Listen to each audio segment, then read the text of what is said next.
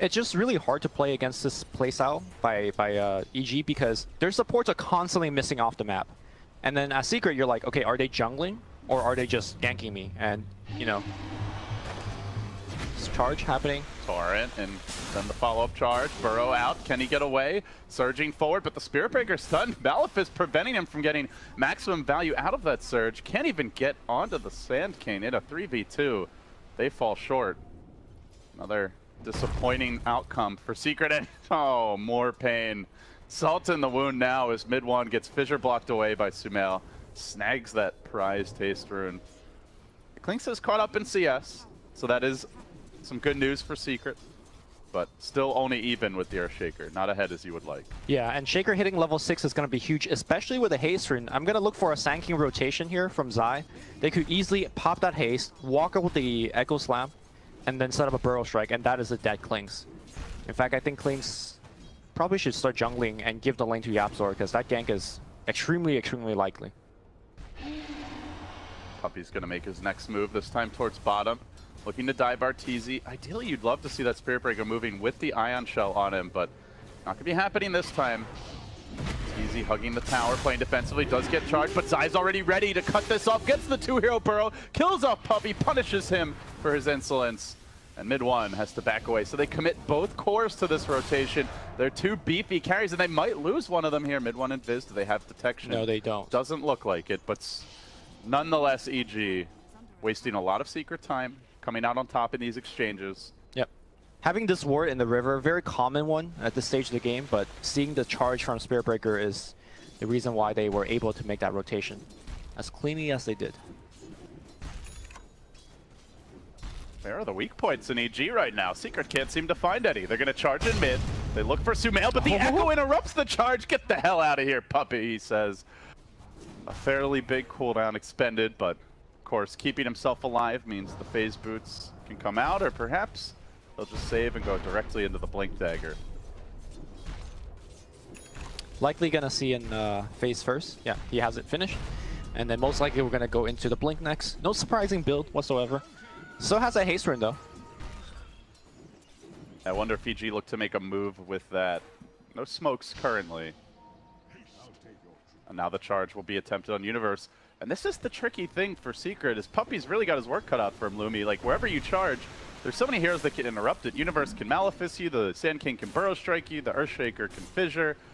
We saw yesterday the Flame Break did interrupt the charge, so while it doesn't cancel TPs, I guess it still works against charge. There's a lot of ways to disrupt this initiation from Puppey. I think that really the big problem for Spirit Breaker is that the lanes on its own are not winning. When you have advantage lanes, the lanes by themselves are already putting so much pressure, and then the Spirit Breaker could be so mobile across the map and apply even more pressure at these pressure points. The problem is, Secret are essentially losing all three lanes, and what we saw yesterday when I believe it was, I want to say, Execration that picked Spirit Breaker, exact same situation. Spirit Breaker by mid-game just felt like it wasn't even a hero, it was just a big melee creep. Couldn't apply any pressure anywhere, didn't do anything, and just quickly fell off. And I can't feel, but that's the same situation happening out for Puppey right now. This is around the time where I thought Secret would want to really start taking over the map, invade the Radiant jungle, try and take a tower down early, shut down all the farming patterns. But Arteezy is farming freely in the woods for now. Crit looks like he's headed back to the woods, already hit level 5. Universe uncontested in the top lane, closing in on his Midas, has the gold now for it. Sumail having a whale of a time in the mid lane, so just still trying to find really even that first slight crack of an opening, and they just can't seem to do it. And in fact, they might not get one now, as EG are showing signs of a 5-man rotation towards the top lane. The warding has been impeccable. I mean, you mentioned the one ward bottom. They might be able to get Sumail here, though. This could be huge. He's a bit isolated from his team. The lone cow could be punished. Charging for Puppey, gets the bash. Needs a little bit more. Kunkka coming in with the Torrent as well, trying to lock him down. They need that Shaker. He walks back in. He gets up the Echo. He gets up the Totem. He's going to kill mid one. Oh, not good. Not good for Secret. Stays alive. Sumail, the cojones on this one. That is painful, Lumi. Dude, the man up. Like, he knew he was going to die if he tries to run anyway, so might as well fight for his teammates available. Zai, to me, MVP so far. At every single fight, to just counter-initiate. Man, you said yesterday we need, what is that, the Spidey Sense Award for players? Yeah, we were joking, you know, like if there were new hexagons nowadays, you know, maybe one of the categories would be Spidey Senses. And man, the Spidey Sense on Zai. EG's like, you know, their MMR might be a little bit lower than Liquid's, but right now I'm feeling like their Spidey Senses is pretty on top of things, for sure. Yeah. So they do seem to have Secret figured out a little bit this game. Like the warding position has been perfect, the rotations have been on point, and they're also out farming them all the while. So. Middle, we're gonna see Yapzor on the run here. Charge is gonna come through here from Puppey. It looks like he will be fine. And this goes back to something I mentioned during the drafting stage. Now, as a mid-game approaches, you're seeing a level 6 Kunkka, barely going to pick it up, and then a level 4 Spirit Breaker. These two supports really want to be like 7 or 8 by this point, or soon after. They want to have a kill. Yeah, like they want to get something done. You don't pick Clinks and Weaver as your cores and Spirit Breaker Kunkka with the Darkseer to not have kills, but finally they'll get one. Universe taken down top. There's an early hood pickup here for Kezu, and there's a lot of magic damage on EG. For sure. And the silver lining for Secret is that while all these shenanigans were happening up towards the top side of the map, they did finally take that bottom tower. That, to me, is actually extremely important. These outer towers, probably more so than the kills, cutting down on where EG feels safe to farm when they have 5 heroes that are great at it is a huge way to limit their economy heading into the mid game. I think taking the mid tower would be more important to the point that you made. If you could invade their jungle with the mid tower down, that's much better. But beggars can't be choosers. They are down, and maybe one thing that Kling's lineups can do is you could just backdoor tier 1 towers. Your damage output is so high. Maybe not with the level 1 strafe, but maybe in a couple of minutes he could start thinking about that. He's going to go back for a Midas here. So mid 1, not trying to rush the Desolator. Got the casual medallion. It's the value damage / potentially Roche item if they have a really decisive team fight. But the key for a Clinks has always been stay off the map. You know, constantly farm the jungle, be a threat to gank, try and force your opponents by your absence to clump up, to farm less freely. And mid 1 definitely doing a good job of that right now. Oh, I think. But you also have to balance that with, you know, actually getting some farm. You can't just constantly not be farming and off the map. Look at the 3 hits, chunking crit down. The charge is going to get canceled. I think that was a miscommunication from Secret. Puppey was charging, and now the Blink Dagger reveal. Echo comes in, but that Klink's pretty tanky. Not the easiest takedown, and will be alive. Yaps are there to break the lasso. Nicely played, and now trying to run away. The charge through. Puppey pile drives crit back. Just leave my pesky Bone Fletcher away, he says. But no, Spirit Breaker going to go down here. As Sumail comes in for round 2. Fisher's there. It traps in mid 1, almost but not completely. He squirms away. Klinks has been losing weight, what little he has left. And now Zai low in the river, but EG only losing the bat as a trade for the Spirit Breaker. That was the Blink debut. Could have been worse, and you know, I think does showcase one of Klinks' strengths, that he has a deceptively tanky core. He also had the bow buff on him, which made him super tanky. Oh. First kind of slight victory here for Team Secret. Although did not get any towers or objectives out of that. And that's going to be the game plan for Secret for the next 5 to 10 minutes. Get a small kill here and there, pressure towers. Because we know the economy game for EG is just much better. They got the Enigma, they got the Midas running. He's approaching to level 15. Oh, top gank. Look at mid 1. Guardian MP here. There's a top gank. Yeah. We'll take down Puppey. Constantly trying to deal with this Batrider, and his persistence pays off. Gets the kill. That might be the mid tower. That would be huge. He's going to Trelay into it now. Strafe not available. Already used it for the kill. But those Searing Arrows do quite a bit of work. EG, have to imagine, will be coming straight down to defend this. They're walking through a scan, though. They were clipped by it. It's a Secret. Should know this is coming. They back away. They look for the reset. And one using that medallion to help him farm Ancients. Once again, I think we're going to set up a gank here on Kezu up top. No shapeshift this time. Sumail does not have Echo yet. He's going to try to start with an Enchant Totem. Fissure comes through, hits the Darkseer. That's not the target he wants. Now the Enchant Totem back on the Spirit Breaker, but I think the jig is up, and Sumail wants to get the hell out of dodge. Still, though, tanking some searing arrows, dropping low. He's still extremely durable, but pulled back into the vacuum. The boat, the pain for EG as they lose two critical team fight heroes. That is the Wombo combo that we're talking about, and man. To think I doubted it, Lumi. Yeah, YapzOr has been on point. As soon as he got that level 4 X marks a spot, it's just X nonstop, and it's just beautiful for these kind of small skirmish. We do see mid one backdooring the tier 1 as Puppey pushes crit away. It is really, so much of the game is about this tower and that tower top. Taking those down opens the way to Roshan. Yep. It allows them to invade EG's jungle. Like, that is, if you were writing a script for Secret, those would be the two most important things, the Roshan and these tier 1s mid and top. We're going to see that fight one more time, and look at the beauty that is the vacuum torrent boat combo.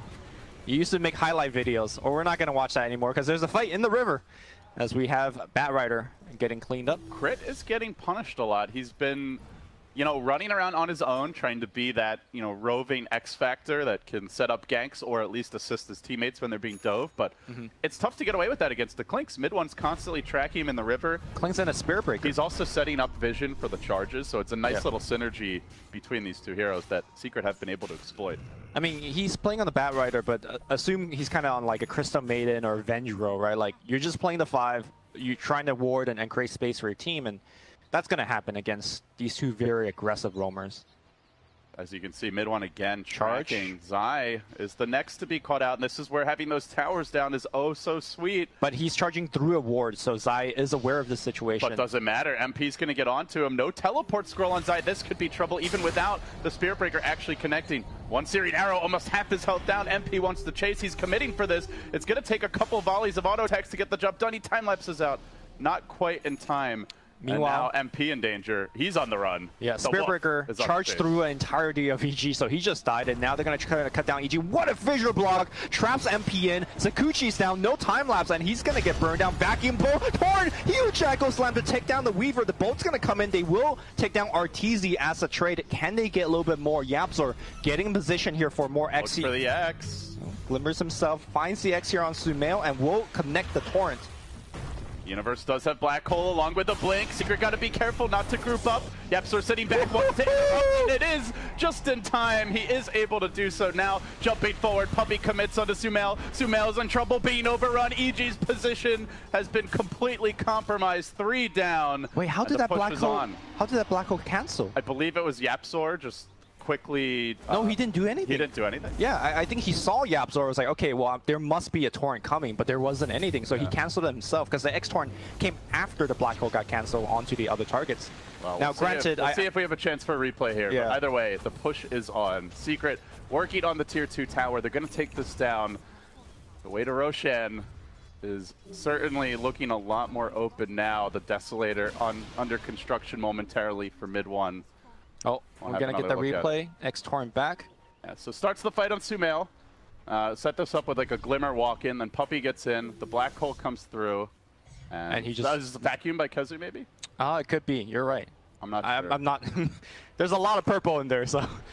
Yeah, And in any case, great fight by Secret. They get some key kills. They're also not allowing EG to set up their full combo, and they're taking these early scrappy fights. That is what you want to be doing if you're in their position. And they're getting objective off of these fights, which is important for Secret. Again, they cannot play on the back foot. EG's got the better late game. They got the better scaling hero. And for now, Secret should start to look at Roshan. Keep in mind, they do have the medallion on mid one, and they have nothing but burst physical damage. So Rosh would be very easy. EG trying to calm down here, reset for the next fight. But the vision is starting to become a problem for them, as constantly Secret know when EG are off in the jungle farming, and the greed is being punished. Charging for a Puppey, looks for the lockdown, trying to cage the wolf, pumping in the searing arrow damage. Mid 1 scores the kill. And Secret find another. Yep. This is what the draft was designed to do, just take over the jungle, not allow EG to play their farm game, not allow them to group up for fights. And so far, mostly according to script, but Lumi, with a lineup like this for EG, one fight can always change everything. And they have, you know, a wombo combo of their own, right? Blink Black Hole with the Epicenter on top with the Echo Slam. EG rotating up top. You'd like to see Hero port back to defend, get the quick kill and push. And guess who's porting back? It's Kazu. Not really the hero they want to go on. With a completed pipe, a mech almost ready. Actually, Greaves not too far off. He is an extremely tanky force. Basically a walking hospital for the squad. Interesting to see YapzOr going for the Glimmer Cape and then into a Blink Dagger. Not the item progression that you see too often, but YapzOr loves these kind of high mobility items. It's been pretty much hewing on all the tomes as well. Yeah, he's got, at this point, all of his key abilities fully leveled up. Max Torrent, Max X, 2 points in the boat. Also the Torrent talent. Normally you see some of the greedier Kunkka going for the physical damage talent, so you could just neutral a little bit better, but... That's playing into EG's hands, right? Yeah, you don't want to be spending too much time farming. Yeah, like we've been mentioning, you know, they live and die by their skirmishes. They win those fights and get objectives. Surprised to see that Secret hasn't made a Roche attempt just yet. Maybe they're thinking about taking the mid-tier 2 first, and then go back for it. Yeah, it's scary to walk into the pit. Even with the towers being down, EG are so good at fighting in those claustrophobic areas. So Secret, instead, they'll smoke. They'll look for an opening, but EG are playing this one safe. They tuck back behind their tier 2s. They go for the Roche now, but Lycan has a wolf in it. RTZ on point here with his micro. This is why in bygone days, teams always bought a gem. And EG immediately smoke up. Lycan. Puppey breaks the smoke though. Here we go. Zai's in first. He gets the burrow. It's only on one, and not really the easiest target to take down, with Kazu having the mech, having the pipe, and the arrows come blazing in, taking out Zai quickly. RTZ tries to man fight, but that's not going to happen until Universe is there. The X was already committed. The vacuum, though, is there to cancel the black hole, and now Secret are on the warpath. They're going to turn for crit. They look to bring him down. Big commitment from Sunel. The totem will end MP. Still, though, mid one stays alive. A 3 for 2, and it's with all the ults expended. They might lose Sumail. Oh. 2 more auto techs. YapzOr, he's not giving up the ghost yet. On the chase, he didn't quite get it off in time. He had a vision. He had a ward. I'm not sure what happened there. I think he was mid-cast animation. Yeah, and he just blinked out in time. So it was truly a game of seconds there. Well, but they expended a lot of ults, and they did not win the fight. Round 2 at the Roche Pit should certainly be Secret favorite. Yeah, Secret, mid one is going to death pack a big creep now. He's going to get a ton more HP. They're going to walk right back into it, pop the shrine along. I don't think EG could challenge it a second time. We're going to see that team fight one more time. The boat came out before the black hole did, so even though the black hole looked pretty good for half a second, nobody was losing any HP because of the boat buff. And RTZ was just taking way too much physical damage. The X and the vacuum dealing with Universe. Yeah, Kazu really came up big in that fight as well. Also, they initiated on the Darkseer with a pipe and Greaves. Like, that is not the best hero to start the fight on. EG still want to contest this, though, but Zai will be ushered away. Puppey's there with the charge. No siree, he says. Gets the bashes. Now the boat coming in. Ooh. Actually connects on Zai. The Urn's there as well, but he's going to shrine up. Gets back to safety. And I think this has probably been one of the most interesting developments to me over the last 6 months, is that no team gives up Roche for free nowadays at TI. Like, even if they're down 10, 15k gold, unless they are physically being pushed away from the pit, there's always someone with a Blink Dagger or Storm or another mobility here who's like trying to sneak in, especially if they're support. And like, even if they probably die 9 times out of 10, that 1 out of 10 where they snatch the Aegis, teams have decided it's worth the risk. For any game that is like close in contention, that's definitely the case. I remember we were casting the Cloud9 game yesterday. They were down by like 20k. They gave up the Roche.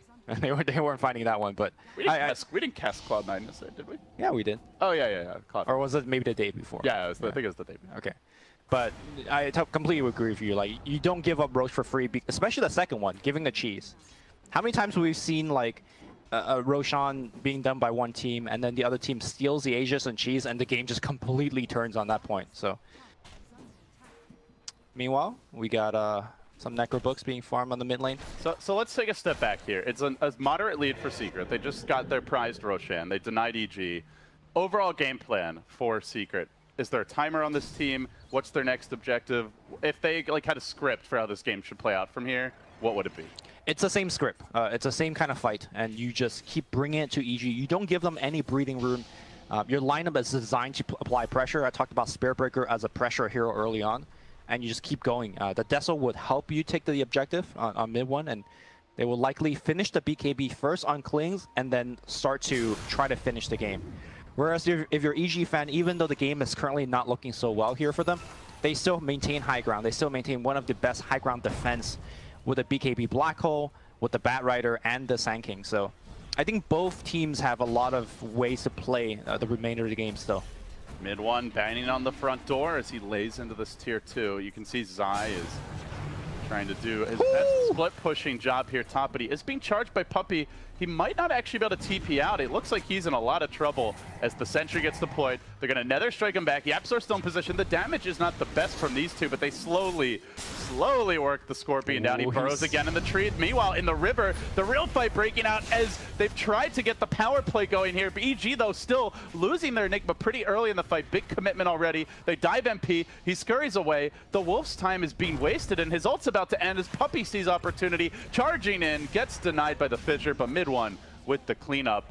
You know, EG are like, we have this 4v3 in the river, let's go fight, but Secret are just too tanky and too elusive to consistently wrangle them. And not to mention, even if you do, they're usually not dying. Yeah. I think the big problem that Enigma currently is facing is that, you know, when you see Enigma being picked, you're always like, okay, Black Hole, how's it going to get canceled? How many stuns can I BKB off? Things like that. But the other kind of more barbaric way to cancel Black Hole is just to kill them. And mid one is like, okay, every time I'm going to put my medallion on you, I'm going to strafe you, and you're going to just die. So Enigma normally likes to build things like Octarine and things like that, and he has one on quick buy, but I think maybe a plate mail into Shiva's Guard is perhaps more effective for a game like this. I think what we're also seeing is just how integral the Darkseer and the way he's itemized has been to this game. Like, Kezu alone actually really punishes this 5-man combo with the Greaves, with the Pipe, and also just with the Darkseer's nature as a hero, the vacuum in the wall, excellent crowd control, and honestly, it makes it so that like EG is trying to play their game, and their game is not necessarily even that favorable for them. Yeah, he is like the one-man antidote to that combo. It also helps that, at least for now. It also helps that EG is initiating onto the Darkseer on these fights, as opposed to, you know, on the other guys and try to kill them quick. But it's like, it's hard either way, right? Because if you don't kill the Darkseer, then he just mechs and pipes the rest of the team. So it's. You mentioned the Necrobook. We haven't really had a whole lot of time to breathe the last couple minutes, but I wanted to get your thoughts because the build nowadays for most Legged players, as mid one tries to set up here on Zai, might be able to quickly kill off the Sand King. He is on the chase. The charge comes through. The Burrow Strike committed, so no way to interrupt this. They're going to pull him back with the X. The Torrent marks his demise. But yeah, this Necrobook build has really fallen off in popularity. It's all about Armlet Mask of Madness. So do you like the build? Curious why Arteezy went for it this game. I mean, there's two Invis heroes on the other side. Just having the ability to have that detection always in team fights is quite good. But I do agree with you. I think the Mask of Madness Armlet build plays better when you're ahead. The Necrobook, I don't know, it just feels so weak, especially when you're behind like this. It's obviously you're up against a Weaver and a Clinks, right? So that minus armor can be extra brutal. If you're running in and they're just hitting you with a Deso, a Medallion, like you're melting probably. But X. On the flip side, the Necrobook minions also seem to be getting crushed. Yep. Clinks is happy to chew those up. YapzOr has been missing a lot of these X-Pulse combo, and now... But he has a BKB, though. They've got to completely change him. The vacuum interrupts, and now mid one can turn if he needs to. Zai's low, the swarm hits him, and now Universe comes in. Decent two-hero Black Hole. YapzOr doesn't have a whole lot to deal with this, but the Clinks is just dishing out damage into it. Still, though, the team's getting overrun. Still is not BKB'd. Mid one's now lassoed and controlled. BKB finally comes out, but it only marks his tomb. Now YapzOr on the run. Oh, Secret.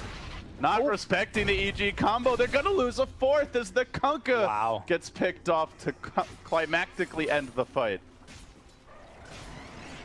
Yeah, Clinks got pushed away, and he didn't activate his early BKB. It made sense there because even if he activated BKB and went in a fight, Universe was waiting for the Black Hole. So good patience by mid one to wait out the Black Hole. But unfortunately, he didn't have enough damage to kill the Enigma. Enigma came in with full HP. We're going to watch that fight one more time as mid one is just getting heavily pressured. He walks away, Could easily activate the BKB here, but keeps on walking away because he knows that Enigma is coming with the Black Hole. He waits out the Black Hole and then tries to kill him, but not enough damage.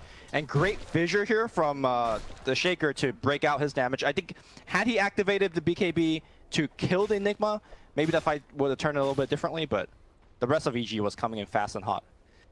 I mean, I think you at least give it a shot. You know, maybe it turns out it's not enough damage and you still lose the fight, but you don't go for this item to like save it for a rainy day. Those are the crucial fights that can decide the game. And you used it right before he died. That was a 10-second BKB, so that was definitely unfortunate for mid one. But Secret, well, what was once that 4K gold lead that they scrapped and clawed to achieve, now basically a dead even game, and they'll have to reset.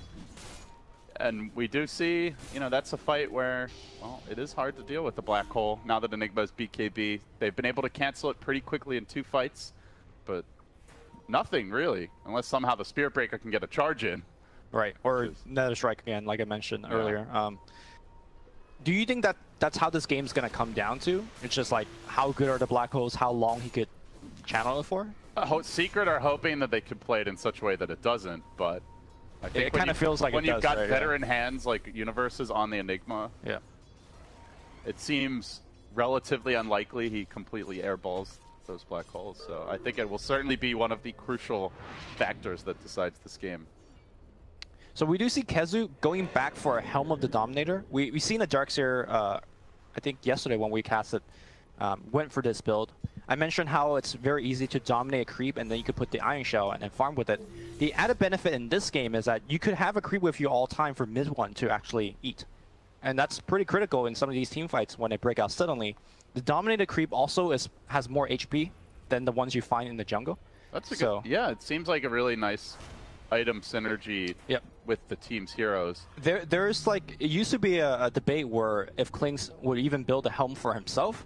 Obviously, when your teammates build it for you and you just eat it, much better for the Klinks. Reminds me of, wasn't there some crazy like 90-minute game last year in the group stage where, was it MVP? I think MVP got like multiple helms of the Dominator, and then they would just like start, like if you re-dominate a creep, obviously you lose the old one. You disassemble it, or no, you put it down. You just put it down. Put it down. They would buy a new Dominator, and then they would just surround the throne with like all these Dominator creeps. They were slowly building their army of the undead, but. Yeah, I don't think we're going to see that this game. I would hope. Famous last. I would hope we see some 90-minute games. You know, I'm always down for that kind of stuff. Yeah, then you'll perk up. That is, Lumi's not a big coffee guy, but that is my natural coffee. Yeah, 90-minute games. Well, we're a third of the way there. As EG venture outside the base, they might be walking into. Secret. Look at what Yapzor's got queued up. I know you kind of brought up as kind of like a semi-joke, but he's got Axe queued up. Have you seen those highlight reels where like the Kunkka blinks next to a team and then like bolt backwards, and then it's just like a vacuum bolt towards the team, and then likely there's a torrent waiting, there's, you know, a vacuum wall waiting. We're gonna see some highlights. You gotta put the shades on as you do that. Put your other eye patch on. Oh, well, that would impair your vision. How about you do it first, and then as it's going, then you put the shades on. They're gonna try to start the fight on Puppey here. Fissure comes in from Sumail. The Yule Scepter to interrupt this chain of initiation. Now the Enchant Totem comes through, but they get scared and they back away as the Black Hole's committed, but it's on a BKB. Klinks, he's not taking too much damage. They can look to turn this. Chunking down Universe. Mid one gets his vengeance. Now turning on the Batriders. His BKB, and Secret will deny EG here. Zai comes in late, and he'll likely be the third down if Yepser can get him, but he doesn't have the mana. It's Puppey charging through, connects on 2, also finding Sumail in addition to Zai. They'd love to grab additional kills, but even more than that, they would love to take this Roche. So you can see they all frantically scramble about, and then they say, yeah, let's get an Aegis. Yep, the buyback had to be expended for that engagement. Puppey was in a great position charging back into the fight. Unfortunately, the rest of his team was on the high ground, so they could not take advantage of the fact that he was chain stunning essentially half the team by himself. Still though, Secret wins the team fight. They get Aegis and Cheese, and you know, they could kill mid one once. I don't know if they could kill him twice. Although the second time would be easier because he likely would not have Death Pack. Or BKB. Yeah. Yeah, let's see if they can pull it off. They're down a Black Hole now, though. It is a pretty good time to push. However, beware the Echo Slam, which is still available for Sumail to deploy. As EG are going to tap the Shrine, try and stay in fighting shape. They now make their move, jumping onto mid one. They want to crack him and break that Aegis early, and he will lose it. He was compromised up on the high ground. Really could have sat farther back. Double dust flying out. They're going to try. The boat's going to rescue them, but Burrow Strike from Zai is available. They want him, and they are going to get him, lasso him back, and that is going to be killed through Aegis. And now EG, one of the best chasing team with the Lycan, they will take down Puppey as well. That is a dieback. My man, mid one, why was he like, he was next to the melee racks trying to hit people. All right, well, he does actually have buyback, but yeah, that is a double death. I'm not really sure. I think just a bit over-eager. They didn't need to kill heroes, right? That back, Clinks can strafe from distance, Weaver can plink. The rest of the heroes can wait and reserve, because the one thing that could ruin them, the Blink, Black Hole, BKB, is not available. Right. So if they go in for a lasso, like the Darkseer can counter-initiate, the Kunkka can X you back. There's really no, you can approach that very systematically, in a very organized fashion, but they chose instead to just rush headlong into the base. Yep. It's kind of the nature of how you want to play with a Spirit Breaker and with these heroes outside, but I don't think it's how you approach the siege. Not high ground, which surprises me greatly. This is a Puppey-led team. Like, this is the one point in the game where he's generally very good, you know, slapping his team a little bit. Don't go crazy, you know, systematic siege, and then this happens. We do not encourage any physical violence. We do not. But that was a metaphoric backslap, you know. It's just like, hey, make sure we don't do anything throwy. That is a huge throw, in my opinion. A game that looked like very winnable in that position. It's only a throw if they lose, Lumi. It could be a huge throw. Okay. I mean, now EG's got their Black Hole back. They got all of their spells back. Let's check if they have any smokes ready to go. Nothing on the heroes yet. I'm not sure if EG is out of smoke in their shop either. So that is going to be the next point of contention. Is there a point where it's just like too late for Secret? Do you feel like it's at some stage of this game, EG, once they get enough items, enough levels, are just too strong in the late game? Or do you feel, no matter how late this game goes, that Secret's lineup always can match up?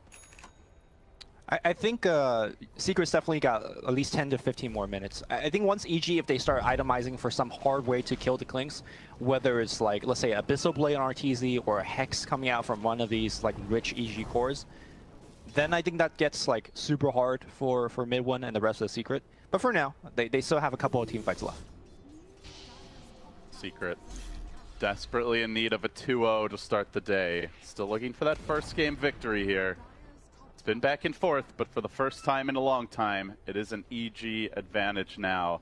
Up by a bit over 1,000 gold, hugging their base, playing it safe. But while most of the team is camped inside the base, you'll notice, like we saw earlier, Sand King was split pushing top. Right now, Bat Rider is deep in the dire tree line all the way to the north. So EG is always sending some sort of expedition out to keep the lanes pushed, to cut the creep waves, and to try and eke out a bit of farm. So it's not like total turtling, it's like, you know, a hybrid turtle farm strategy. It is somewhat dangerous because, you know, we've seen Zai trying to do that earlier and then he's just charged. You know, there's a Clinks right on top of him. And speaking of Zai getting charged, that is exactly what's happening right now. A long way to go for the smoke gank. Zai just wants to farm a wave. And he will blink out in time, but still Puppey gets enraged for the Nether Stick. The Burrow gets him out to safety. Zai coming out clutch there, and now EG's turn to smoke. They'll make their move. Instant reply. That is putting on the shades, escaping the gank. My goodness, the timing on that. All right, here we go. Perfect. 10 out of 10. The Wolf is leading the scouting party as it tries to get eyes on Secret. Secret have to be careful about this initiation. They don't have a gem currently. And now in comes the Fissure to start the fight. Follow up onto the Darkseer. The Echo, they commit. They hole as well, and running into it is the Spirit Breaker who can interrupt it. Universe gets off a Butte, and the Black Hole overwhelms. Now 4 have fallen. A complete rout of Secret. And now they have enough damage to kill through the Darkseer. No pipe activation, no Grieve activation. They just changed them completely from 100 to 0. And it's EG going the other way. Secret go on to lose this game. They're going to be kicking themselves. Missed opportunities, overextensions, mistakes that were avoidable will come back to haunt them. It's not over yet, but EG certainly want to make it so. They are barreling down mid while we watch the tail end of that fight. Yep. Just, again, the BKB, Blink, Black Hole, there is no real reliable reply. And 2 fights now. The Universe has found an opportunity and taken it. Yeah, Nether Strike was on cooldown. Remember, they used it on Sand King earlier, just before that fight happened. So that's why Universe had no pressure whatsoever. And at some point, he's going to have a Lincoln Sphere, you know, if he feels like he is worried about another strike, at which point... At this point, it doesn't seem like he's even worried. He hasn't even got cancelled. So EG, they'll take the tier 3, the way to the shrines now lies open, and they're not going to overextend. They know the black hole's on cooldown. They will focus on securing map control as they have a little shrine pounding party. Now, I don't need to tell you... some fireworks and then get the hell out. I don't need to tell you that why map control is good, but in particular with the context of this game, keep in mind that Secret has been getting every single Roshan up to this point. Should EG be able to challenge and tech the next Aegis, I think that goes back to your previous question, is when is the hard GG? That is it, right? If EG has Aegis, I don't think Team Secret could win the fight after that. So this past 5-minute turn of events, you lose one big fight, you lose your tier 3, you lose Shrine, you lose map control. Ice Frog forbids, if they lose Roche, it is lights out for Team Secret. Ice Frog forbids. Well, you don't know what religion people are, but you know, we're playing Dota, I know what religion you are. Yeah, there you go. You believe in the one true frog. Give me that OS Frog, boys. No, not the OS Frog. The OS Frog is an imposter. Oh, okay, I see. The OS Frog is a lesser creature. The Ice Frog is the original, the great, the pure. You know, no amount of flattering. Ice Frog giveth, and Ice Frog no amount of flattering will let you cast the grand finals, right? Like, you could just keep talking right now. It's just not going to happen. It's all about that TI8 invite, Lemmy. Okay. I'm just starting my campaign. I'm just starting my campaign. Prepping ahead. I like that. I like that. No, but EG, I think, you know, as we've kind of been touching on, we'll continue to reinforce throughout the game. There's no rush for them there's plenty of key items that they could still complete. Some damage items, perhaps, for Sumail, now that he's got all his utility. Zai, obviously, something like an Ags or Lotus Orb would be wonderful. Universe can get that Refresher or Lincoln Sphere. Crit, a BKB, and Force Staff eventually would be wonderful on the Bat Rider. Arteezy, some point you probably replace that Necro Book, still room for the Abyssal. There's lots of big items they can pick up, and they're in no hurry. Yep. Where Secret are feeling the pressure and feeling the heat. Crit sending a beautiful spot to break any kind of smoke rotation into their jungle. And they're going to just chill. Also, previously, EG was playing around a huge cooldown of Black Hole, but because he's got the 15% CDR talent and also the Octarine core, he's looking at a 102-second cooldown on the Black Hole, which is very respectable for such a game-changing ultimate. Also, side note, 60-second cooldown on Hannah Midas. Just 10 out of 10 as well. The cooldown reduction is such a big deal, especially when you combine it with the Octarine. Like, it's not quite every fight, but it's in those late game scenarios. Oftentimes, like, you'll have to either take a Roche and then try to push a lane, or just clear waves, push out the stage, then go down mid. It takes a little while to get to your ideal staging point. And by that time, a lot of time, the Black Hole's either ready or the fight can start and it'll cool down in the middle of the fight. So, that 100 seconds versus like the 3 minutes is, a real game changer. I have no idea why Enigma's talents are the way that they are now. It almost should be where you get the 120 gold or the 15% CR at level 20, and instead of 15. Yeah. I'm pretty sure that those are a little more game-changing than the one Malefice instance. Because getting the CDR at 15 means so much more, because you're gonna, the 15% CDR allows you Midas so many more times to get to the 20 and 25 and whatnot. But let's have that debate for a different day, as EG is. We'll put our Enigma Chop Shop on hold as EG make their move through the river. Lurking on the high ground. Arcane Root. Our Secret, and they were scouted by a Radiant Scan, but Yapsor's going to jump in first, tries to bait something out. Little X shenanigans for him. Now Sumail confidently lumbering up with the Shiva's Echo initiation. He gets the party started. Zai's there to follow up. Look for the hole. He's got to find That's 3! Universe, you monster! How you, Puppy, and all his monitors are in shambles. Secret on the run, completely overwhelmed. He didn't get the Clinks, and he was taking quite a bit of damage, but his teams backed him up. They had a disarm, they had a Yules. Clinks did not do any damage in that team fight. And with a big win, EG goes straight for the Raxus. Backdoor protection be damned. They don't care. They're going to run it over. They could go for the GG if they want. They're going to go for the safe triple lane of Rax, or just a second lane of Rax. And this is an EG victory any way that you toss it. Stable, patient, and deadly late game. That was the EG draft. That was the game plan, and they executed it.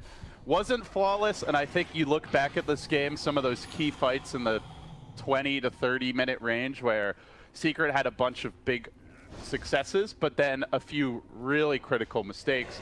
And perhaps that also speaks a little bit to the draft, Lumi, where it's not that the draft couldn't work, but they couldn't afford to miss their windows. Yes. This EG lineup could make mistakes and still, you know, catch a second win, have a fresh take, and a new opportunity. Secret really didn't have too much margin for error.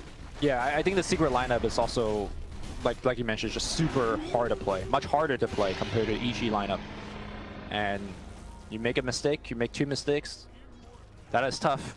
And the impossible or the improbable has happened. EG has Aegis now, so I don't know. We're going to watch the team fight one more time and just watch Enigma slowly lumbering forward. And Secret like, no, no, no. It's the max range black hole. That's when you put the shades on. You know, it's like I got all 3, all at the corner. Also, little things that helped there, like using the clinks. He did not BKB again. Disarming. Wouldn't have mattered, to be honest. Like, that black hole was going to go off for the full duration anyway. Yep. But, you know, just all the little details were executed quite crisply by EG. And now he has Lincoln Sphere. And also, the other really big thing is, you know, still even now, Secret do not have, as far as I can tell, a gem. I don't know if they've had one at any point. Maybe I think they might have lost one in that fight. But it seems like the Wolves are giving them the vision. Yeah, Yapsor did lose a gem there. Yep. But consistently, those Wolves have been uphill around corners, giving them vision that's setting up these fights, and that is really one of the hidden attributes that makes Lycan such a strong carry when he's in the meta. Yeah, remember when when the game just begun, all of these Spearbreaker rotation have been spotted out and countered. We were talking about how EG was playing very well with rotation. They're gonna go right into crit. Crit has a self-Yules. Black Hole is ready again, though.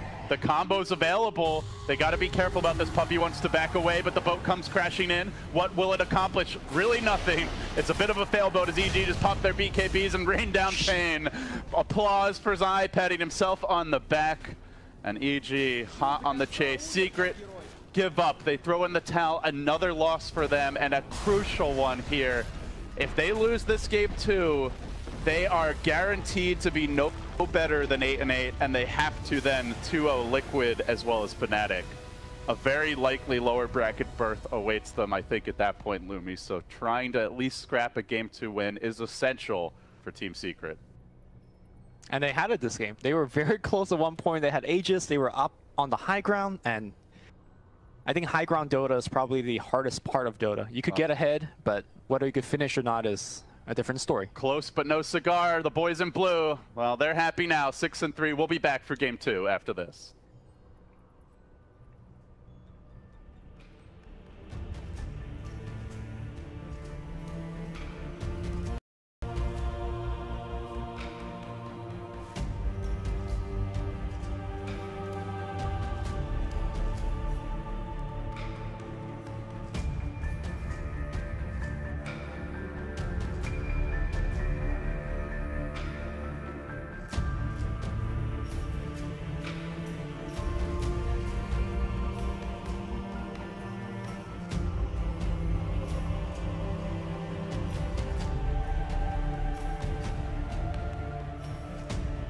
Seen that for a while, but it is a possibility. Who's the best hero against a PA? If you could have anyone, who's the best hero against the PA? Good question. Because the Ember, I think they're able to deal with what they have at the moment. The heroes are okay against Ember. But they need a controller against the PA. They don't have magical burst damage. It's always hard to answer those kind of questions without looking at the hero roster. It's I'm gonna just hit the button. Quickly have a look. You can still watch the draft of my screen. You're fine. Yeah.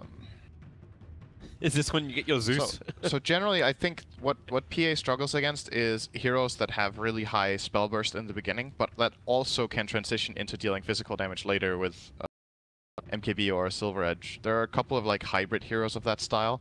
A farmed Shadow Fiend can be pretty difficult to deal with. He has the raises early on and he wants to go Silver Edge. That is a good pick against PA, that type of hero. He's available, not banned out. Yep. And we get a Death Prophet. DP is actually not bad either. She has some magic damage early on with her Crypt Swarm, and the ghosts can't be evaded. So I pick here. I think it's also a good lane matchup against Ember. So, and it's good synergy with the Chrono. I think this was a really nice pick actually from Infamous. It also gives them the pushing that we wanted from them. Everything. So, looking at this, that might have been the perfect choice for this particular game. I'm very excited for this pick from Infamous. I think that shows very good understanding of what they need to do. Did you ever watch the Neverending Story? No. The movie Neverending Story? That's a shame. For everyone who's listening in right now, does Keeper of the Light's horse not look like Neverending Story? I don't know, he has horse, 2 horses on my screen. but with wings. It looks like an abomination. That keeps happening to you, but the Jakira looks amazing. I think it's because when you tab out to look at heroes or whatever, it reloads it. Yeah, and then gives you multiples. Oh, now I only have 1. Oh. When you tab out again and back in, or not tab, but just go to the menu. PA looks so cheeky with that mask on. Like, she gives this grin when she does her taunt of just like, my swords are bigger. Like, I love that Arcana though. I think it's really nice. Yeah, that does actually look sick. But she doesn't just have the base Arcana. There's more with that. There's more. But what I really like about the Arcana that PA has is that it's very, in a way, it's very clean. Is the best way I can explain it. Like there's really cool animations. But it's not over the top, you know, for my taste. I just think it's just the things it edits in the game and the way the hero works and the way the audio goes and the sound you get when you crit. It's like it's just clean for me. I think it's one of my favorite items in the game is the PA Arcana. It's very, very nice. All right, let's talk Dota. Yeah. Well, it's still Dota. Yeah. Are we Dota? But let's talk competitive gaming. Okay, competitive gaming with predictions. The players will give us more time for this. So, team with the first Roshan kill. Infamous will be focusing more on towers, so I kind of lean with the PA side, going for getting Roshan earlier. Both teams can take it. It's like strictly from a draft perspective, I would give it to Radiant, but I just think LGD are the better team, and they're gonna get it. That's the only reason. Team who places the most observe wards by the end of the game. Coin toss. Who do you want? I'll go with LGD, right, just because I think Infamous. they're still gonna win because they're gonna have more money. Play with the most kills at 10 minutes. Ember. I'm getting Somnus this time. I'm not going to make the same mistake again. I'm going to go with Tomato. All right. I think Tomato's going to have the success. Longest kill streak? Oh, PA. I could definitely see PA, but at the same time, it's not the best PA game ever. I actually think Ember has a better matchup in this game than PA does. But then PA gets like a rampage. I'll do Ember as well. Let's go. You do Ember? You can do PA. I'll go with PA. I'll go with PA. It's more exciting if we have different choices. Okay. It's exciting for us, but we're not helping the people at home if we're doing this. Like, we're at least giving you 2 options to choose from. We're showing you all the wrong picks. Well, I don't think we have a really good win rate with predictions. I think I had a 50%. I had a 4 out of 4 game last night with Shiver. Okay.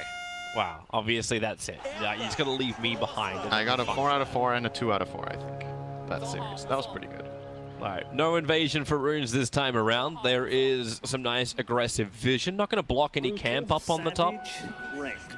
But this little sucker right here is going to watch the LGD support of Yao moving very closely, giving King Tekka a little bit more space for his puck on the top lane.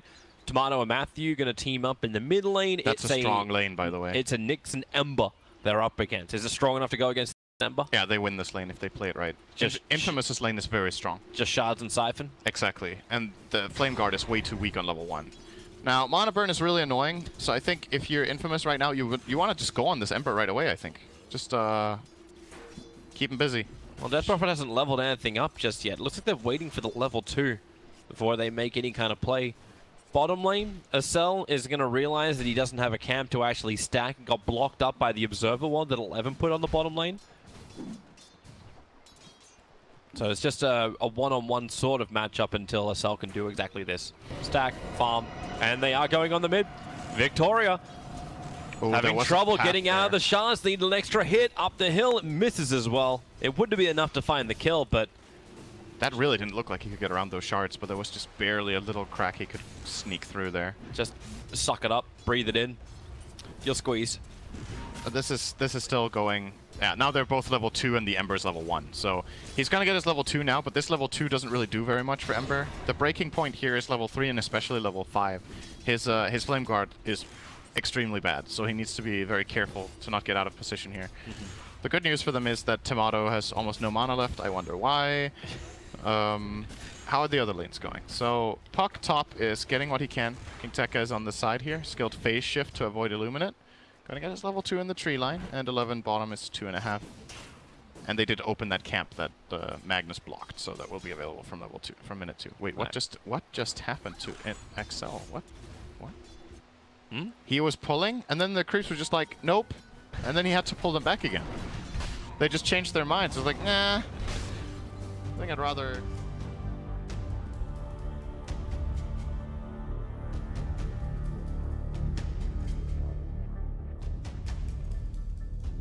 Ladies and gentlemen, boys and girls, welcome back to Game 2, EG versus Secret. EG now 6-3.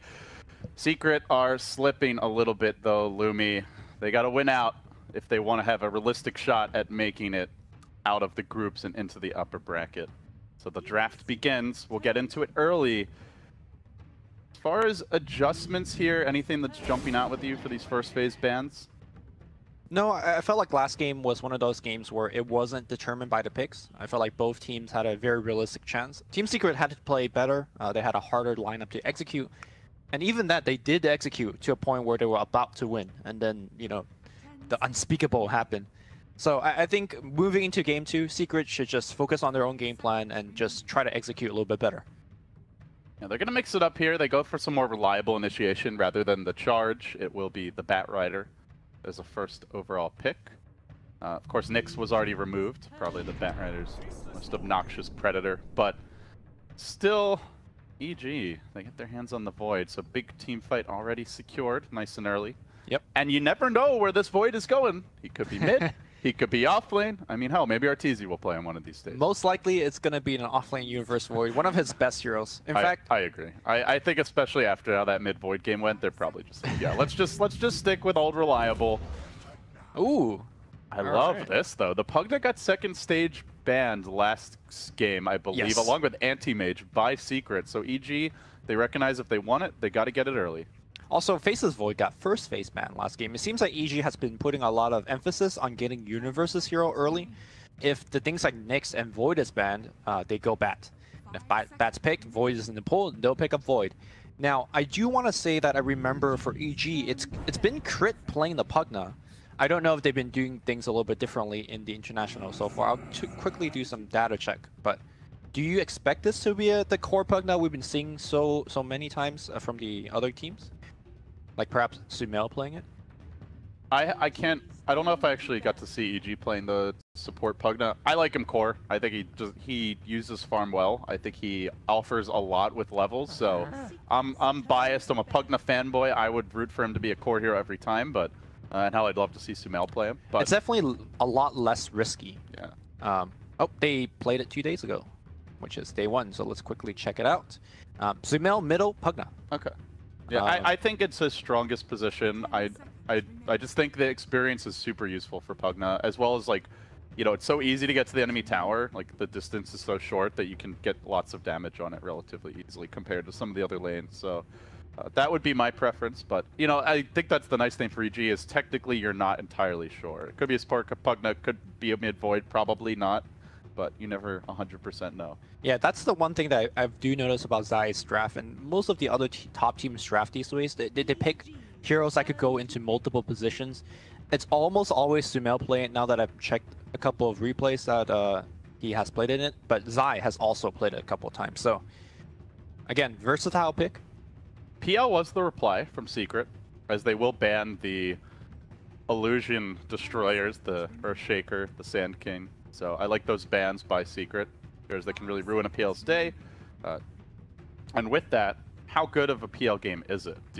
PL obviously can feast on a Pugna once he gets the Diffusal Blade. Yes, and I think that is the primary reason they pick it up, because the Crab is such an annoying spell to... Because we saw throughout the tournament, it's been used as an offensive nuke, also a defensive save, so a lot of utility that you can have just on a Pugna, and PL says, no, we're going to shut that out of the window. Now, against Faceless Void, could be a different story. We do see some of the late game scenario where PL just goes onto the void, burns all of his mana, and then you just get the quick kill, but that's not till much later. And now we're gonna see the EG hero that they selected a lot during day 1, the Zai Elder Titan. Walks in the lanes and start stapling people with his big hammer. Oh, the Yapsor Rubik comes out. I love watching Yapsor play Rubik. He is my new favorite Rubik player. I am unabashedly a huge fan of his Rubik, and I mean, I guess the question will be, how good of a Rubik game is it? There's some okay spells to steal. All of Void's spells are amazing to steal. Yeah, I mean, they are. I don't know how often he'll get to steal Chrono. Generally, Void tend to prioritize the Rubik fairly heavily if they're worried about it. That's true. It's the way that Void normally plays. He time walks in Chrono, and if you're worried about getting a steal, you could just use the time dilation right away. Yeah. I don't think it's Void. I don't think it's as easy to steal as it used to be when he had 2 abilities and 2 passives. Right. And also, Elder Titan spells are kind of awkward to steal. Like, you could, I don't know, steal a spirit, but then, you know, what are you going to really do with that spirit? And we're going to see Mirana as well. Now, normally, Sumail plays... So that's a Yeah, actually, how is it being played? Because normally it is Sumail and the Mirana. I mean, I'm sure Arteezy could also play it. It could be an Arteezy Pugna. We have seen a little safe lane Pugna here and there. You know, I wouldn't rule it out. I'm still leaning on a Pugna mid and a Mirana safe lane. Could be a Mirana support. Sure. Technically. That is how drafts goes these days. You just don't know till the very end. In fact, sometimes you don't even know once you see all 5 heroes. As last game, they were swapping in and out. And who are you rooting for in the Arcana battle, Lumi? I honestly don't care either way. I really love both of the heroes. I play both of the heroes. I was rooting for Sniper. Dirty, ho ho ha ha. I'm glad he didn't win. He's just got the best voice, like the best voice work for me in the game. So many just incredibly obnoxious lines that always come out at the most chafing possible moment for your opponents. It's perfect for pissing people off. Like, you guys think the chat wheel's good. Sniper was the early beta of the chat wheel. Like, his entire voice, all his voice lines. I see. I'm a fan of the Luna voice work, you know? Selling some mayonnaise, getting in there. Team Secret looking for likely a carry and a secondary support. I'm assuming the PL is going mid, but obviously that could, you know, be up in the air as well. Whenever someone says Luna, I just think of how Toby says it. Lunar. Lunar. Tober. Doder. Doder.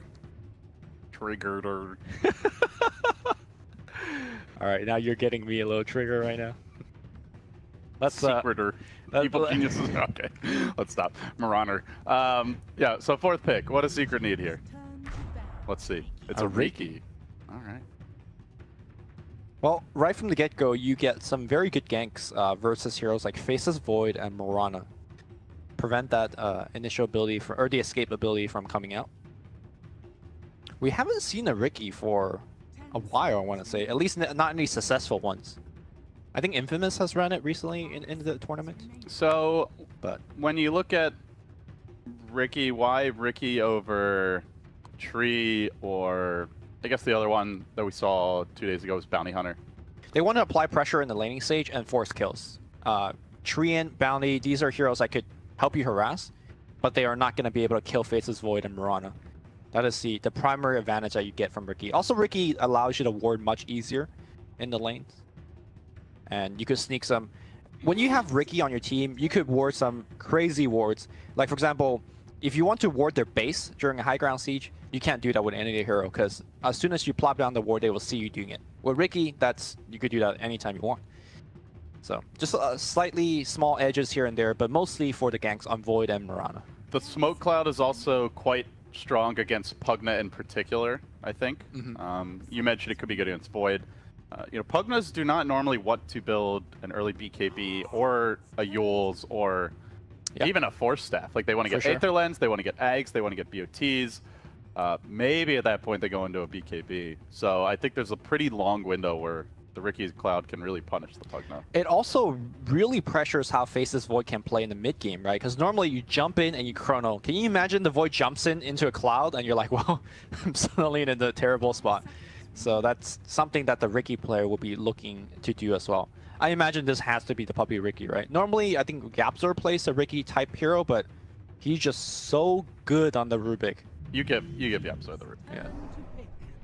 Yeah. And you give mid one his Invoker. So we're gonna see the MPPL instead. Invoker versus Pugna. You know, you always want to have like magic damage to punish those defensive Decrepifies. So I like that about the Invoker pick. Gives them some late game insurance. They're a little light in the team fight department though, Lumi. Unless Yapzor has a big game. And I say that Chronosphere. Like I say that like it might happen when I can't recall the last time he's had a bad Rubik game. All right. So. Over under on the fact that he will steal Chronosphere and then steal Earth Splitter and then just one-man combo in the same fight. In the same fight and just one-man combo. I think that's pretty long odds. Is Elder Titan's ult comes out from like long range, right? He's normally not in the middle of the fight at that stage of the game. With the magic hands, man. Yeah. I will believe. I will believe. If he had the Arcana, which I know is coming. Ooh. Shadow Shaman. You know, like Bruno yesterday just did it's like, I know something that you don't. He's like, oh. One of the heroes, the hero that's winning is only winning by 0.22% or whatever. Yeah. And we're just sitting here. Yeah, cool story, Bruno. Thanks. Are you going to tell us who it is? I know. Thanks, Bruno. First he abandons our panels, then he taunts us with all his insider knowledge. Okay, we still love him. All right, so it is going to be a Puppy Ricky, and of course the Yapzor Rubik. I don't think, you know, we talked about that a lot of these heroes could go into different roles, but it seems like they did go into the most probable role, with Sumail playing the mid Pugna, Mirana being handled by Arteezy, and of course the final pick on the crit Shadow Shaman. So I really like the crit Shadow Shaman pick because it basically forces the Ricky to be in that lane. If he isn't in the lane to help out the Bat Rider gets absolutely wrecked in the lane. So then you pick the hero that you want to be all over the map with them, but by having the Shadow Shaman, it forces the Ricky to be on one lane. That is a pretty good way to control where the Ricky can go. That's certainly true. Interestingly, we are going to see Universe heading towards the safe lane for now as the Void. So are they trying to dodge something here, Lumi? Void heading top. It looks like the Bat Rider will be there. So that will leave Sumail, or sorry, probably Arteezy heading bottom as the Mirana. So off lane Mirana, at least initially. Oh, they want to give the 1v1 lane. How does Void versus Bat, is that more favorable, I guess, than the Mirana, you think? Or I think that's a terrible lane for the Void. Like, Void is really good against high burst damage. Bat Rider, you know, repeated burst damage with a couple of napalms on you and just flies over. You can jump away, but if you have like 4 or 5 napalm on you, Bat Rider will just catch up and just kill you. It's not like your Legion where you can just cleanse off all the napalm, right? So. Right. So it's more of like EG feels that they could actually pressure MP pretty hard, and that seems to be the case here. I don't know how MP is going to be able to handle this lane. Yeah, you know, I saw the PL and I was like, well, maybe we'll see a mid PL. You know, that used to be something that MVP Phoenix would do a lot, and maybe a mid one would play something, you know, different, but not appearing to be the case. It's going to be that safe lane PL for now. EG takes 3 rune, Puppy tries for 1, didn't get it. Lost half of his HP. There is no way that he's going to get this courier snipe, right? That courier is going to just sit on the ramp. There we go.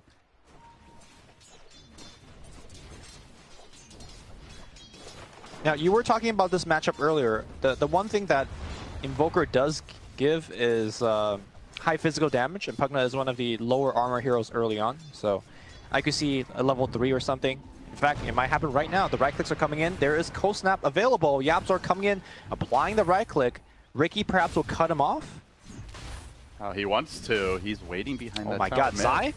He also knows. Oh, Zai actually gets the first blood. EG, big opportunity there. I think they were banking on like Getsu Mail low, and then the courier's going to have to come out and ferry him regen. And meanwhile, in the trees, Secret might lose another. MP trying to doppelganger away, but doesn't get very far. Now, the micro. Jukes, the micro, is it enough? EG are still on the case. Arrow. Salving up the arrow. It's a connection by Artur. No more mana to get the right click, but and it will be 2 quick and crucial kills for EG as they get these lanes started the way they'd like. Yep. I think they were banking on like, let's get him low mid. We don't have to kill him. Then Puppy can snipe the courier when it ferries out regen. But you know, none of that came together as they just turned around and got the kill themselves. Yeah. Invoker's move speed very poor at these early levels, especially when you're getting that early point in quas. Are they just completely sacking the PL down there? Yapzor's not there to help him out. Not that he really can as a Rubik. And then Ricky is, you know, elsewhere doing Ricky things. So it seems like the lanes are as EG wants them. Yeah, sure, Universe is going to have a tough time, but he'll live. So any adjustments that you'd like to see out of Secret here, early Lumi? They can think about a lane swap, as we do see Yapzor picks up a decent one with Ricky. They can put the PL up top, but I think the whole lane swapping will cost a little bit of time. I think it's just better to just rotate and help PL on the bottom. A big dive here as Universe has all kinds of napalm roasted by Kezu. Will be finished off. By the way, in the mid lane, mid one is... Oh, hold that thought as they're diving Arteezy, looking for the pick off here. They're going to lift him back. And gets they a kill. Will kill him, so they strike back. Some important kills for Team Secret. I think it's better just to make sure that PL gets farm. You put the support bottom. And I think you were just mentioning that we're going to see an EMP Tornado build coming out from Invoker. He said, you know, he's been giving TI1 Dendy shoutouts, and now he's putting his money where his mouth is. I mean, TI1 Dendy didn't play Invoker, though. Yeah, that was TI2 Dendy, but whatever. Change your tags, man. Change your tags. Maybe in the new timeline. Okay. Alternate timeline. Yeah, so it is Quas Wex. He's just taken the second point of Wex, so no more questions about that. Well, I gotta say, EMP Tornado is gonna be quite good against your Elder Titans, your Void, and more importantly, it allows you to fight much earlier. Now, the downside to that is, again, a very risky build, because you know, with the Midas build-up, with the Exort build, you just farm very fast. MP being pressured here, bottom. Doppelganger won't get him away. Another pickoff for EG, 3-3. Early bloodbath emerging in this series. Yeah. So yeah, you were saying about the Quas Wex build. Yeah, it allows you to fight a little bit earlier, allows you to rotate harder, faster. But it does give up the early juicy Sunstrike kills that your team could set up for you. Yeah, they don't have the best Sunstrike setup. It's like lift and then a lance, I guess. So did one dodging away from the stomp. But he is definitely under the gun. The other downside to this build is sometimes you struggle a bit to CS, but he does have the early null tally. I'm actually doing okay, all things considered. One of the definitely very underrated aspect of the Quas Wex build is that you get a lot more movement speed. When you're trying to dodge things away from like Echo Stomp, that is very nice. Looks like Zai was able to get cliffed by the Rubik. So he is handed a teleport scroll and he'll go home. And we're not going to see any shenanigans where someone's clipped for like 4 minutes. Puppy setting up shop in the top lane, wants to make a go. He drops the cloud in the right place. Universe does have the time while cooling down, and he will get it off. Backing away to safety, but still definitely struggling a lot in this top lane. That Rider off to the races early.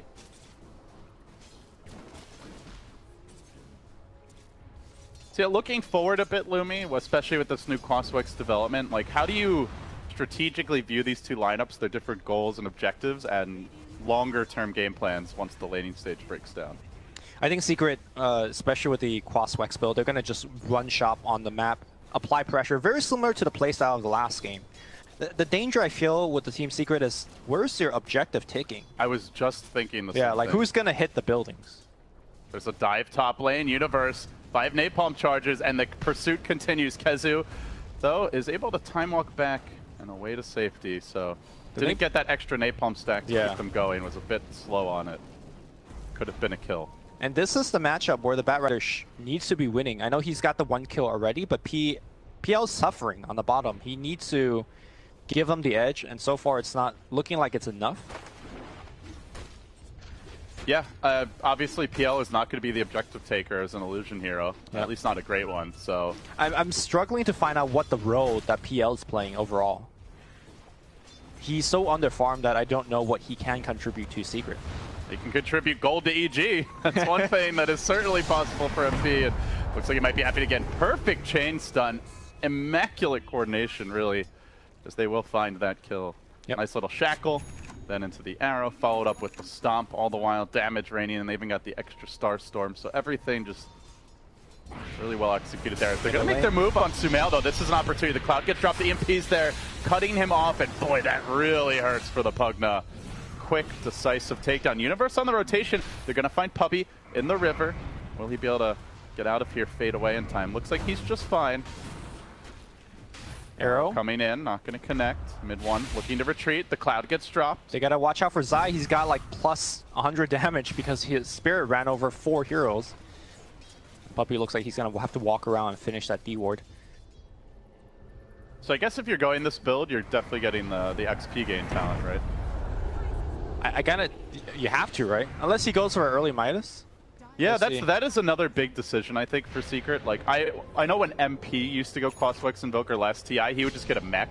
Because that was like MVP Phoenix, right? They just want to fight mid-game. Well, mech also costs cheaper than Mono-wise. Right, so that's true. So it's maybe less viable now, but you know, I feel like a good way to kind of give them an insurance policy is he could go back for the Midas, even starting Crosswex. It doesn't seem like he will. And we're going to see yet another go on the mid lane. The clap is going to come through, though. Going to be 2-man sleep. In fact, Bat Rider on the back line is going to clean up the kill. The punishment for Sumail this game. This is Secret's anti-Pugna hate squad. Yeah.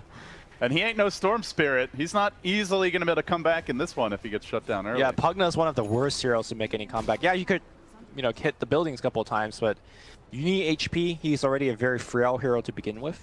And going back to the Midas discussion, it doesn't seem like mid one will go for it. He has a he could get it later, but yeah, he's definitely not rushing it. Yeah. And for those of you guys that haven't seen it, the Cold Snap plus Urn is pretty juicy in terms of picking up kills solo. You know, you just Cold Snap, put an Urn on them, and right-click them. Already getting active, has the Arcane Rune, which is especially useful when you have these long cooldown CC abilities. Now, a whole lot shorter. They're going to try to make the move on Universe again with the Cold Snap. Yep. Support, kill secured. Early roaming, early pressure, the name of the game for Team Secret. This is buying space for MP bottom, Lumi. He's finally going to be given a little catch-up time as he begins to harass Crit. Yep. And this is really what the Ricky is picked for, right? Like, everywhere he goes, doing more than a Treant and a Bounty Counter can do.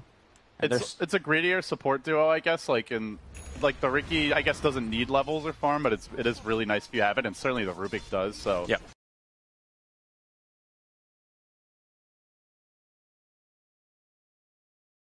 Having the slightly more selfless mid is very different for mid one from what we're accustomed to, but I think could synergize nicely with the rest of their lineup as he tries to finish off this tower top. One more auto attack. He does get chronoed. Is there a good angle for an arrow? Arteezy threads the needle.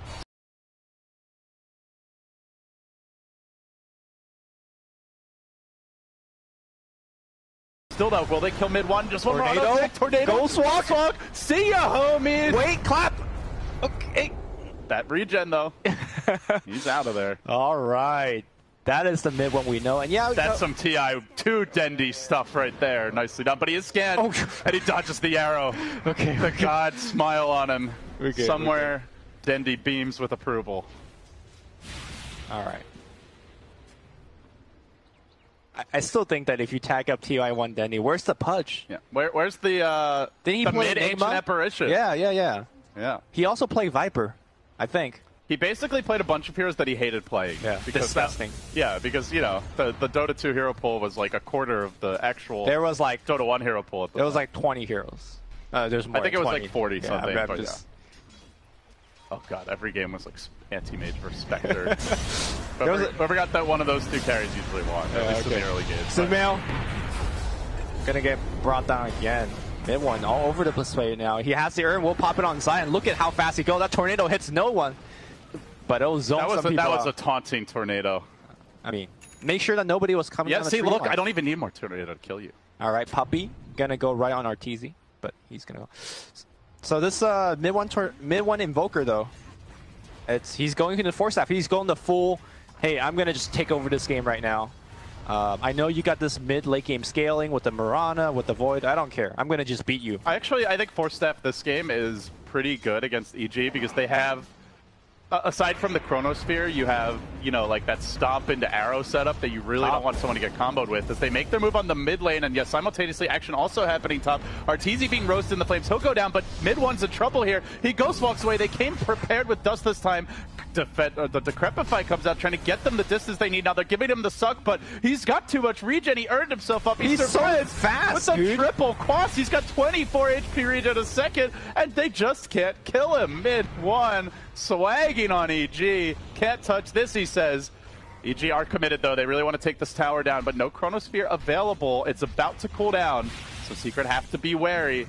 They do have a stolen time walk maxed out for YapzOr to work with. Fantastic spell to be a nuisance in these fights, but one more blast is going to do this tower in. It is in deny range now if they want to delete it, but it's a crucial tower at the same time as Crit.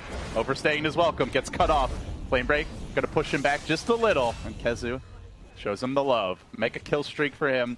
While we've been talking so much about this Quaswex Invoker, I know we did highlight it a bit early, but KheZu has been wrecking the top lane. He is on a mega kill streak, drums complete, blink almost ready. Batman's about to get out of control. Yep. That's for sure. He's got the bottle as well, which is not something you see too often from an off-lane Batrider, but the bottle was very important and allowed him to pick up more kill. Mid lane, EMP Tornado flying off. Zai is going to eat it all out of mana. He's going to go down. He pops a magic wand, but on the backline, delivery here from KheZu, grabbing Sumail. Sumail trying to turn around. Nice ultimate here from Universe. Gets it stolen here. YapzOr's got a Chrono. Is he going to Chrono help his buddy out? No. Looks like he's going to go down regardless. KheZu trying to run out. The fire not doing enough on the backline. KheZu, make it home, my friend. He has 2 bottle charges. They still have Chrono. He will use it. Void just walks through it. My flavor, my immersion, not going to work here. Universe jumps back. A lot of spells being thrown, but the most important kill is a mid one going down. This is already feeling like a game of memories. And yeah, remember the old Rubik when he could Chrono Void and lock him in place? Yeah. Those were beautiful days. A simpler time. When prize pools were 2 million instead of 23. Or 1. Or 1. Yeah. And we played for love of the game. And there was some money at stake for the players. Yeah, this has been a crazy back and forth game. As far as tempo goes, Lumi, it is, to me, still very much the tempo Secret wants to be playing. They're fighting constantly. They're not letting EG group up, drop wards, start blasting towers. They're kind of dismantling that push before it gets underway. And I think it's important they continue that. If they let EG set up on a tower, that tower's basically dead. So I like the way they're approaching it, and they have to find ways to continue doing that. Yeah, also the tower is so important for heroes like Mirana and Void, which don't really scale that well unless you pick up 2 to 3 items on them. And preventing the towers from even going down in the first place is, you know, you just cut the beast at his legs before he even gets online. I know we talked about a lot about the Invoker already, but just a little bit more. Remember that mid gank where 3 of them were chasing mid 1 and he just ran away? I guess people just forgot how quick this hero moves when you have phase boots and Wex. It's moving over 440 MS. I mean, the old build was literally race car, where you'd also have drums as well as Yules. Nice pick-off in the bottom lane by Crit, but mid one is making a play on Arteezy here up top as the MP gets dropped. Arteezy tries to leap away into the trees. It will connect with the tornado crashing through. Arteezy might be done for. He hits the tower once. Not ideal. Arteezy low, but committing for this and bailing out his buddy, his MP. They'll get the kill. Zai on the chase. Stomp's only going to hit MP. Probably not a possible kill. In fact, meanwhile, Universe is being hounded. Do they want to commit for this? They do. Lasso coming in, tricks of the trade deploy. Mid one's there, pumping in the damage. The flame break, he manages to walk it up, but still the cold snaps keep on coming. The urn is there. Big commitment. Lance will end that Void and set him back a notch as they do get the Barret at the end of streak. They also clean up Puppey. Overextension from Secret. Costly deaths. Make it a triple kill for Sumail. Maybe more. I said he couldn't come back on the Pugno the way he could on Storm, but Sumail might just be proving me wrong here. Veil complete now. Working towards the Arcane Boots. This is the second time that the Invoker has died, and this is a big point to talk about because when you run this kind of aggressive strategy, you need to be in the jungle, you need to be applying pressure, and you need to not die. Your level's already suffering a little bit because you're clumping up so much and fighting so often. And mid one, if he dies 1 to 2 more times, I think he is gonna forgo a lot of that mid-game superiority because he already doesn't have the Midas. He needs to be getting kills and not dying to supplement what an Invoker can normally do at this stage of the game. They know this is a good time to make a go on Universe, though, as there is no Chrono available. They have the ward behind the tower, and the whole team is trucking up that way. Kezu and Yapzor about to join their mid player. EG seem to realize something isn't right, but they're also just forfeiting the tower freely. So for a team that's not that good at taking objectives, this is a free one being gifted to them. It's a slow one too. Like there's no Forge Spirits, there's no Alacrity, so it's slow. But what is EG doing? They're not trading, right? They're not going for objectives of their own right now. Yeah, you're right. Mirana's doing a little bit of split pushing, but Mirana is like, look at his farm. He's got a Ring of Health. He's trying to go into Linken's. This Mirana is a glorified range creep. Arteezy's going to get lifted. Starstorm stolen here. Down to half HP already, and looks like he is going to get easily brought down. Universe is there, though. He doesn't have the Chrono. That could end up costing them. Managing to get out of the tricks of the trade. Arteezy may still die, though, to this urn. Ticks him low. Won't finish him off. The wards got planted, but to little avail. Now the bash is starting to come through, but Puppey dropping that defensive cloud. He doesn't quite die to the blast. And on the other side of the fight, they've wrangled and crit. They're going to pick him off. Now, somehow, EG have to back away, and even after that commitment, they're just going to get the wards farmed up. Yeah, MP cleans out all of them, around 200 gold here for the PL. And that engagement is the reason why we saw mid one picked up the Force Staff. Crit started off very nicely with the ward trap on the Invoker and a Shackle, but at the end of that, he just Force Staff out. He can also phase out, you know, either way. Now mid one is on the hunt. Ghost Walk, Cold Snap, and Urn at the ready. They do have Chrono now. Got to be careful. They're leading with mid one. This could be precarious. EG's porting out, or sorry, Universe ports out. If Universe shows mid, they know that the Chrono is not available. And yeah, the rest of EG backs off in time. Universe is not here, can't fight. A big power spike now for Secret as that Diffusal Blade is complete on MP against a Pugna. This makes him extremely vulnerable. No defensive Decrepifies to save you if the PL has been brought to bear. They're going to cluster up near this tower. AG. They want to defend as a squad. They are strong in numbers if they hit their combo, but so much combo breaking potential. In the meanwhile for Secret, here comes the smoke. Crit going for the D-ward on the side. Lurks the Ricky, trying to find that opening to start the fight, but they want to lure EG away from this tower. Crit marches down to low ground, still backing off. Secret playing it safe, respecting the EG 5-man. Yeah, they're giving so much credit to the Chronos here. Like, Crit was so far away from Void. I think they are also down a lasso right now for Secret, so perhaps waiting for that. I think the Invoker and Ricky could just kill on their own. Look at the investment that's been made by EG in these sentries, and still one is going to get caught here. The Decrepify comes out. They don't have the PL in position, so Crit stays alive a bit longer. Yapzor coming in, looking for the pickoff, and now the Bat Riders found another on the other side of the fight, trying to drag him back, focus him down. Flame breaks there, roast him in the flames, and he will come out charred and finished. Well done, EG. Losing to Secret. Again, getting the big picks. Lumi, the support tax. I want to talk about that. Look at the net worth of the Shadow Shaman and the Elder Titan right now. Compare that to the Bat Rider and the Sand King last game. All the sentries they've had to buy, all the towers they've lost early. These Invids heroes are really punishing them. When you say support tax, I thought, you know, they're taking CS, but this is the bad kind of support tax.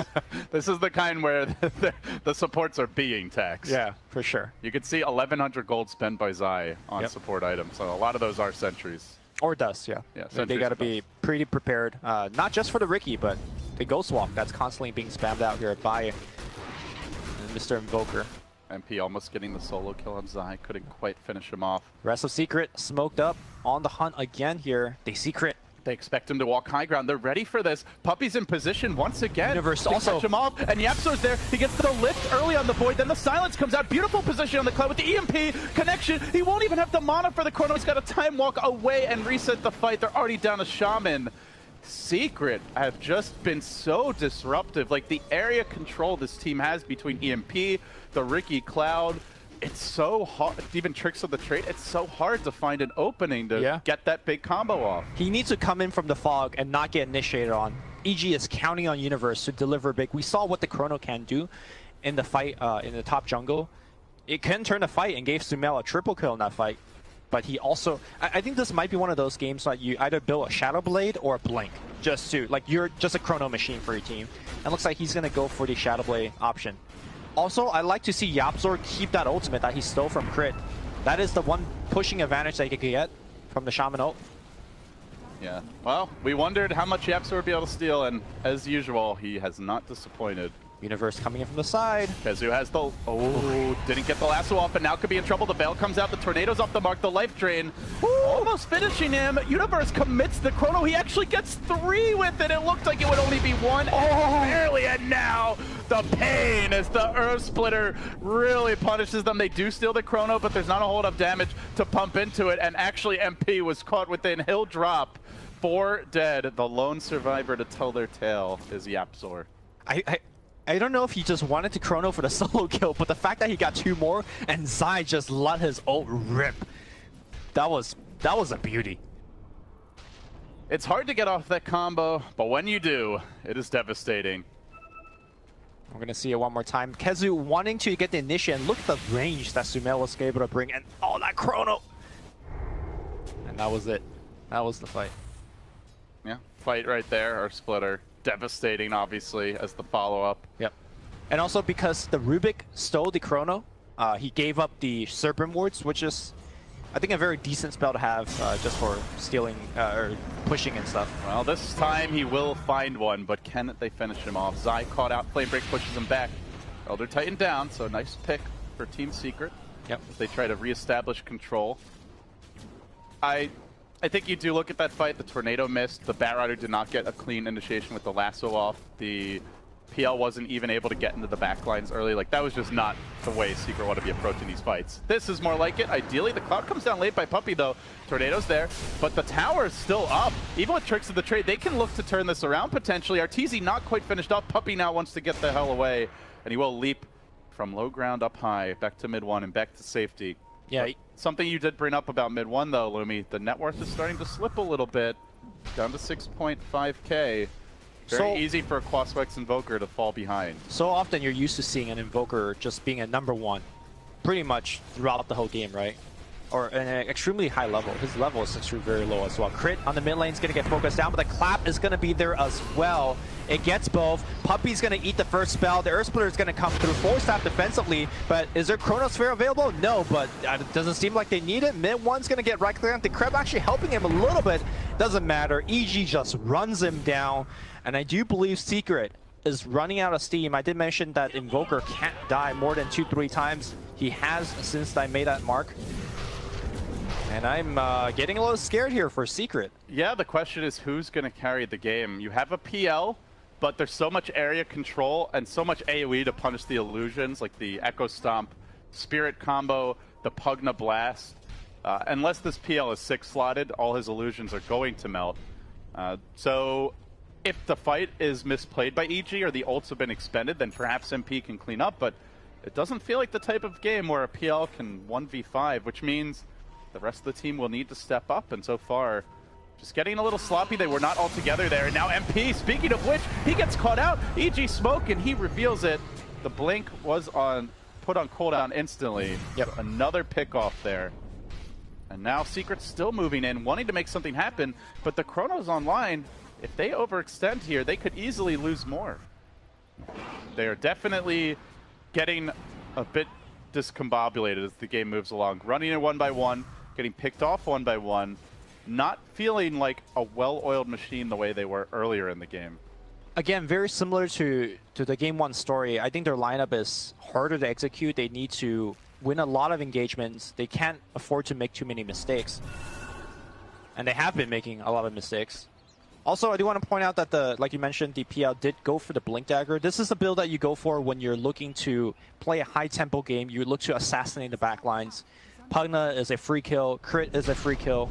And perhaps even Mirana could be a free kill at this point in the game. But that's assuming that your team is actually, you know, taking the fights to them. So EG did go for double Glimmer Cape, interestingly. Okay. Looking at Secret, it's a lot of magic damage, especially with the Quaswex Invoker, the Batrider. Yep. Do you like this particular adjustment? It's kind of rare to see 2 of these this early. I do, because it's basically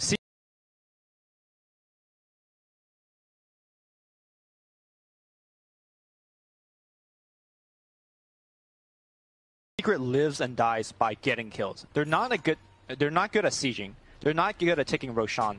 So the only way that they start anything going for Secret is starting with a kill.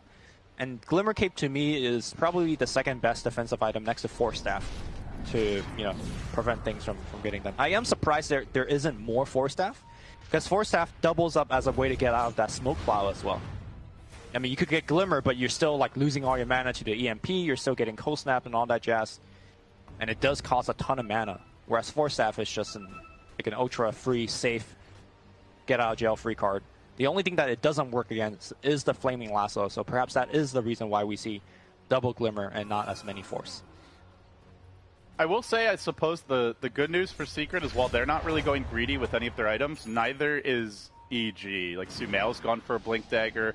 You know, we saw, I would say, a greedier build for the Pugna is the early BOTs. We saw oh, no, this is just his build. He goes for this build all the time. It's Veil, it's not a greedy build. Right? The Mirana is going Linken's, which is also not greedy. The Void went for an early Vlad's. There's no Midas.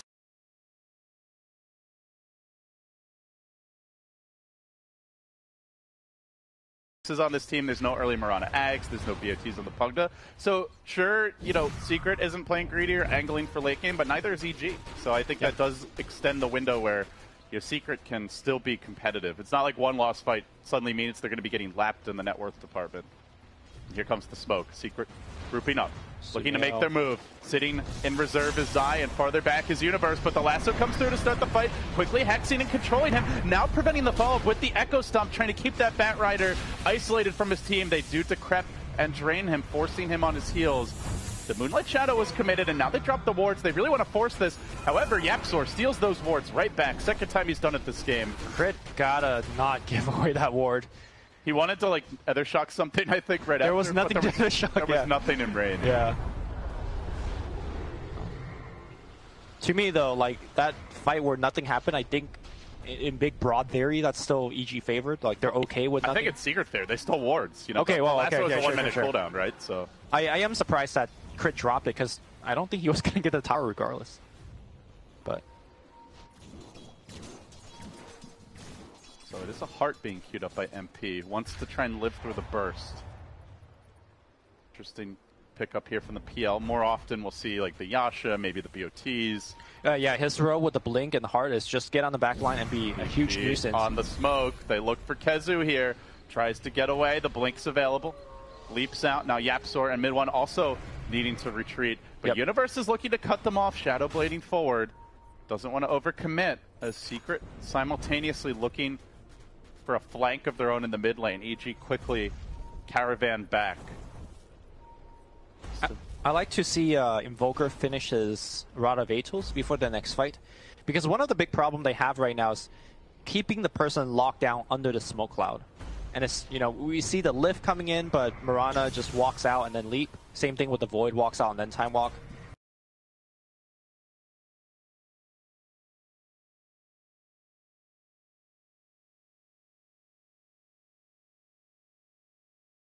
The Rod of Atos, the ultimate, hey, I'm going to kill you under the cloud, and nobody's itemizing against it. I talked about the lack of Force Staff. Ricky gets a pick off. Do they have Dust? They do. They now have the Chrono. With the Chrono, so Sumail walks into it. Heavy commitment, but hey, Puppy got a Courier. He forces out a Chrono. There you go.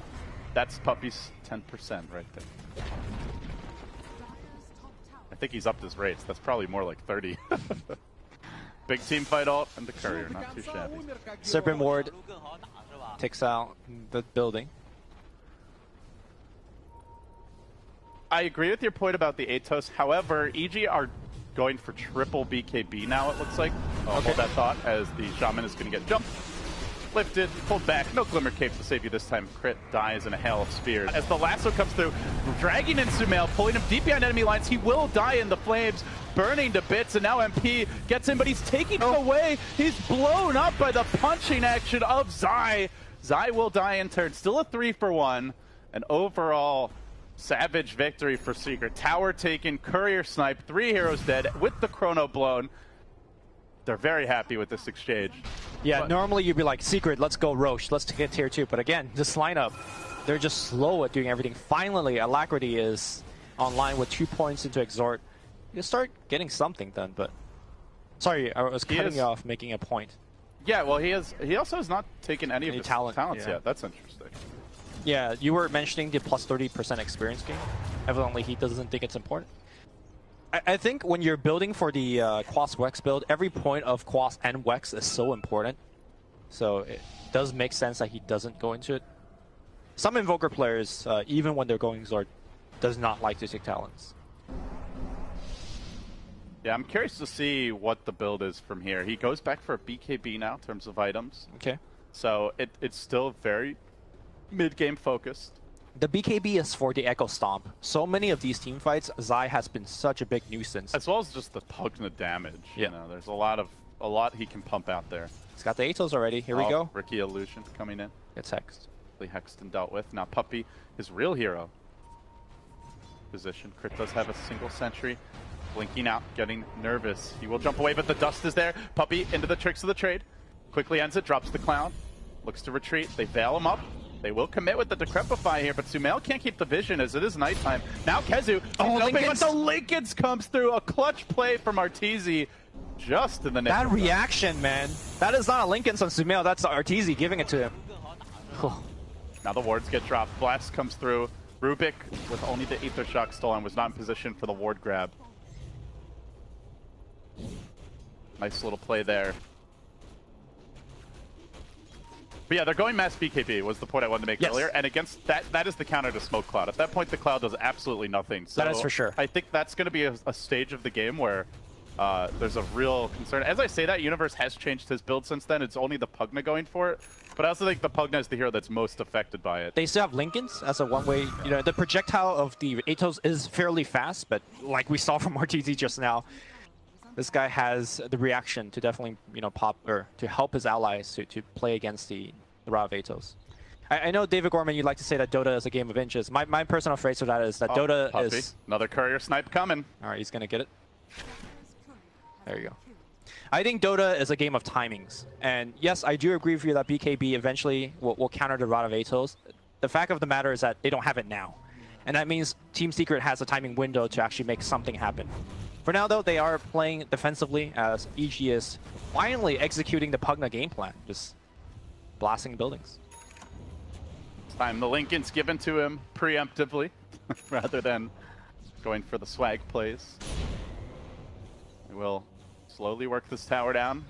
EG on the offense. Where does Secret look to make the move? They're going to smoke up, Puppey out in front, and they plunge forward.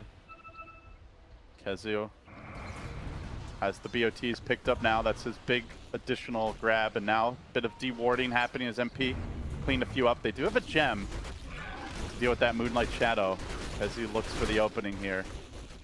Moving towards the Roche pit. Not easy for this squad to take. Secret are just not very good at objectives, be it towers or be it Roche. Kezu flanks around. He sees EG, but does he dare leap? Arteezy's nearby as well. Arrow gives away the fact that the jungle has been invaded. Both team smokes not connecting. And I think we are getting to a stage of the game where we really have to worry about the scaling of Team Secret.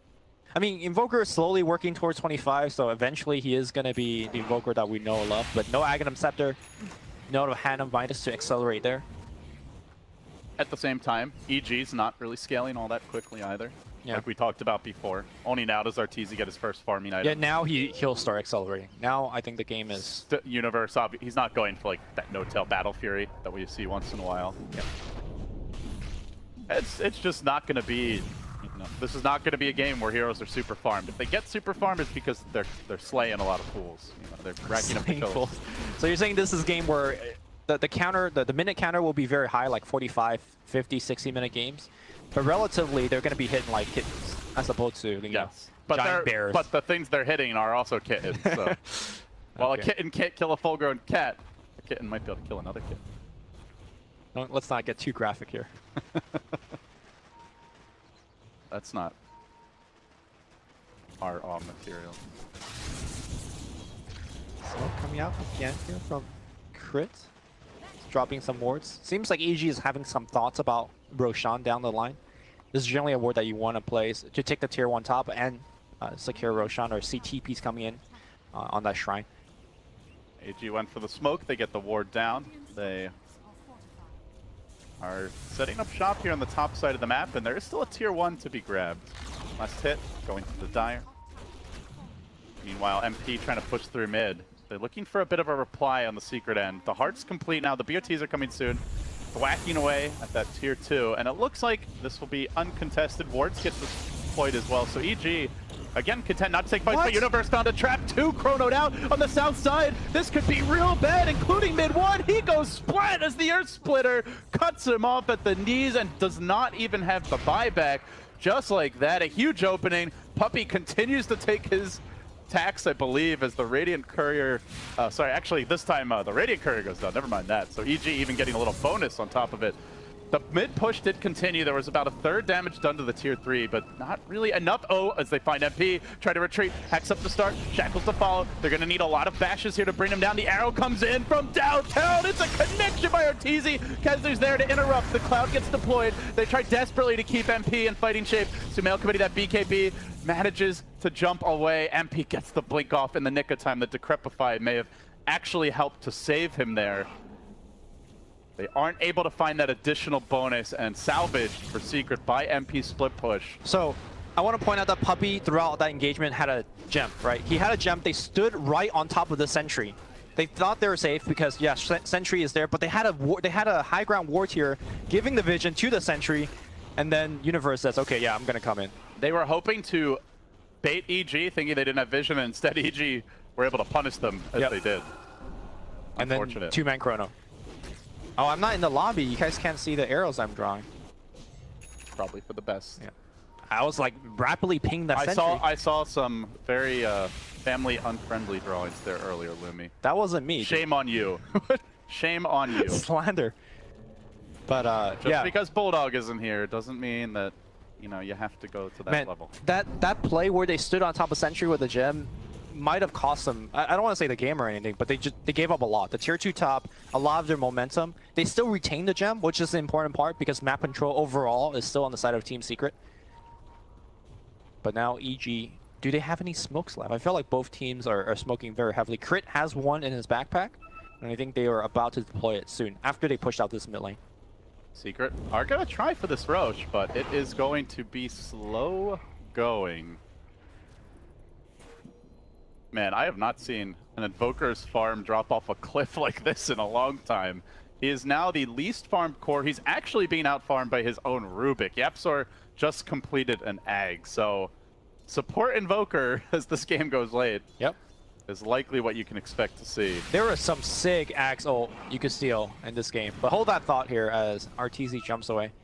The big one here is the Mass Serpent wards, as you do get the attack range upgrade. So they find the opening, trying to drag back in and isolate the Faceless Void. The Sunstrike comes in, artillery from on high, and they will kill off Universe. Now the opening, this is what Secret needs. They can chase, they get dive, there's no buyback on Universe. Zai gets overwhelmed, slashed to death by the illusions, and now the Roshan can slowly be worked on. Yeah. Do they have any stolen wards here by any chance? Nope. That would certainly be nice. No. Rubik stole the Echo Stomp and used it right back to Zai. Oh yeah. Looks like Gem was dropped something.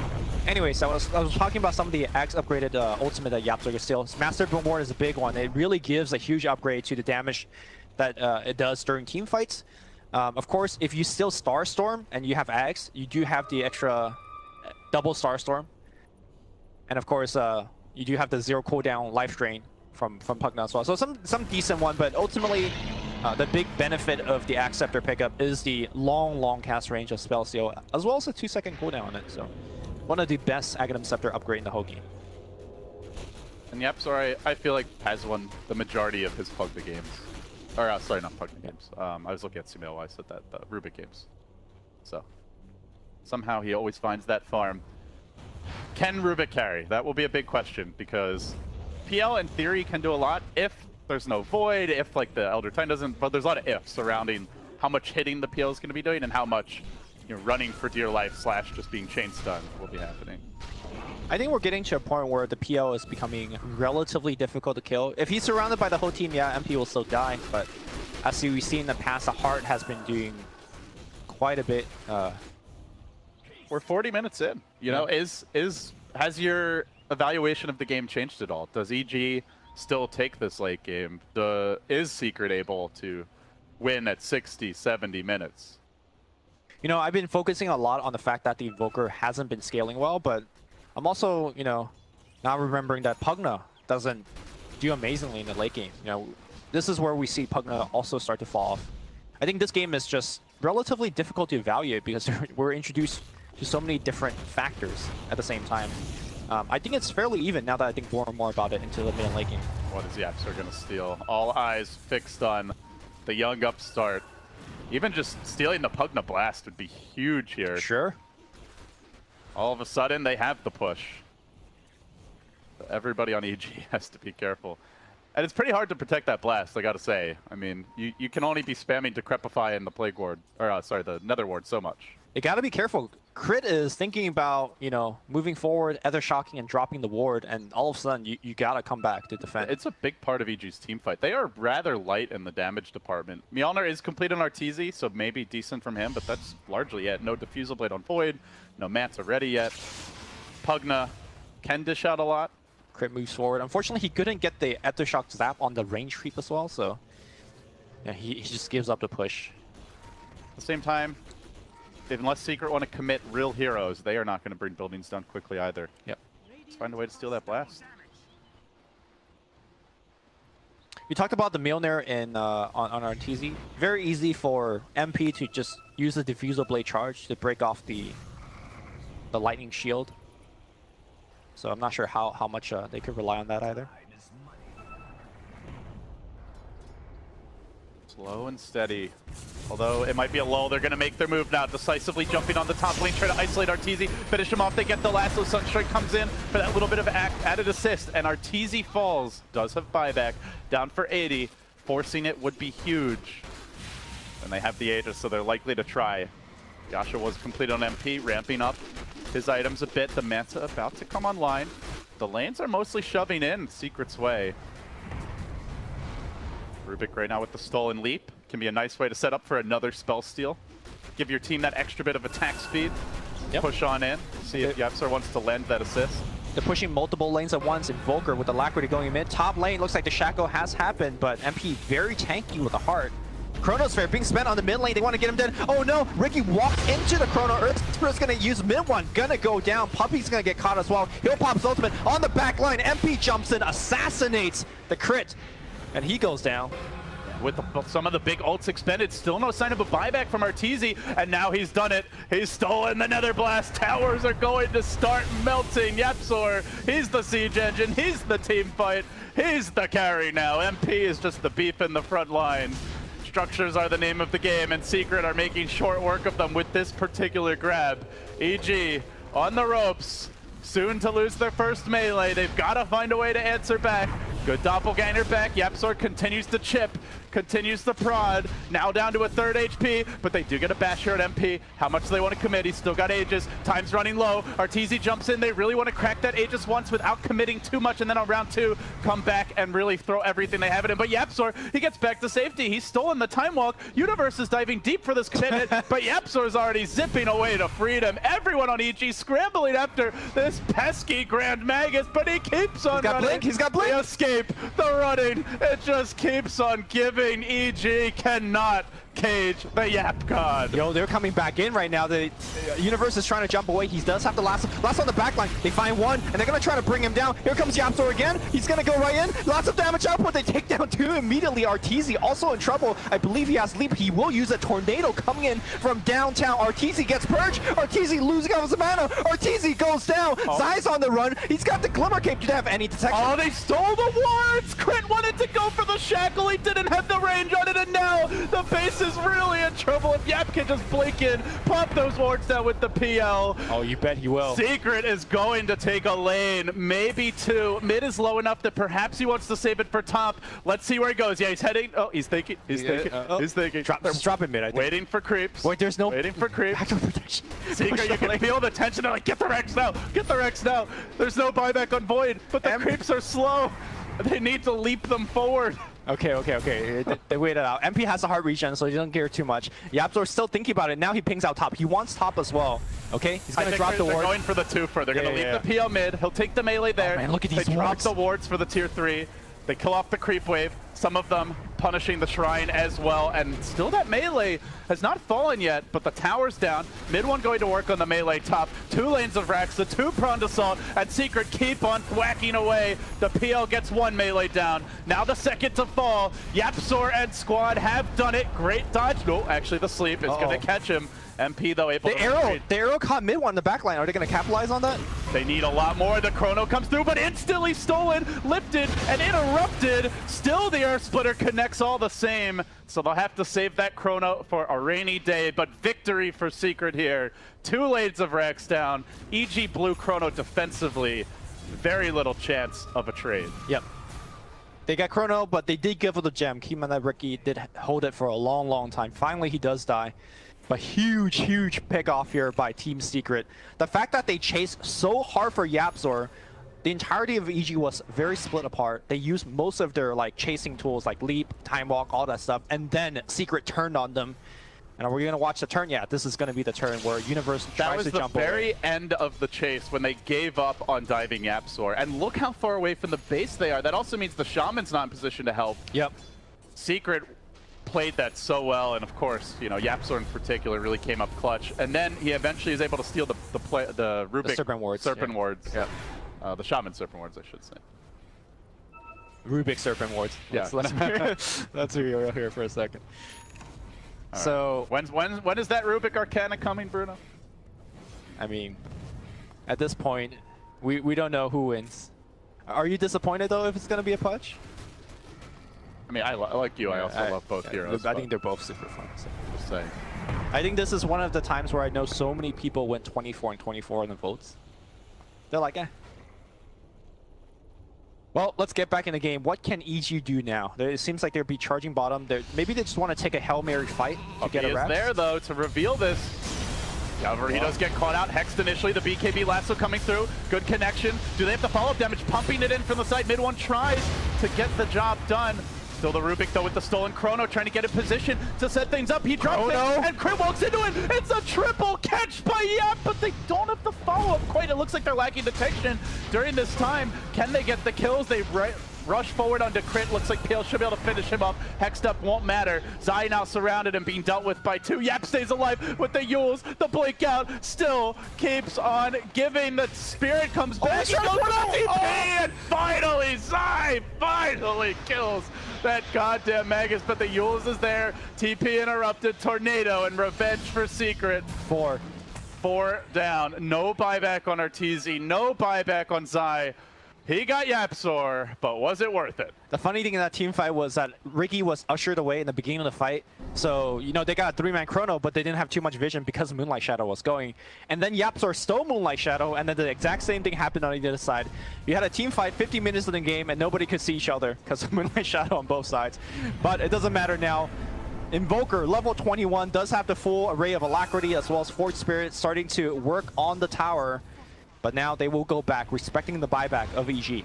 Yeah, he recognizes at this point just anything they can use to help assist the siege safely is going to be a big boon for the team. So he takes that second talent at 50 minutes into the game. But it's a great one. Extra Forge Spirit will make it safer to chip away. And the beauty... And Butterfly is almost done on MP, so he's going to be hitting a lot harder as well. And the beauty of this quote-unquote skill build is that you get a talent every level. Oh, feels good. Next time he levels up. It's like saving all the, you know, the best parts of the meal for last. Yeah. All right. Get all your veggies out of the way, and then the burger away. Oh, that's the best part for me. I love the veggies. I guess I'm not a normal kid. That's why I'm casting Dota right now.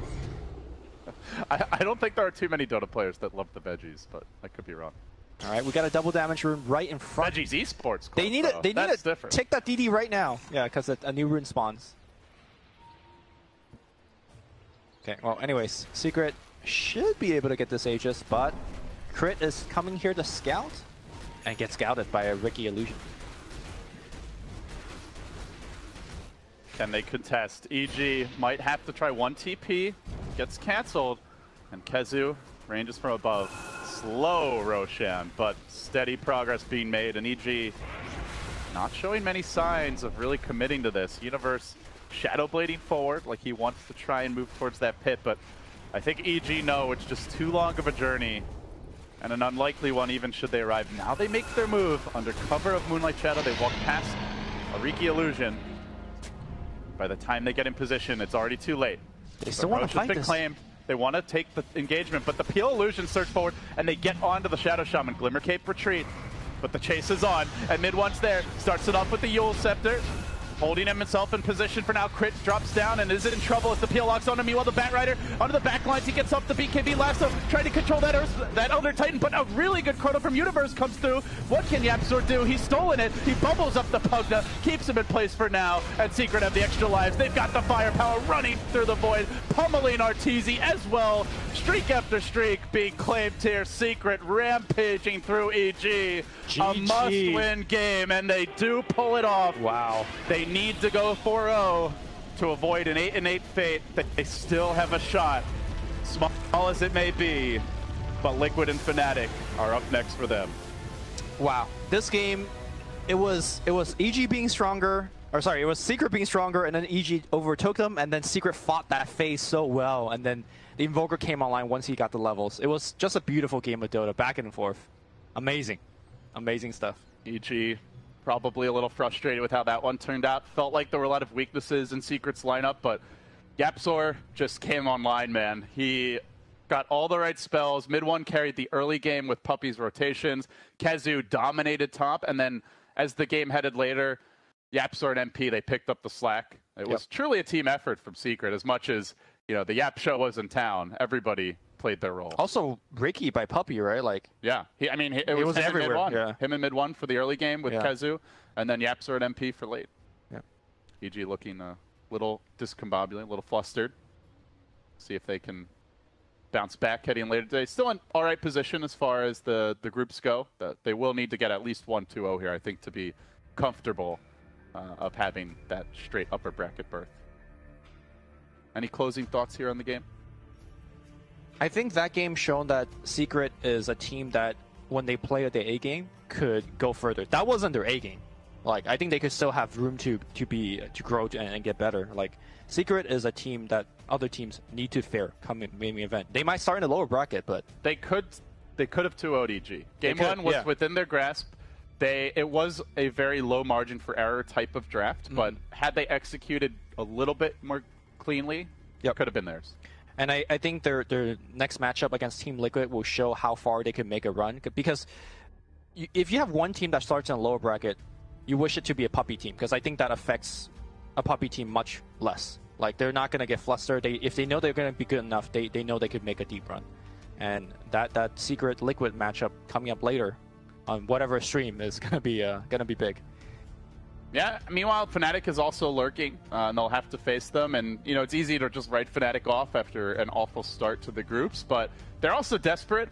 And, you know, a caged animal sometimes is the most fearsome one, right? As they are in danger of being the last team in the group and not making it out of group stage play and onto the main event at all. So you get sloppy, easily a game could slip away. So with that, it looks like it's lunchtime for the Secret and possibly the EG boys, guys. So that wraps it up here for our opening series. 2 more await, though. Stick around.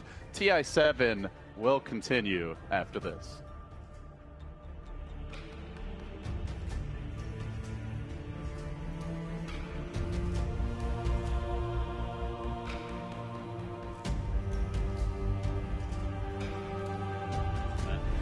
After the Roshan dies, he can just throw out a chrono, and you know it's going to be cooling down the 30% faster. Hellraisers, you're going to go for a smoke here. They have one in the backpack of Milan. Doesn't look like it. They're just playing grouped up together. I think they're kind of tired of getting picked off so much. So see if they can put an end to that, but it is creating a lot of space for Virtus Pro to do whatever the hell they want, and that is currently killing Roshan and taking the Aegis. About to finish out the BKB on the Faceless Void as well as on Ramses. That will be their end game timing, right? That tower mid has like 1 hit left, so I would assume, yeah, as soon as those BKBs come out, they're just going to walk down mid. They might even get it with the illusions. There's 4 of them just running at the base right now. Yep. Pretty easy. Get a lot of damage on the range racks as well. It's kind of a bummer for Hellraisers because we never really saw their full team fight come to fruition No. It was always these really kind of scrappy, chaotic situations where they weren't entirely sure if they wanted to engage, or they were getting picked off by Chronospheres, getting caught out by Solo or Lil. Virtus Pro knows that Hellraisers have been smoked. After all, they ran 4 illusions through mid and took the tier 3 tower without really seeing any heroes. So they've just been kind of playing together. Start backing away to their own side as we said, those BKBs are going to be the perfect timing for Virtus Pro to force Hellraisers out of this game. And Hellraisers got to come up with something special to be able to stop this, and it's got to be more than just Aghanim's Keeper of the Light. We need the Blink Dagger up on Milan too. We need some sort of harder form of initiation than just the puck. I think it would have been okay just to have the puck earlier in the game, but now I agree that it's going to require more than just that one form of initiation. You really, really want Milan to have Blink, and I don't really see it in the cards unless VP makes some kind of mistake pushing in. J4 does manage TP out before Ramses could hit him with the Lucent Beam. Interesting to see that Pasha opts to go for the health regen. Oh yeah, instead of the damage. I mean, you look at it and you're like 14 health regen is actually pretty decent. It's a good amount. But you look at 120 damage and you go, but I can farm Ancients with this, you know? But I guess if your goal is to just go high ground and you're not going to be hitting the tower, then the health regen is objectively better in that case. Don't you hate that as a support? When you go and you successfully find the enemy wards, you lay down a sentry, but you also realize that because those wards are there, you're just going to get run down. Yeah, that's a bad feeling. Ramses is just sitting in the base all by himself. His team is behind him, but he is... ending 2-second stun into a disruption, which just makes Ramses and his boys a little bit more powerful. You're going to get a couple of nukes in here, but Ramses really isn't losing that much HP, and he still has the Aegis to be able to work on Chronosphere on it too.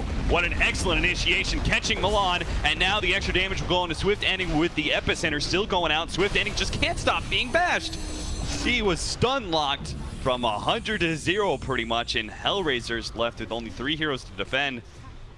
Fortunately, the tier 2s are up, so Virtus Pro are going to have to back away and take that tier 2 top lane before they go high ground once again, but it seems like just a small delay in the inevitable death of Hellraisers. Yeah, this is turning into a pretty one-sided game. It was fairly close for a while. Hellraisers just really couldn't get the coordination necessary to kind of take it to VP. As soon as they got their Blink Dagger timing on the puck, you know, it was 16 minutes, he had Veil Blink. That's not a bad timing at all. Yeah.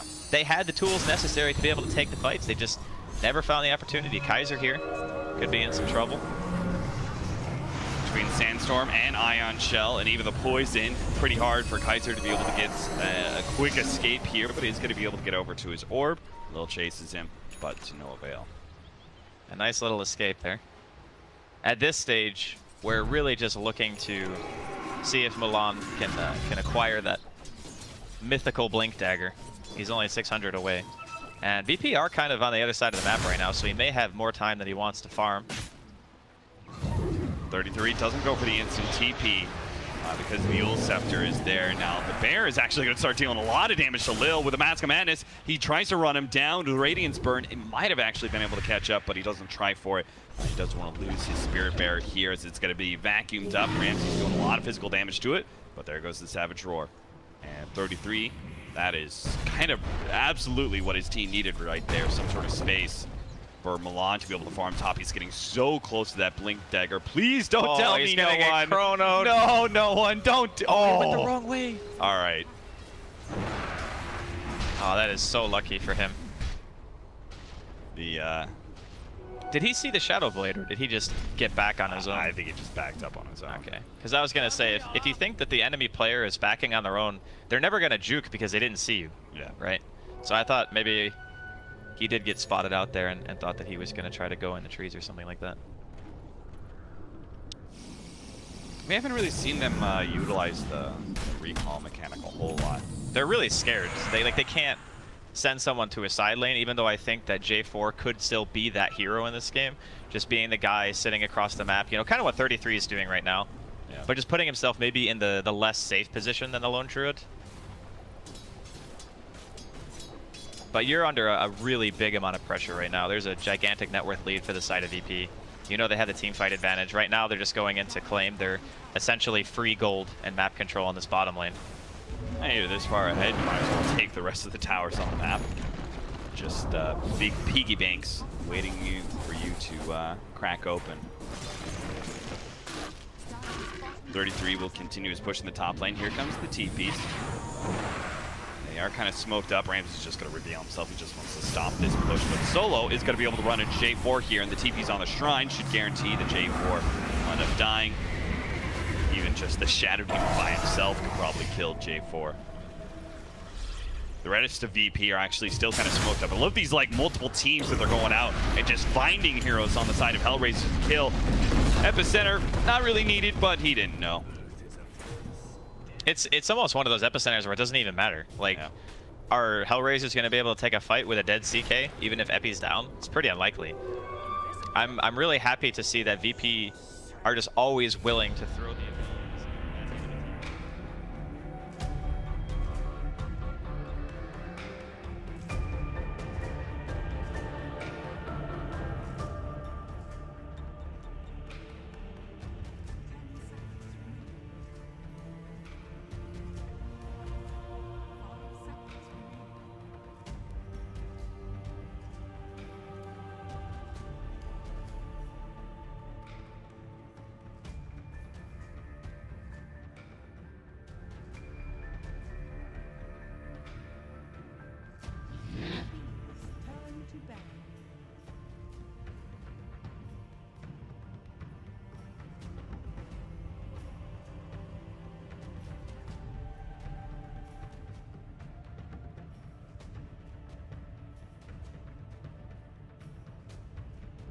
Seconds remaining.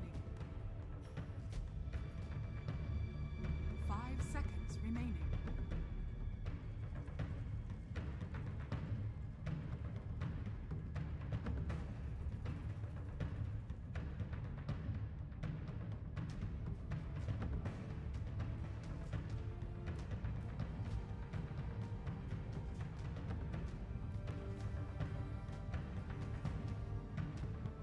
choose, and then they get wrecked by whatever teams that they do choose. Hopefully that is not going to be the case for either of these teams, but let's talk about LFY and Newbie. The last time they met up is actually in MDL, where LFY knocked out Newbie from the MDL tournament. That was about a month ago, so there's a little bit of bad blood, but obviously they're both representing China, and there's a bit of camaraderie going on between the two teams. To me, the big thing in this tournament, and the big thing always for LFY, is whether Inflame is on point or not. I believe the opening match that we casted of them, Inflame went off. He was the highest net worth in a game where he played Doom. And checking on his statistics over the 10 games, it helps that his team is 10-0. But he's also a big contributor to that 10-0. And I'm expecting him to do extremely well here today as well. Draft underway already. Night Stalker is the first grab. Newbie going for the big team fight. Sand King and Puck are secured. You mentioned Kaka feels like he's played 8 billion Sand King games, to quote you. I think that is relatively accurate. He's played a lot of the Sand King, and yes, they grab it early here. They also secure the Puck. I would say very frequently this is an offlaner for Newbie. I would also say you probably want to beware the Drow pick, as they can run it for KP there, but that'll be an opportunity for LGD Forever Young to deal with in the second phase. With the Night Stalker pick, the most common partner is probably Batrider. That's a very big tempo control duo.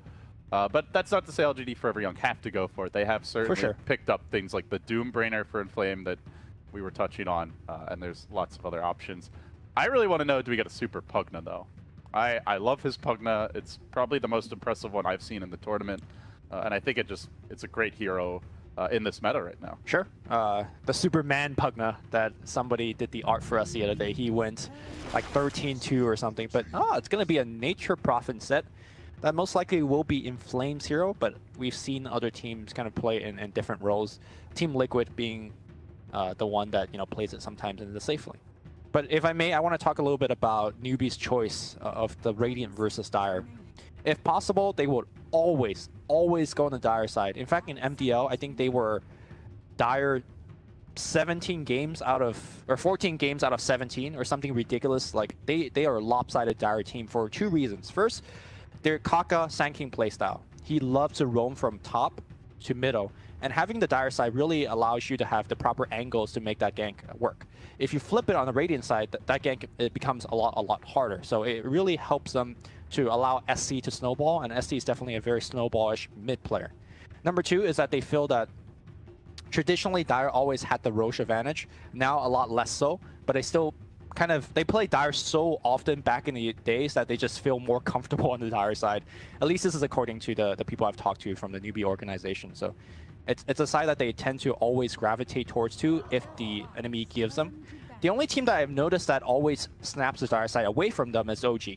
OG, whenever they face against newbie, they always take Dire away and they force them to play on Radiant. And I think newbie's win rate on the Radiant side is actually drastically less. So moving forward, I don't know if this is an important thing enough for teams to take note of, but certain teams already have.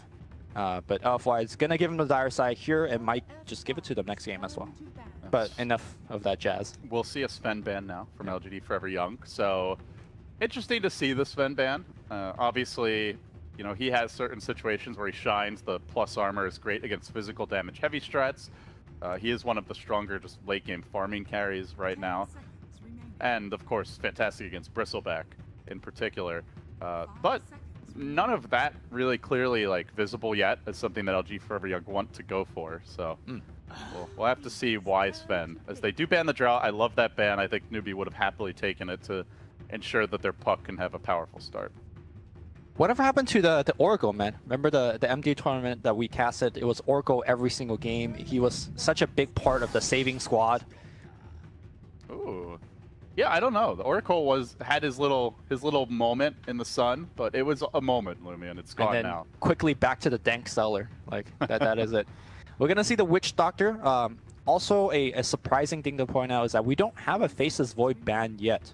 I'm sure newbie would love to combo the KP Void into the Witch Doctor ultimate. I feel like they want KP to be playing the puck, personally. SC could play it too, like That's so. True. We'll see. They are very much lacking any sort of reliable damage. It's just all mid-game magic damage for now, so they'll need at least 1, possibly 2 more sustainable late-game type heroes if they want to take this to that stage. Yep. As for LGD Forever Young, they've got their vision game and their mobility under control. Still looking to unravel what the overall approach to the game will be. Are they going to push hard? Are they just going to focus on ganking? Are they going to pick Dragon Knight for super? Or Pugna? I think I would like Dragon Knight more than Pugna here, especially because you know that Sanking is going to be... Sacrilege! It's because Sanking is going to be ganking mid so hard that I think if Pugna eats a Burrow Strike, he's very likely to die, where Sanking most likely just shrugs it off. The mid lane matchup, looking at DK versus Puck, is pretty okay. We're going to see the Weaver first, and that is going to be the carry here for Monet. Interesting grab.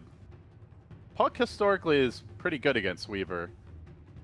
That's almost inviting a Void pick too. Like, you just chrono him. You have the Death Ward. But it does fit the... It fits in nicely with the Night Stalker NP, as it encourages the spread the map offense, pickoffs, mobility. Sure. Poke newbie from 20 different directions at once.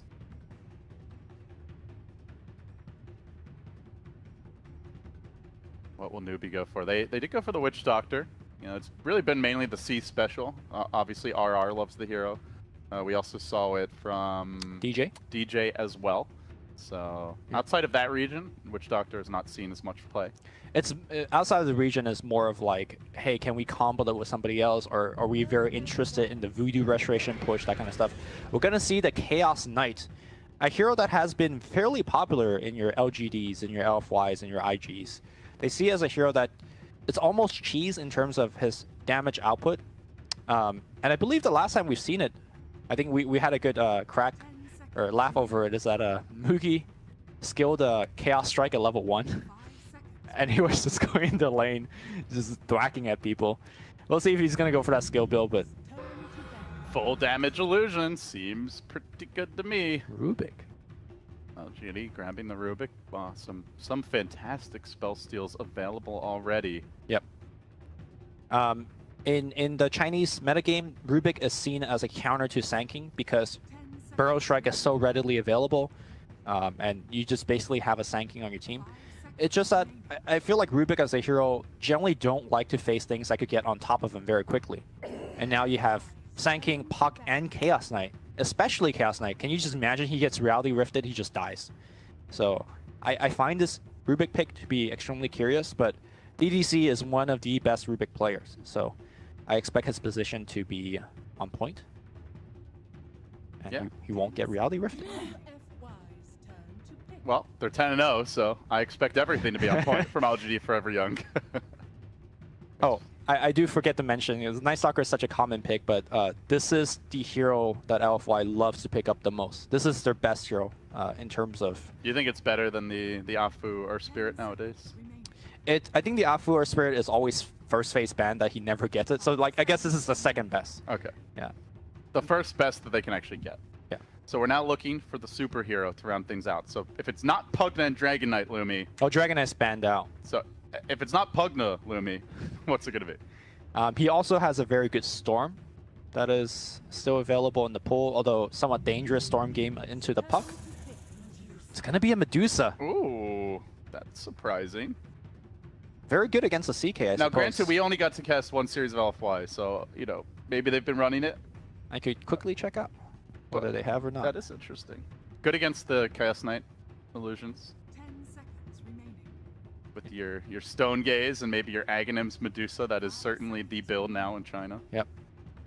So I think maybe they're just selecting this as the Chaos Snake. Well, that's the thing, right? The other day we had a different Medusa game that we casted, and we were talking about, you know, whether it's going to be the utility Medusa. We've seen maybe do it for LGD where he goes, I think, Blaymail Lincoln's Ags into Hex. And it's like, where's the damage? There is no damage. And we're going to see the standard Medusa counter, the EMP Tornado. Yep. All right, I think we are getting another Quaswex Invoker with this. Well, I think it's not necessarily that important to rush the Quaswex, because by the time... also takes a while to come online. Right. By the time the fights actually happen, your Aghanim Scepter and your Midas will carry you to a point where your EMP Tornado is enough to actually make Medusa's life difficult. Right now, it is Inflame selecting a Medusa. Inflame is normally the offlane player for LFY, so I find this quite curious. That is very curious. Are they running a mid-Nature's Prophet, or are they swapping up the lanes? Or Maybe. Are they just trolling us? We'll know soon. 10 seconds remaining. We'll know soon. 5 seconds remaining. Anything unusual you expect to see out of the laning setup here, Lumi? Are you expecting a very standard KP offlane Puck mid SCCC Invoker and safe tri-lane? Yeah, there might be a wrinkle in terms of like lane dodging. Looks like the two players swaps it back. Yeah, we might see something like a 1v1 between the MP and the Puck, and then a tri-lane of sorts to run at each other. That's more up to LFY's decision. I think Newbie will just play it super standard, like you said. SC Invoker mid, KP Puck offlane, and then, you know, the tri-lane with the Chaos Knight. All right, get your Pog champs ready, ladies and gentlemen. It's time for the undefeated LGD Forever Young 10-0 to take on the solid Sin2 Newbie. I think this Battle is, for supremacy. Yeah, this is going to be a test for LFY, right? If they beat Newbie here 2-0, then they're looking like they could finish the group stage in a perfect fashion. And this is, I mean, finishing the group stage in perfect score is one of the rare feats that happens in TI, you know, once a couple of years. So many fun things to look forward to in this game. Obviously, the Kaka Sand King, always a sight to behold, and you know, the Afu Night Stalker, equally impressive in his own right, to very high impact 4 positions to keep an eye on. You've got the SCCC Invoker, the always exciting Dusa mid. That's the thing about Super, right? Is he doesn't get to play the flashy heroes very often, but somehow he makes big plays with them all the same. If you were told that you play TI and you do super well at TI, but all you could do is play Dragon Knight, are you gonna be complaining? Absolutely not. There you go. Like, was Universe complaining when he had to play Darkseer every game, but EG was winning almost every game? Yeah. Yeah, there you go. If you have to play those heroes and you lose, though, then you got problems. It's like, Captain, we need to talk. All right, looks like we're going to see a little bit of a challenge coming in for Newbie. They are rushing towards a rune, and Super, is he going to give up? Is he going to go for it? He gives it up. Wise choice. Newbie flexing on LFY here early. Good start for them with that extra bounty rune pickup. They'll go back and collect theirs as well. So it's going to be the off-lane Nature's Prophet for Inflame. Now this I'm really going to keep my eyes on, because coming into this tournament, Inflame was the weak point of LFY. He was dying a lot in the off-lane. He had slow starts, and oftentimes like he was just a non-factor. But 10-0, obviously he's had a better performance. We got to witness his doom where he just crushed his lane. He did get help that time. He was safe lane too in that game. Yeah, he got a lot more support. Now he's a sacrificial off-lane Nature's Prophet up against a decent kill combo here. So let's see if he's able to stay alive. Meanwhile, for LFY, the early pressure is going to come in mid. They get that initial harass off on SCCC. They'll quickly eat his tree. Kaka there to mirror Afu's rotation. So we'll likely see the dual lanes in mid, at least for now. And on the side of Newbie in the offlane, KP as the puck. He is going to be up against a Weaver-Rubik duo, which is pressuring him pretty hard early. Doesn't have orb anymore. Lift off. KP might be giving up the first blood here. Pops the Fairy Fire. Salve's up as well. He's blown a lot of regen. And with that, orbing away to safety. He will escape, but that is really going to put him on the back foot in this lane. Yeah, the damage has already been done. Fairy Fire and Salve being used, and he's not even back to full HP. Also had a panic buy a TP throw, which, you know, going to slow down the regen that might help him avoid going home, and just getting boots. The boots that potentially prevent you from dying. Yeah, he you know, used orbs for a CS, and like he felt good about himself, and then recognizing that LFY just jumped straight on him. So, you know, back to your point, I feel like both of the offlaners in this game is going to have a really tough time. It might be one of those situations like, who's going to do worse? This is truly a mirror game for all the lanes, all the rotations. Ooh, nice regen route being selected. Kaka is going to get it cancelled immediately, but at least got a good half second off. Oh, Inflame's coming in, wants to try and punish this. Doesn't actually have a Sprout, so more of a taunting maneuver, if anything. Is leaving a 1v1 bottom now as the Rubik... actually, no, he's coming back. Yeah. Looked like he wanted to rotate for a moment there. So yeah, no major lane swaps as of yet. Afu just continues to roam. Kaka continues to match his movements. Yep. And as far as the mid lane goes, SCCC catching up nicely. Super had that early advantage. And generally, this is what we will see with the Dusas. In most matchups, she'll tend to struggle a little bit, you know, as the, you know, like, let's say that 3 to like 8 minute mark hits, and then as the Mystic Snake gets maxed out, you start having some stacks. She catapults herself back into the supremacy when it comes to net worth. I wouldn't even say 3 to 8 minute mark. I think as soon as you pick up the level 5 and level 3 Mystic Snakes, the damage that it does is surprisingly a high amount, especially against a slow moving mid hero. You could bounce it off, you know, the creep wave a little bit, and then Invoker is going to take a big hit. This really sucks for Kaka. He's trying to trade blows with Afu, but does not have the point in Caustic yet, so he's just losing those trades every time. Yeah. With the lower armor, the worse base damage, like that's just not effective from him. You know, trading hits with Caustic Finale has been nerfed in the recent patch anyways, so it's not even a big part of the Sand King game plan, recently at least. I think Sand King is more important about roaming. We do even see Sand King taking that Sandstorm relatively early nowadays to stack camps. I think Zai is probably the one who does it the most. Like he'll even start with it at level 1 and just jungle. Yep. Obviously, Invoker wants a little help mid, so that won't be the case. Trying to threaten Super. Super going to keep that Mana Shield off unless he really needs it.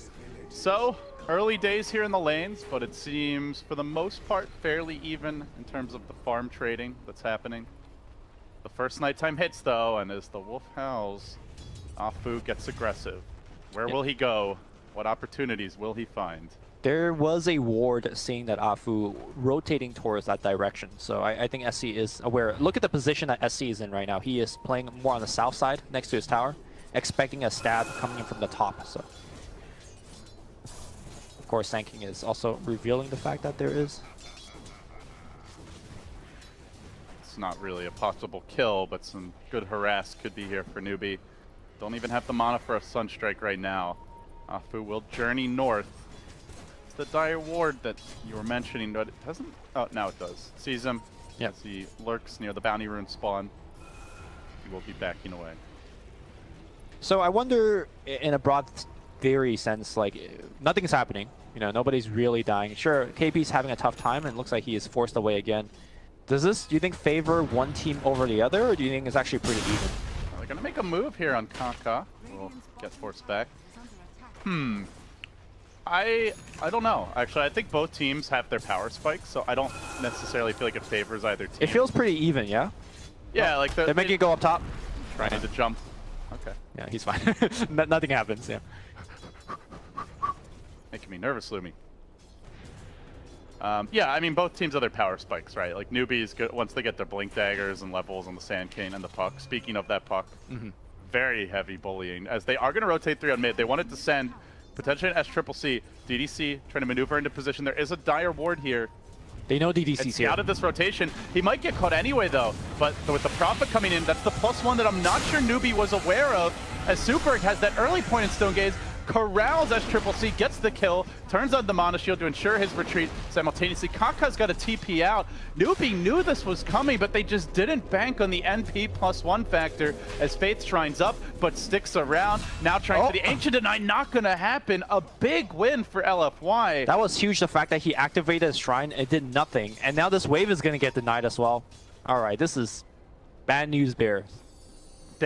I think they just didn't realize that there was the NP +1 factor or weren't really considering it because they saw the Rubik there. They know the Night Stalker's been in their jungle. Like, there's nothing really mysterious about that gang. Bottom, they're going to make it go on KP here. Does he have the orb? He will run up, but he's going to go down the bug, giving vision. Kaka is going to burrow strike tower. Shouldn't be enough to kill Afu. All of a sudden, after a slow start, LFY gets 3 kills, forces out multiple teleport swirls.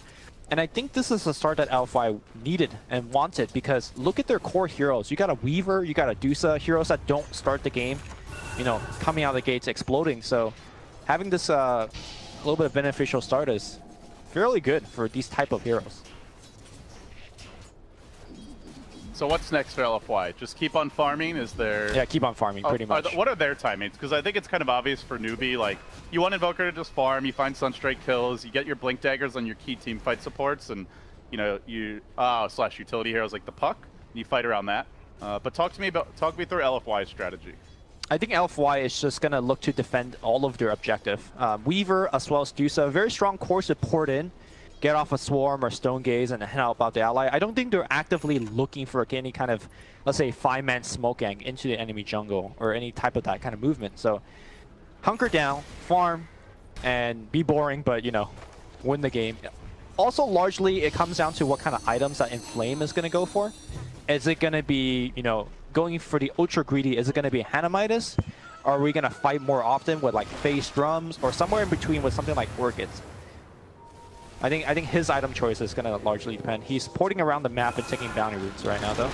That's one small thing that Nature's Prophet can do now, which wasn't relevant before. Just a tiny bit of extra economic damage for him.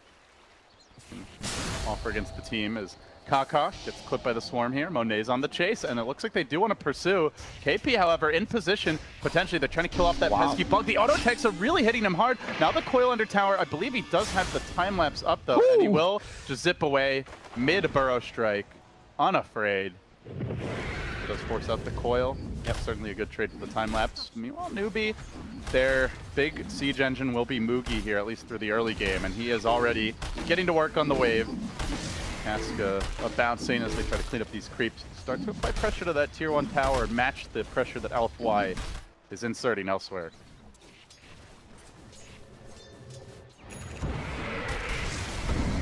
This Chaos Knight is not an RNG god, at least not yet. Only got the 1 illusion, but trying to move in. Afu did get the minus armor. Perhaps he's overextending. CK is a tanky hero, but he gets silenced. He gets controlled. It might be daytime, but this Night Stalker don't care. LFY. Clean him up. Yep, 4-0 right now for LFY.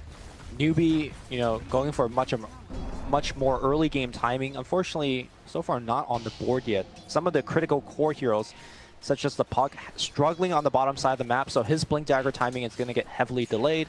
Sanking obviously roaming, so he's not going to get his Blink Dagger anytime soon. I wonder where is going to be Newbie's first point of, like, contention. Are they going to... What do they actually need? Blink Daggers are not going to come anytime soon, so let's forget about that. I think you are waiting for that, though. Oh, how else are they going to take fights? I mean, they're going to have to farm for the next 10 minutes to get that. And I think for LFY, that's exactly what they want. It's basically smoke ganks then. Like, yeah. I don't really see another way for Newbie to start fights. They can smoke, try to set up some Sunstrike kills. That's really the dream scenario. Problem is, LFY are so mobile that you can easily suddenly find yourself facing 4 or 5 heroes with the potential for the Night Stalker to rotate in, as it is. I imagine we'll see that point in Darkness relatively soon, and the next nighttime is coming, but there has been a smoke rotation. LFY descending on Mugi. They sprout him up. He tries to culling out, but they lock him down with the lift, pulling him back. He gets off the stun here. It's only the 2-second one, and Monet joins the party with the double damage run on Super. They chew through the Night of Chaos, and they will kill him off. Yep. And even though LFY is not exactly the best pushing lineup, they get a kill, they move on top, and they have a double damage on Super. I think Newbie are in this mindset of we have to be surgical when we go for picks. We have to be very quick because of that mobility. So we really want our blinks. We really just want to farm right now. But LFY are just putting foot on the pedal and applying the gas and saying, no, we're going to fight you right now before you come online. I mean, you say that they're putting the foot on the gas, but it's a freaking Rubik. It's a Prophet. It's not Spear Breaker running at you, or it's not, those kind of crazy type of heroes. It's a deceptive type of... It's more the fact that LFY is just being at the right place with the right numbers. They're pushing in on Faith now, want to finish him off. They have the damage, they get the kill. Another pick. The power of that early Blightstone combined with the swarm, some heavy minus armor, and all the while applying pressure mid too. LFY, just every movement has a purpose, and every movement achieving a goal, whether it's a kill, whether it's a tower, a ward. And this is during daytime. The next nighttime's coming soon. Right. They're not like... The Weaver's building Lincolns. He's not trying to go for some big damage item. They even go for Kaka. They've got Dust ready. Inflame is on point. The team firing on all cylinders as they're going to force him back, but here comes the rotation from KP. They go for the Sprout play. Still diving him. That minus armor is substantial. Oh, the not heal, quite enough. And now Faith looks for the turret. The Casca bouncing.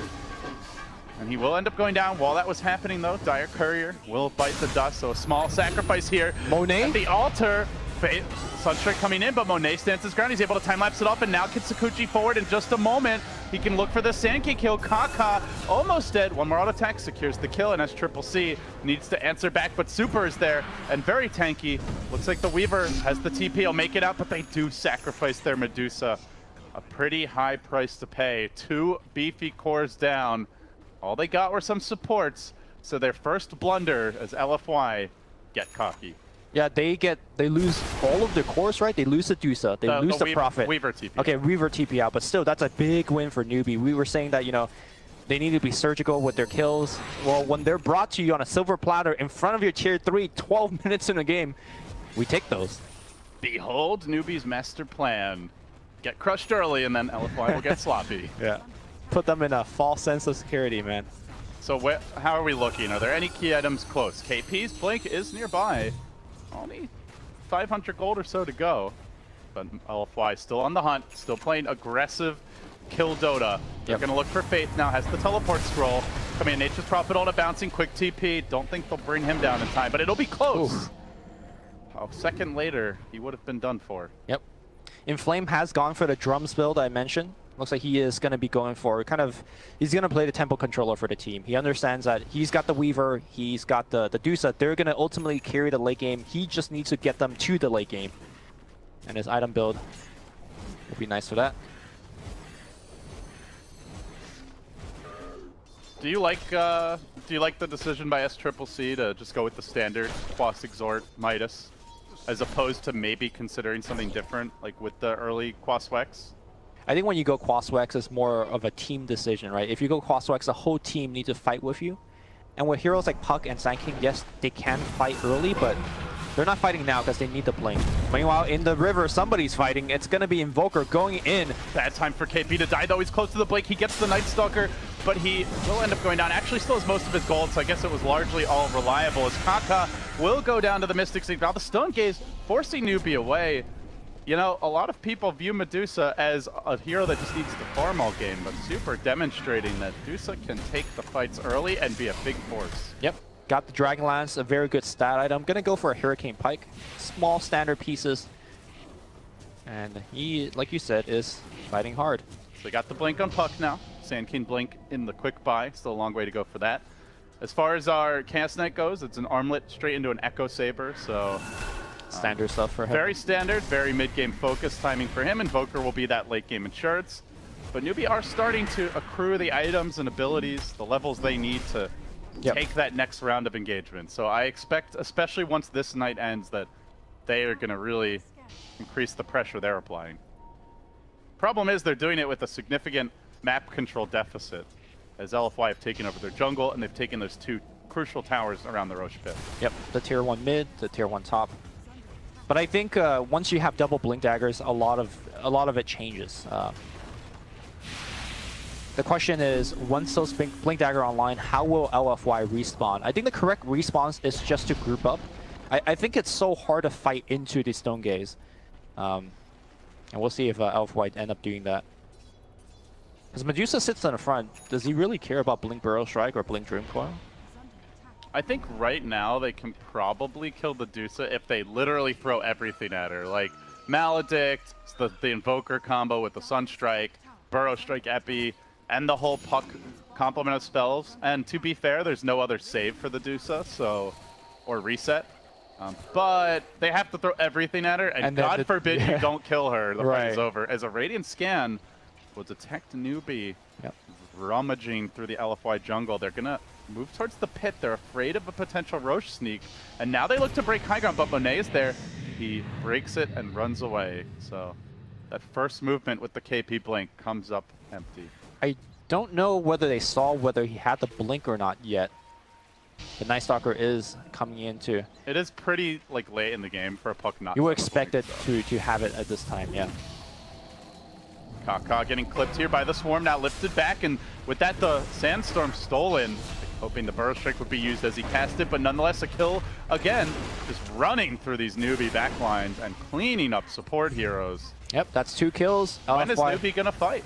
Well, they're trying to. It's just that LFY is being at right place at the right time. They cut them off. They break the smoke gank.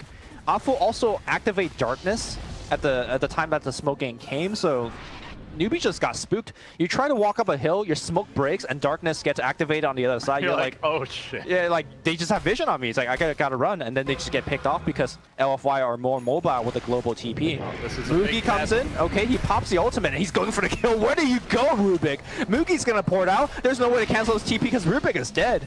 All right. Finally, someone makes a play for Newbie. It's been a quiet start to the game. With that said, items are still piling in. Monet has secured a very quick timing on his Lincoln Sphere. With that, the Medusa also going straight for the Ags now, it looks like. Grab the point booster. So with that coming online in a bigger scale team fight, Chaos Knight will be very hamstrung in terms of what he can do.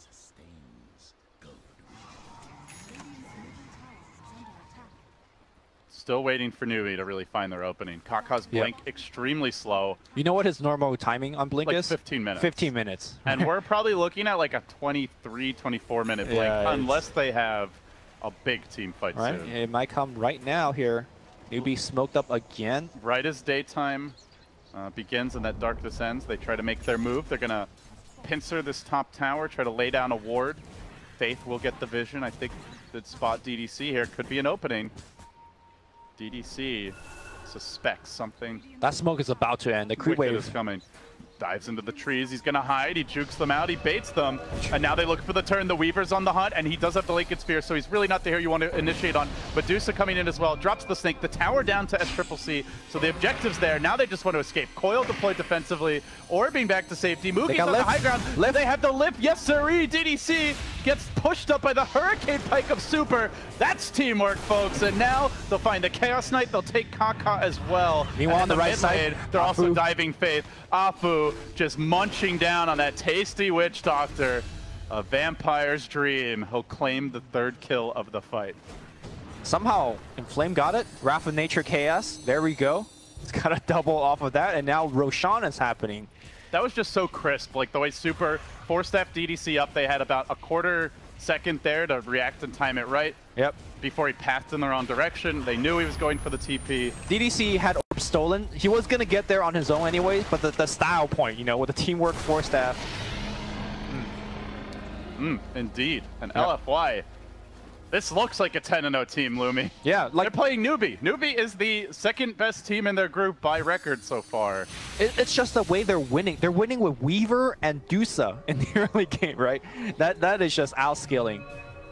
They're also winning with Inflame playing Nature's Prophet, where coming in, like, he was almost always on just a tempo controller off lane. Felt very restricted in terms of the play style. Like, they've mixed it up a lot with the NP for him. We saw the Doom earlier in the tournament. Uh-oh, Kaka. Gonna get caught in mid lane here. Invis, Night Stalker popping out with Crippling Fear. It's starting to look like a rout. LFY, all the signs that they are just gonna run roughshod over Newbie. Now continuing to munch on Faith. Tries to deal with it, but can't withstand the damage. And simultaneously in the bottom lane, the puck forced to TP away as Monet just keeps on pushing. He really wants to cut down these creeps, limit the momentum. LFY just rampaging towards their next kills. Already Afu, he's setting up the next gank. And that is really what I think is the hallmark of Afu's playstyle, is he's never thinking about the kill in front of them. He's thinking about the next kill and the next opportunity to have one. For sure. I kind of compared him to Xiaowei, which is the previous position 4 player at the beginning of the year. And I think he's playing better than Xiaowei, which is saying a lot in terms of what Xiaowei has done for, you know, the Chinese community in the past. There will be no redemption tour for Shadowy this year. Everyone's always wondering, you know, how's he going to get in this time? You know, when Resolution needed a carry player, that was the calling, dude. Oh, Empire you mean? Sorry, yeah. I said Resolution needed a carry player. He became the carry player. Perhaps a bit of a language barrier there. No, it's fine. Dota is the only language we need. Dota, the international language. You need somebody there, you ping.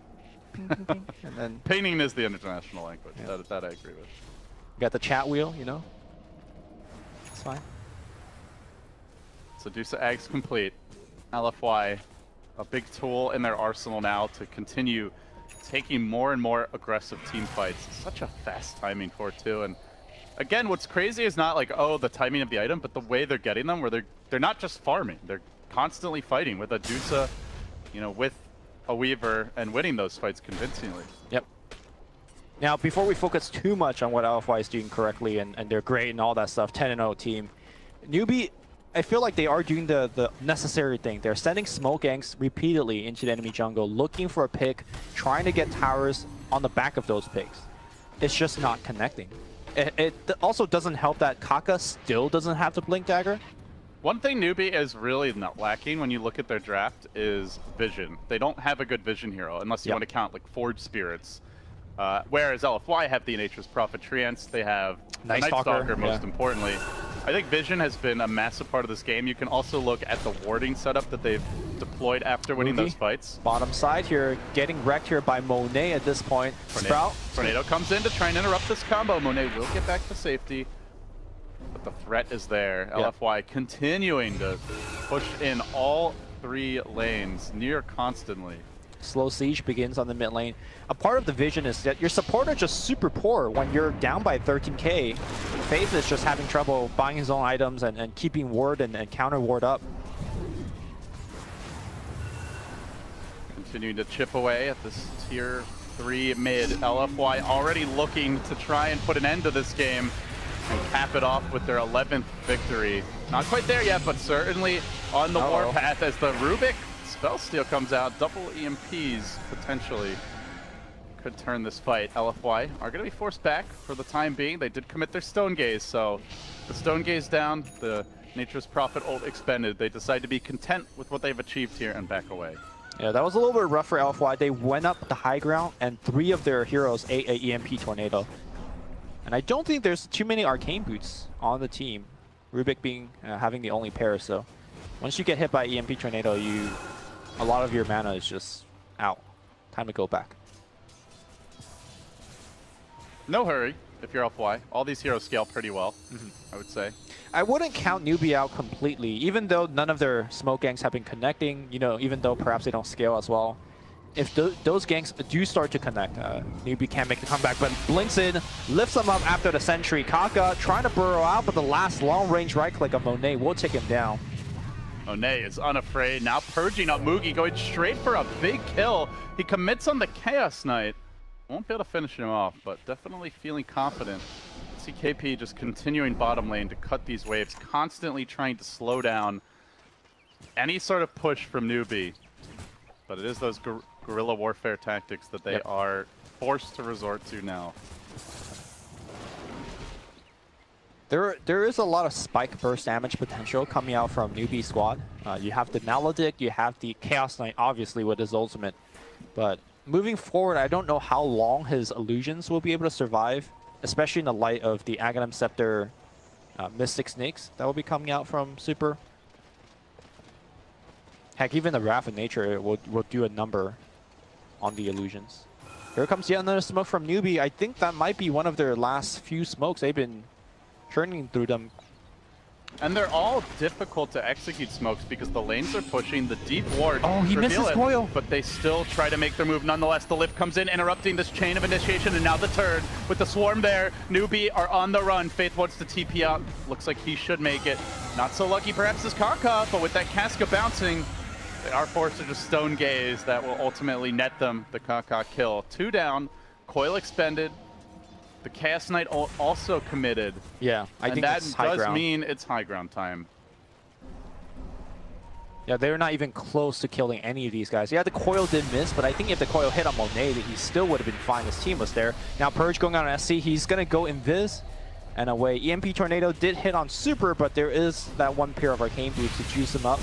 And they just don't care. They're going to just run over this tier 3 and perhaps even the Rax. Blinks in, lift the Witch Doctor, and that should be another easy freebie. Okay, Burrow Strike. Pretty decent, picks up a Rubik kill. Looking for more potentially.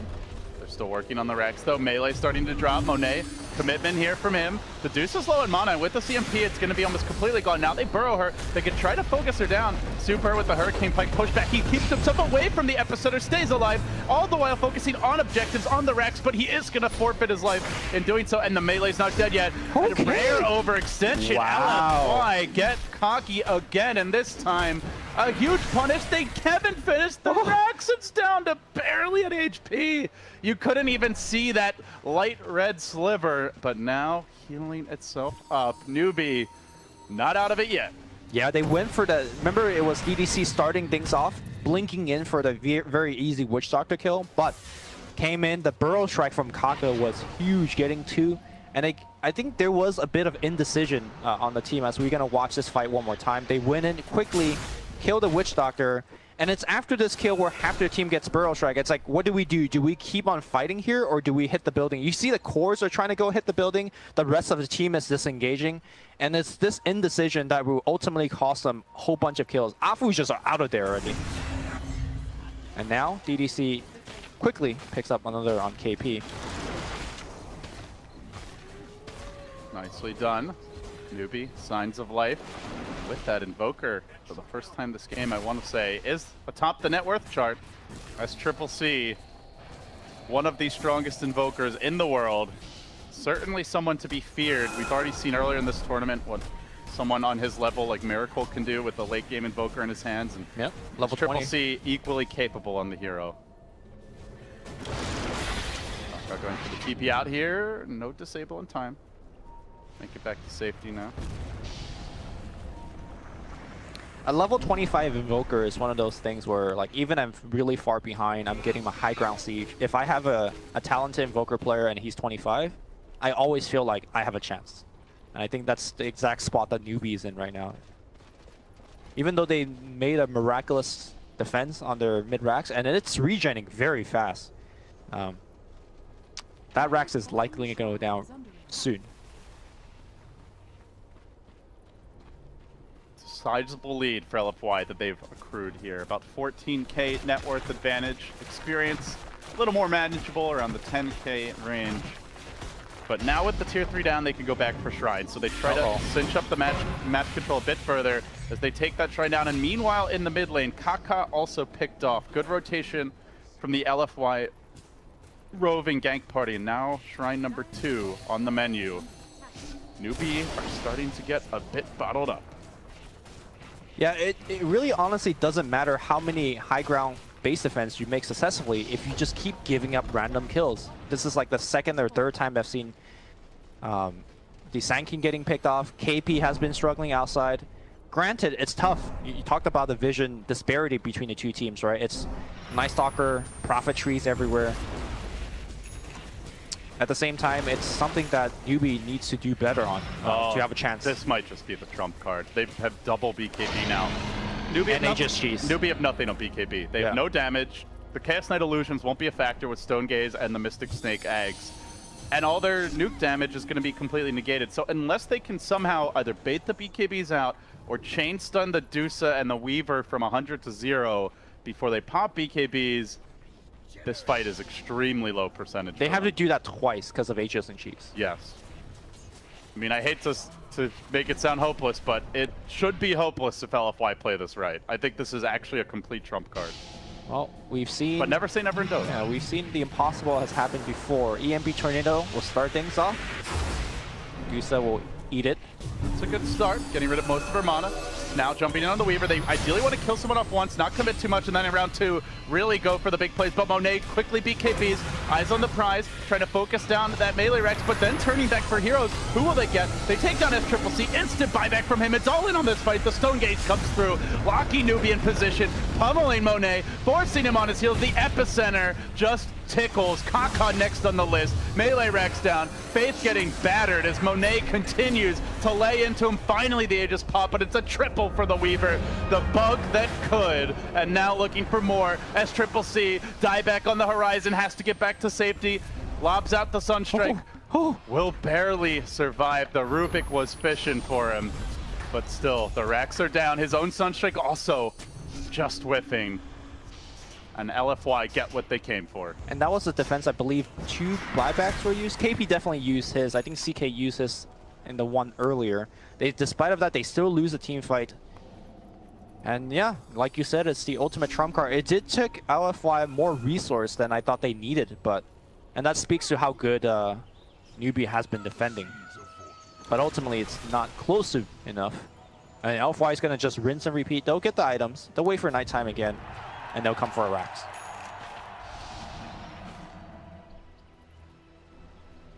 SCCC can do little but admire LFY. Gives them a nice round of applause. Or maybe applauding their own futile attempt, man. Or it's the sarcastic clap for his own team, perhaps. Kaka trying to keep me out, but that Stone Gaze. Where'd you at? Yeah. Sorry, not Stone Gaze, the Stone Mystic Snake. Meanwhile, it's going to be TP out here, and he makes it home. Oh, close call. Did commit the Stone Gaze for that, but Mugi barely surviving. While meanwhile, SCCC is on the hunt in his own right, trying to corral Afu. The Night Stalker has been dealt with, silenced and finished off. A 1-for-1 4-position trade. Stone Gaze down. Might be a time where LFY want to play it safe, but they say, no sir, we are going high ground and we are doing it now. Tier 3 being rapidly brought down. SCCC, remember, no buyback for him. Does have to mind his positioning as DDC lunges in, gets the lift, gets the pullback, forces him away. Inflame comes in with the BKB Orchid. A head full of steam, wanting to corral him. He's going to, at least initially, lock down Faith. Commits for this. The BKB does the trick. Down goes the Witch Doctor. No buyback for 30. In comes the Sand King, but to what end? Will he have the follow-up damage? There's an epicenter ready. He's not even bothering. SCCC trying to take the man fight. That's not one that a shitty wizard can win. Down he goes too. And GG the call. LFY, an unblemished 11-0. An ultra kill for Monet. Just the cherry on top. A game where you look, it's not the draft. It's just purely the execution, and they out-executed the bejesus out of Newbie. The game was not close. Was there anything like that jumps out to you as like a big thing they could have done differently? Because I honestly feel like everything was so solid from LFY. I don't know where you start. Not necessarily differently, but Kaka had no impact this game. Starting from minute 0, he tried to go mid to help out his mid. Afu was there the whole time. He just mirrored the Sand King. The Sand King's Blink Dagger got so delayed. I guess looking for game 2, that is an adjustment. Figure out how you can outplay Afu in the 4-position roam game. Maybe you ban his Night Stalker and his Earth Spirit, you know, or maybe you take that Night Stalker first. I do think, probably for me, the biggest thing that was lacking and became increasingly apparent the more the game went on is they need something to give them vision, whether it's a hero like Batrider, a Night Stalker, maybe even a Clockwork. Like, they literally had nothing. I don't even think you can count Forge Spirit or the Puck Orb. So I mean, if you're playing against LFY, it's either that or you also have to somehow deny them their vision heroes. Vision is very necessary when you're far behind, but let's say newbie won the early game. Let's say they were ahead. Then I think new vision perhaps is not as important. It's always good. Don't get me wrong. So if it's not vision, then they have to have a dominating early game. Exactly, basically. Yeah. All right. Well, play better. Yeah. Just do better, newbie. Yeah. We know you can. And certainly they're capable of it, but with this loss, they dropped to 6-3. They're still very much in the running for that top 4 finish, but they'll need to at least take a game here off of LFY to stop LFY from their undefeated trip to TI. We'll be back after this for game 2.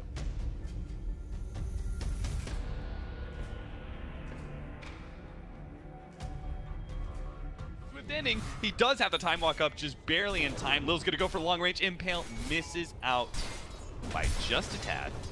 That chrono helped VP more than it helped Hellraisers. That's pretty unfortunate.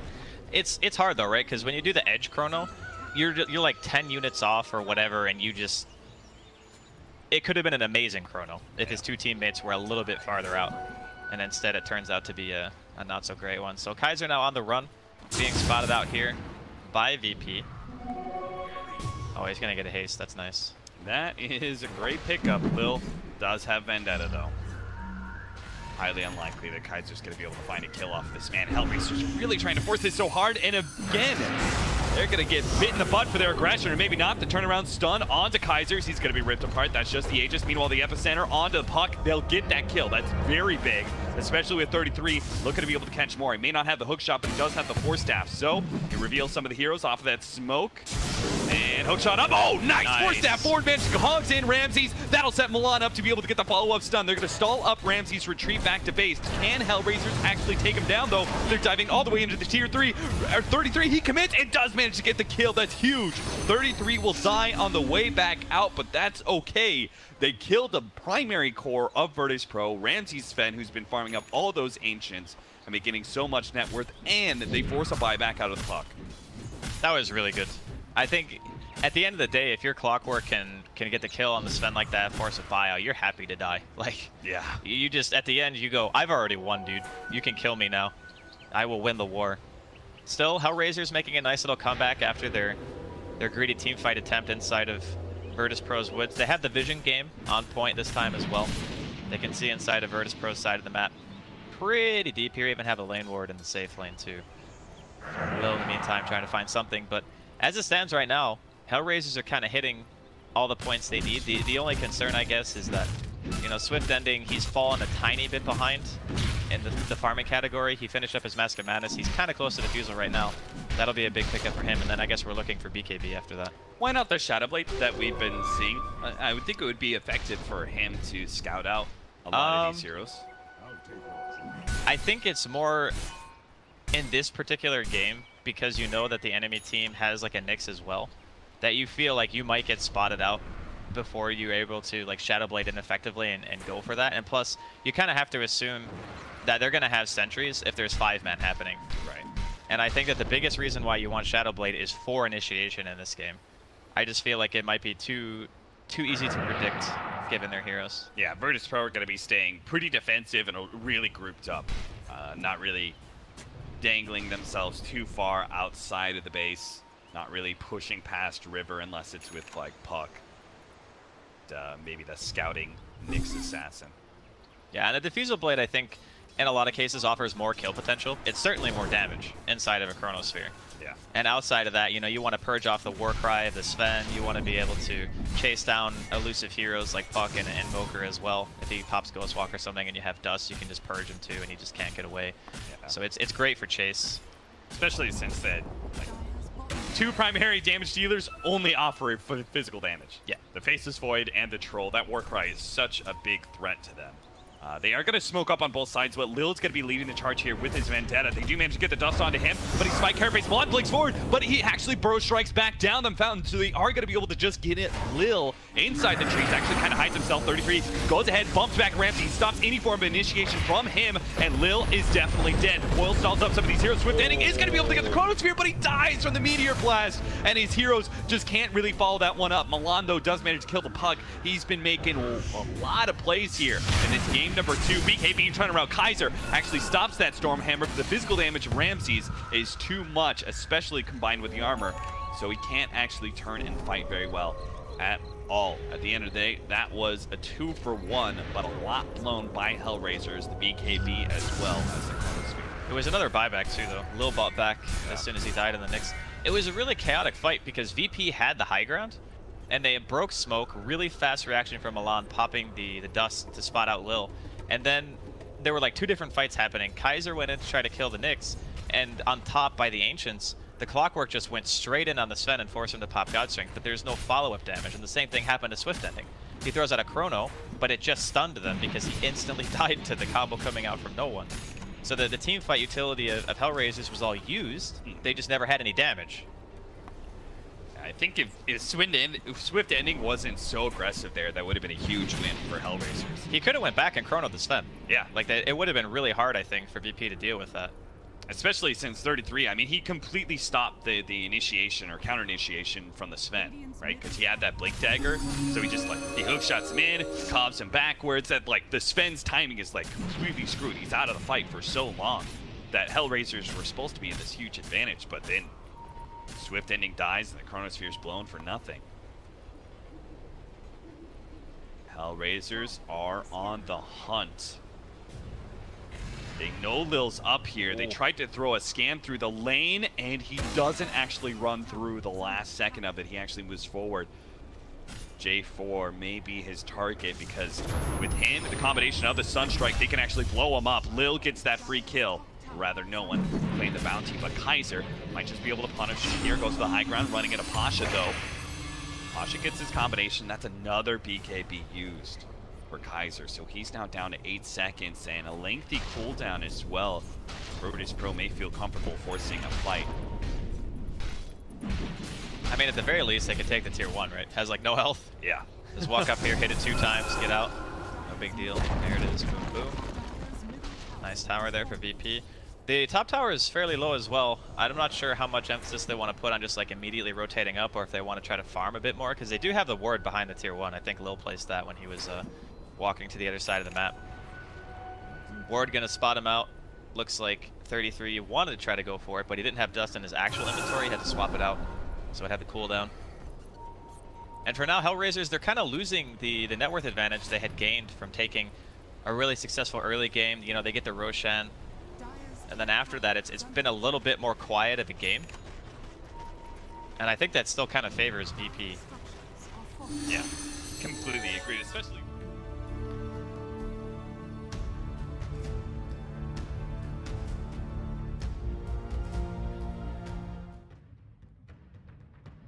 And we're back for game number 2. Newbie versus LGD Forever Young. LFY looked almost unstoppable in that first game. Hard to pinpoint exactly where it all went wrong for Newbie. I highlighted the vision. Lumi, you highlighted maybe prioritizing stronger lanes. It's really tough to know, and the thing is, LFY has been picking a lot of different heroes. So coming into this game, I guess we'll see how do Newbie adapt. For now, it is the Afu Nightstalker ban, so that does leave the Earth Spirit in the pool. Is there a Spirit? Nope. And they don't want it. The other ES. Gonna be a Shaker, and you know, this could be the Afu Shaker. In fact, for most teams, it's offlane Shaker, but for LFY in particular, they love the roaming Shaker a little bit more. As always, it's gonna be the Sanking for Kaka, and most likely the KP Puck. So Newbie not overreacting by any means. In fact, the identical opening for them, except for that Nightstalker ban. So I think their mindset is very much, you know, we have a strong strategy. We just need to take away at least a little bit of what LFY really excels at. Yeah. Or maybe they also agree with the whole sentiment of, look, our draft is fine. We just need to play a bit better. A little bit of quick huddle with the coach.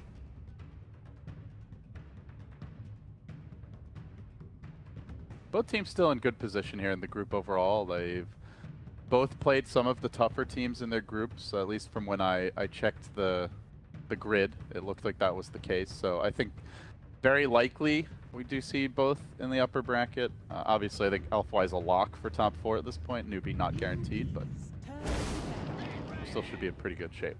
So we'll likely be seeing a lot more of these teams, and this is as much like learning for that main event potential matchup as it is actually trying to win the game here. Yep. We're going to see the Inflamed Batrider instead. So no more. Although I want to say that Prophet was so impressive. Like, he didn't do anything fancy per se. He was just always at the right place. Bought the early drums. Maybe it'll be an Afu Batrider, you know? Maybe. Probably not. Probably not, yeah. I think that's an EG special. I think most teams have experimented with the Batrider support. It's just that he kind of just dips in the first 8 to 10 minutes of the game. And that's where you want your 4 position to be running all over the place and you know, getting kills. So the timing's a little bit awkward for a support Batrider, whereas a roaming Shaker is very likely. 5 seconds remaining. Death Prophet now removed for Newbie. Interesting ban from them, maybe setting up for their mid. Curious to see who that will be. And Elfwy actually the ones to remove the Weaver this time. It would be Newbie's pick first coming out of the stage, so mainly afraid Newbie will just grab it right away before they can get their hands on it. Yeah, even though they have the Batrider, certain teams don't like the Batrider into the Weaver matchup. First of all, if it ends up as a 1v1 matchup, the Bat is going to have a tough time. Secondly is that during the mid game, Lincoln Sphere is such a good counter to the Batrider. And third, even if they don't have Lincolns, you have to be right on top of the Weaver as you blink in. Sometimes I mean, the Flaming Lasso cast range is so small. It's just not a good, reliable counter that you want it to be against the Weaver. So Batrider teams do tend to take out the Weaver. 10 seconds remaining. So for Elfwy, we saw a change up with the Super Dusa. 5 seconds remaining. Still, I think always his Dragonite and Pugna are the more likely picks. Yep. But we're not sure. As for Newbie, we're just interested to know where the direction of the second phase goes. Do they make a change? Do they stick with their old comfortable, reliable picks? I personally felt like the Chaos Knight was not very impressive that game. I'd say out of the picks they went for, that's the one I would shy away from this time. Sure. Didn't get much done in the lanes, didn't farm that well. Could also be hard countered by the Dusa, which is still available. I think that's the one here you don't go back for. Or if you do, only a 5th pick. I think especially against a Shaker that has so much AoE disable, I think the Chaos Knight might be a bit weak. I believe they picked a Witch Doctor in this spot. And it looks like we're going to switch gears a little bit. Oh, the Batrider counter. Yep. Also doubles it up as a takeaway from the team, right? Because Silencer and Batrider play so well together. Revealing the Silencer so early, though, does give LFI the opportunity to pick heroes that, first, don't care about getting global, and second, could itemize against global. So think of heroes that could get early BKBs or Manta Styles and whatnot. So LFY were lacking in the objective Dota department, but they shore that up now. They grab the Shaman. They still have probably one more key core in that regard to go. And the Shaman also pressures Puck super hard. Last game we saw what a Rubik could have done every time the orb was on cooldown. And now, like, he could just come out of trees and shackle that Puck, and Puck could just die. So Puck KP might shy away from the offlane Puck. So Newbie going to the Lifestealer. It's obviously fantastic against Batrider in the laning stage. Also two great vehicles for him. And the Infest Bomb with Global is a potent opening, a way to start the fights. So I do think the Lifestealer has a lot of good synergy.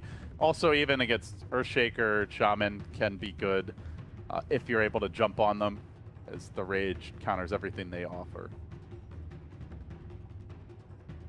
Strong pick. Yep. Back to LFY. I think if you see the Lifestealer, I don't think you go Pugna anymore, right? For Super, it's just a bit of a dead weight. Decrepify is okay, but I think Sand King Puck with the Infest Bomb is a lot of damage already. And then if they just global, like, you're not going to be able to do anything defensively. All right. I like Dragon Knight better as far as like the traditional superheroes go. But they're going to mix it up. They grab the Clinks. This could be Monet's hero. Likely to be Monet's hero. Leaving supers probably for the last pick, and so too as triple C's. We're going to see a very different pacing in this game compared to the last. Last game, we had a very slow start. I think this game, both teams are looking to fight in the mid-game. So around 15, 20 minutes in the game, both teams are going at it with their mid-game cores. Of course, the final pick of the mid-heroes would shape really how the game will go.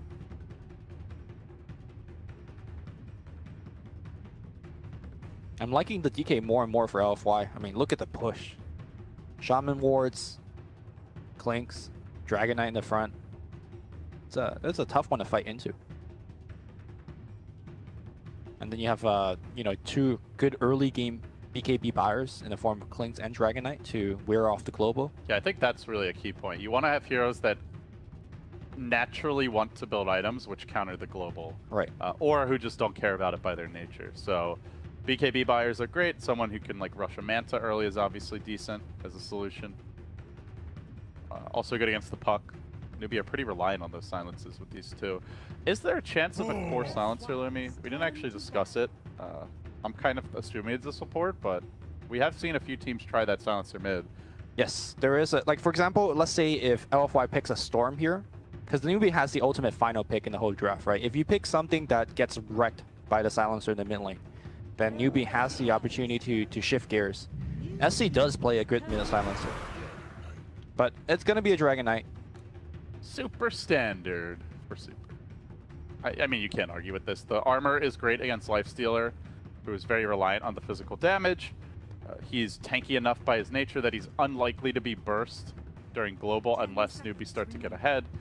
And he gives you that frontliner that they were lacking to hit towers. Now, like you mentioned, that Nightmare becomes a reality where the Shaman can drop the wards, the Clinks is railing away at the tower under strafe, and Dragon Knight is the frontline tanker, soaking up damage and always a threat to initiate. Batrider's scouting around the trees for the opening.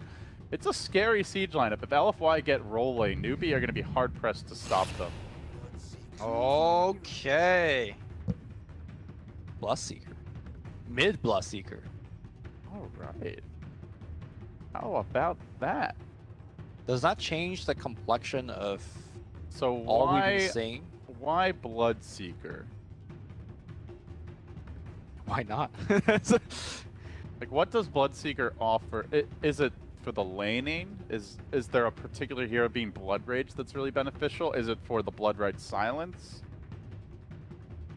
First of all, I think the Bloodseeker allows you to fight really early into the game, which is the timing that LFY is going to be fighting you into. So you're not going to be you're not going to be weak in the stage that LFY is going to bring the fight to you. Secondly, it combines very nicely with the Puck Dream Coil. The Blood Right, not only is it a good defensive spell in terms of counteracting against the push, offensively very, very powerful before the BKB comes up.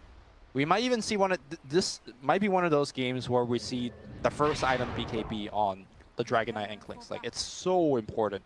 I think the big thing that I worry about a bit with the Bloodseeker is there's just so much disable. Like, this hero really wants to be able to run around a lot in fights, and they have insane control. So that gives me but you also have 3 silences to back up, right? That's true. You don't start the game with BKB. So, like, imagine he globals, the Rupture comes out, and what does LFY do before those BKB? Nothing. They just die. So I could definitely see this Bloodseeker kind of snowball out of control. So so I think that's really what you're touching on is the key point. This is not an a la carte Bloodseeker that you're picking because he's good on his own. You're picking him because he's good with their heroes if they combo it properly. Yep. So we have to look towards how Newbie execute in team fights and how much synergy they're able to demonstrate on the field of battle. I wonder how much that the Bloodseeker can pressure a Dragon Knight. Because one thing that you can do is, like, you get off a lot of pot shots against a fellow melee core on the mid lane. And if you could get them low enough, even through the Dragon Knight regen, you could gain a movement speed advantage on him to get even more hits in. Uh-oh, and Flame's going to get found in the trees. He has a Firefly here. It's being pressured, though, with the open ones coming through. He's pretty far away from home. but the Firefly will continue forced Wow, on he his even heels. wants the rune. Oh, he goes for the rune. That might just be his downfall. In Flame. Oh, ballsy. But Faith is there to cut him off as he decides which way do I go. Tries to juke over the cliff. I think he makes it out. Two more auto attacks would do it. Is that worth the bounty? I mean, that's a salve's worth of damage you just took. I guess you took it away from the Lifestealer. Yeah. He goes all the way to base. It's Yeah, not okay. It's not great. Yeah. Also, he may have thought he was just going to die, so at least take the bounty run with him. It's like, oh wait, I can actually live here. So yeah, how is this mid matchup going to go? Bloodseeker has the superior base damage, but you have to deal with Breathe Fire. DK has the plus armor to help mitigate the right-click damage, which is mainly what Bloodseeker offers. You can zone him back a little bit with Bloodright spam, but it's a fairly expensive spell to be spamming. So if he wants to do that, I'll probably have to get a bottle. So I don't know. I'm curious to see if there is a clear winner. Generally, DK just doesn't lose his lane. So if he does, this would be a rare first. It also comes down to how much of how the other lanes are going, right? Let's not forget about Thirst. If, let's say, Newbie are winning the other lanes and all of a sudden SC gets constantly 20 extra MS, 20 extra damage, then the map really changes.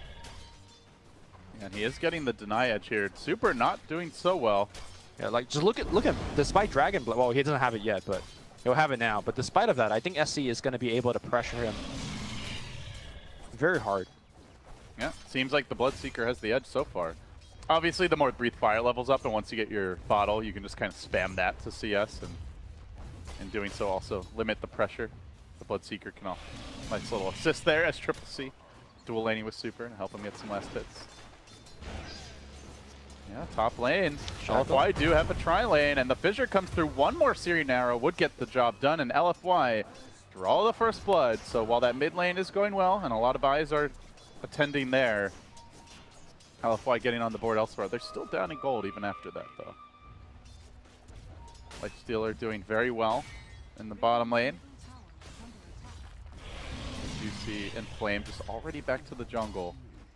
With the Arcane Rune, he's actually going to try and farm some creeps early. All right. Stack that napalm much faster. There you go. Fish. S-Triple-C is dominating. Yeah. Which is, you know, pretty rare to say that against Super DK, right? Because he's so good against most traditional, like Queen of Pain or Pug. But this is...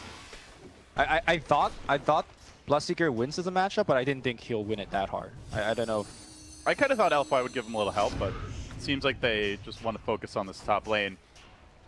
As DDC is being pressured back, KP forcing him on his heels, the Curse of the Silent. SC could run up here and just take a kill. Slowly plinked down, but he's not bothering. Figures his team has it. DDC! Oh, almost denied by the Roche. That would have been a real facepalm moment for Newbie had the Roche gotten the last hit.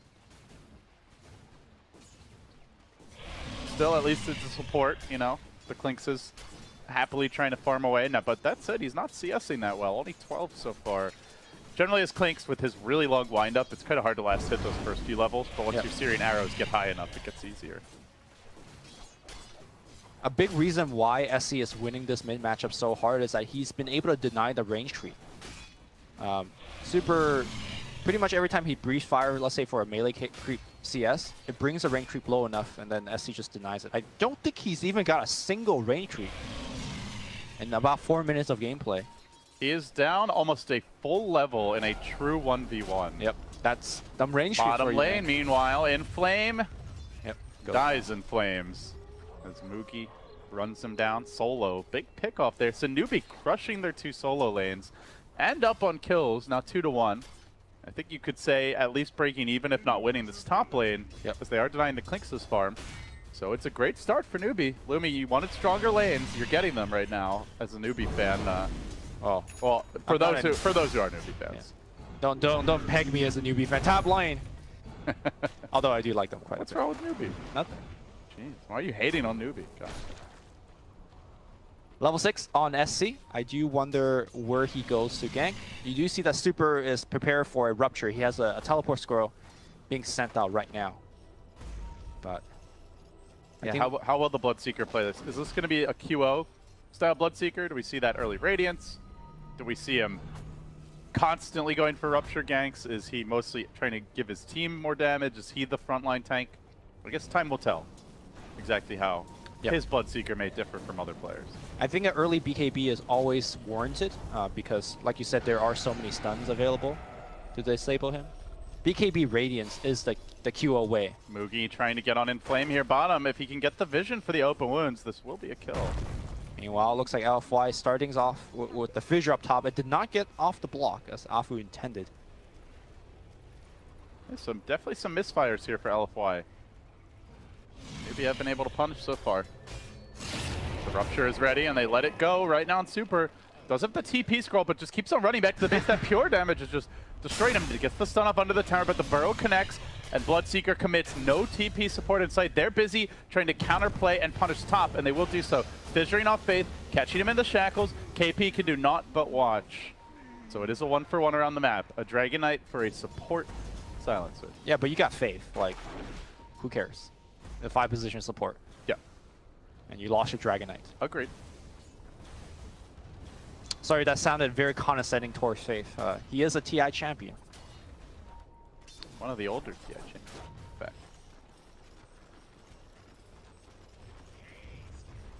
Any lane adjustments, Lumi? Like, are you surprised? I think too late to adjust. Super is going bottom, but like, you know, he's so under level at this point that like, Mookie says, okay. No one's laning mid. Yeah, welcome to bottom lane, dude. Triple C has his own lane now. Yeah. And they're trying to rotate on top instead. A hasted Batrider, only level 4, coming in. They're going to try to kill off Faith again, and it looks like they should be able to do so. Yep. Slowly cooking him. But yeah, just nobody wants to lane mid now. Batrider doesn't want to go there. Super certainly sure as hell does not. Yep. He has hit level 6 now, so he'll use his ult early. Already the tower's been whittled down to below 500 health. And the other thing is, because the Dragon Knight's been forced off the lane, his big early benefit is, no matter what happens, he usually pushes the tower, but I don't think he's going to be doing that bottom. No, he's not. He's not even seen a tower yet. Perhaps Newbie have the Dragon Knight figured out. And this is giving other teams some ideas to how to beat LFY. That's perhaps an even more dangerous aspect for LFY moving forward in the tournament. The CS discrepancy is absurd. 36 denies on the Bloodseeker, 58 last hits. Yep. He does have a... almost 3 times the Dragon Knight's last hits, and then 36 times his denies. Easy. Man. Math. Bloodseeker going for the Blade Mail. Obviously super good against, you know, the Clinks. That's a 3,600% advantage. Tell me more. You were a math teacher once, right? I studied to be a math teacher. And then Dota happened. Thank God it did. Alright, Newbie smoked up top. Not gonna commit the gank. Oh, I see, he's just looking for anything to rupture. Rupture here? Don't think he wants to... Okay, there's a rupture. A little bit late. He's gotten to the tower already. Burrow Strike's gonna come through. Afu wants the fissure and help, but not really gonna do much. Oh, the fissure misses! And then because of that, Kaka will survive. I don't think they have detection for him. It's a level 1 sandstorm, but nowadays that means you're waiting a long time. Yeah, he's gonna walk it off. Kaka just easily able to scurry back. Gets away to safety. The lanes have really not broken the way LFY hoped for. So I guess you turn towards their mid game. Do they have the tools they need to come back? What are some of the key points on how LFY can stay relevant in this game? I think if you're Inflame, you think about even skipping your drums as he ports out from the bottom. The drums, I think, delays the Blink Dagger so much that you just need the Blink to actually fight your way back. Dragon Knight is not exactly a comeback hero. He relies on having a good lane stage. Top lane, looks like we're going to see a gank on Monet. Rupture comes out. He doesn't have a TP. Not that he could TP out anyways. He's going to go down. And then you need to start rotating this Clinks to participate in these kind of small ganks and get tier 1 towers behind it. That's always the Clinks game plan. So there's a lot that LFY can do. It comes down to, you know, getting the right play set up. They're committing another smoke as they rotate towards top. There's been so much pressure on this top lane. The fissure connects, will bring down Kaka, but they want more. I don't think they realize that Supra's coming in could be a huge opportunity. If they kill SCCC here, all that great start that he had is quickly turned awry, and now with the Hex coming through, he's quite tanky, but still killable. Drops the Blood Right. Couple more Searing Arrows should do the trick. They bring SCCC down. Perfect. A bounty claimed for LFY. And just like that, they claw their way back in the game. All right, and likely they're going to at least get some sort of damage on this tier 1. Yeah, that's the great thing about this rotation, right? Is in theory, they should be able to really hit the tower quite hard between Searing Arrows. As I say that, I think they're afraid, though, because Newbie could be committing with the Bloodseeker respawn. Right. Also, Silencer is global now, and I think seeing that LFY are like, yeah, we don't really want to risk that siege. Yep. And they are able to do all of that without the Bat Rider, which gives them room and space to farm in the jungle. Looks like he's going to go for the standard drums build, just so that they could be more mobile and quick in these team fights. Getting a movement speed advantage against the Bloodseeker lineup is very key. Obviously, when you Rupture, you don't care about movement speed. Back in the mid lane, Fissure and a kill. Monet. This is what he needs to do across the map. Get a kill, hit the buildings. And they do have great reliable setup as the game moves along for that to enable that Clinks. Long range disable in the Fissure, the Blink Lasso, maybe a Blink Dragon Tail or Shadow Blade Dragon Tail. Lots of ways that LFY can set kills up for the Clinks to snag. Something that was a little lacky when Secret ran the Clinks, like they had the charge initiation, that was really the main way of starting those fights, but it's not reliable. Yep, Rupture happening on the mid lane. He's going to try to TP out immediately. Where is the stun? Miscommunication. Faith ported it in before Kaka did. That should have been the other way for sure. Yeah, because Faith essentially don't contribute much to a gank. He could global from anywhere.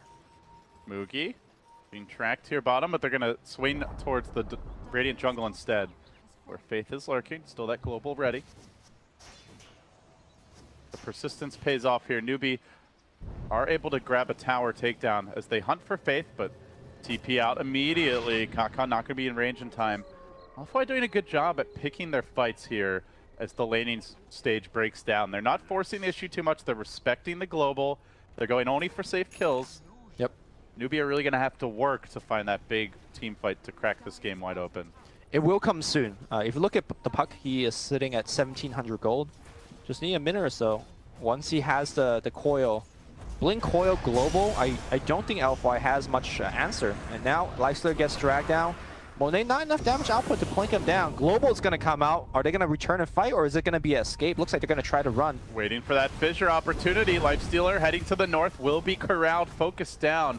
And they blew the global too, as you mentioned. No Bloodseeker in this fight. Puck was late to the party as well, so Newbie starting to look a little uncoordinated here. Getting punished for it. Yep. This is kind of the dip in the Bloodseeker power level, is that he's working on his first major items. His ganks are, unfortunately for him, not connecting. Yeah, the days of, Bloodseeker running around killing heroes solo are, long gone. Everyone carries TPs now. It's got to be a team effort. Yep. And as we mentioned, he's really most useful with that Coil Bloodright combo heading towards the mid game, something we haven't seen yet, Lumi. Yeah. I mean, right now he could definitely get kills just with a single Burrow Strike. It looks like we're going to port in and start a fight. Coil does break, and Rupture coming in soon. TP out. Where's the Burrow Strike? Kaka not getting in. Well, he got there, but he's dead. Inflame is going to port out as well, and with Kaka dead, there is no way to break that. Where's the stuns? They just don't have them. Coil committed, Sand King dead, and while that's happening, the Radiant Courier gets blown up. DDC drops the ward in the mid lane, applies some pressure there. And now Monet joins in. They will lose a tier 1 tower as well. Newbie had the good first 5 to 8 minutes. But LFY have the shot calling right now. The positioning is on point. The TPs have been timely. Newbie seem very reliant on their Sand King, and Kaka, the struggles continue, Lumi. This is probably the third Sand King game in a row that we've cast of him where he hasn't had a great start.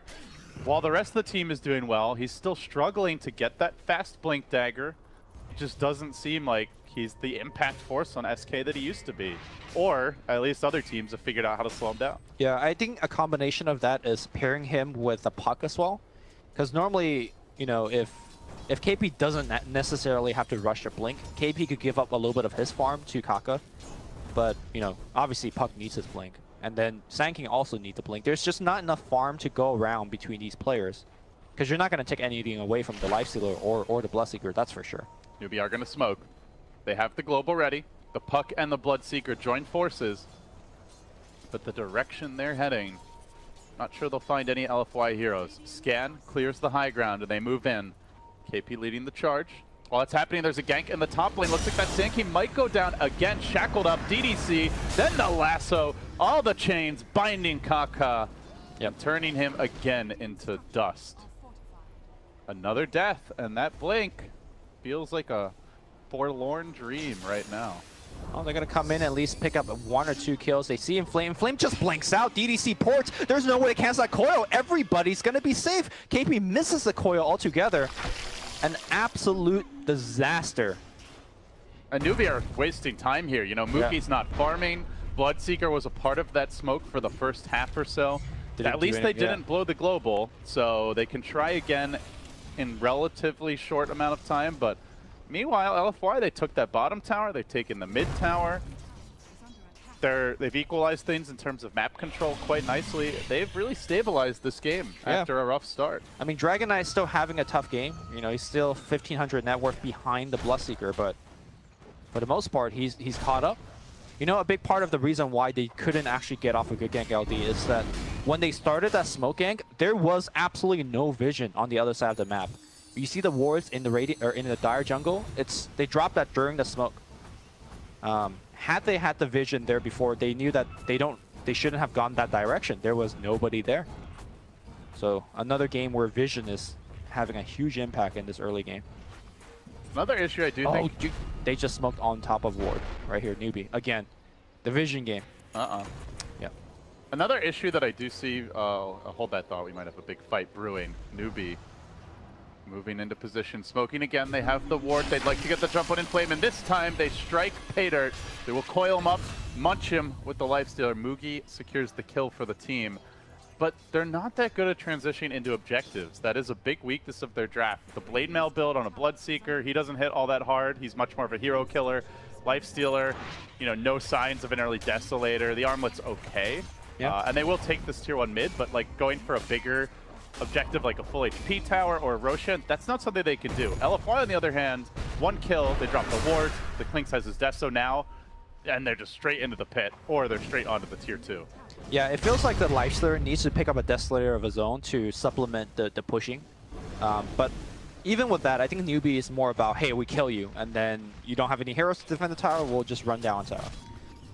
Well, swing and a miss for Afu. Tried to Echo Slam, cancel that TP, but not quite able to do it in time. Looks like he's a bit out of range, so good escape there.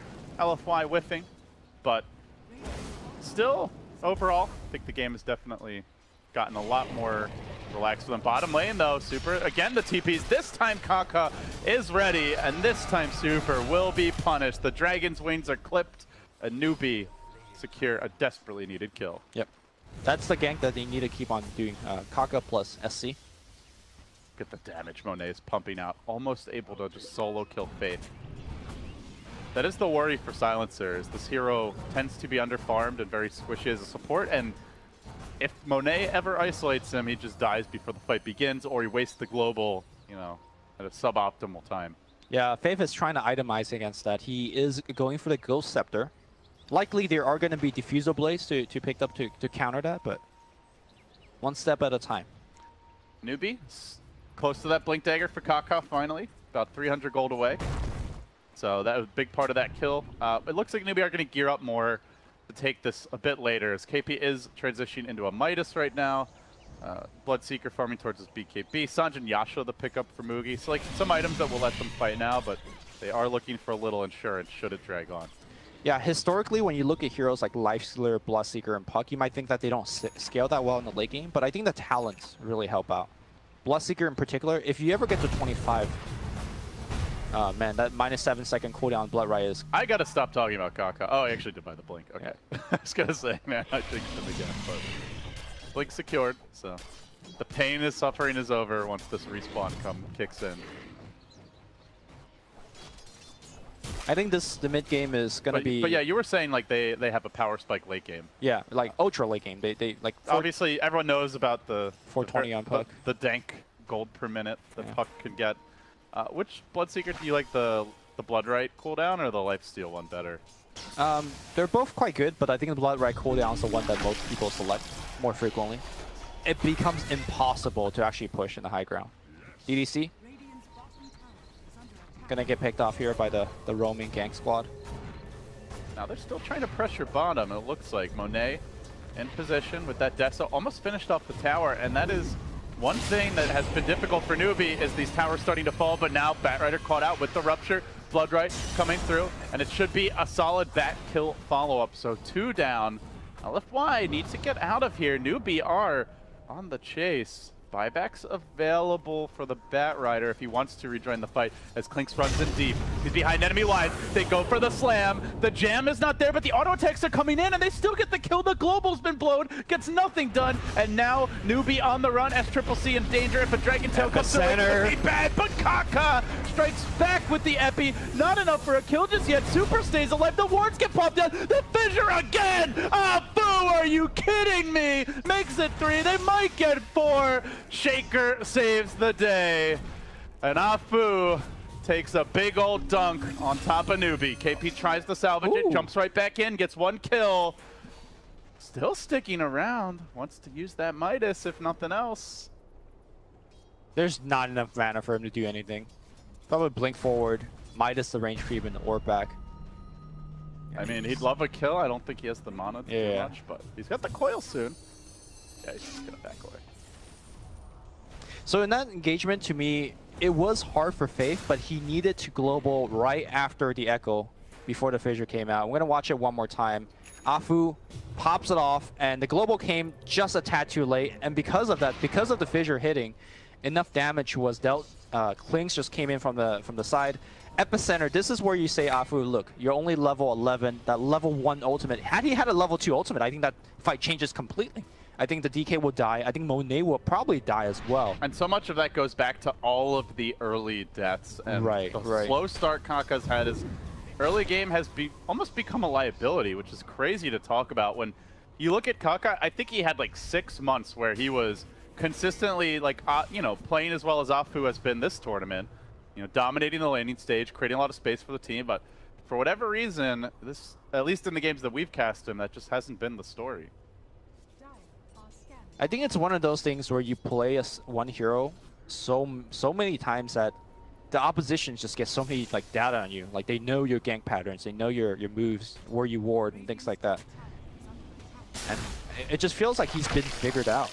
Now I don't want to say he's a one-trick pony. Kaka has a bunch of heroes, but his team has time and time again selected him Sanking first pick always. And they do it early too. Yeah. So your opponents definitely know it's coming. Meanwhile, looking at item progression as the game will slow down a bit. BKB nearly complete on the Clink. The tier 2 will fall bottom, denied by Kaka, but still more map control forfeited for the Newbie squad. Other than that, let's see, what else do we have? Our Dragon Knight now working towards, in fact, just completed is BKB. We already saw the Shaker blink. Yule's on the way. Blink up on the Shaman. So lots of extra mobility. Some very strong combat items coming out to the side of LFY. For the side of Newbie, they just got that Midas. They got a Yasha on the Bloodseeker. We already saw the Kaka blink, and that's really about it. So don't feel like they're hitting the same power spike. Newbie has maybe one more fight left in them before they can't fight anymore. Then they have to just switch gears and go turtle up because these BKBs are coming out. We already talked about how strong the LFY BKB is going to be against Faith, against this Puck, against the Sanking.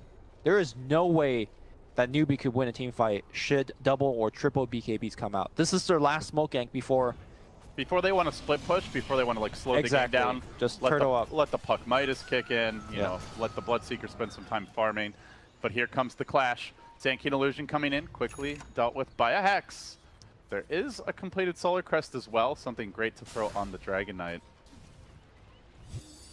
Batrider going for that pretty early. By creeping in, Newbie trying to back away. And Flame hunting. All about this Roche. I wonder whether Alpha recognized that they were much stronger right now. Obviously, they don't have all the visions that we do and see, you know, item timing and stuff like that. Had they just walked into the pit and just claimed Roche, it's very likely that they would have gone. It's scary, right? Like, Newbie's zone control and ability to take fights around the pit is pretty unparalleled. With you just global into that big blood right silence epicenter combo. They could BKB everything, though. That's the thing. The only thing they can't BKB is the rupture. That's true. I guess it's more of like LFY has 2 BKB, the rest of the team is still quite affected by the global. LFY though, now this time, they're the one that's selecting a gank. Oh, KP would be a huge takedown. He blinks back. He did break it. Still though, caught in the middle of it is the silencer. Down immediately, Faith is dead, no buyback available. War trap. And the War Trap follow-up. They get SCCC as well. LFY strike while the iron is hot. And they draw blood again. Now the Roche should be an easy grab. I guess this is why they're 11-0 team. You know, had the rough early game. Remember where 15 minutes ago it was the scenario we pointed out, nobody could even go mid to lane against the Bloodseeker. Afu is waiting, crouching in the trees, Echo available. A wayward puck runs in and dies, and then the global comes out. Uh-oh. Kaka wanted to try and jump into the pit with Epicenter, but the timing's not right from Fate, and now the jig is up. There's a ward here, and as Kaka tries to get rid of it, he's going to find himself on the run. Afu blinking in, nails them with the fissure, could go for the full Echo commitment. Faith again served up on a silver platter. Snack turns into meal, and LFY not only get the Roche, but some free kills as well. Newbie are in utter disarray now. I feel like Afu has a Ravage on a 15-second cooldown. Pretty much. Like, the way that he's been playing, you know, we saw that highlight on the bottom where he's been hitting 2 to 3 every single time with his fissure. Yeah, just then here again. It's not like, oh yeah, like, you know, 5-man Echo Slam, you know, with an Ice Blast follow-up. It's just really well-placed and timed fissures that hit 3 heroes instead of 1 or 2, that interrupt combos that, you know, are just timed right and positioned right to win them fights. Like, a lot of Shakers are, you know, Shakers more flashy with the Echo, but I think the fissures have been far more important this game. Yep, we just saw a comparison of the 4-position player, and I think this matchup between the two teams is entirely based on what we just saw in those screens. The stats are relatively similar, but a lot of the small things, I think, Afu is just doing better. And this is not to discredit. Kaka is one of the best 4-position players in China. It's just lately he has just not been on point, I think. He just isn't playing his best Dota right now. Yeah. It's hard to know why. It's not even to necessarily say that it's his fault individually, but for whatever reason, like, he's just not that impact force that Afu is right now. And I think it shows you that Newbie really do rely on that. Like, mid lane went great. SCCC had a good time. Granted, Faith's globals have been pretty suspect. It's hard for Faith to have good global because the burst damage is coming out so quickly. Like, you have milliseconds to react. They find him, Fissure is going to connect the stun, they got Hex, they got the Shackle. And KP's now dying too much. That's 2 times in a row he's been picked off. Something you can ill afford, and even with the Might is still trailing the Batrider net worth. It feels like Newbie is just starting to crack under the pressure. The LFY have such good pick-off potential. They're constantly roving around with the Clink scouting, the Batrider looking for jumps. Now he's got a gem, so again, the vision game comes into play. And again, just like last game, LFY have vision supremacy. There is basically nothing out of Newbie's heroes to offer that vision. And this is simply doing it through wards, right? You don't have a, you know, I mean, I guess you have a Batrider. The Batrider's like good for getting the wards up and dewarding. Obviously, his personal vision is quite limited nowadays, but yeah. Super striking at the buildings again. Not even committing the Dragon form. Meanwhile, Klink's doing the same in the mid lane. And all Newbie could do is just watch. Just raining down pain on these those red arrows. Just a constant stream of damage output. And then you see the follow-up to this. It's the ward's getting plopped down outside the base. The Dragon Knight building his halberd to disarm the Lifestealer, the Bloodseeker in this upcoming fight. Really negate their output. Monet steps up. He's confident with an Aegis.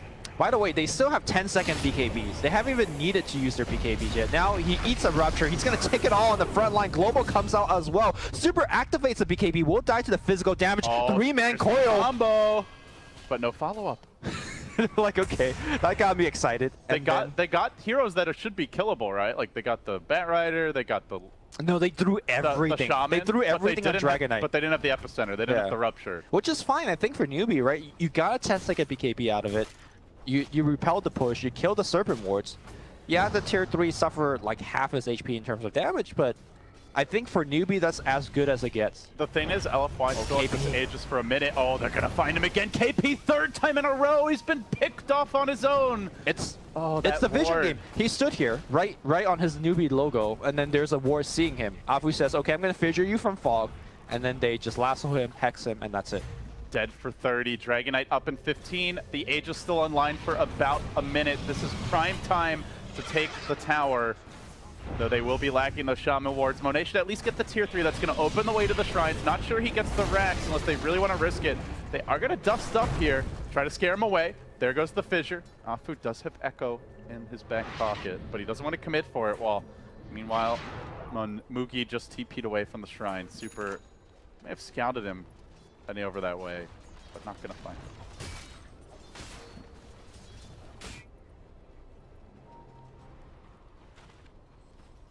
Now, if I would back up right now, I think for them, they are okay waiting for the next kind of array of items that they want.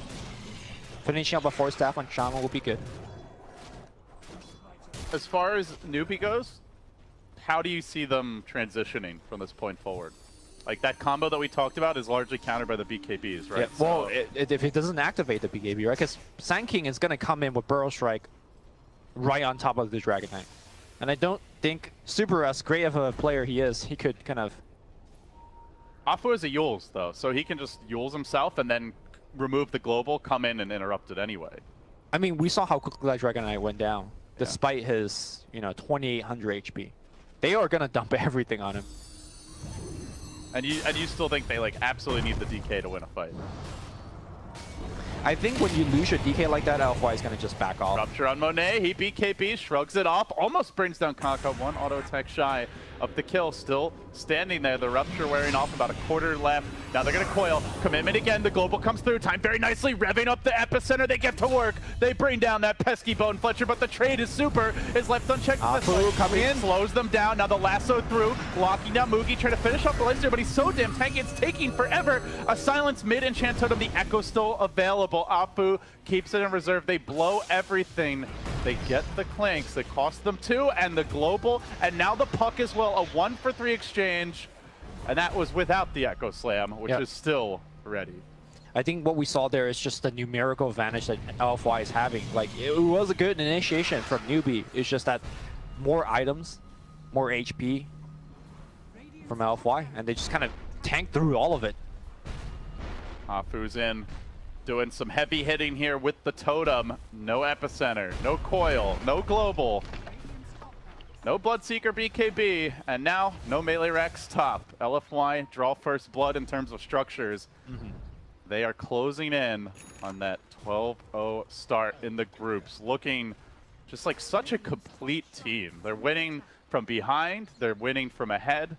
They've shown a bunch of different picks and styles for a variety of their heroes, and I mean, it's just hard not to run out of good things to say about this team with the way they're playing. Yeah, when a team has been winning every match, there's a lot of good things. Let's talk about the Bloodseeker as a whole, because we saw what he was able to do in the laning stage. He dominated the DK, a hero that you said has always done really well in the lane stage. Since the Breathe Fire change. Right, and then he, just kind of fell off. I think largely... Like, who's had more impact? I would definitely say Dragon Knight has had more impact on this game. And that's because of the item build that he went for. When you go for things like Blade Mail, Yasha into BKB, you need to supplement that with a bunch of kills. Remember, there were a whole bunch of times where he ruptured, Faith ported in instead of Kaka, or they had to port in a different timing. They missed a couple kills like that. You can't miss kills with Bloodseeker. KP tries to counter-initiate here. They get the burrow off on the Bat Rider. How much do they want to commit on him? He does have an Aghanim Scepter. He could go for this 2-hero lasso and try to hold them back. SCCC dropping the Rupture, and they turn their attention to the Bat, whose ult's already done. Then the double Ward Trap. No, not quite. SCCC, though, also getting out of it. Eats his way free. DDC on the chase. The core's on the run. They're low, though. Still Afu with the Echo. At some point, he's going to hit one, but just not yet, it seems. As DDC finds the stretch Armstrong shackles, but instantly get canceled out. Mookie makes it back to safety. Kaka also on the run. Heavy commitment from LFY, and they do manage to clean up Faith on the other side of the fight. Still Echo Slam ready. They do have the global now. I mean, that wasn't the worst for Newbie. Again, like, they lost the numerical advantage, but BKBs are starting to go relatively low now. And they are getting closer to the ultimate game plan, which to me is, if they have a chance of winning, it's hitting to level 25. Although, unfortunately, Puck has been dying every single fight. I think KP's had like 6 deaths in the last 15 minutes. Okay, 5. But all of them have come, you know, since he got the Midas, I want to say. In the river, DDC getting called out, ruptured up. Currently trying to stay alive as best he can. Hexes one, shackles the other, and will accept his fate, whether he likes it or not. Yep. He is dead. That's a nice little killing spree ended. Sadly for Newbie, Roche is not up just yet. Close to the, not the max respawn, but close to the 10-minute respawn. Newbie are hoping that they can sneak a Roche. I don't think the timing's going to work out. I feel like if SC could finish his butterfly in the next, let's say, 5 to 7 to 10 minutes, he might just take over this game in terms of physical damage output. Between BKB and Evasion, there's very little Alpha could do right now. KP comes in, he's going to get found, is he going to get lasso? That's a question. He orbs to the right side and he just dies. Tunnel vigiling on the fight in the mid lane. He wasn't watching his hero. Now Fissure clips on Kaka. Global comes in again late, maybe protecting They've SC. still got a lasso though. This Batrider's not giving up just yet. Flame Break pulls SCCC closer into the clutches. Batman can't quite wrangle him in. Now the buyback. Newbie still want to take this fight, but the BKB's up on Monet, and he stands there like a bulwark against the offense. In comes Kaka, Dragon Tail before he can burrow. He hesitates. He's getting punished for it. Now likely to go down. Super finishes him off. Just a bit slow on the trigger, and still Afu waiting for that Echo opportunity. Really doesn't need it. He still has impact without it. The Batrider may have overplayed his hand. He's got the lasso. Can he get it off? No. Newbie bring him down, and now Afu strikes. Nailing them with the Echo, and then to the cross comes the Fissure. He hits all 3, cleans them up, and KOs Newbie out of the match and out of their opportunity to take a game off LFY. They are still undefeated. They are still dominant.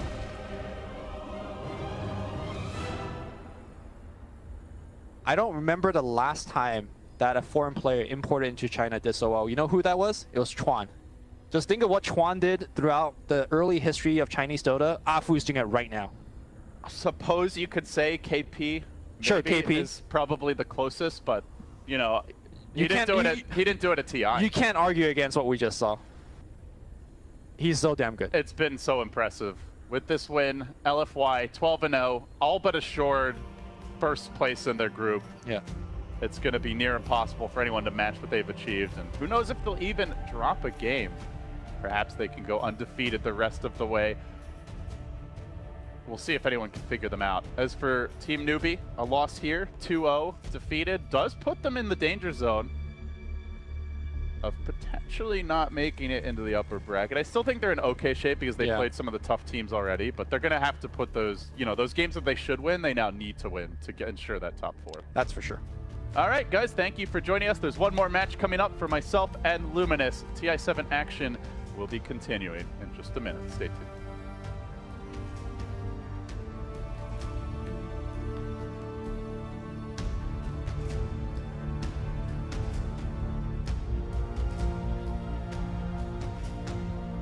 Completely. Yeah, Anchor Smash is going to counter them way too hard. You can't play Wolves against Titan lane. He has to go for like a 0-2-3 build as usual, I think. Just try to win the lane by harassing Tide all the time with his passive regen from the Feral Impulse, and then see if that can get him into a good position. And Samir loves doing this. He's got himself a double wave again. How does he do this every single time he's able to achieve a double wave? Manipulation. There's going to be like some really good guy. It's not really getting a... It's getting like a 1.5 maybe. It's because he keeps denying its range creep at the back. He dragged the creep wave up far enough. He's got 4 denies and 6 last hits compared to this Weaver who's 3-0. Yeah. Like, he's taking out the critical units. Meanwhile, Infamous is committing to protect the farm of the Sven. Xayah is playing a very old-fashioned way of doing the Earthshaker, which is just sit on bottom lane and babysit your off-laner. With the New Age Universe, pick up, telekinesis, throw him back. Void's out. They've still got Stormbolt available, but here comes Crit. Zai's got his Fissure available, goes for the stun. Sven slowed up a little bit. Universe can't reach him to kill him. Or maybe they can with Crit. No, he'll actually come back to being a ground-dwelling bird. But it's enough just to intimidate Benjaz and actually get him to burn off his salve too. And this is where the action is mainly going to be. I think EG are content with the 2 lanes they're going to have on the side, on mid and top, and then they're going to focus on shutting down Sven as much as possible. So far, they're keeping him level 1. He just now got level 2, and Universe is closing in on level 3. And Artee's actually winning the CS on that top lane. I don't think he's going to keep doing that now that Tide is 3. With a level 2 Anchor Smash? Yeah, I think if King Tekka plays this correctly, he will be slowly overtaking here a little bit. Maybe that's when we look at the rotations. The first one is coming out. It's Matthew coming up for the 2-minute bounty rune and maybe gonna try and help zone out Arteezy. And if they do... Actually, is there a... There's no dire Observer Ward that's seen this. If he comes for the second bounty rune, now EG should have got a small glimpse that Night Stalker is on the top lane, leaving the bottom lane a little bit more exposed for Infamous. Also, this is not fair. Smail is using 3 heroes against 1. He's winning this mid lane pretty hard. Yeah. I'm curious why they thought Weaver was the good last pick here. I don't think it particularly does any, like, fish up. Special. They're slowing down Sven. It's not enough of a slow. They need the enchant as well. He hasn't skilled it yet. He's playing without creep. They're trying to turn the tide this mid lane. Difficult thing to do up against a level 4 Mirana. Tomato's just harassing him out. They're getting rid of the Observer Ward. Then again, Matthew was so timid about this. Tango it. Yep, that's actually what they do. Fissure. Arrow. The stun doesn't last long enough. Only a 1-second duration, and the arrow took too long to fly. And actually, King Tekka is not overtaking this top lane. And now I think Lycan is going to just win now, or at least draw from this point on. These first 4 minutes are the minutes where I think Tide has a potential advantage. But he didn't have... Oh, actually, there's a solo kill from Sumail. Never mind. Yeah, I don't know how that happened. Arrow leap into a level 3 Starfall. But the Tide should, I think... If he runs out of mana, Lycan is winning the lane. So you need to use your mana to build that advantage. And since he used all his mana up, except for his Mango, and didn't win the CS war, now it's hard. Yeah. So Arteezy just manipulated the lane very well, got all the CS that he could, kept taking advantage of his Quelling Blade and superior base damage. Yeah, I wonder, just looking at the numbers in this lane again, if this is actually just a wash or a Lycan favorite lane even looking at it. I thought Tide was going to have an advantage, but maybe not. It was more player influence than just hero matchup that's what influence. I'm uncertain about, because to me, I just glanced at the lane a little bit and it looked like Arteezy was outplaying him, but theoretically, I'm not sure how tight of a lane this is now compared to in the past. It used to be a Tide lane, for sure. Yeah. Positive about that. The regeneration, like, you can stand under it and has a bit more of a better time. He's got so much damage from Feral Impulse. That's the thing as well, right? Like, he's getting 37% damage right now from Feral Impulse, and then he has a Quelling Blade. So they're switching the lanes. His damage is so high. So they're bringing Sven up towards the top. Tide's moved down to the bottom. This is... EG are winning really, really hard right now. Universe actually dominates this lane now. Yeah. It's difficult for Infamous to solve their laning problem right now. The Sven is going to be playing at level 3 Sven against level 6 Lycan up top. And here goes your first smoke gank, or actually, doesn't even have to use the smoke, they don't have one. It's Crit, who has to run away, silenced up for the moment, can't take flight, he's got 14 seconds, but the Fissure from Zai creates some space, but King Tekka, nice rotation in, pulls himself off the bottom lane. They get a kill on the Wyvern, but the trade-off is the fact that Universe is now attacking with double catapults on the bottom lane. So this pressure actually ends up slowly removing the tier 1 tower. How might be on cooldown? Arteezy going to commit dog form. Sumail came in through the rear. The Starfall's already done more than enough damage to ensure the kill on this Ven. And Arteezy will claim it himself. And Sumail goes straight back to mid with phase boots. He's going to have a pretty significant damage advantage on the Weaver right now. He's 25 damage higher. So here comes Rubik. Fate building a little bit harass. Oh yeah, they've just abandoned bottom. Like, they've just let it go. There's nothing more that can be had from it. You're a 2k advantage behind, well, I'll say behind, 2k gold behind Infamous. And they're forced to already jungle with the Tidehunter. Samael's just so far ahead, 3.5k in the net worth. Was able to get that solo kill in the mid, which has just turned everything. And Tomato gets hit by a Starfall, he can't stand in the fight.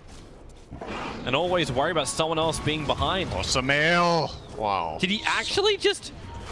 Yeah, Tomato was leaving. He leaped into arrow him and got a short-range arrow and just a couple right clicks off with the illusion, and that was just barely enough for Tomato to not get ultimate off. Night Stalker was even there to try to help, but it was too late. Yeah, Samael is just outplaying him really hard in mid. Like, this is not this Mirana favorite of a lane, but he's doubling him up on net worth, minute 7:30. Weaver's TPing in, the arrow, he was just TPing over. Zai still here to lend the fissure, able to get the follow-up stun into the Weaver. Burning off his raindrop charges one after the other. He only just picked that up as well, he's already down to 3 charges. Meanwhile, Universe has kept this catapult alive forever. Continuously pressuring the bottom lane, getting solo experience, and once Impetus is up, heavy burst of damage available. Crit's gonna find a friend too. Well, actually, either way, King Tech is moving pretty quickly to get towards Crit with the Observer and Sentry. They know what they're up against, but Matthew maybe overstaying his welcome. The Fissure trying to block, but Tomato moving off the mid lane, going to help kill off Zai. Shrine is available. Maybe cast a Cold Embrace. Yeah, it's the only choice, and then still in range of the Shrine. Tomato will do the damage. The leap forward. Matthew will go down to Samael. They can move their attention towards the Weaver. Doesn't have mana for time. Up to 7 stick charges will give him that, but when the arrow misses, he was standing in the one position. He's doing exactly the same thing under the cover of Shikuchi. They don't see him just yet. Now Zai will find him. He doesn't have the aftershock, so doesn't get a stun off the totem. Nice play from Tomato to stand still there with Shikuchi. Everybody's going to naturally assume that he's running somewhere. So they were trying to split and cover the angles, and he just didn't move. Nice choice. EG at the end of the day. A little bit of mistiming there on the arrow fissure combination, but the save from Crit there was really beautiful. He held it for as long as he could, just so that the Shaker could get into range of Shrine. Yeah, this seems like such a horror position for Infamous. I understand how they want to get back into the game is with the flash farming that can come from Benjaz, but the camp they just stacked up, this 3 stack here, they've already lost the tier 1 tower in mid as well as, well, almost in mid, as well as the one on bottom, which is gone. How do they hold on to this? How do they maintain control? So they have to bring Sven down earlier to get rid of, like, to take the stack. Samael, leap, fissure, perfect block, Starfall to follow in, and Benjaz dead on the top lane. Net worth drops now into the lowest of the 3 cores of Infamous. And that dog looks amazing for Lycan. What is that set? Yeah, the wolf? Yeah, the wolf form. Ah, it's really cool. Blood Moon set. Nice. I like that. Borealis and Puppy, Guardians of Ambry. It's the wolves, and then the form of the Blood Moon. Alright, back to the game. Away from cosmetics.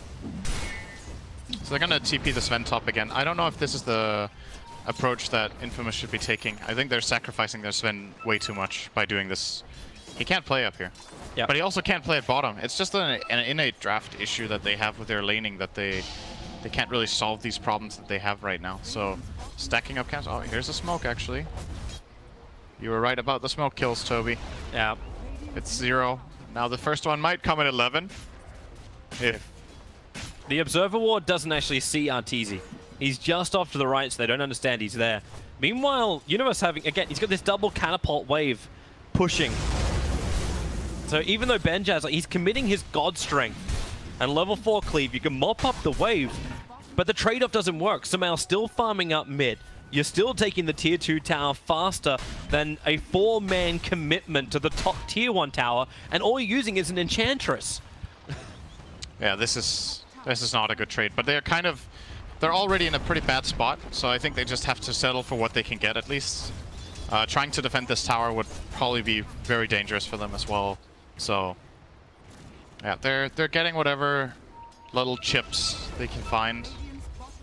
But this early game looks so extremely EG that I mean, I don't really know.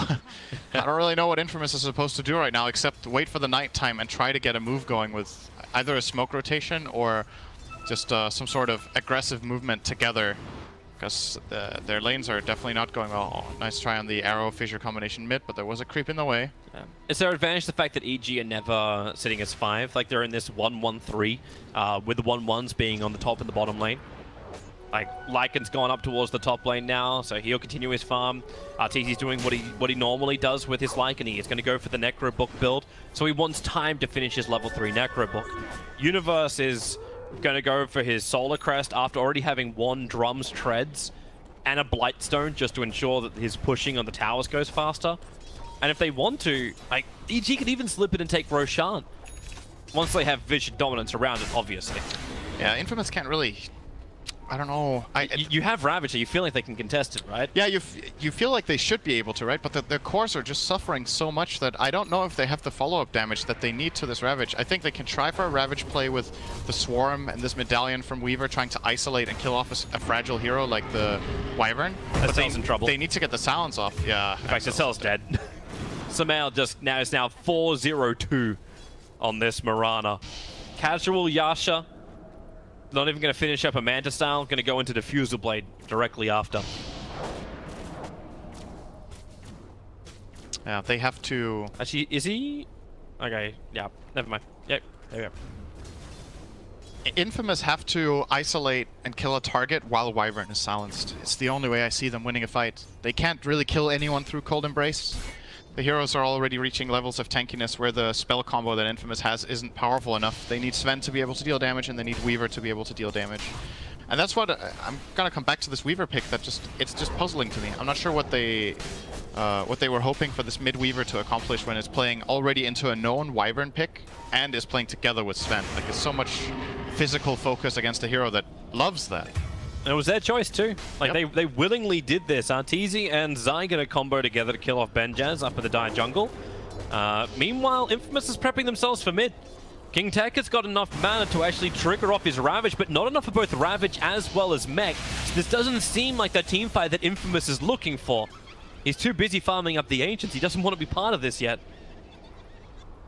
And you've got mana issues from your Tidehunter. He has mana issues because he used his mana to farm. Yeah. He does have the right item build to be able to get all his spells off. This Necrobook's being a little annoying for him, but... But it's just the fact, like, Infamous looks like they were posturing for a fight. Nice fissure into the leap arrow of Samael. Doesn't have mana for the Starfall. Now he does with the 1 charges. And he's happy to do that. Picked up a regeneration rune from the bottom river. And that just seems like a very easy kill. Now middle lane, Benjaz.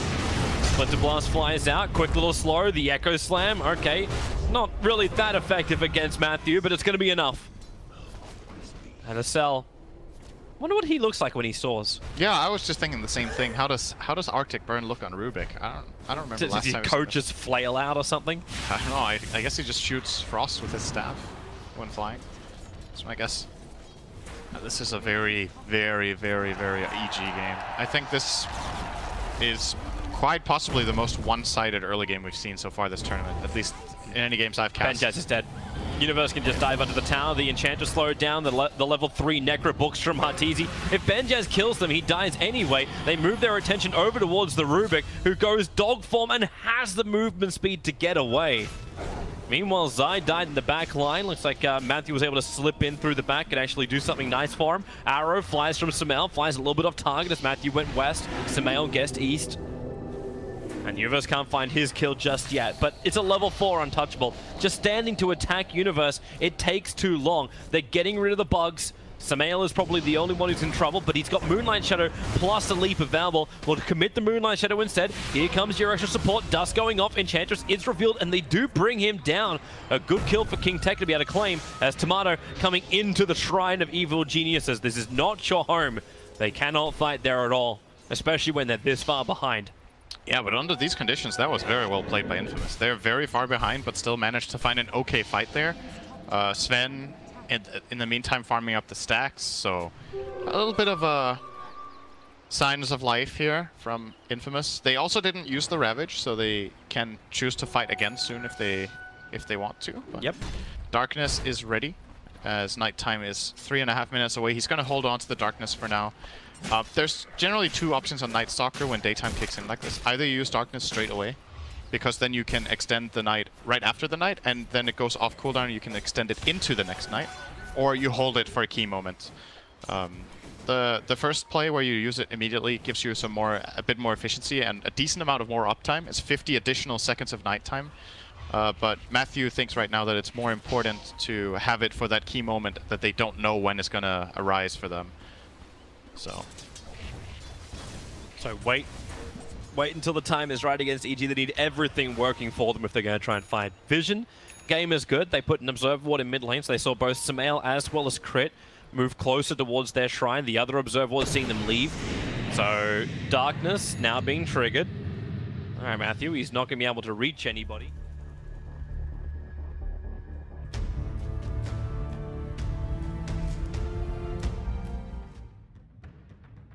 Welcome back, ladies and gentlemen, to Team Secret taking on Fnatic. Secret currently 5-7. Fnatic 1-9. So where Secret is still battling to try and sneak their way into the upper bracket, Fnatic, well, they've got to just stave off elimination and get to the main stage.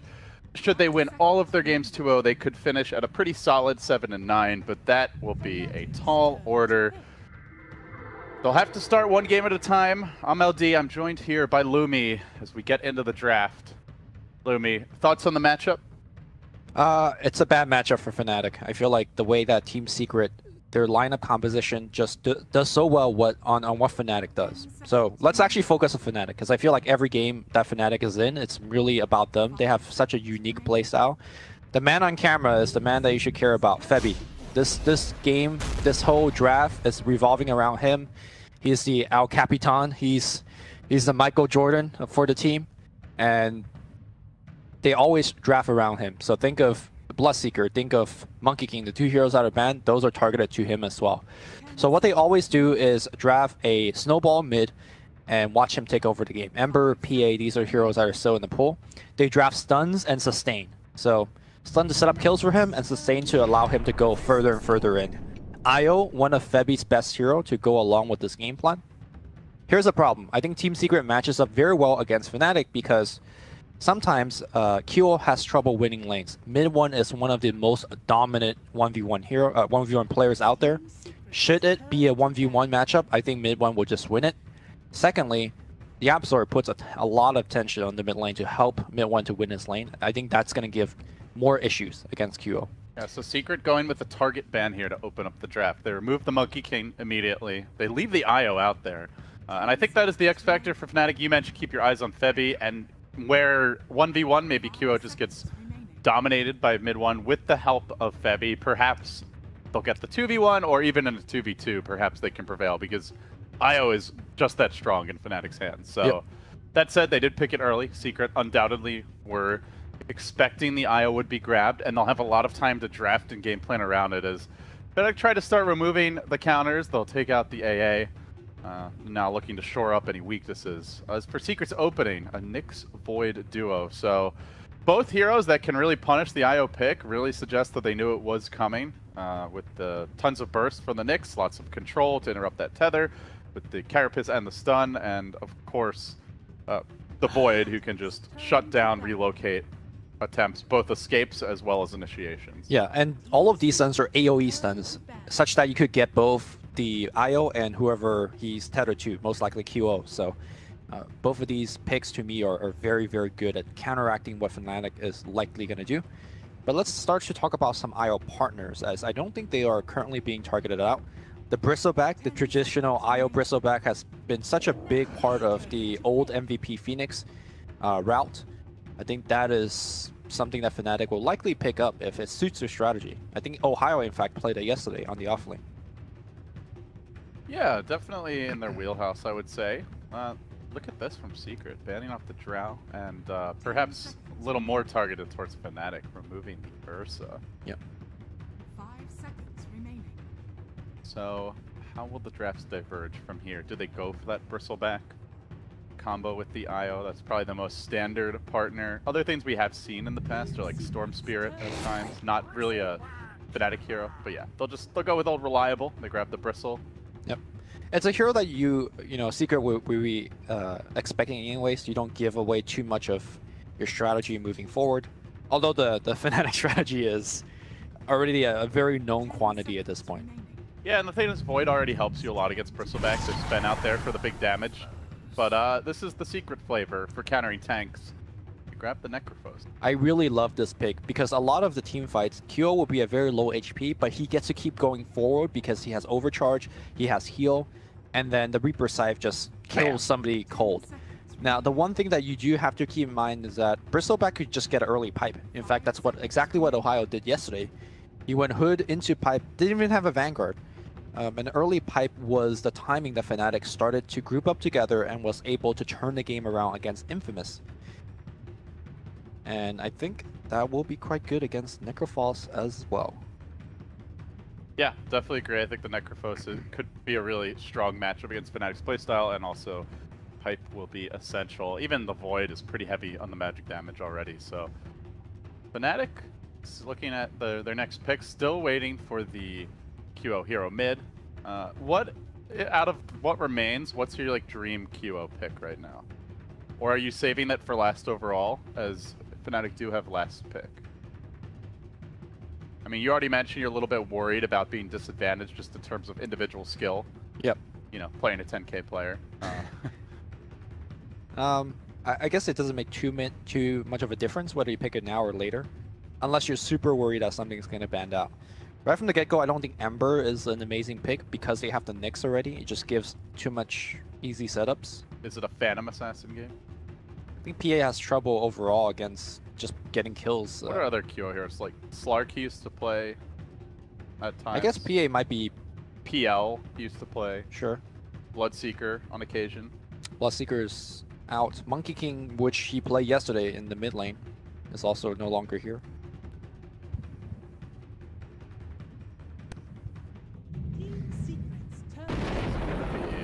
Well, this is probably not his hero. Gonna be Agents hero, yep. I mean, is there any chance he's the Bristle and they run something else for the offlane? Yeah, that's possible. I'm just thinking, like, if those are both cores and then they also pick like a semi-carry mid, then you're super reliant on your 4, arguably 5 position Sand King somehow cobbling together a blink, or otherwise, like, how do you take fights? DJ is actually a very, very good Sand King player. He used to play 4. Actually, I think he loved to get a mech on Sand King. Greaves on Sand King. Really? Yeah. But I when was this? I want to say a year ago? Okay. Old TNC. Is it Mineski, or am I getting players mixed up? God, they've all shuffled so much I can't remember. But like, yeah, when he was on a team with mostly I remember for sure Filipino players. Yeah. No, I'm not. Yeah, I'm sorry.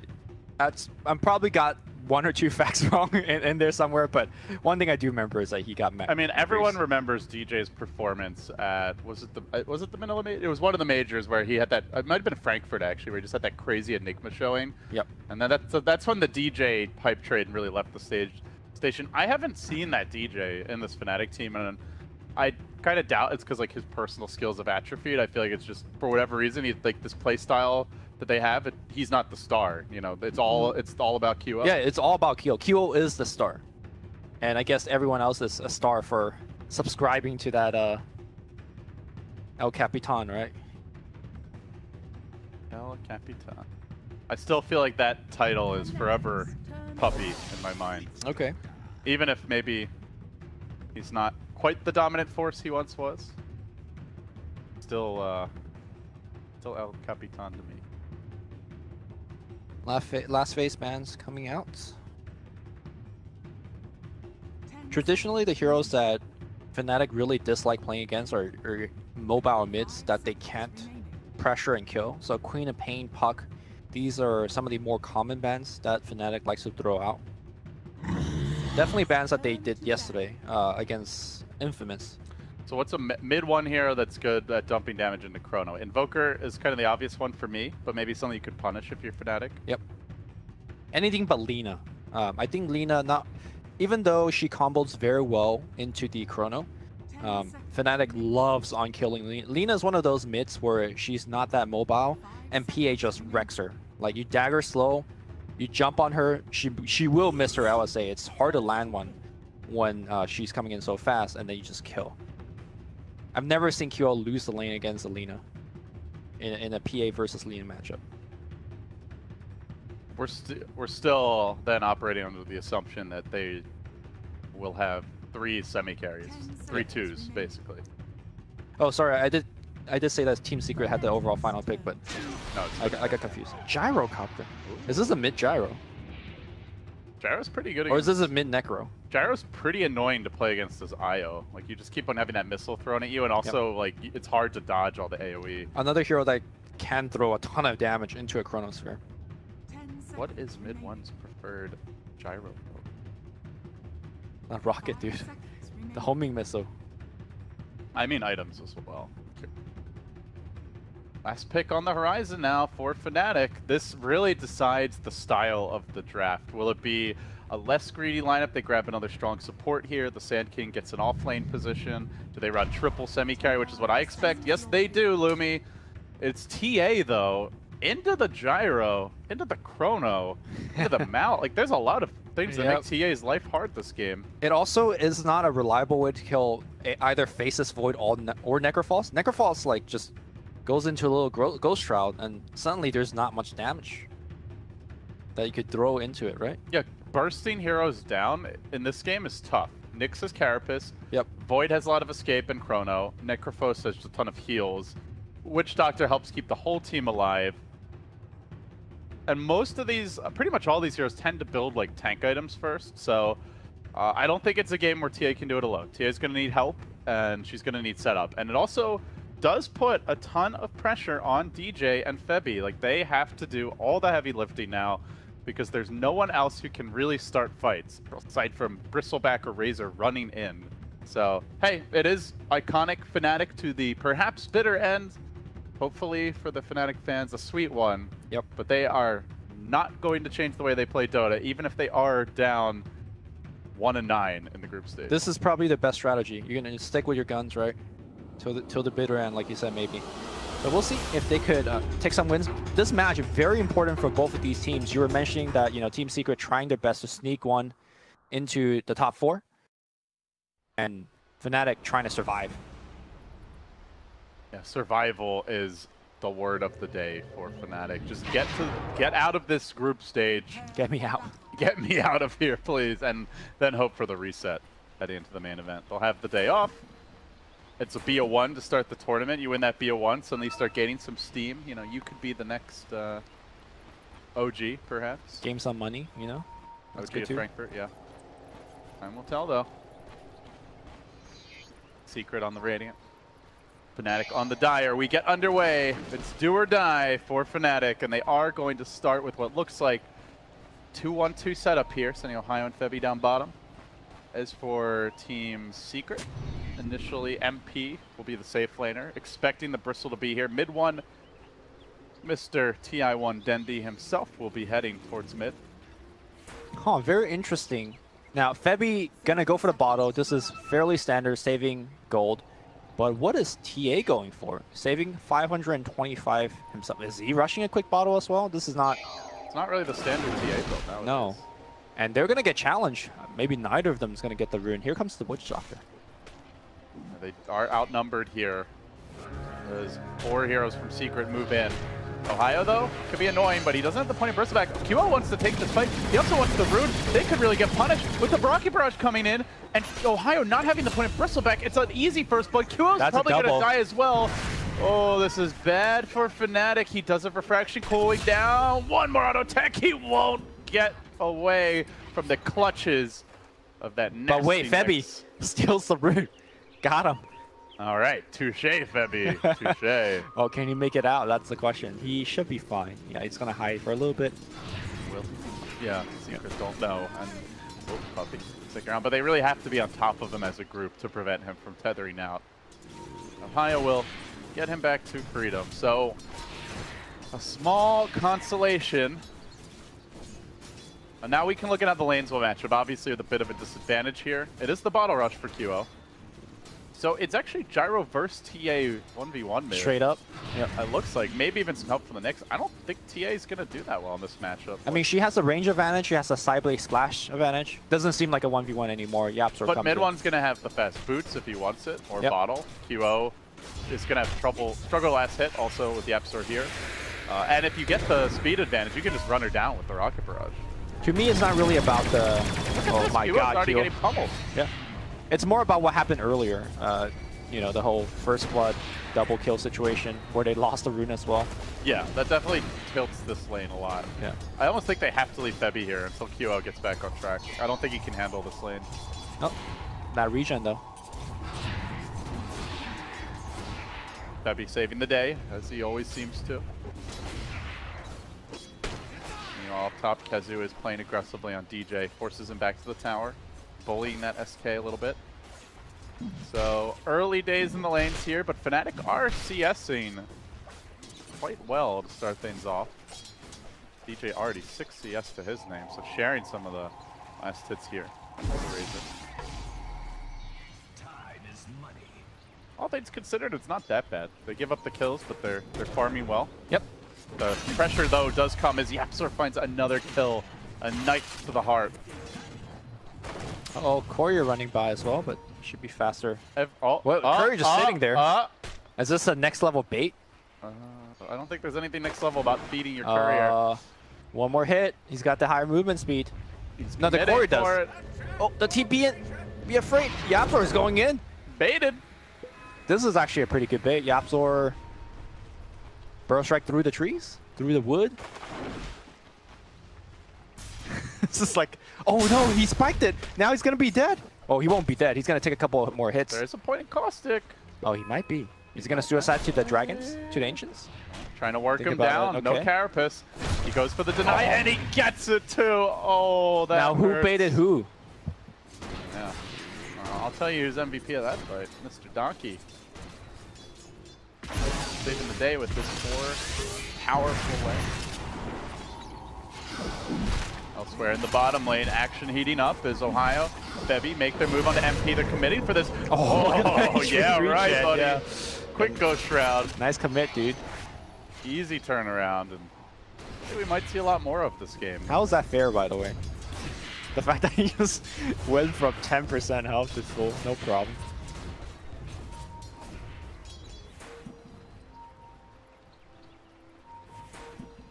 Any adjustments you want to see for either team? No, I think these are the lanes that suit both team the best. It really comes down to when level 6 on mid 1 hits, what happens? Probably Yapsor is going to rotate mid and force a kill with the ult. I don't think, for example, Void is going to be able to get too much.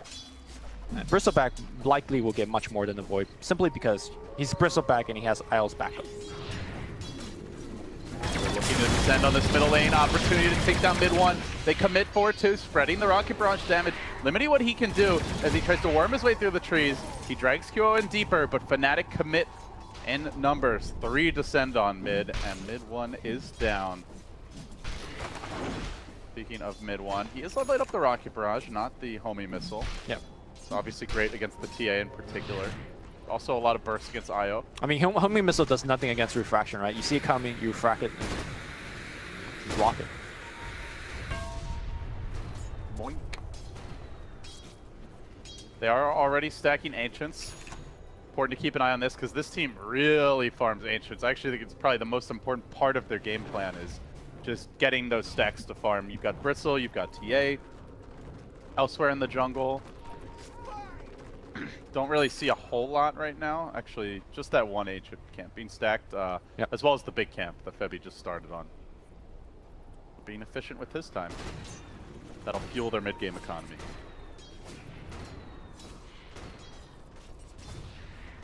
All things considered, I say that lanes are going quite well for Fnatic. QO is getting his, Bristleback's getting his, Razor is definitely beating the Void. So this is kind of the start that Fnatic always wish to have. And then, you know, magically some chaotic stuff happens 8 minutes in, and generally they take over the game from that point on. And they want chaotic stuff to happen. If it's an organized fight, that's a secret fight. with all that AoE, all that control. Fnatic thrive in chaos, at least this game. Every Fnatic game. Really, it does work.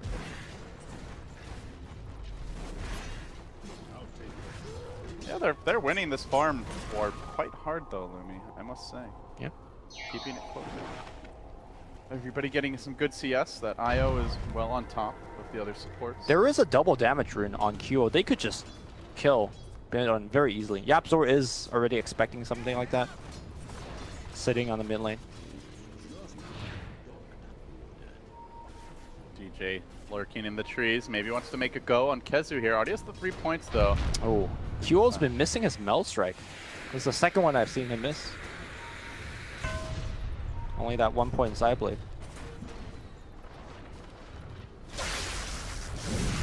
More often we see 2. Yeah, then you won't have the Mel Strike. I think you pick the Mel Strike for the forcing kills. Most TAs are content just to trade farm, but for QO, kills is his dang. I do. The one hero we haven't really talked about for Fnatic is Agent, just quietly dominating top. Not much Void can do about it on his own, but with Echo, perhaps things could change. They're going to bring in the Gyro. They drop the Maledic. DJ on the side trying to offer assistance, but he can't get the job done. In fact, in burrowing in, he commits his own life. At Secret, we'll grab 2 for the price of 1. Costly deaths there. And again, has to me been the story of Fnatic that DJ is only a role player in the way that they draft, in the way that they give him space. He's not being given opportunity to take over games like he used to. Yeah.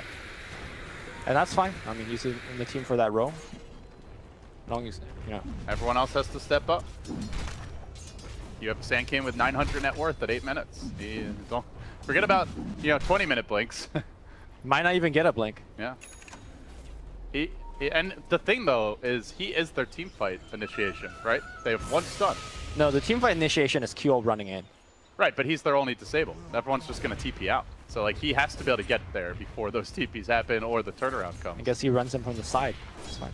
You gotta be a sneaky. Crouching Scorpion. Hidden Burrow Shred. So I wonder what Ajit is going to be ultimately going for. Normally, Ajit plays a safe lane carry role, but buys very, very utility-based items. Things like drums, Medallion of Courage, things to that nature. Force Staff. I think your goal as Razor is to tank up and survive the Chrono. That's the dream scenario. Maybe even a pipe would be good for him, potentially, as they commit onto DJ. They want to kill him off, but the IO's there. Bevy turning the fight, and now Ajit seeing opportunity. Surges forward, but can't kill anyone fast enough. Secret are able to disengage. Yep.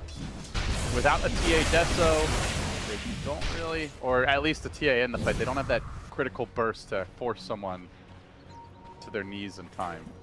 I think for the next 2 to 3 minutes, QO and Ohio is going to just work on these ancient stacks, finish it off. QO gets the Deso, Ohio gets the Hood and Pipe, and then it's go time. No more farming. QO getting out CS here pretty heavily by mid 1. Already 10 CS down. I mean, that's something that we already kind of touched on during the drafting phase. Sometimes QO just have trouble comparing to some of the top tier mids. But I think mid 1 in particular this game has been getting a lot of help as well. Which is, fairly standard Secret. They are tri-laning mid for now. They've got the Void in reserve, I believe, smoked up. Waiting for an opportunity to pounce. They make their move. The bubble gets deployed. There is no relocate just yet. Oh, Io not even in position. It looks like he was heading towards the south. He comes in from the long range tether. They're not able to burst QO down. And now Ohio charging forward. But where's that Sankey? Where's that Burrow Strike? Mid 1 TP's out. He cackles at them as he retreats to safety. Not over yet. Puppy gonna get slowed down. We'll get slowed down again. QO decides against walking up the ramp. So a couple of things in a team fight. Mid 1 walked into the Chrono here after dropping the... I think he wanted to get close enough to get the Rocket Barrage off without being in the Chrono, just mistimed it a little bit. And the second thing, like you said, Sankey needed to port there to basically ensure them kills. But no harm, no foul, and the Chronosphere is down for a while, so that this gives Fnatic some time and room to do what they want to do, which currently is finishing that Ancient stack. Febby will be able to get experience on the mid lane as well. Atos almost done, meanwhile, for MP. So, going some raw HP here. Getting tanky, and the Atos complete. He can go for the kill on Febby. He's going to dive in. The Scythe isn't enough to finish him, but that last auto attack does the trick. Still the IO with the quick respawn. Up in 10. No relocate for him, sadly. He's only level 4 at 11 minutes. Bit under-leveled. Febby is normally, we see the IO goes to the Ancients and gets all that experience. Meanwhile, in the top lane, though, action breaking out as the chase is on to Ajit. QO simultaneously trying to dive MP, but there's no way he can fight through that Ghost Shroud. They look for Yapzor. The ball's hitting him. But do they have protection? Nothing going on their support, so Yapzor slinks away, and meanwhile, Ohio cutting this creep wave bottom. Kezu might be thinking about a setup, but the Chrono's still on cooldown, so lots of opportunities for skirmishes, but not too much opportunity for fully drawn blood, at least not right now. Kyo decides against finishing the Deso and goes for the Blink. This is pretty standard, 2 items that Templar always goes for. I guess his role right now is he doesn't think he could actually kill the frontliners. The Void, the Necro is just too tanky. Even the Gyro sometimes. You just want to kill Puppey over and over again, and then just catch up on more hero. Ohio is trying to press this bottom lane, really dragging Secret down, but they're coming with an Atos, with a Scythe. They've got the Chrono. Ohio could be in trouble. He's going to need the support of the IO if Secret want to commit. But they think against it. Like you said, going on those tanky heroes, not the ideal way to start a fight. So they'll wait for a better opening. Still for Fnatic, options to engage are limited. They do get a blink on TA now. There's no blink on the Sand King, so it's just running in with slows, and now they snare Ohio. They're going to try to focus him down here. Necro ult, available, gets the hood off, and not quite enough damage. Chrono coming through, and it's on the back lines, isolating Razor, locking down Sand King. Ohio still not there. They just haven't had Febby in these fights. He's desperately trying to get his level 6, but he's not there yet. And with the lack of Febby, kills are coming through pretty freely. Razor falls next on the list. That's 2 cores down. Secret are surging. Febby is just too underleveled. Yeah, that seems to be the big problem for Fnatic right now. They just don't have any initiation. Don't have any forms of control apart from that Burrow Shrike. And they're so reliant on the IO to take fights, and the IO is starved. Like, he needs a little meat time, but no one's picking up the slack. Kyo gonna eat the rocket to the face again. Looks like Tower should be fine. Secret are retreating as a squad, so a very calm escape plan from them. They don't give any opportunity for DJ to come in and maybe sideswipe a hero last minute. So it seems like Fnatic may have to slow things down right now. Let the IO catch up, farm these Ancients, buy time for the pipe to be completed, get that Dragon Lance on Ajit. Like, now is just not the time to fight with the Strike-Core and with no reliable initiation to speak of. And it doesn't really, it's not the tempo they want, right? Like we saw yesterday when they had success with the Monkey King Lumi, that now is when they're fighting, now is when they're killing. But I don't think they can with these heroes. Whereas Secret want to fight. They want to do it now. Calldown's ready. Here they go. Yapzor out in front, and he looks to commit. The calldown's on point. It's going to hit Febby once, but not enough for the finish. Febby stays alive and looks to retreat. He might be able to tether back in. No, focus down and isolate by Yapzor. He will fall while in the main host of the fight. Fnatic are getting for side. The bristle back gets deleted. Epicenter revved up. Burrowing forward. He will turn this fight a little bit, but not enough. MP hangs on. Everybody stays alive. Puppey with the heals, bringing them back. And Secret are suddenly back to full HP. 5 bite the dust. Man, I think the final pick on the Gyrocopter might have been the ultimate counter pick to the Fnatic strategy. They like to group up, they like to run at you, but when you see a calldown, look at the placement of the calldown and look at how the team reacts. Calldown comes through, the TA goes in, the team wants to go with the TA, but they're all isolated and zoned out. TA immediately dies to the Death Ward. The rest of the team without the TA, without the IO also got super low. Yeah, and he ran to the north in an HE camp, and Yapzor just would not let him come back to the fight. He ran into him, he had the Carapace ready if he tethered out, just zeroed in on that IO and ensured that there was no healing or, you know, damage reduction in the entire fight, so. Fnatic cannot take a fight until pipe is finished. They have no chance of winning. I think they need the pipe, they need the Deso, and they need, like, at least the Dragon Lance, maybe the makings of the next item on Ajit. Like, they're just not, they're not combat ready. Yep. I think the fact that they got out farm in the laning stage so hard is coming back to haunt them. I don't think Sand King was the right hero for the role that DJ is playing right now. I think if you want a hero that star, Shaker perhaps is a little bit more. I don't know whether Shaker was banned, but Reaper Scythe coming to play again. They're feasting on Ohio, and you know, I know we saw like the seeds of this Necro counter to Bristleback a month or so ago, but it's being put into practice before our eyes. Well, this is more like, hey, I'm out leveling you, I'm out itemizing you. It's not really even Necro counter or anything. I think any other offlane would have suffered the same fate, if not harder. I guess Bristleback is tanky, but I guess the point I'm trying to make is that Fnatic is just losing because they're just more behind. action breaking out as QO trapped out. Punished, he tries to go in on Puppy. He can't even take down the Witch Doctor. Secret just keep on rolling. 15-1. Yep. Honestly, I'm surprised it's not a 10K gold lead. Puppy, I gotta point out, the casual buckler, something that he loves to do when he, I think, played 4-position support Doom back in the day. But, you know, against this particular team where they're trying to kill you with Mel Strikes and physical damage from Bristleback sprays, perfect item pickup. One of the most cost-effective way to give yourself and your team armor.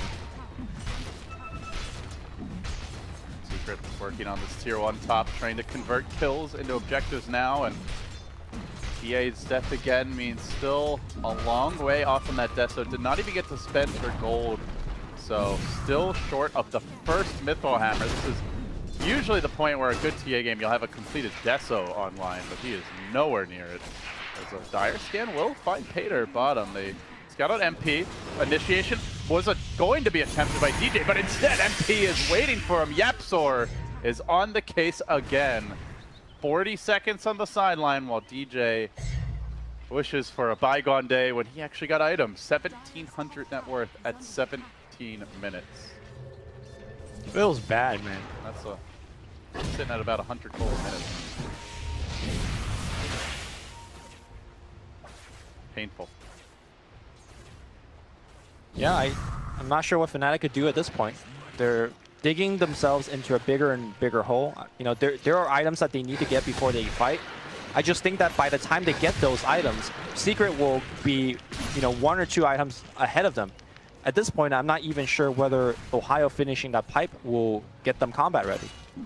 You know, you were mentioning, you know, Deso needed, Ajit needing his hero. Now they need all those items and probably a bit more. Like they're getting to the point where they might need a BKB to deal with all, like a pipe is not enough to get this much magic damage. And oh, by the way, mid one, he's close to a butterfly now.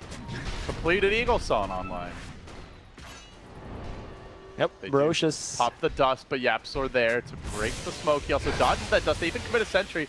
The goo comes in, but again, no reliable way to jump him or punish him. Instead, the Bristle goes in first. Now the cooldown comes through. They're fighting with it. Oh, relocate out. Could be the start of a save. The Chrono comes in as well. DJ's Chrono. He does get caught by a bash, but not finished off. It's about as good as you could hope for Team Fnatic, dodging a lot of the damage that Secret can bring to bear, but still they chase forward onto QO. MP at full HP, threatening for more. They're even going to shrine up. That follow-up burrow from DJ, not enough. All cores are healthy.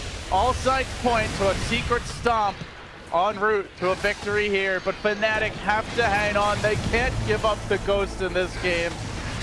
Even a 1% chance. They must fight on. They must find kills. I don't know where they come from. Where's the stun, though? They're trying. They're just going to run away. But it's just not enough. Secret keep on retreating. They're just going to run away. He charges in, and he's in too far. Bristleback no longer facing away. Easily dealt with. Febby can't commit in because he'll die in turn. And if one bash comes through, likely Kezu finds another kill. The Rocket's about to connect, looking for Ajit. But Febby's the one they ideally want. The Sand King respawns. The low levels are their lone saving grace. They can come back quickly after dying, but it's likely quickly into the meat grinder again. Burrow through. Kezu still alive. Time walks it off once more, and now the Death Ward comes in. Puppy looking for follow-up damage. DJ on the run, but now he's tanking it. More and more Fnatic are crumbling. 23-2. 10K gold lead. Absolutely being spanked right now. Secret are showing no mercy. That team fight, there was 2 buybacks on Fnatic. They didn't get a single kill. And that goes back to your point. Sand King is the only one. Sand King was dead for most of that fight. They're going to go again. Ohio has a hood for himself. They are giving it no respect in the base of Fnatic, trampling all over it. They go into the house. They take their teeth. They take everything. They raided the fridge. They've cleaned out the bathroom. They took their shoelace. There's nothing in Fnatic's house. You don't even wear shoes, Secret. Half your team's from Z. You like wearing sandals anyway. No mercy, Lumi. I mean, all right, the building's gonna get glyphed, but no mercy. Okay, no mercy. at this point, Febby even's just playing with them. All right, caramba. Yeah. This is just sad. Painful stuff. And Secret, don't back off. Mr. TI1 Dendi has a butterfly en route. MP, tanky as ever.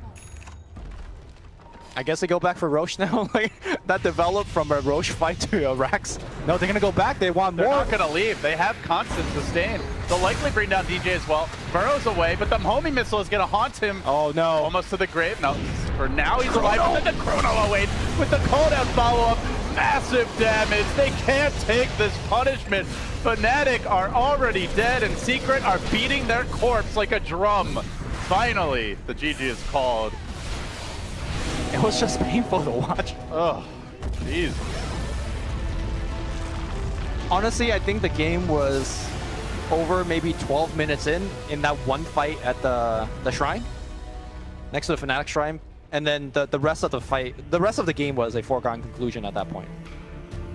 You know, Fnatic stayed in the game because it's TI and they have to, you know, play it out, but at that point it was such a big deficit. Fnatic struggles continue. It is really feeling like the strategy is not working and they have to change it, but can you really do that? Day 3 of TI group stage, you're gonna have like maybe a 10-minute break. Can you suddenly come back with completely different picks and style? That's never been QO's way. That was actually how MVP went out at TI last year. They kept on doing the run at you, 5-man Dota, it got figured out, and they still picked it into their last game when they ended up losing. So I just can't envision a QO team making that sudden or radical of a shift. But honestly, Lumi, they seem very figured out, and I don't know if they have a choice. Yeah, I think you just run it back and hope for a better draft. Well, if you're Secret, don't change anything because whatever they did certainly worked. So with that, guys, Game 2 coming up next. This is a wrap on Game 1. Fnatic searching for their second win. Stick around.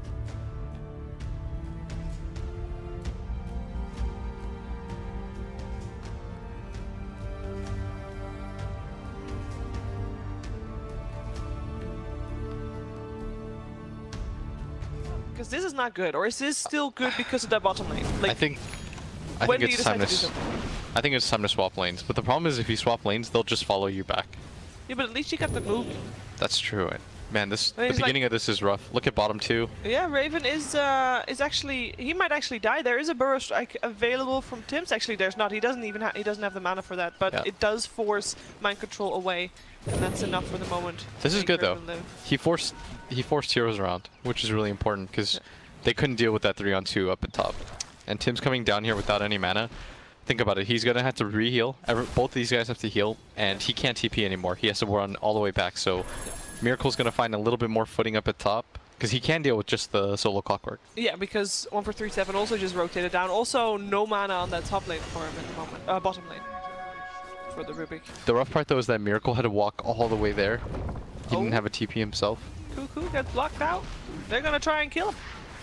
Courier dies as well, but we're gonna follow Cuckoo's death here. I think his death is quite certain, especially with mind control teleporting in. He does take a lot of beating from this tower, but he'll be okay. He sniped the courier as well. That's why he was behind there. Yeah. That makes sense. And he's gonna shove in the wave. If you're this Necro, you want to make sure that Tinker gets as little of this as possible. So you just shove in the wave. Gonna deal some damage to the tower because we talked about how important that mid tower is, Shiver. Yeah.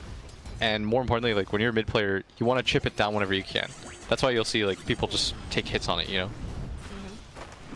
This Clockwork is having a rough time without his supports here. Yeah. He's not able to do much, but Tims is back, and 1-4-3-7 is on his way back as well.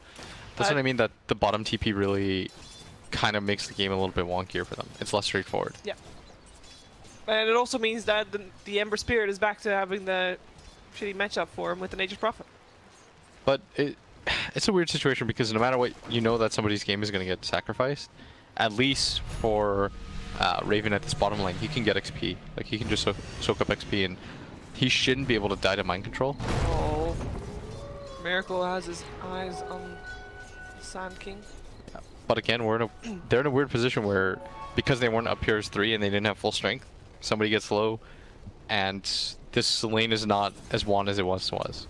And now you've got GH up here too. Maybe if Tims doesn't force that TP bottom, this game is completely different. Yeah. It's like that game we saw, remember when Matama Man was Ursa, and he just TP'd to top, and then he was forced in a weird situation? That's kind of this moment in the game is, they're going to ping him out, they want to go on him, Sam H is going to pop that. Well, let's see, Miracle is in a bit of a pickle here, but alive for the moment, and Tims is the one to die first. Mind Control coming in to help out.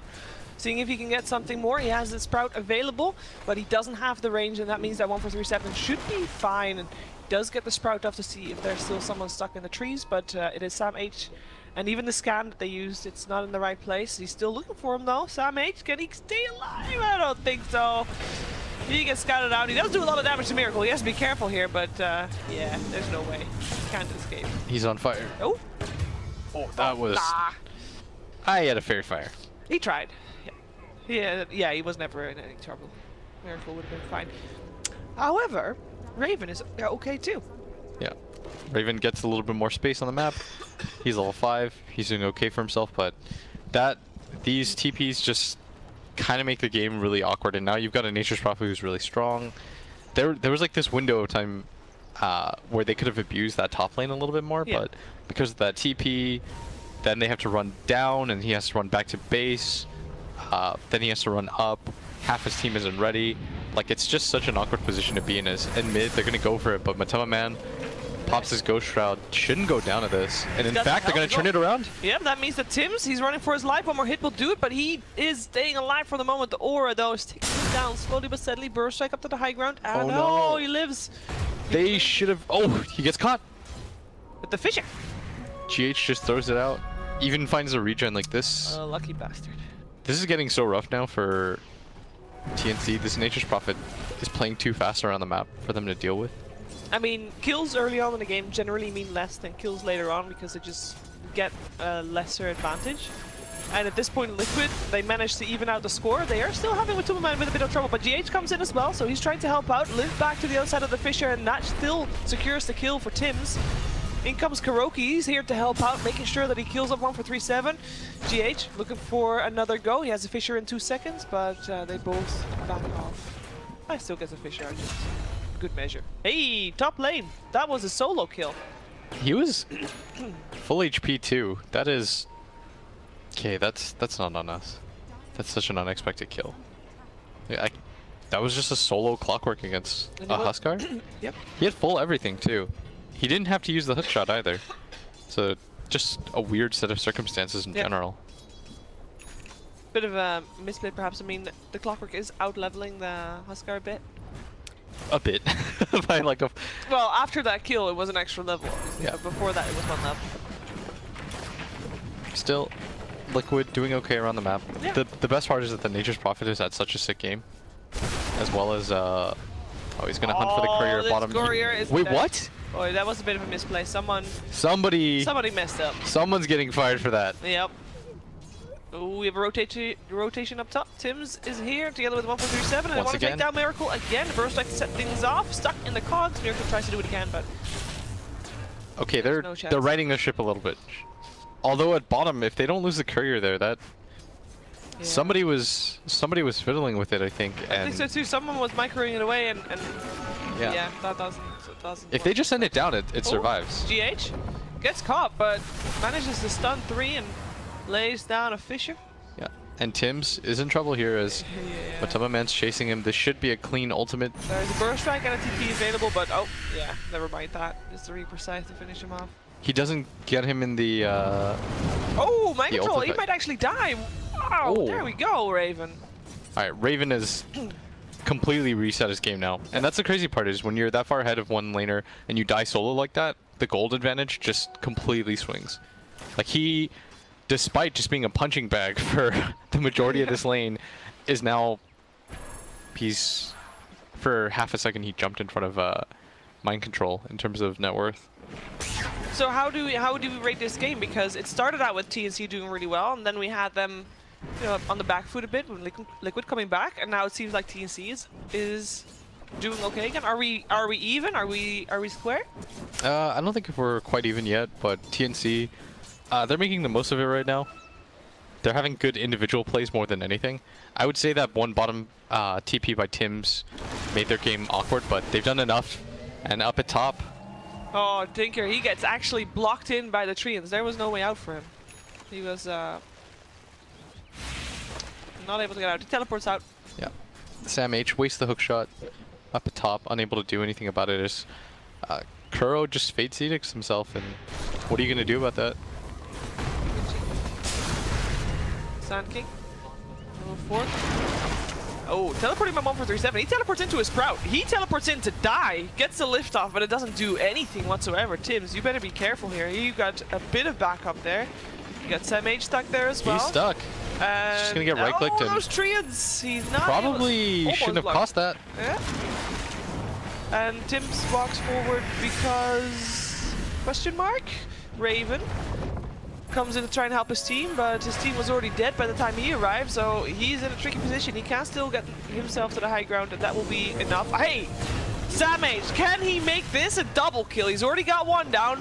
Mind Control is taking a lot of damage as well, though there's no flare available, unfortunately, for him, but that looked like it almost looked like he could get a double, maybe even a triple kill. With a bit more lucky battery installed.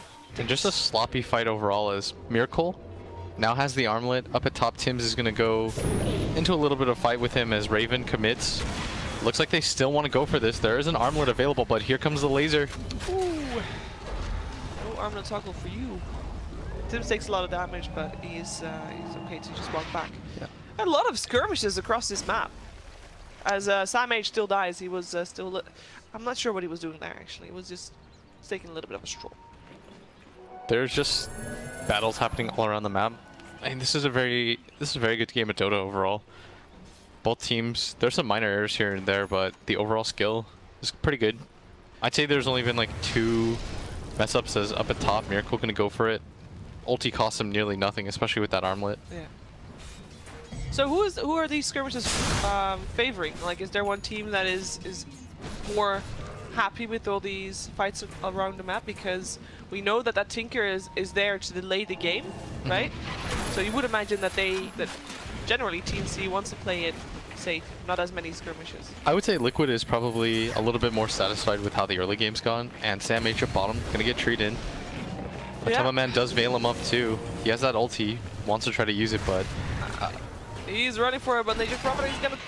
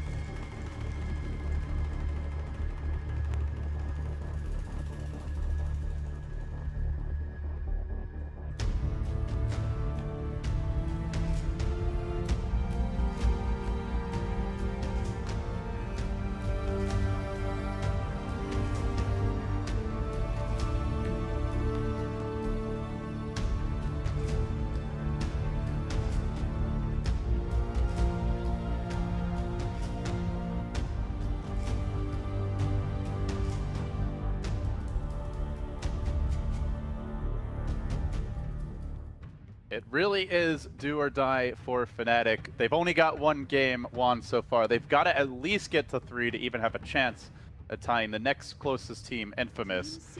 They lost game 1 against Secret. It was, to be honest, a train wreck. And now we enter game 2 wondering, will they adapt? Will they change? Do they just stick to what got them this far? Well, they're definitely changing in the ban phase. I think Nyx Assassin was one of the big reasons why Team Secret did so well. I think honestly Gyrocopter did the most in terms of breaking up the team fight. In May IO had such a tough time like getting his tether off without getting blown up himself. So I think if Fnatic picks up IO first phase, they have to ban out Gyro second. Definitely agree. They'll need to find the right bans, but there are a lot of counters to IO. Oh, that is different. So something very fresh. The Chaos Knight first pick. We saw the LFY way of responding to this, which was the Dusa, though it came much later in the draft. Curious if Secret would consider something similar. If this is a Chaos Knight first pick, what else is coming, right? Because generally you pick your crazy heroes towards the end. Let's get weird. Mid one is put to sleep by this particular selection. Not impressed.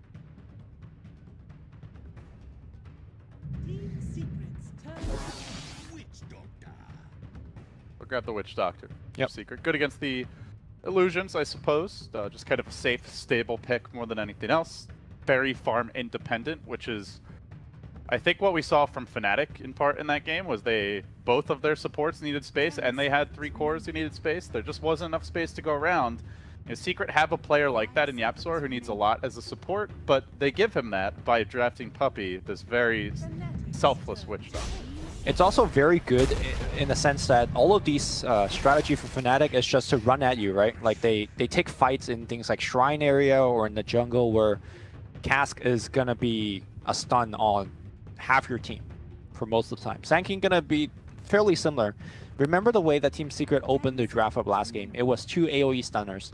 That applies a lot of pressure, and it's very good on, again, those jungle-esque fights where once you get a 2-man Burrow Strike, you're gonna have a good time. An Apparition, the selection from Fnatic looking for the pickoff.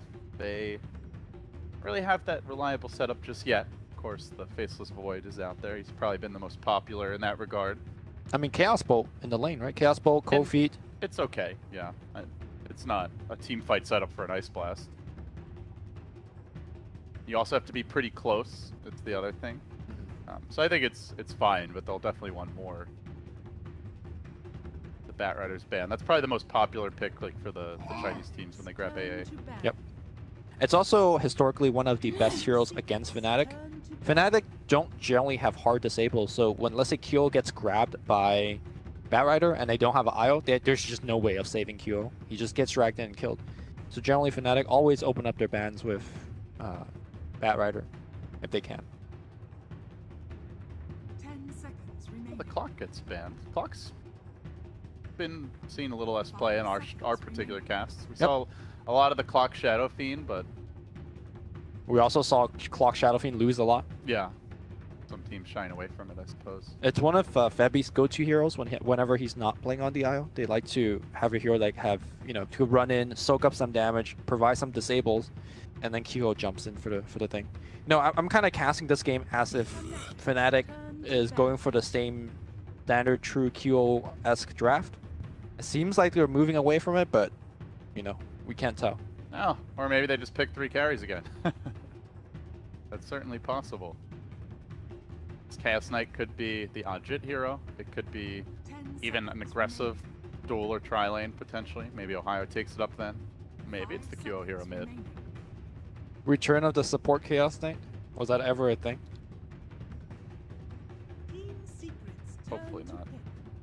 I just remember FY playing it in a position 4, and he got an Aghanims on it once. Made his Terrorblade more Terrorblade illusions. It went off. More terrible. No, it made the Terrorblade pretty good. No, I'm kidding. Yeah, it's okay. I do think the hero just... Yeah, his first 2 abilities are okay on their own. Like, the crit's alright on its own, but really, he scales so well with items, and he's so reliant on Phantasm. I'm throwing that one out there. It's just kind of like a stretch to put him as a support. It happened once in history. History of Dodder. Grab the Shaker now. Secret heavy on the team fight, heavy on the AoE to counter an illusion-based carry. How will Fnatic adapt? They grab the puck. Alright, this is starting to feel different, Lumi. I don't think that's a QO puck. I guess you never know. I mean, Puck is one of those heroes that could snowball, and you could very likely do it just kind of on your own. Just have to walk around and find picks.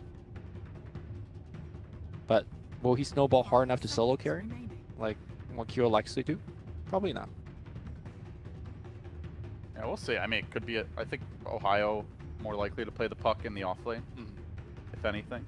I just don't see Fnatic as a Puck team. It's a hero that they rarely draft. They always generally ban it out, so they don't have to deal with such a pesky, hard to catch hero. Pretty good Puck game so far. Lots of stuff that you can dodge with the phase shift pretty reliably if you're quick with your fingers. The silence is huge. Very, very good game for a Puck to shine and be disruptive if he's on point. Do they try to sneak like a drow in maybe? Catch Secret off guard? From Fnatic. Yeah. I think that's possible. It's just always a little bit awkward when you have like Chaos Knight that needs the safe lane, Drow wants the safe lane, and yeah. Maybe if you move Chaos Knight to the support. Secret are gonna go ahead and grab their Invoker. I mean, Secret is just like, we're gonna do our own game plan. You know, we're gonna stun, we're gonna Sunstrike, we're gonna pick on your AA. Also, Invoker adds a lot of ways to counter the CK. It is more of the same now. The QOPA coming at you. Yep. And Invoker, one of the very slow-moving heroes. In the mid lane, you get Stifling Dagger, you have an Ice Vortex on you, you are not moving. Chilling Touch, very, very good synergy with Phantom Assassin, as well as Chaos Knight, I suppose. I wonder if we're going to see a return of the Quaswex build that Mid-1 pulled out earlier, or are we going to see more of the standard stuff from Mid-1? I think it'll probably be Quas Exhort. They have like really good setup for Sunstrike. Yeah. I don't think I've ever seen. I mean, it just comes down to whether you want to defend yourself, right? Because the Exhort build does not defend yourself at all. Right. I expect Quas Exhort. I also think the nuke damage is really nice against PA. Like, you don't care about that evasion. You can blow her up very easily. And I also think it's more useful against the potential carry CK. But we will see. Option is still there for Secret. In that case, they'll definitely need a harder carry for MP. Ban up the PL here to round things out. Fnatic do. Yep, one of, I believe, the most picked carry for Team Secret. MP has been playing it a ton. Number 5. How do they put a bow on this? 10 seconds remaining. So, is it support CK? That's basically the question. 5 seconds. Yeah, and I don't think it will be.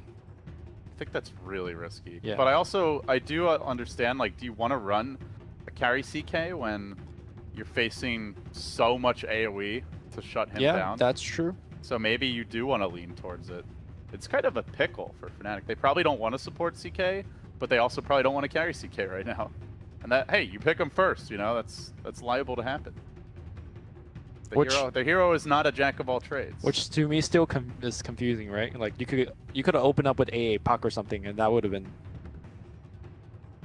Unless, you know, that's almost where I do lean towards. Maybe it is a support, just like bait Secret into worrying about it too much. Yeah. And then it's really not, but we'll see. We'll see. But what do you think the team needs against what this lineup's got? They have okay initiation. They're okay at taking objectives. Like, if the CK is a core, you know, I think they're very good at skirmishing and finding pickoffs. And pretty good at killing structures as well. But, like, there's so much AoE, I don't know if you really can count the illusions for much, so I think they're still a little light in the department. I like to see a hero that could get a mech for them. Like, something that allows them to help them to group up, which is certainly something that they always got from Ohio. Now, oh, the Ohio Nature's Prophet is yeah. Is that what we're looking at here? Is this a support puck? I mean, we've seen EG do that. Position 5 puck. Huh. I am unsure. I assume it's a QOPA. Yeah, that's support AA for sure. Yeah. So then the real question, I think it's an Ohio Nature's Prophet and that'd be Chaos Knight. And an Ajit puck, if anything. All right. There you go. Whoo, this is something different. But I gotta say, the Sven last pick, it's very good, man. This lineup, a lot of physical damage. You Warcry, and people are tanking. Yeah, Warcry, and you just shrug off everything that PA brings to bear. Like, PA has to show up with the Deso before she could even hit people. It's going to be tough. I There's think a timing window here for Fnatic. If QO has that great start, he gets the early BKB, he's able to just jump and delete. You know, ideally mid one, maybe Kezu or the Sand King of Yapsor, then they can start the fight, right? But it's also going to get to the point where, you know, Secret can just outlast him, and when the BKB stops having its long duration, they can easily kite and punish him when it's down. And they don't really have a big save for the PA. There's nothing to enable her this game. No IO, you know. They don't really have another frontliner. A support CK is not actually that tanky, so... Save. He's going to go in and kill people. That's right, a save. There's nothing to heal her. Like, they're just going to nuke him down, right? So that's what I mean. Like, there's no IO to protect him. There's nobody to help sustain his aggression in the fights. Nah. He's gonna go and kill people. No, I'm not buying it. I'm not buying it. I agree with you completely. And that's why earlier I said, you know, I feel like you should have a pipe hero or a mech hero of some sort that could help you sustain and take prolonged fights. Because generally these fights do take a while for them to finish. Well, we'll see what Fnatic thinks. I mean, you could technically get a mech on Prophet, but that's just not the way to go, I think. To the bitter end, Fnatic will stand by what got them here, what earned them the ticket to TI. They will not change their style. I think this game will be much more competitive. I feel like this draft matches up very well against Team Secret. Yeah, I agree. I think it's a little more balanced. It's not as horribly greedy as the last game either. Like, they have an actual tempo controller core rather than just the Sand King 5-position support. So, in that sense, I like it. I'm still skeptical. I do look at this game as another one of those cases where Fnatic is like one way to win, and certain timings they have to hit. Whereas Secret have lots of ways they can win, and lots of different routes they could take depending on how the game unfolds. Secret taking a very defensive stance. I wonder whether they actually saw the smoke being used or saw somebody had a smoke when mid-1 Sunstrike into the base. It's just a very common move anyway. Like, a lot of teams smoke at level 1. Like, not necessarily the full-on jungle invasion, but yeah, they're playing it safe. You know, like they know Fnatic's desperate. They're gonna have to be cheesy, right? They have to take huge risks. This game is their playoff lives are now on the line. So what do? They send Febby, DJ, and Ohio down into the jungle. They're gonna start QO off mid. Does he get help, or is QO just solo? Well, I'm not sure how much a Chaos Knight could help, right? Maybe Chaos Knight will backstab mid with, you know, a couple of Reality Rift, apply some minus armor. Look at the wards. They're ready for this rotation. Febby marches in, and there's a tri-lane of Secret here to greet him. They drop down the sentry. Oh, but Yapsor's quicker. Instantly eats him. Sorry, that was actually an option. But yeah. In any case, ward down now. They're going to pull Yapsor back, trying to focus him. Have the damage quite yet, so it is a good old 3v3 mid. I think this lane favors Fnatic, I believe. Ajit should have the advantage lane against Kezu. And the 1v1 between Prophet and Sven, you know, being the range hero, Prophet is advantage there as well. So if they could keep this kind of two supports dancing in the jungle, Fnatic is slightly favored. I also think that PA does fine against mid-1. Yeah, I would agree. Starting with the poor man's shield is huge against Invoker, whose early damage is not that great. Can harass him pretty effectively. He's the much more gankable of the two targets as well. So we'll see Yapsor streaming into the lane. QO trying to play as aggressive as humanly possible. Historically, Sven was viewed as a pretty good lane matchup against Prophet just because he's like good at pressuring the Treants with the cleave. And he usually has supports in exactly, like he has kill potential with Stormhammer and a +1, right? But in a straight up 1v1, I think Prophet just, you know, walks in and out, hits you a couple of times. Yeah, they're gonna bring the Witch Doctor in, and remember there is the Sunstrike threat, so there is a slight kill potential. Maybe Yapsor even smokes there, but I would agree, especially with static lanes and if they're just trading auto attacks, Fnatic should gotta get the edge, keep the pressure on MP. At the same time, you know, MP doesn't have to be fat for them to win this game. QO blinks in. Aggressive maneuver from him. Febby tries to save him by pulling mid-1 forward, but... Are we still on the same page? Some heavy harass for it. Feels like People are going in for different targets. It's like QF's playing like he has an IO behind him. That's basically how I see it. And he Sam on CK, guys. But good old Bevy, always there to clean up QO's mess. What a guy. The model teammate. Okay, we got the lanes kind of resetting once again. QO waiting for his bottle gold to get more mana for Stifling Dagger. Although at this point though, the Invoker already has a magic stick. And I think this magic wand rather is going to be pretty vital for him to actually survive against what QO is throwing at him. Well, Ajit did force Kezu back to the well, but he's going to TP right back out. They are rotating on QO. Yapsor into the trees. He's playing pretty aggressive for not having that uphill ward available. And Yapsor thinking about potential burrow, but not going to commit to that. Yeah, unfortunately for Kezu, top lane. Almost got a solo kill, and Ajit was mid-totem. And Ajit was in kill range, but quite very well in time. Rotation coming in. Yapsor gonna go into Sandstorm. Burrow strikes through. Only a 1 second stun. Here comes QO. Blinks in. Applies a slow. But too late. MP drew the first blood. Bottom lane with the help of Puppey. Ohio goes down. So a missed opportunity top for Kezu. Then a first blood that should have been for Fnatic mid, but Secret just too quick.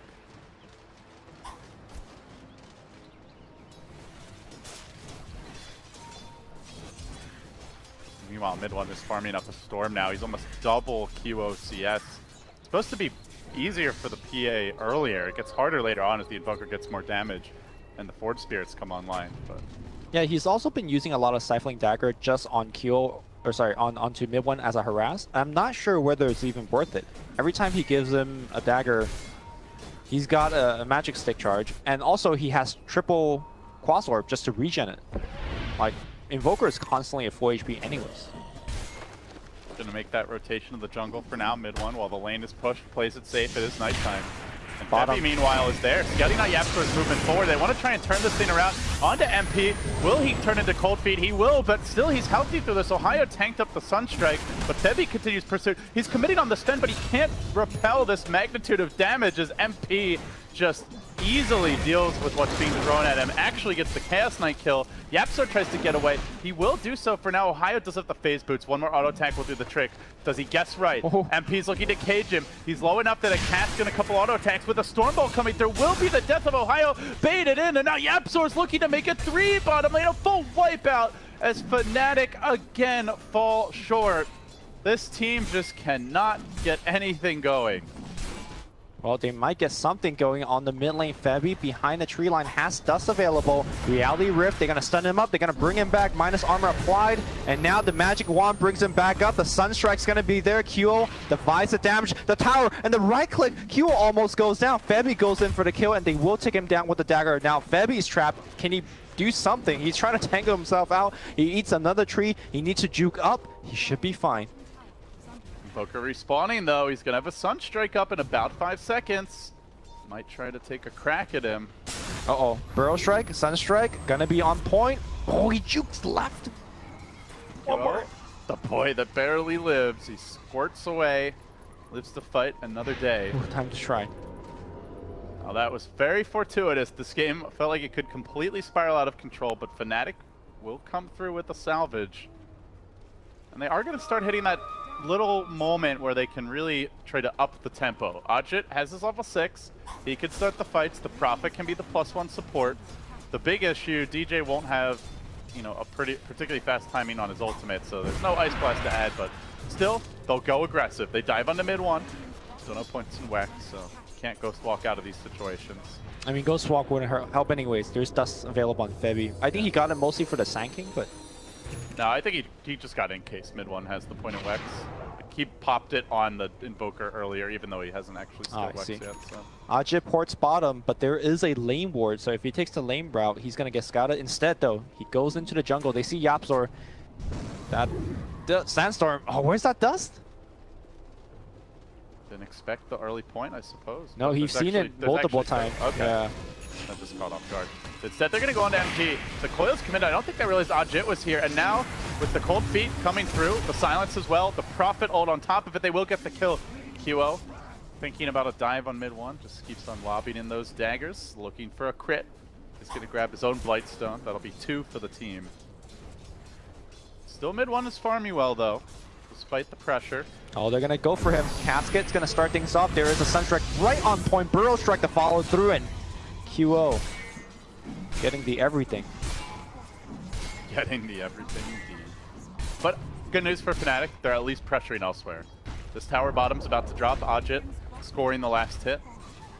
So the rest of the team is doing what they can to put Secret, like, force them to stop paying so much attention to this mid lane. But then Secret, they commit even deeper. They get the Stormbolt off. The follow-up comes through.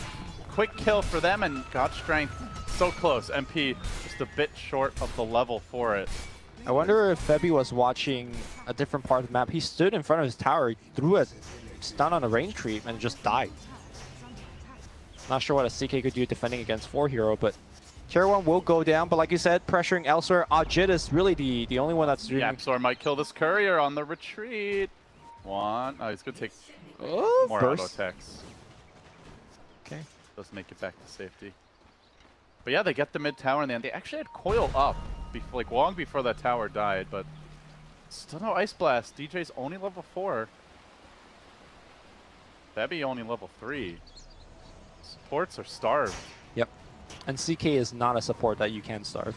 Really wants 10 at least to... Even if he doesn't get items, he at least needs levels for the max Chaos Bolt, the leveled up Reality Rift.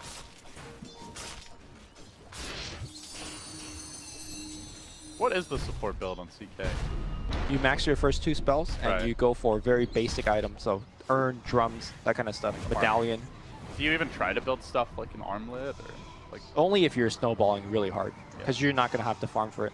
Like, he's such a bad flash farmer, too. Yeah, your farm comes from kills, and if you have a ton of kills, then you could, you know, build whatever you want. So far, he's got not very many kills. Looks like we're going to see a smoke attempt here from Fnatic. Interesting to see them not really joining up with Ajit, because I feel like he is by far their most, you know, high nuker initiator stunner. But maybe that's too obvious, you know, if the puck is on the map, Secret might feel safe. They could find MP here. He's going to farm that Ancient Camp. Prophet will be the +1. Drags the Ancients back, looking to stack the mailbox right into the waiting arms of the Chaos Knight. Quick Reality Rift, Chaos Bolt combo, gets the crit. Gets the kill. DJs might be in the last hit there. And now TP coming in.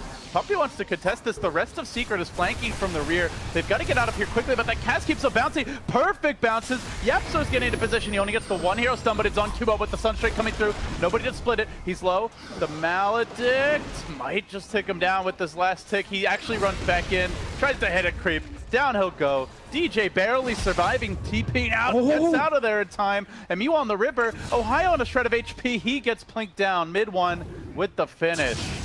So they lose a few on the way out. 2 cores biting the dust, and a Dire Courier also going down in the river while that was happening. Costly engagement, and once again it seems Secret coming out on top. Yeah, once they took the casket, after getting the kill, they just needed to run up and to the right, just exit that area. But I think, again, a little bit of indecision for the team. Half the team wanted to fight, half the team wanted to escape. And I think it really harkens back to the point you made in the draft. Like, Cask is particularly good against Fnatic because, I mean, A, they pick IO a lot, which didn't happen this game. And B, they always fight away from creeps. Like, they're diving in the woods, they're trying to go for smoke ganks more so than other teams. And we saw it there. Puppy got, like, what, 6 cast bounces? Like, basically as many as you can hope for. Normally, Fnatic's a team that picks the Witch Doctor themselves. Coil's going to get used. Yapzor's going to Burrow Strike, break the coil. Can they have the stun? But here comes MP with the Warcry. In fact, they want to go in. Nice phase shift on the dodge. Febby comes in with a double damage. An A Ice Blast flies in, hits absolutely nobody. And it's time to disengage. Yeah, they need to combo that Ice Blast with the coil. Meanwhile, Cat's not getting caught on the way out. The Sunstrike's there. It's another connection. He incinerates. we will have to back away. Yeah, on the Witch Doctor point, Fnatic normally likes to pick Witch Doctor for the same reason. You know, you take a lot of fights in the jungle, but it doubles up also as a restoration tool, right? You're saying, in particular with this draft, Kyo blinks in and then he gets focused and he dies. Voodoo Restoration lets your team to keep going in these chaotic fights. So, I honestly think... Still going aggressive. They're trying to chase out Puppey, but Secret are ready for these invasions. They bring the whole team there. Not quite able to lock him down. The Ice Blast comes out from DJ. Could be an opening. Kezu's about to shatter. They get the kill. They keep DJ alive. Okay. A 2-for-0. Oh, never mind. A 2-for-1. Yeah, Maledict brings him down. Oh, not too bad. Scrappy by Fnatic. They're going to keep that pressure up. Still, though, mid one is having a good start, and that is a concern as they look to pressure bottom. Yapzor lurks in the trees. No Epicenter skilled up yet. He went for the Max Samsor build. And the Sprout. Hey, how you doing, Yapzor? He then looks to leave the safe confines of his tower, retreats. Cask will slow down those creeps. QO has been quietly farming during this time. Yep. Still pretty poor, though. Yeah. Unless he has something on the courier. Does he? He might. The courier did die. Space boost. Okay, so no Mithril Hammer yet. Ice Blast coming in, and it should hit on Witch Doctor. That is going to be another kill. Meanwhile, they're going to go on Yapzor. They have vision. Coil's going to get used. Burrow Strike. Is it available? One more second, and he is dead. Fnatic, the rest of 4 Fnatic, giving a lot of space to that PA. Normally, PA gets his Desolator really from kills, but got to get it from the creeps this time. It's hard to fight right now, right? Like, if you don't have the Deso, the kills are slow enough that very likely you're getting echoed, fissured, burrowed, like cold snapped, and then you're probably dying, which means even if your team gets the kill, you're not really getting a big net win gold, and you need that to get this Deso. So. Right. First hammer ready to go. Phase Boot's going to be coming out momentarily. He's getting there. And you have to imagine as soon as that Deso is complete, that's a big timing window that Fnatic immediately go on the offense with. For sure, yeah. Febby's going to go for the Urn. You know, basic support item. Good mana regen for the Chaos Knight at least. Cost efficient. But something that can blunt the aggression. One blink up on our Shaker. Second one, about 700 gold away on Yapzor. You'll likely have double blink by that 18-minute mark. If all goes well, and if this fight goes well, it might be sooner. A Secret smoke up. They're going to look to make a play. They're streaming towards bottom. DJ out in front right now. No vision exactly of this, but Yapzor trying to find that opening. He does connect. DJ's there. Sunstrike catches him out. Cats comes through. He lobs up the Ice Blast. He doesn't get to stop it, though, as he is stunned, so it only debuffs Yapzor. Suboptimal for sure. And now Ohio trapped out on the other side. MP's joined the party because that Tier 2's still up. The Burrow Strike comes through. Ajit's got to salvage this. He gets one. The Shaker's down, but he's already done most of the damage that he needs to. As Febby gets ticked by the Maledict, forced on his heels with the Death Ward. The stun coming through. I think that last one likely gets him. He tries to earn. It's instantly disabled. Febby's going to tick down. QO joins the fight, but again, no Desolator yet. Ajit doesn't have the damage. They will have to back away. Meanwhile, Yapzor went down again. So, back and forth. Relatively even fight for these teams. Yeah, I'm surprised that QO joined the fight in the first place, because I don't think he could contribute that much. I think he helped getting one kill, but like you mentioned, getting the Desolator to me should be their priority #1. Winning the fights now would be nice, but getting that Desolator will help them win so many more fights after that. They're still going. They want Kezu, but they have to kill this tower first. They're trying to fight off more than they can chew, it really seems to me. As the Sunstrike comes through, Yapzor there with the stall. Now the cat's bouncing. The tower at 137 HP. But Fnatic keep on committing for the heroes. They're also running very low in terms of drum charges. I feel like... How are you liking the support CK? I don't feel like he's doing much, to be honest. I think the fact that his Reality Rift does minus armor is very consequential, especially up against a Sven. It might not seem like he's doing much because it's Warcry, but if you don't have a CK support, your PA and your Prophet's going to do even less. So, to me, he's actually a decent enabler. I'm normally not a big fan of the CK support, but in this game is quite decent. Maybe a Dazzle, though, ultimately would help them a little bit more. The Weave, kind of synergize. But it's kind of like you said, you know, like they picked the first overall in the draft. And can't really complain too much about it. Yeah, I just imagine like if that's you know, something like a Nyx or an SK, like they had the first overall pick, right? Yeah. So like, would that be offering more than the CK right now? I still kind of feel like it would be, but in any case, Fnatic will play with the cards they dealt themselves at this point forward. So Ohio working towards an Orchid now. They are 400 away from Deso. Why not wait? Fnatic goes for a smoke gank right into the shrine of Secret, Well, with DJ leading it. Scan will connect. They find someone and they're going to try to make their move. Echo though is there. The turnaround comes through. This could get ugly. Kezu with the totem doing work and now blinking out and trying to get back to safety is QO. He's 200, 300 gold away from that Desolator. Can't afford to dine out, but they've given him more kills. Ajit trying to bait them in. QO low. QO dead. He doesn't get the Deso in time. No, he got it. He just fought it. Yeah, he got a little bit more short. Like literally, as the puck gets that kill, oh, that would have been bad if he didn't. MP. Salvage, but MP's gonna start cleaning up here. He finds a fourth. It's likely to be a team wipe, even if they managed to buy the item. Was it worth it? The cask following him across the universe, and Ajit will pay a 5-man wipe. They're just playing right into Secret's hands. Yeah, and I wonder if it's they truly believe whether they could have won the fight without the Desolator, but it was so close. Like, a Deso would have completely and utterly changed that fight. Especially on a PA, right? It just makes the kills happen so fast. Look at DJ, he's away from the team. It seems like the team is just not on the same page. Team fight begins, they do kill the fast, but then, oh my god, this... Yapzor top lane, revving up the epicenter, making the move here, going for the solo kill, actually has the support. From above rains down the artillery of mid one, and Secret grab another.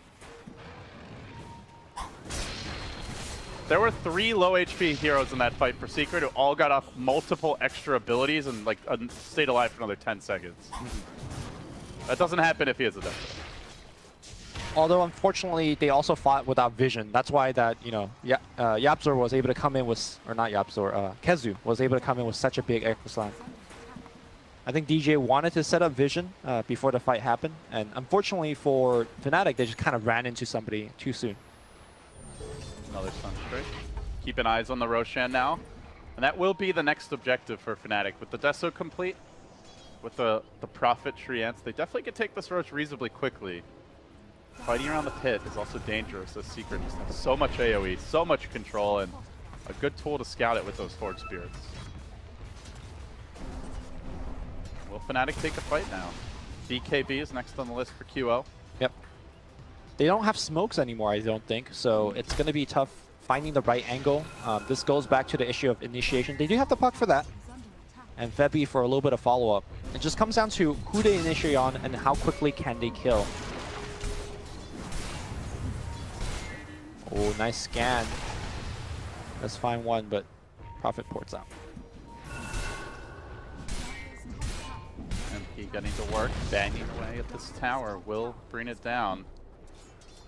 So a nice objective here claimed for Secret. This is also really all about the Roshan that we touched on, is this map control allows you to project force much more easily towards the pit. Good map sense here by QO. Identifies Secret are likely in the woods. He's going to retreat to the safety of his tier 2 top. Fnatic just sticking together. It seems like their next plan is let's get the BKB for this PA. So they may even wait for that additional item before taking another big fight. Especially after the way the last one. But that also means a lot of time for mid one. Like, yeah. Do you want to play the farm game against a Quast Exort Invoker with a Midas and against the Sven, who is actually the leader in net worth? That seems like something Secret will be completely fine with. I just think that Fnatic, without smoke, they have such a tough time going into the enemy jungle undetected. They are not keeping up in terms of vision game compared to Team Secret. Yeah, I would agree. So it's they want to fight, but they can't fight. We're in that like, one more item and then I'll fight, one more item and then I'll fight mindset for Fnatic. But you can't live in that mindset when the other team turbo farms and you don't. Yeah. So they'll wait for now. Do shove in these lanes as much as possible. Really like the item choices coming out from Team Secret. Invoker has a plate mail queued up, not something that you see very often, especially in this stage of the game. And of course, once again, we have Witch Doctor Puppy going for the casual buckler for his team, going for the medallion of courage. Look at his plus armor. And the armor that he could give it to his allies. Counters the PA pretty hard if you ask me. So Orchid also completed on the Nature's Prophet. It's a potentially fight-changing item. There's no Yule Scepter being built right now by Kezzer. He wants a Force Staff so they can shut down the Shaker. There is a Yule's coming for Yapsor though. So it'll be a limited utility, I suppose. Perhaps most importantly, you'd love to silence the Invoker in these upcoming fights. Epicenter being channeled, looking for the opening bottom lane, and they will strike gold. Ohio down again. These little Epicenter Sunstrike ambushes continue to deliver for Secret. And meanwhile, they're also using the two-pronged assault. They went for the Echo, but a nice juke away. Ajit baits them out. It's a trap for Secret as the Ice Blast comes in, but do they even get punished for it? Instead, no, Febby. One more auto attack would bring him down. Completely salvaged. That could have been awful. Yeah. Ajit, very fast reaction with the phase, dodging that Echo Slam. That was pretty sick too. Fnatic doesn't pay for it. Ajit and Afu are having a hell of a tournament, huh? His old teammates. One is having a better tournament than the other. I mean, I think Ajit's played very well individually, personally. Like he's last game, like he's consistently done his job in the laning stage. Just the lineups are not built for him to shine. Yeah. Yeah. Obviously, very different results for the teams. Yeah. Definitely not disputing that. One puppy. Finally, Fnatic are going to get a quick pick here. Something they've been unable to secure for most of the game. Ooh, Nature's Wrath bouncing through does reveal the fact that there's a ward here. Pings come out immediately from Secret.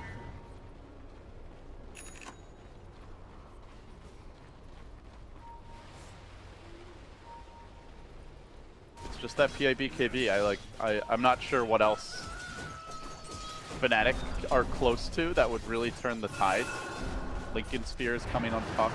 There's so much AoE, I don't really feel like that's a big game changer.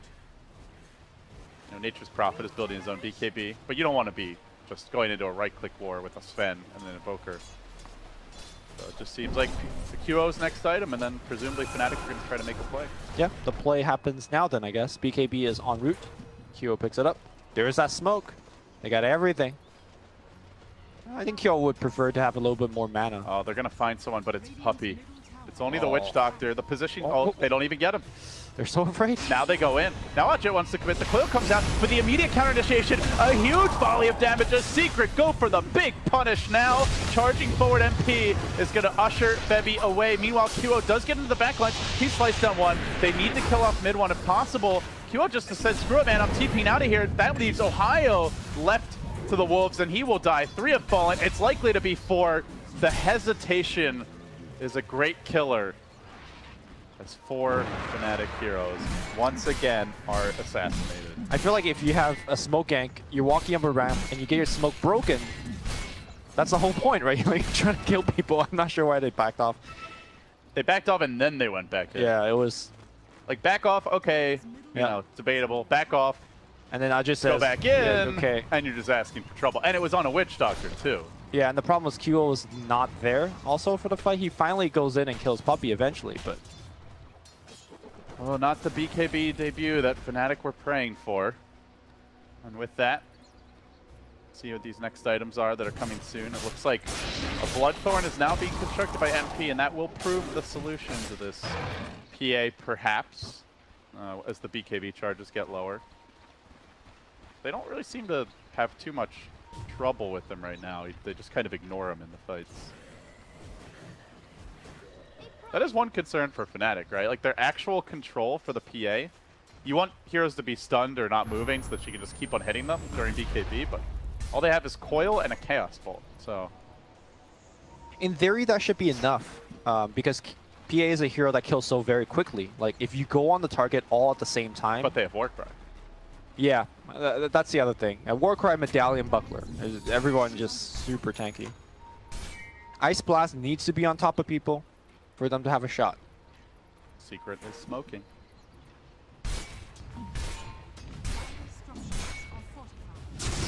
Look towards this mid tower. MP far out in front while his team scouts everywhere. And he will take the tower down. It's a tier 2 claimed, and YapzOr going in. He is baited by some illusions. Febby doesn't dare approach with the real hero. So they start to resort to a little split push here, where Ohio wanted a BKB before. He's changed the call now on that NP. Shadowblade is the choice. And this might be a tell about how Fnatic look to approach this game moving forward. Meanwhile, Secret claiming the Roche that so desperately Fnatic were searching for. That is extra salt in the wound. And Secret are looking solid, Lumi. They've, you know, they haven't had the best like numerical result, but at least in all the games we've seen of them, like they've been in contention every game. They almost 2-0'd EG. I think they really could have if they just played a little more crisp. They're looking very good here, and now they're looking good as they jump in mid. They'll find Febby, Echo, Sunstrike. These combos with the Invoker, they're just so comfortable executing them. I mean, this is Team Secret's bread and butter, right? This is the reason why they were at TI. They qualify. A lot of the games were off the Invoker combo. You know, they sit back and farm, and they send out roam parties, whether it's Epicenter on the Sand King, Echo Slam on the Shaker. Follow with easy kills. So the casual plate mail from mid 1, but now he's going back for BKB. Yep. And once he gets that BKB, it's only the PA. QO will have to lock him down. Puck's not going Ags or anything, so yeah, lockdown will be limited. Double damage rune is bottled up. This could be the comeback. QO makes something happen. MP is revealed. Looking through the trees. Oh, Ohio's gonna find him now, but the Fissure comes through the blink. Surprise onto QO. Ice Blast connects. QO is shredded up by MP, slicing through him with ease. That giant sword sure packs a punch. Dead for 60. No buyback. Ohio's next. Fnatic are really, really screwed. I don't think the Blur did anything. He didn't miss a single hit. He just went in. And it's certainly not going too soon with this Bloodthorn coming. Just praying for the BKB to last long enough. I don't think PA really wins these fights, Lumi. No, I don't think so. Going late, Sven is going to crush her. The Warcry in particular is just making this math not working out in their favor. Really smart choice by Secret, and you know, credit to MP. Has looked like a role player at times, kind of like the, you know, the way No-Tail is with Miracle, or has been, you know, in the past, where he was just making space for him on the old OG, but you know, that's certainly not the case here. MP is the leader in net worth. He has been a huge force in this game, and he's also been finding his fights at the right time. It's also more of Fnatic not really trying to focus him down. Like, they've paid a lot more attention to mid 1 to slow him down. Just trying to slow down this push, but almost delaying the inevitable. Echo comes through, Fissure connects, nicely done by Kezu, and now the Sunstrike trying to stay alive here as long as possible. The pesky Fairy Dragon will blink away to safety. Still in this fight, mid 1 on the run, and QO, BKB with the defusal. Can they kill him? Oh, there's the crit he's been searching for. Now they can kite up MP, but MP is big, he is bad. YapzOr coming through, still not able to find these kills. There's the crit, there's the RNG. Oh, MP coming back though. I think he could win this man fight, especially when he's getting help. Yeah, he had defusal play as well. He will pop in here. There, finally he gets the crit. Finally they get their fight. That 10k gold lead does start to evaporate, but next time around there will be a Bloodthorn, and he might win the man fight for that Sven. No, depends if BKB is up. Ohio got the Beyond Godlike streak here from the PA, so a big injection of gold. Looks like he's going to go into the BKB, which honestly doesn't help him much against the Sven, but still just kind of ward off all the disables that It is already a 7-second BKB, so it is getting pretty low for QO. Yeah. The next Roshan could be a few minutes off as Ohio goes for the rat, but Kezu is just happening to be waiting there. Oh, Ohio, gotta be careful. Ice Blast coming in. Crowd's there. It is gonna debuff him, but looking for the return is mid 1. He TP's in, Sunstrike is there, and it connects. Ohio goes splat, now looking for more. QO, BKB again, engaging forward, but already he's been controlled. The Maledict forcing him back in a way, and the Burrow connection. Oh, that BKB is not long enough anymore. He may just go down. No. Barely able to blink out in time. Sunstrike pulling down pretty soon. Can they turn the fight? Ajit rejoins it. They're going to pull back in Yaps where they control him. They finish him. QO weaving his way in and out of this fight. And so far able to stay alive. They don't have to spin up. It's a bit early for the Roche, unfortunately for Fnatic, but another good fight as they continue to move back into this game. Ajit needs to get himself out of the casket. Ooh. Good try by Puppey. Sunstrike. If you're a Fnatic fan, just keep praying to the RNG gods. So do you think the way that the game, let's say, keeps going like this, or both teams just trading kills, can Fnatic still win like that? I think they're more pressured to keep fighting, where Secret can just farm because they have better farmers, even in their supports. So I think that's the one way that Fnatic win, is they keep forcing fights, they keep taking objectives, they don't let Secret just win that war of attrition. If they're able to do that, I think they could still win, but I don't really envy Fnatic going late game with even a 6-slotted PA versus an Invoker, level 25 Invoker. He's already 20 versus a super farmed Sven. Yeah, I think we're also starting to see the disparity between the supports on both sides. I feel like the Witch Doctor and Sand King is doing way more.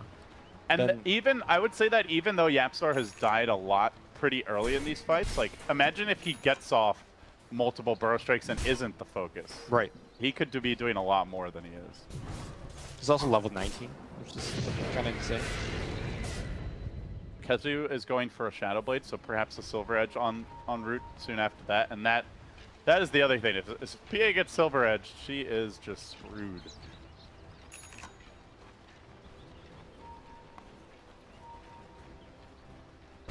What do you think? Do you see Fnatic being comfortable with this going another 20-30 minutes? No, I don't think so either. I don't think the hero scale as well. I mean, there's the puck 420, but that's super late. The BKB timer is also a big concern for QO. He's barely killing one person enough with the BKB now. The likelihood of him running away with a team fight, like what we just saw now, is very, very low. Secret smoking in a deep dive for mid one, committing forward. Will he find anybody? He does open up on the Ancient Apparition here. Mid one now getting in with the Cold Snap. He has that BKB. Tornado coming through. Sunstrike as well, but Febby there to soak up the damage. What a friend. What a bro. Now Kiss. Oh, it is Febby in there. Let's not get too crazy here. Oh, it's all about this next Roche. And Secret, at least for now, have the positioning. Okay, Basher, that would help. You know, it allows him the option to go on some of these tankier cores. Like, I think I think Kyo's job at this point is to go on the Invoker and don't let him cast spells. And it will get easier with the Abyssal Blade. Yeah. Which he is working on now. Basher picked up, Vanguard picked up, Recipe. Gold is there, but realizing his importance this game, might opt to save for buyback for now. Yeah, Roshan coming back relatively soon, and if a fight breaks out and he does not have buyback. How big do you think PA's level 25 is? Double strike, stifling dagger. The double strike don't. 25 agility. The double strike don't hit the same target, okay. So you can't just like burst someone down. No, yeah. I think the agility is generally what you opt for getting. It doesn't feel like a game changer the way the Invoker AoE Deafening Blast is, for example, or the Tornado. Working on the high ground, Fnatic using that Phantasm as we've seen a few times now. Cool by Febby, you know, it is a good scouting tool. He actually baits Yapstar in. Yapstar might get punished, but the Yule Scepter comes through trying to buy him time, and now Ajit looks to commit forward. Yapstar makes it out. Ohio's on the low ground. He's wondering where his team is, but they get caught by the fissure. It's a 3-hero connection from Kezu. The dagger from distance. Coil's only on MP. They forfeit their Ohio. They don't really trade much. And most of the Secret's ability still ready. It's really just the Echo Slam that got dropped there. One more. Forcing his way in. The Yule Scepter comes through, trying to keep DJ alive. Another fissure, another stun. It's on 2. MP could clean up here, but he does get disabled for now. Forcing Fnatic back to the high ground. No saves for you this time. Now Secret might just think about high ground. There's no buyback on either. It's been a good effort from Fnatic. But that isn't going to count for much if they can't pull something out of the hat. QO mans up. BKB commitment, but the Yule's to kite. Now turning for MP, shrining up as well. He knows he's all in on this particular engagement. It's not going to happen for him. Secret do get forced on their heels a little bit, but now you know the PA BKB's down. You're going to have close to a minute where he can't realistically go in. So Fnatic just look to stall. The Roche is online. Perhaps not feeling they have enough time to go for it. They will reset. Yeah, Secret respect the fact that the AA is coming back alive soon. You know, if they get 5-man ice blasted during a team fight, I think Fnatic could actually win those fights. Better be safe than sorry. Go back, reset, get the Roche. That is the name of the game. Battle Fury on Sven for the CK Illusions? Really? I mean, they're not that scary. Yeah, I'm confused. Is it just for the Sprout, I guess? Because, yeah, it's probably just for the Sprout, so he doesn't get there. I mean... I think it's like, you don't want to get rid of your Quelling Blade, but you want to get a new item. Sure, that makes a lot of sense there. Now we are in the pit. Epicenter's going to start things through. BKBs are used, and now he baits out the BKB, and Kyo goes in, but the Yule Scepter is going to bait him even further. Meanwhile, on the right side, Ohio trying to get people killed, but the Fissure is just blocking everybody off. So far, CK is the only one dies. He needs to get on this Invoker, but he's not able to focus on him. Now jumping in onto mid one. Doesn't have the Abyssal Blade yet. He's been saving for that buyback, and it might end up costing him no BKB. Oh, overwhelmed by nuke damage. Secret gets the kill. That Fissure really did shut them down. As did the target selection. He spent so much time focusing on Yapzor, and every time Yapzor gets jumped, he just Yules himself. That is basically the whole BKB duration. Mid one is doing whatever he wants in these fights. Yep, I still agree with the point where he just has to jump on mid one and kill mid one. It doesn't even matter if he kills Sand King. Who cares? He needs an Abyssal to do that. Like, he's been saving for buyback. I think you just have to risk it and buy the Abyssal at this point. Well, not that, or you just have to pray for a Hail Mary. You're so far behind, just bash. You know? Like, who cares if you kill Sand King? What does killing Sand King accomplish in these fights? He's usually jumping him after he's used that first burrow anyway, so... Yeah. You know, Sand King's already offered some contribution, but...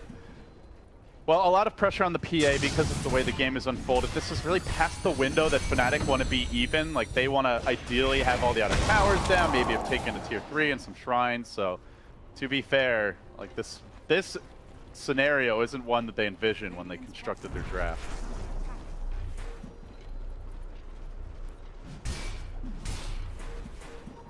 Keep the push going now. Got the cheese here on Puppey, trying to stall as much as possible. Alacrity up on MP. He's gonna knife through that tower's remaining HP. As soon as it falls, they'll be looking for Shrine. Maybe they stick around for a melee. They are pretty low, but the Sunstrike connection. Feppy's almost dead. Mid one. Oh, he does end up getting him. Just burns him down with the Orchid. Mid one continues to find these crucial pickoffs down the stretch. And these pickoffs are so safe, right? Just going back to, you know, earlier in the game when Sand King was the one setting things up, or the Shaker, mid one never have to endanger himself. Very different style compared to Fnatic, where whenever they go for a kill, it's the whole team. It's PA throwing himself in, and it works half the time. Well, that Ice Blast at least scared Secret away from going for the Shrine, but you have to imagine they'll be coming back in numbers relatively soon. I'm just at this point, I'm just scratching my head, Lumi. Like, where is the comeback going to come from? Ajit is still very far away from level 25. QO, well, I mean, he got his and did opt for the agility, by the way, but this doesn't feel like a one-man PA kind of game. Better fight selection is all they could hope for. And that, of course, being set up by Vision, which pretty lacking for them. No wards on the map at all right now. I think Ice Vortex on Yapzor, so. Ice Vortex as a spell, like when two teams are having a Mexican standoff, could really help out. But these team fights are breaking out so fast that I don't know if DJ has had the time to litter the map with Ice Vortex. There has been an Abyssal Blade purchased at last by QO. Okay, Ohio sees Puppey coming by. But meanwhile, mid one has completed the Shiva's Guard, getting even more difficult to bring down. Jumping in though, Puppey, that's a very killable target, but because it was hunting him, goes for the Echo. Fissure coming through, the chain stun is there, and MP. One more head, BKB, blinking on out, goes for the TP. That is a brave TP. He's like, Blur, save me. Ice Frog does not smile on the cowardly. I mean, that was the best play he could have made, you know? A real man would have fought Lumi. And also just died if you didn't have Blur, I guess. Yeah, I mean, you take that risk, but... Tornado finds Ohio, although I don't think he has vision. Yeah, he's fine.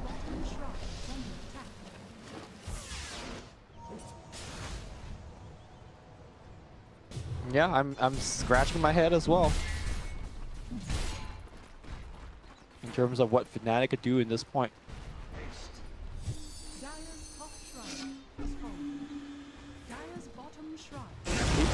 Blinks in, just goes straight up for the Raxus. Does have BKB and Aegis. Not triggering either of that. Ice Blast is going to come in. Nice 4-staff from the App Store.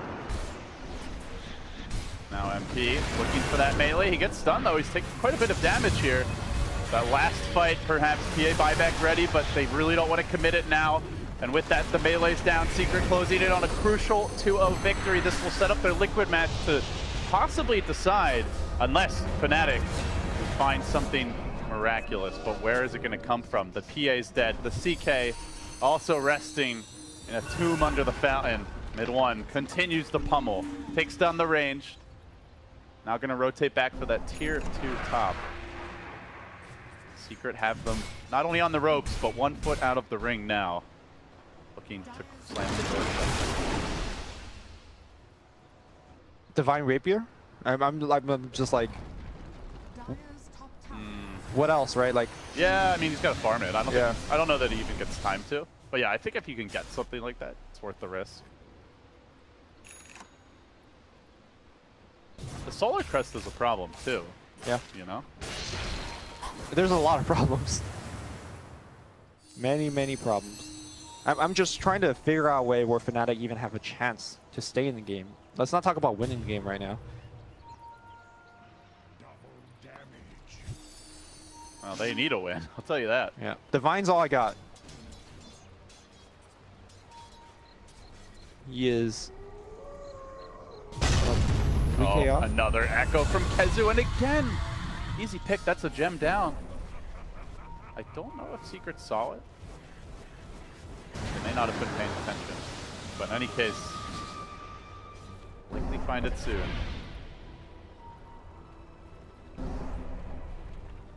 All right, Kezu's gonna pick it up. Yoink. All right, Fnatic is gonna get pushed in right now. Secret is... I mean, I don't think they need to feel reserve about anything. They feel so ahead.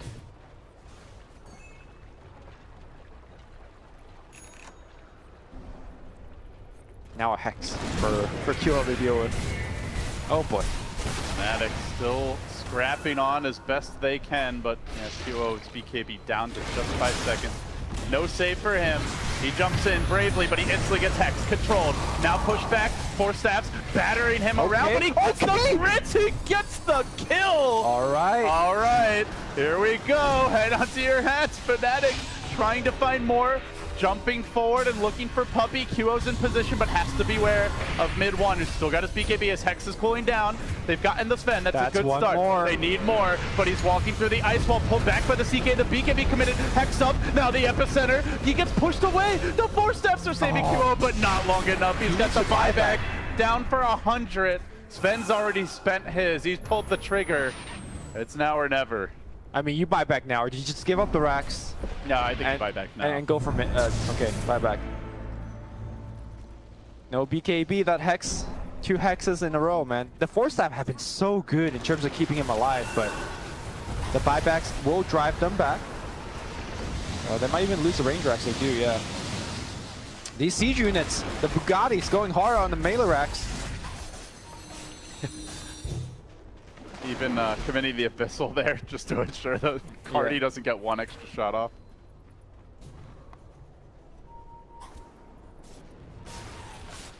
$31K net worth lead here for Secrets, showing their items.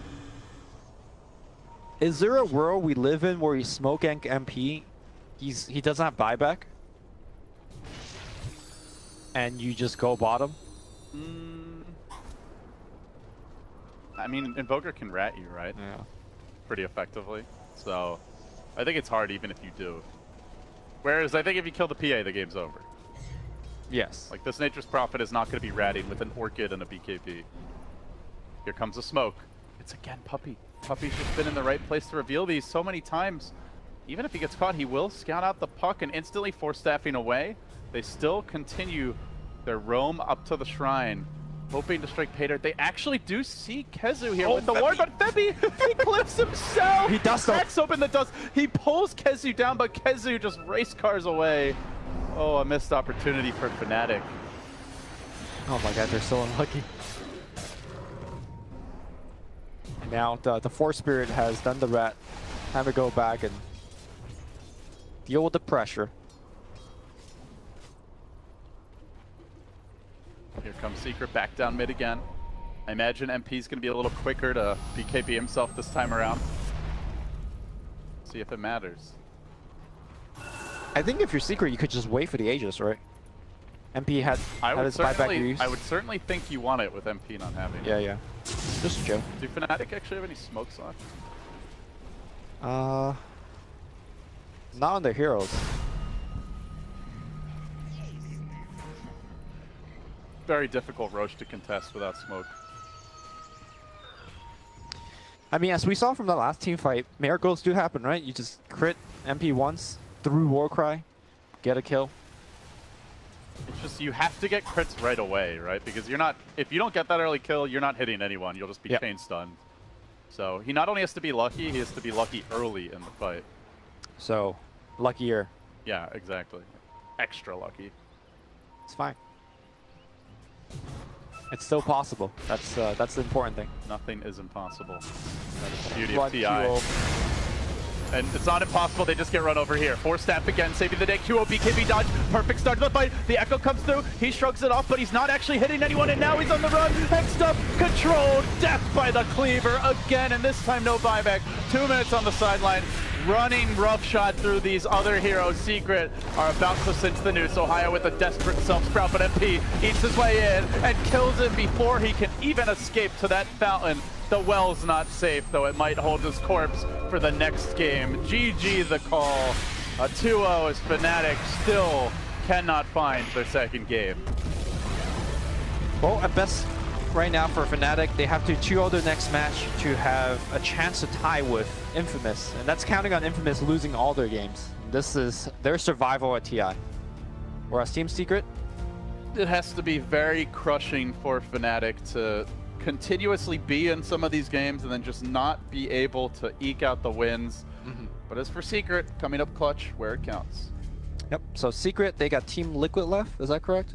Yeah, they have Liquid left. If they 2-0 them, they finish 9-7. If they 1-1, they're 8-8. And if they get 2-0'd, they're 7-9. So I'm not sure, but I think they probably need the 2-0 to have a realistic shot at the upper bracket. That would be my guess. Yeah, I think for Team Secret, it's important for them to play 2 good last games. You know, even if they start the main event at the lower bracket, this is a team that could climb out of the lower bracket. So yeah, they have players that can definitely come up clutch on the big stage. For sure, You're looking at, of course, probably the biggest playmaker right now. And Mr. Yapsor, so Secret, a good showing here, guys. That's it for me and Lumi for the day, but don't worry, fear not. There are 4 streams of continuous International 2017 action, and they are all continuing for a few more rounds. Stick around. We'll see you soon.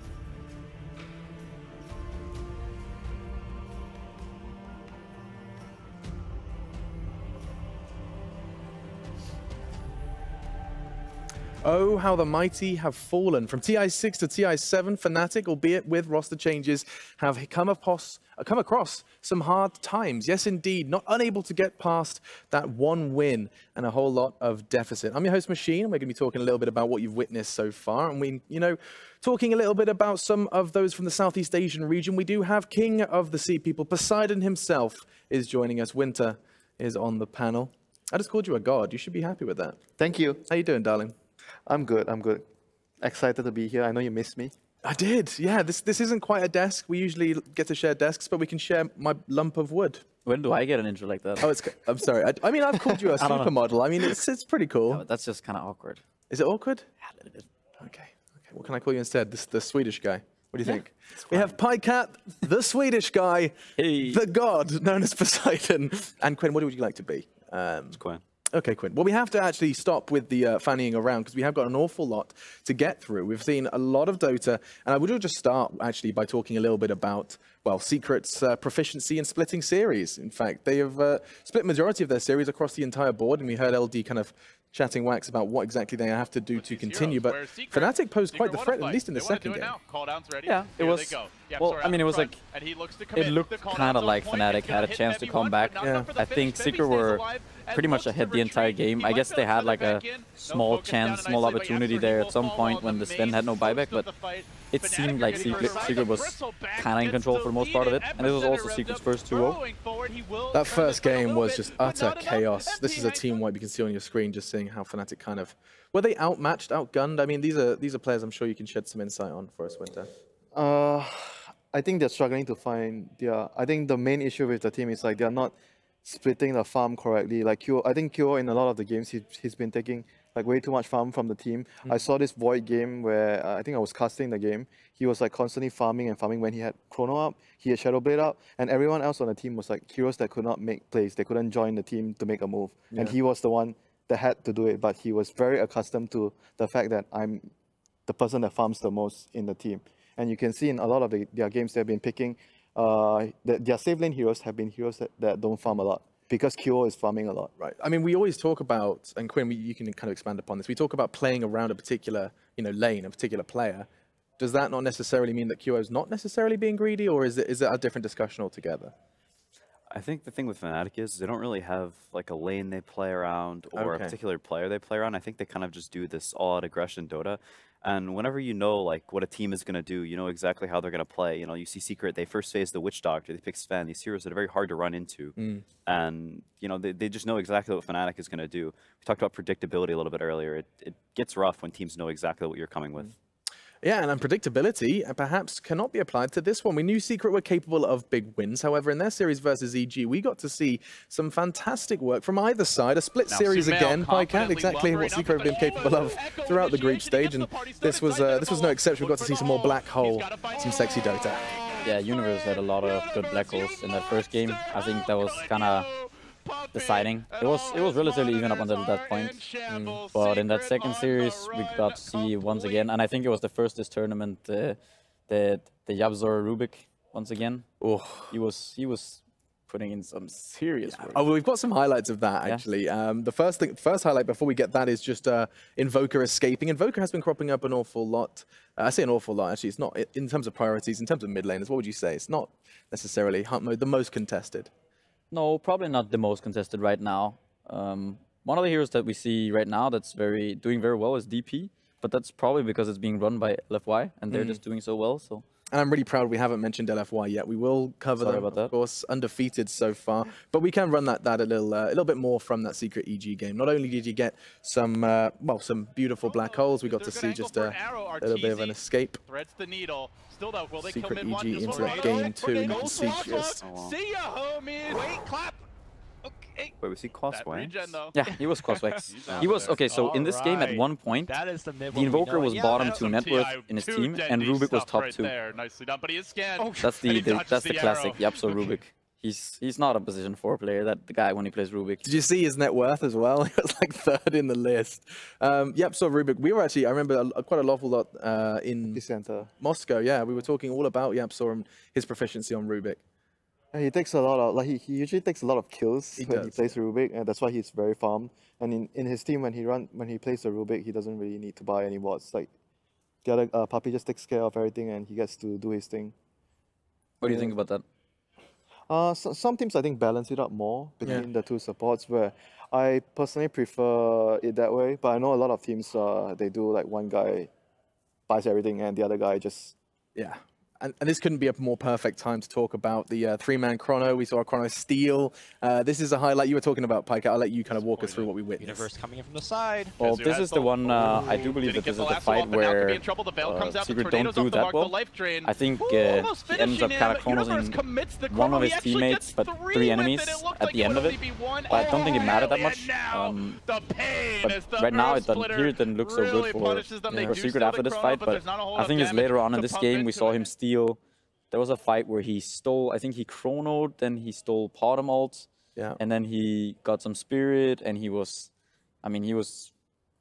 doing almost everything. It didn't look like a good Lyrical game though. Lyrical said it something, and he said it like Yapsor, and then just with the hash, like, you know, the tag is just, I play your hero better than you do.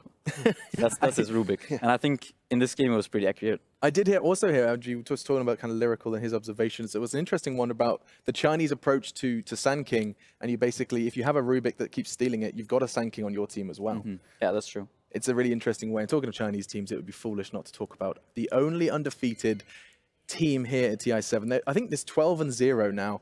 One more win, not a series, just one more game win, and they are guaranteed top of the group. And LFY, they kind of came out of the gates firing on all cylinders here, Quinn. I mean, people thought maybe Newbie was going to be the one to break the record. Yeah, I think you know, maybe people expected Newbie to potentially take a game off of them in the series, but they just couldn't do it. I think LFY is sort of what Fnatic would like their consistency to be. They come in with a similar game plan every game, but Fnatic's is easy to play against. It's easy to understand what they're going to do and construct a strategy around it. I think LFY's is very difficult to do that for. I think they play a similar style every game, but it's not something that's super easy to play around. They always have strong lanes, good heroes in the mid game, good team fight. They don't really have any weaknesses or easy things to exploit in their draft, and they just play solid Dota. So, I mean, the coincidence or not, 4 of the 5 heroes that they're picking, their most picked heroes, are 4 of the 5 most picked in TI7. I'll list some names for you. You've got Sand King, Batrider, Puck, Shaker in particular, the most picked hero, continuing to be the most picked hero. You saw a highlight of it there. Just briefly, before we talk about the games on our screen, Quinn, could you explain to perhaps viewers that are unaccustomed to it why Shaker is being so popular here at this tournament? What does he provide? The hero can be played in multiple roles, which is always very nice. It lets you, potentially last pick an off laner or pick it later in the phase. It counters their carry if they pick their carry earlier in the phase. It's one of these ambiguous heroes that's always nice to have. And it's also an instant stun, a hero that buys blink and gives you some catch, which is something that almost every draft wants. You want some catch, some ability to start fights, and Shaker provides that. Does everything you need. Now, talking of the games behind us, that's where I'm going to turn to you, Winter. We've got 4 games on 4 streams coming up next. I know you're going to be casting a game not long after this. You're going to get yourself back in the bus and start using that microphone for something else. But which one here would you suggest to the viewers, and give us a little tidbit as to why this could be worth watching? Liquid TNC, that's probably the game that catches my eye the most. Okay, walk me through why that's coming from. Number one, I know half of the players there. And number two, I think both of the teams are right now in very good shape. So could be 2 good Dota games. Just a tidbit on TNC then, of course, they were the first through the qualifier from the region. How much of a skill gap would you say there is between TNC and Fnatic, who came in second? And I know you've just said, oh, I know them quite well, and that I'm not going to hold this against you. I'm just genuinely interested. Yeah, I think there's obviously a very big gap between the team right now. Like the way they, maybe not individually, it's debatable, but as a team, TNC is playing like miles ahead of Fnatic right now. And you can see it. I mean, that's kind of displayed on the standings as well.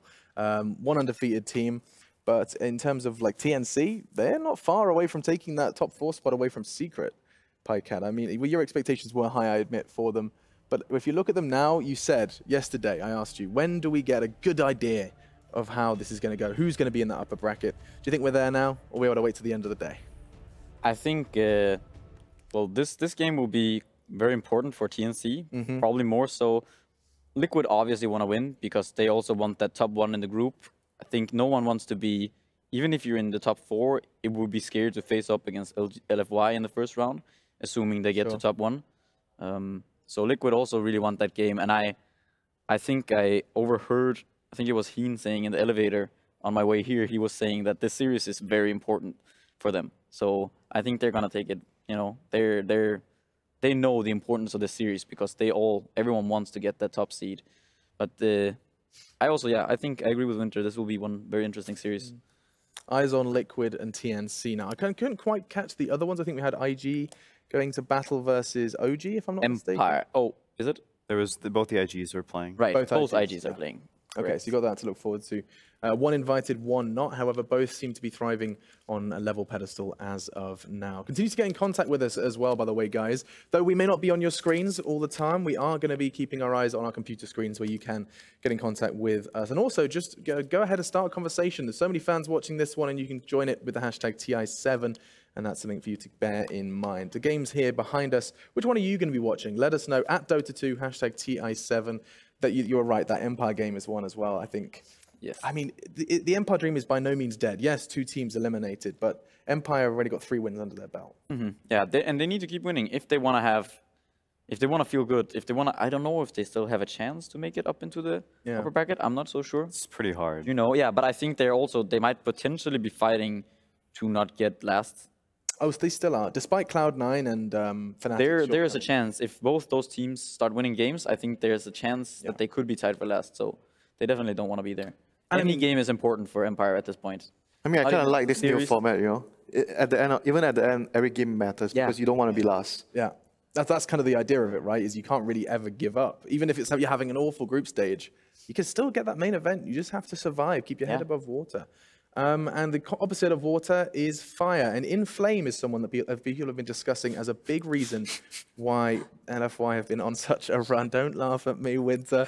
It's the best I could do. Now, this was a discussion I heard you guys having, and I just feel like now is a perfect time just to kind of throw it back to the Wolves. The source of LFY's victory, from what your opinion, Winter, or at least from people you've spoken to, Inflame is kind of the crux of the issue for others. No, I was. That was him. I was the one, because I just talked to LFY's manager, who used to be our manager back when we played with LGD Int. So we talked a bit about LFY and the reason of their success, and he accredited a lot to Inflame and said he brought a lot of new ideas to the team. And he also said that they felt like they had a similar thing going on, kind of like CDEC did when they were doing well, and even to some extent like Wings, just that they were this team who's kind of under the radar, you know. They've not been looked at that much, so they kind of just went into this tournament and, you know, they've kind of gone under the radar and they just did their thing and they're doing it really well. They had like a roster swap after Kiev. Afu, TDC joined the team and they found that balance. You know, I think for me, Afu and DDC, they are like a very balanced support duo. Before that, they did not have a very good support duo. I think that's part of why they are really, really strong now. A lot of credit for Inflame, and also Afu. I think people are suggesting he might be the most successful kind of SEA import or export. I'm actually hearing that the game is ready, so we'll continue our discussion when we come back. We'll be wrapping up your day, but for now, let's jump back into the Dota because the draft is underway, and we continue to dive into the 4 streams available to you here at TI7.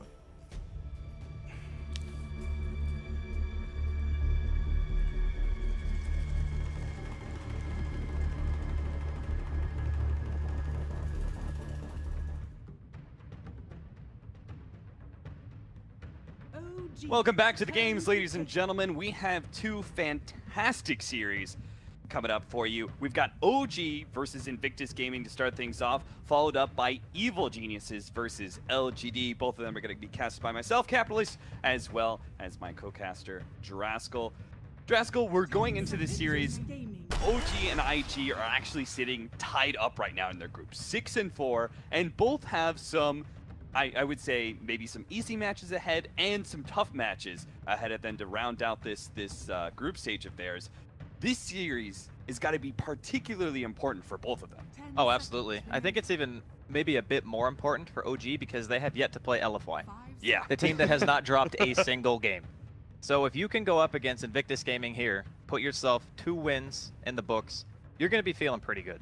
Yeah, you could then afford 2 losses to LFY. Yeah, exactly. That happening, right? That's kind of the thing that you have to go into it thinking is we need to win here because LFY has yet to be defeated. And sure, you got to have confidence in your own team, but at the same time, it is just very impressive to go this far without dropping a match. So opening up here, Slardar coming out from OG. A little bit of, I guess, a different feel than the other games that you and I have personally been casting. Usually we see like the Night Stalker. Sand King is obviously familiar. I mean, this is even different from OG. I was looking over their drafts, and it's not like they were picking up Slardar in the first one, too. They had more interesting draft variants in their opening picks. Sometimes they would open like a hero like Wyvern, for example, which we have been seeing. While IG have been very much locked into, we pick our 4 position. Sometimes that's Nyx, sometimes that's Night Stalker, Sand King, or Earth Spirit. It's like one of those 4, like guaranteed as their opening one. And then if their second pick, obviously it's going to be paired with something. Here, it's going to be Sand King and Puck versus the Slardar. But OG are going in for a very serious physical damage and minus armor combination with Slardar and Alchemist.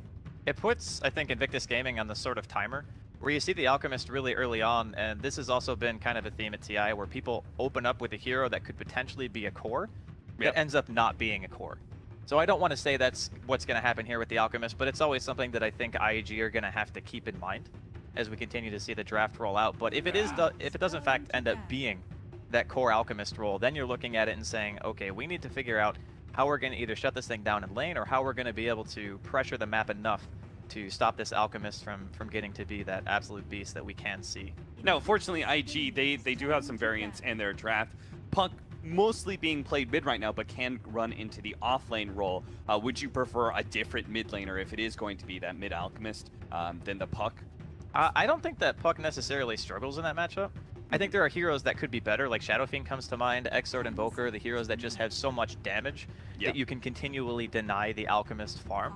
The other route I suppose you can take is Dragon Knight, we've been seeing quite a bit of. Yep. And that hero is really strong just because you can just stand in the Acid Spray, you don't even care.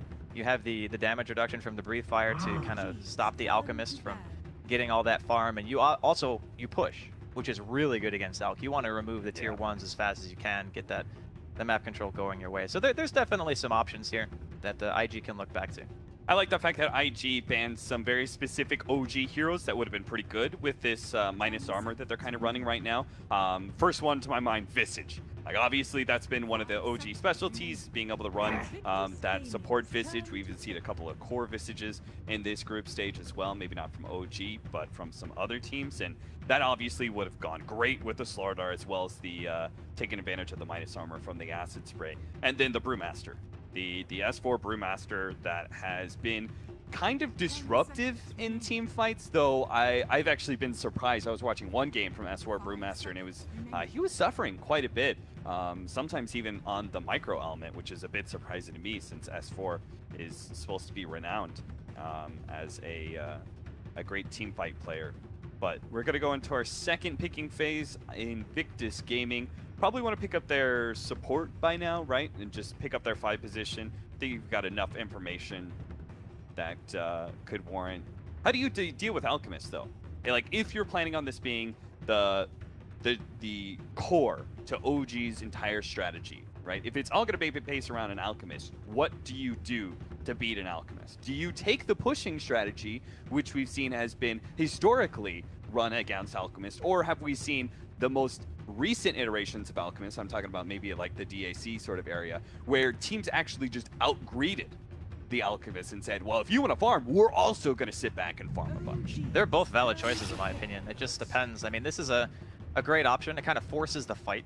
You throw the Rupture on the Alchemist, he kind of needs to take that engagement unless he has a team to back him up and he can potentially just get out. But the thing that I often see is either you hard lane counter him, stuff like, you know, melee heroes Ursa. It's not something that we see a ton of, but it's an option. Again, the Shadow Fiend and the DK is definitely great just in the lane itself, and also they both are great tower hitters.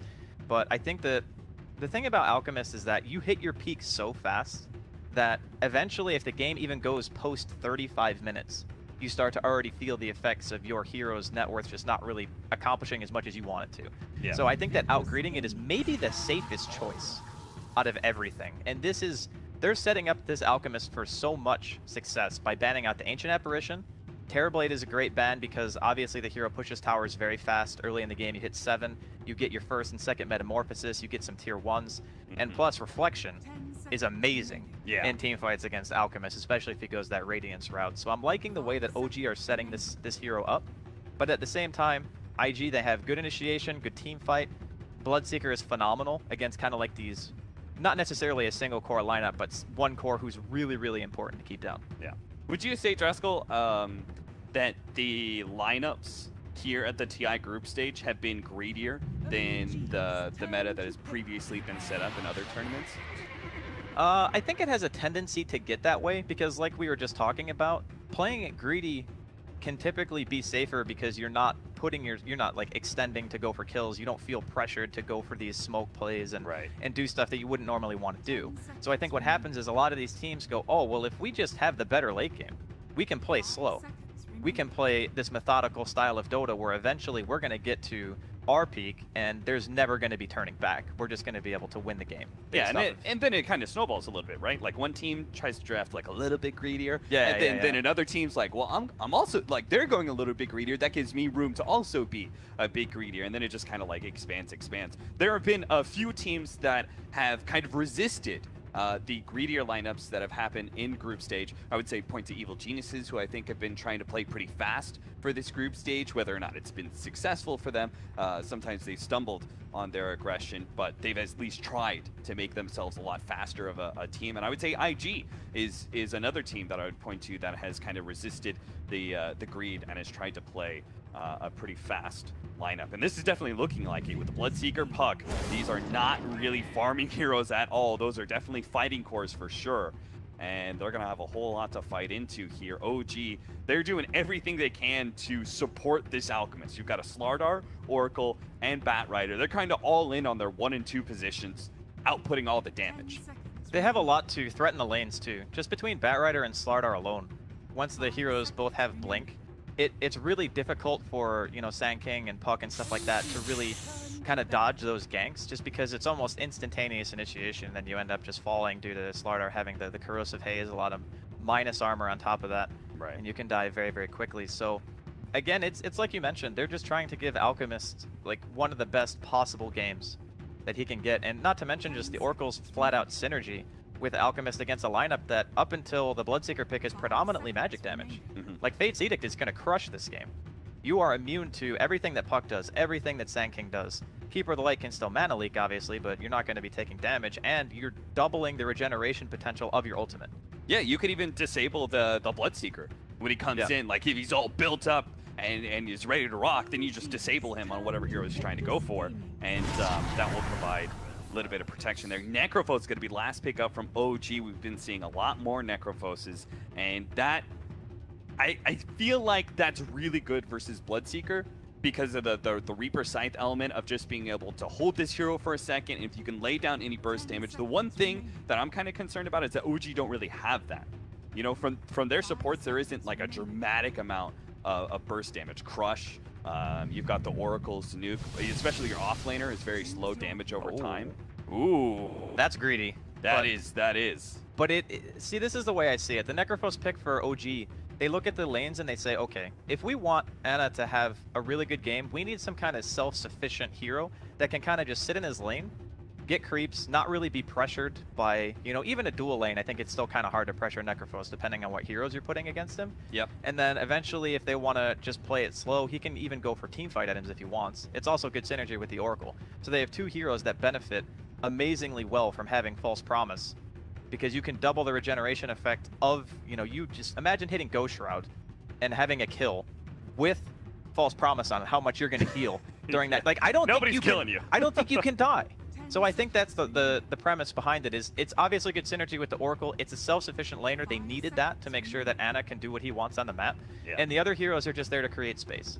Whereas IG, they get the Morphling as the last pick. That hero is very, very good against what OG have. Not a lot of pure catch once the Lincoln comes out. You're going to need to commit a lot to be able to take this hero down. And a super late game Morphling is going to be able to stand up to an Alk, no problem.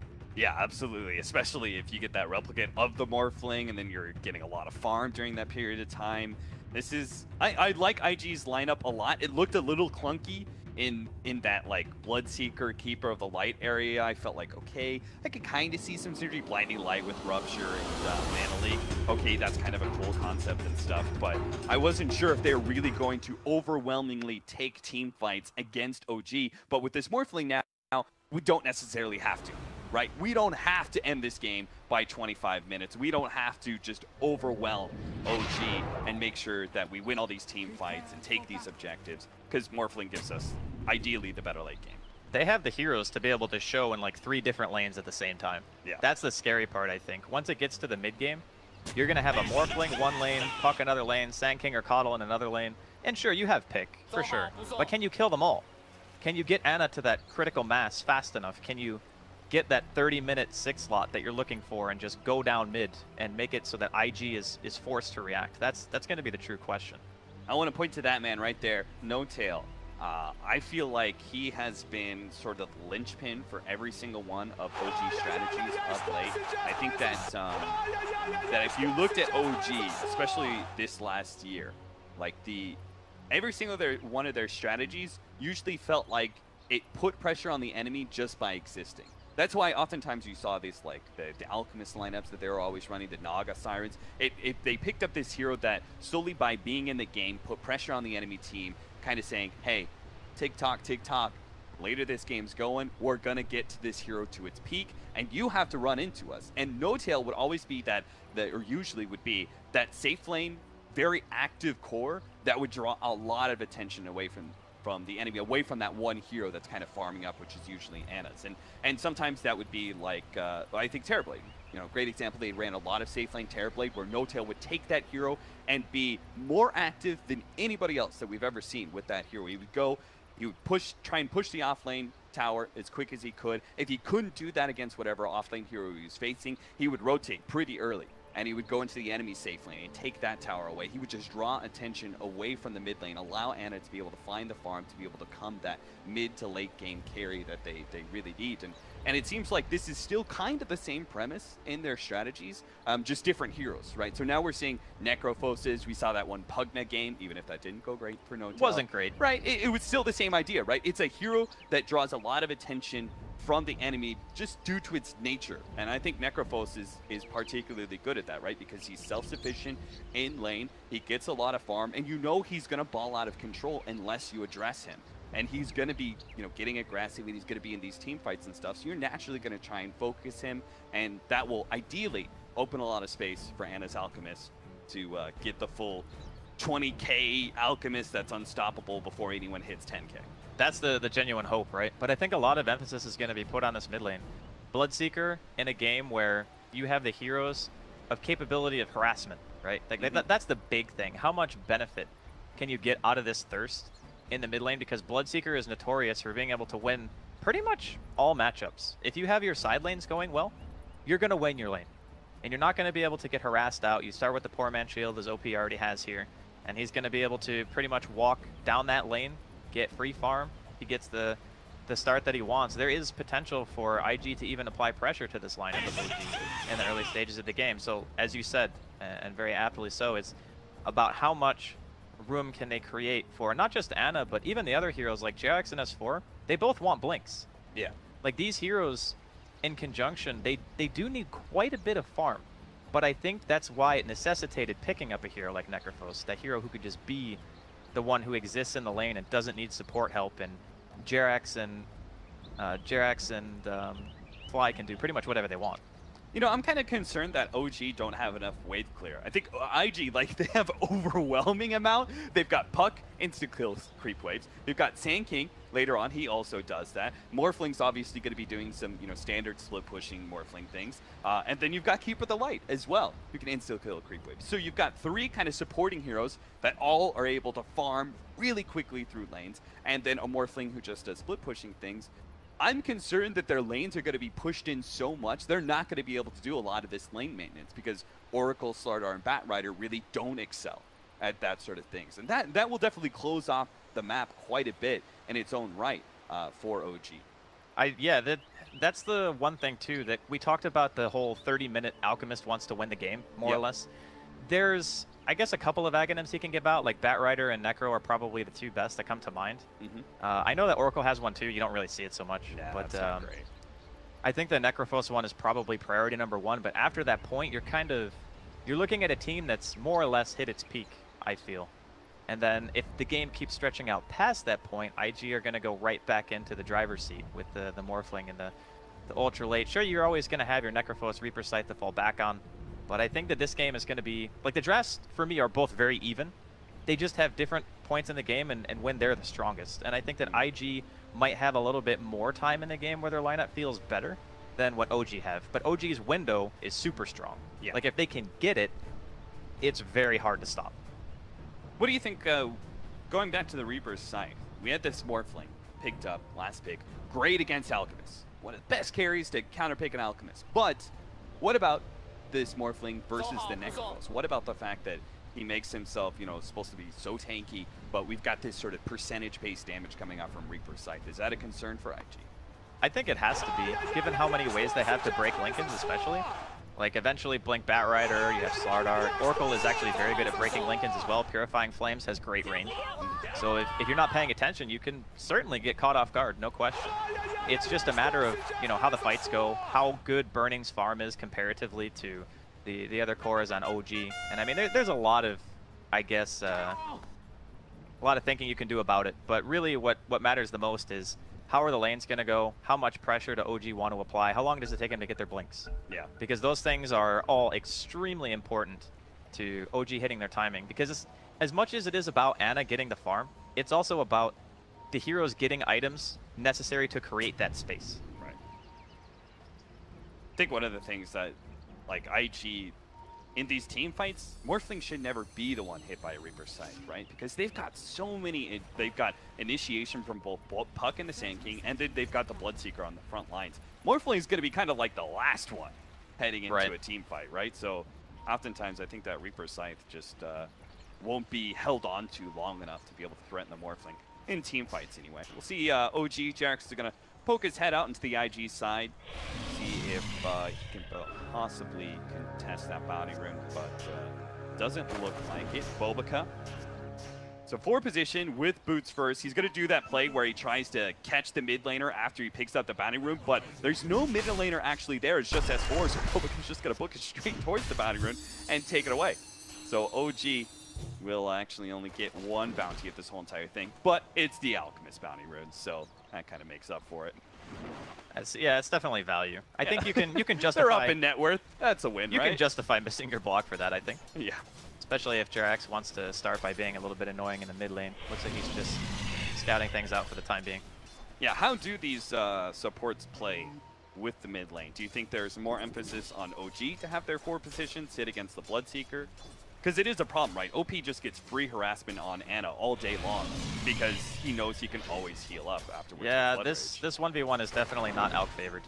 You look at other heroes like Ursa, for example, who are really good melees against Alk. Bloodseeker is up there on that list as well. Yeah. So I think it's tough, though, because if Jerax walks over there, what is he really going to accomplish as well? Like, how much harassment can he really do with just boots first? I think that this is probably the biggest issue that OG are going to run into, is how do they deal with Bloodseeker? They managed to get a stun here in top lane. S4 is going to hit the blast. Morphling's still ready to go. He actually has his nuke picked up rather than the waveform. And will manage to get a bit more onto S4. But this is all good, right? Even if they don't hit him, which he is going to be able to dodge that one, they've gotten him low enough that the Bloodseeker, he just charges forward at Jerax. He's got all the extra movement speed and damage. This is one of the best things. Sometimes not killing a hero is actually so much favorable for the Bloodseeker lineup, just because Bloodseeker gets a huge laning phase advantage at that point. Not just that, but there's no shrines until 5 minutes. So yeah. S4 is going to be sitting up here waiting to slowly tango his way back into being able to lane. And you can see middle, OP is just like aggressively posturing here against both heroes. Dual lane me? Think I care? For what? For what? He just runs at him. So Jerax is going to hope for the 2-minute rune. It was actually reach and down at bottom. Now that Jerax is away, XXS can feel a little bit more comfortable as the Puck here at bottom. It's not a particularly dangerous matchup that he's dealing with. Necrophos and Oracle, there really is no kill potential. So our Puck should do all right. Oh, he still got it? That whole time Jerax was like running at him, and he still ends up getting credit for the first blood. But sending the courier back in knowing that the Sand King was there, it's very strange. So OG do pick up the first blood, but comes at a very hefty cost, especially since Ana... Oh no, don't tell me! OP's just gonna run at him! Oh god! Ana does a little loop-de-loop around the tower, and OP will give up on that chase. He doesn't want to drop too low. Because the worst thing he could possibly do is Bloodseeker is be a little bit low, Blood Rage, and try and go for CS, and all of a sudden die to a gank. So he just needs some CS. Heal back up in the full. That's why Jerax is here on the front lines, trying to make sure that OP doesn't get any of that heal off. Now, this is one of the most effective ways to deal with the Bloodseeker once he starts losing HP. But you can see OP, he just does a huge amount of damage. It's very hard to like deny him unless you can threaten to kill. That's something that Alchemist certainly suffers at. Not a whole lot of kill setup for your supports. They just come in and stun, and you have acid spray that. Yeah, they're doing a good job, though, of making sure, like, Ana knew that his lane was going to be rough, so, like, he immediately rushed Iron Talon, and earlier on, JerAx pulled enemy creeps into the jungle, so Ana could continue to kill that wave and the jungle creeps simultaneously. So he's still getting a good chunk of CS, even though a lot of it is neutrals. And I think that's what's important, like, staying relevant. And during the time he's sitting in the jungle and going back to base and whatnot, JerAx is still able to soak some EXP of his own in mid. S4 is pretty happy with himself. They've been trying to pull quite a bit, and he's been contesting that pull and is actually sitting at level 4. Good amount of CS too, 17-0, considering some of that is some big neutral creeps. Pretty good for our off-lane Bat Rider. In comparison to XXS's Puck, which Jarver talked about how this is not a lane that he's going to have a lot of kill potential directed towards him, just harassing it really for the next. I'm surprised he's having such a hard time staying in EXP range. Like, S4 is almost a full level ahead of him. I guess, you know, S4 always has the jungle potential and he can kill the camps, but I figure that XXS would be able to stay a little bit closer to the waves. No Tail has gotten a few denies in there as well. Helps. Jesus. Look at our Bloodseekers tonight. Oh yeah, this is classic Bloodseeker. XXS tries to contest a little bit of the pull there. He's managed to get away. Silence onto No Tail, but No Tail's level 5 with the level 3 Death Pulse. He regens and heals up very quickly. You see, same exact thing as a Bloodseeker, right? Like, you can kind of harass him and stuff, but it doesn't matter if he gets any real CS. So you've got to have a lot of middle lane kill potential. Fly, he is definitely dead. He goes for the long ensnare onto OP, but within melee range, it doesn't really matter. So OP using his first Rupture, get a kill on mid lane and threaten that mid tier 1 tower. That's one of the things that I think Bloodseeker is criminally underrated for, is that he not just wins his lane, but he does so much physical damage, he's actually great at hitting towers too. In the early game, if you have this much of an advantage, yeah, you can just walk up there. Both of the supports of OG were kind of forced mid, and sure, you end up losing the Oracle to a Rupture, but the more important thing, again, is just what Ana can do in the meantime. He's going for the armlet now, he's got the soul ring, almost 6. And then, you know, S4 is still getting a fair chunk of EXP as well. So they have 2 heroes doing well, and then you look at the side of IG, and the Bloodseeker is crushing it. He's doing very well in his lane. And then Burning is getting his own free farm. So both teams getting what I think they need out of this early game. Yeah, it's definitely IG not running away with a serious net worth lead just yet. Burning also is doing well enough in his lane that he's beginning to pressure the off-lane tower. So we already kind of talked about how wave clear is going to be able to present a lot of opportunities for IG to control the map, but these early tower losses could be real hurtful. Bottom lane, they're going to try and go for No Tail here. XXS jumps away before the Reaper Scythe could go down on him. Bulbaca's quite low, and he will manage to get the Reaper Scythe, but it's not enough to finish up Bulbaca. Bulbaca's actually turned around. What a man, Bulbaca! He managed to get the kill on No Tail after surviving through the Reaper Scythe. Oh man, that was so close. I didn't actually know if he was in range to get the Reaper, but committing really hard there, getting punished. It's a little unfortunate getting that, like that particular hero dying. You kind of want him to be the stability of your team, you know? Rupture on Ana mid here. With the silence and the nuke coming in, Ana's just going to have to TP away. He actually TP's up to top. Uh-oh. That's not a great place to be because there's no shrine, and he actually still has vision. OP is loving all this low HP. Miscommunication, maybe? Maybe he thought the shrine was up. Yeah. Or maybe he thought he wasn't going to take so much damage so he can go and jump. He has ulti now. He should be alright. Yeah. As a result, OP is going to run back in the lane real quickly and get some more damage onto that tier 1. Bulbaca trying to threaten Fly. JerAx is here. He's able to sprint run him down. Now, Ana does not have Unstable Concoction, so again, no real kill potential here. Bulbaca could have just burrow struck over the cliff. Felt truly threatened. XXS has actually left his lane to come sit behind this mid tower. They really want to take this tier 1 nice and early before the Alchemist gets big enough to defend it by himself.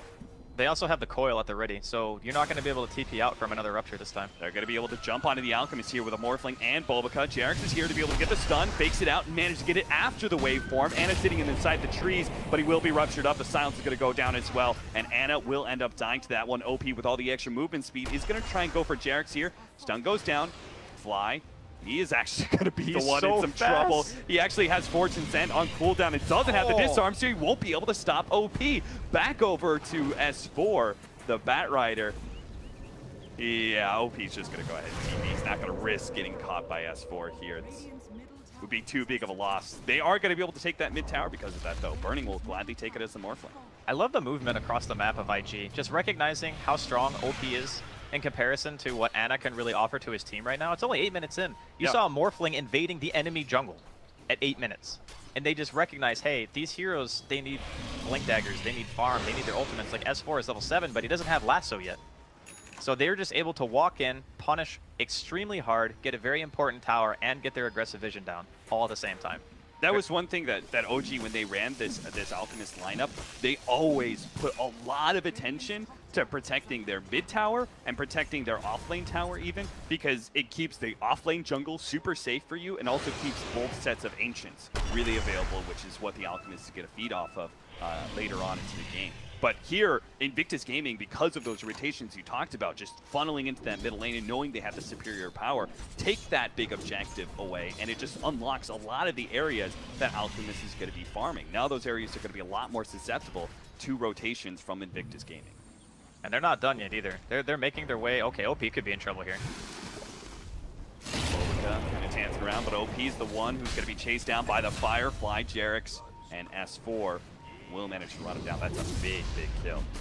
Especially for S4, as they desperately needed him to come online early. I like that early jumps choice. Not that that's anything special, but it really helps to have this Bat Rider just be kind of like a tanky Metis that can fight you underneath towers. Bobica is just being the space creator right now. Yeah, I don't know. Bobica, what's his plan here? He goes up to the cliff straight to S4, so thought maybe he would burrow strike the Slardar and try and go for a TP out. Such luck. They do manage to get a glyph here on the top lane, preventing the Morphling from taking that tower. They'll get a deny on it instead. Morphling's actually keeping the bottom lane, spotted out by S4. S4 is going to go ahead and stop that TP. Lasso pulls him back. But, well, with that much sticky napalm, you can get a little bit more damage on it burning. Not enough to threaten to kill, but it does force a couple of rotations, so that's actually good enough for S4. I'm sure he's pretty happy with that. OG are in a decent position this time because they have heroes in the lane to be able to push if they want to. Looks like they're just going to end up leaving No Tail, one of the harder heroes to take down, while IG are counter-pressuring the safe lane of OG.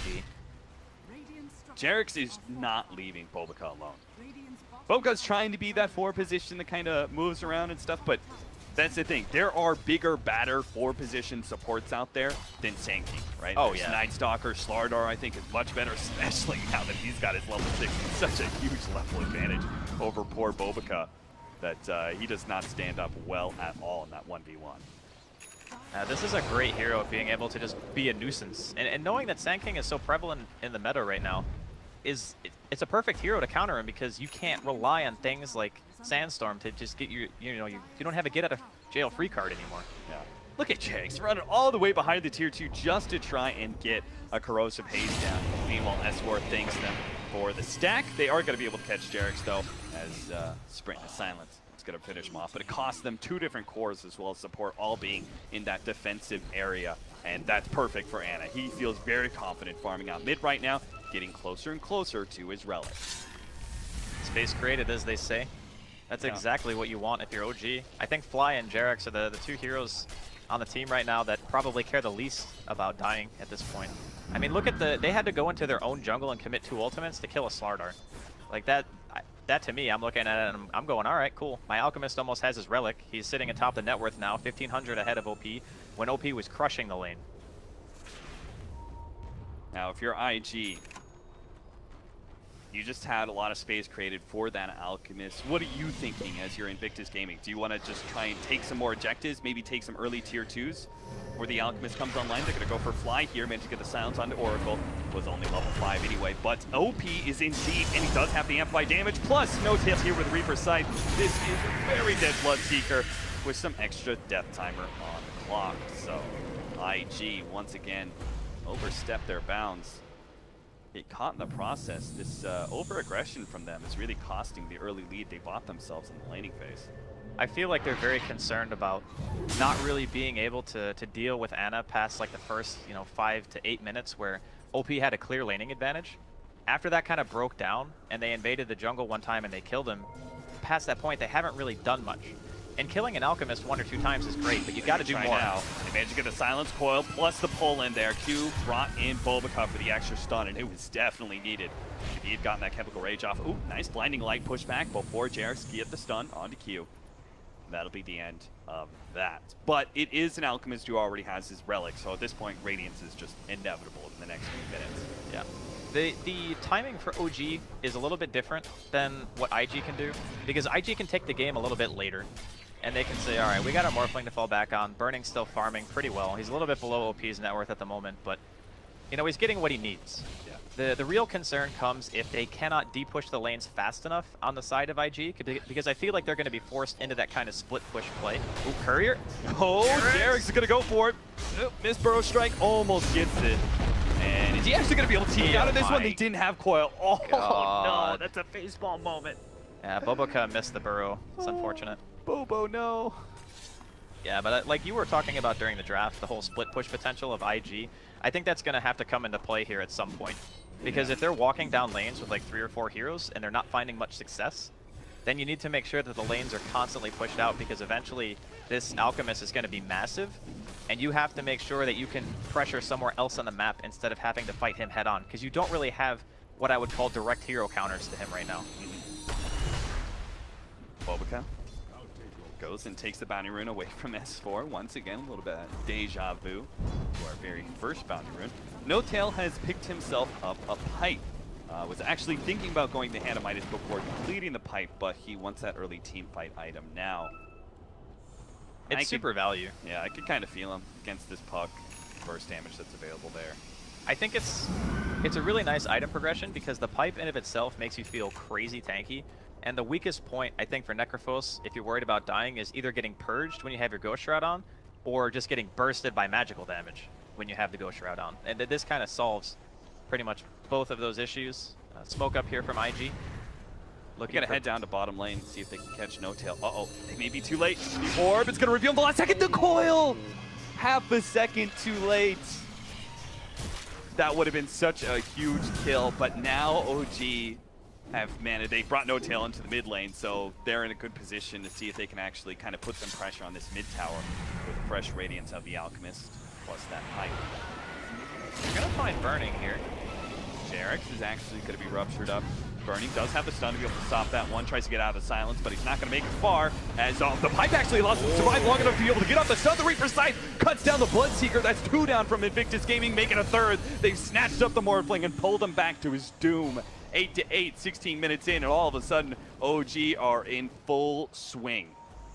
That's what we call a debate right there, folks. That was a very nice follow-up. The points into Unstable Concoction coming in huge there.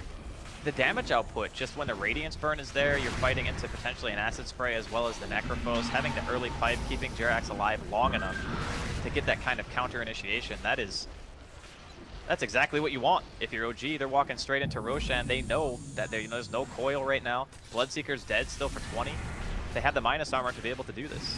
And he's just dead for so long with that added respawn time. He would be up right now and could TP in and see if he could get a silence off, but the added respawn time gives OG so much extra to work with.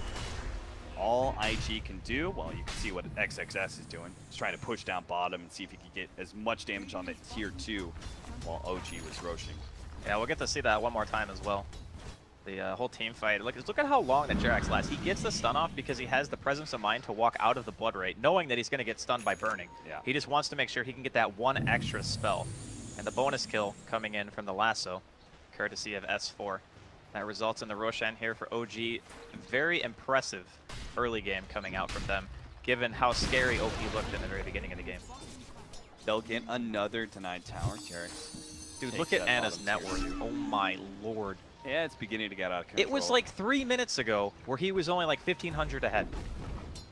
Now he's 5,000 almost ahead. He's going to go the full Manta Octarine build to a fresh Naga Siren. And I mean, again, fortunately, IG do have a lot of wave clear, but they're going to need every little bit they can against this form of Alchemist. My goodness, that is probably one of the fastest net worth climbs I've ever seen. S4 jumps in, and keep from the light, and they waste no time whatsoever bringing him down. They'll use the Reaper Sight again. Just the added respawn time just gives them a lot of space to take objectives. This is one of those games where I think you just kind of casually throw out the Reaper whenever, because you know that one hero down, IG are going to feel tentative to defend anything. I mean, Ana is still not really even the one pressuring the map. He's kind of just chilling in his own jungle, farming. His team is creating all that space for him. And S4 already having the blink and the drums available means their pickoff potential is now online. This is the stage where IG are trying to think, okay, do we go for the split push strat now? Because our puck just bought a Midas too a couple of minutes ago. XXS picked that up after his own blink dagger. And I think that means that they're looking to gear up for more of this kind of slow, methodical game instead of trying to fight. They just can't afford pickoffs, and one of these heroes, Bobica, is going to be susceptible to OG's pick. Loses a lot of that blink dagger gold, which they really need. Because they can't just let OG take all the objectives, right? They do have to stand and fight at some point, or maybe go for a 5-man smoke gank or something like that. And if they want to be able to win that kind of engagement, they need a harder initiation than just the pucks blink and coil. They need a solid stun. I think that's where the Rupture comes in, and eventually, you know, the Blink and the Burrow Epicenter coming in from the Sand King. The issue right now is, you know, Bobica is still quite a ways away from his own Blink Dagger, about 800. And OP, he doesn't really have a backup plan because he opted not to get Midas. So because he doesn't have a Midas and he went for the SNY, I think the itemization kind of forces them into this awkward spot of you kind of want to fight, but OG's teamplay just seems to be a little bit better until the Blink Dagger on the Sand King comes out. Jarek's pushed away. GG out. Burning will take Q's place. Pushing out that bottom lane. He is being forward on the shotgun. Has to go Scepter, but it's mid lane where Bobica's going to get caught once again. Oh, God. This is feeling like that Earthshaker game we watched earlier, Draskell. The Reaper Scythe, fortunately, will not kill him, so he won't have that extra long death timer. Top lane, they're also trying to go for XXS here now. That orb is going to be able to follow him. Phase Shift doesn't actually get it out, and he just gets popped. I don't think you can phase shift Fortune's End. Like, you can do it when it's in the air, obviously. Yeah, yeah. But once it hits, I think it counts as a root. Yeah, it does. Man, that actually sucks so bad. He had to dodge it, and then he would have been just hit by an unstable concoction after the phase shift, so... That's rough. Oh, OG. Seemingly unstoppable here in the first 15-20 minutes or so in this game one. Now, Burning, in the meantime, he's doing what he can. He's pushing bottom. He's almost got the E-Blade. Only about 1,500 away. That'll be a really big shift in power, I think. They're able to get a quick pick on anyone. Doesn't even matter who it is. Just, you know, turn the fight into a 4v5. Yeah. That's really what you're looking for. You either kill someone so fast the Oracle isn't able to save them in time, or he maybe just kill the Oracle himself in the back lines. Jump to your Replicate to safety. But in the meantime, OP, there's a ward there, so he's going to be caught by the unstable concoction. Anna just runs straight at him. He wants some vengeance for all that nasty laning phase, and he gives him the walkway. He doesn't even stay around for the extra right click. He gives him, you're going to die to Acid Rain Radiance. Dude, he knew. Turn my back to you. How's it feel, How's it feel? Now this is getting out of control very, very quickly. The net worth lead is pretty much the entirety of Anna's net worth. Like, that's where OG have their advantage. Yeah. 19,000 net worth in a 22-minute game. Complete insanity. Click back at Bobica. He's the same gold sitting in his bank that he was like 5 minutes ago. He's been getting focused a lot, though. Like, yeah, he's been really getting chased around by Jerax. You know, S4 has lassoed him. He's gotten Reapered.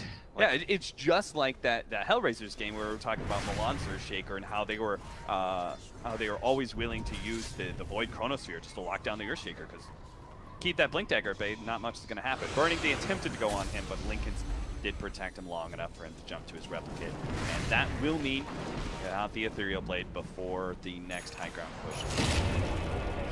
Oh, Jerax. Ruptured up. Silence. He's going to walk away from that one, though. His team is there to protect him. He's got those tranquil boots, man. Didn't even break.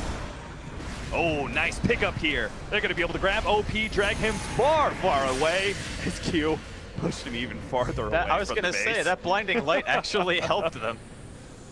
Like, all right, Bloodseeker's Seeker's really not making it home. Bonus Force Staff.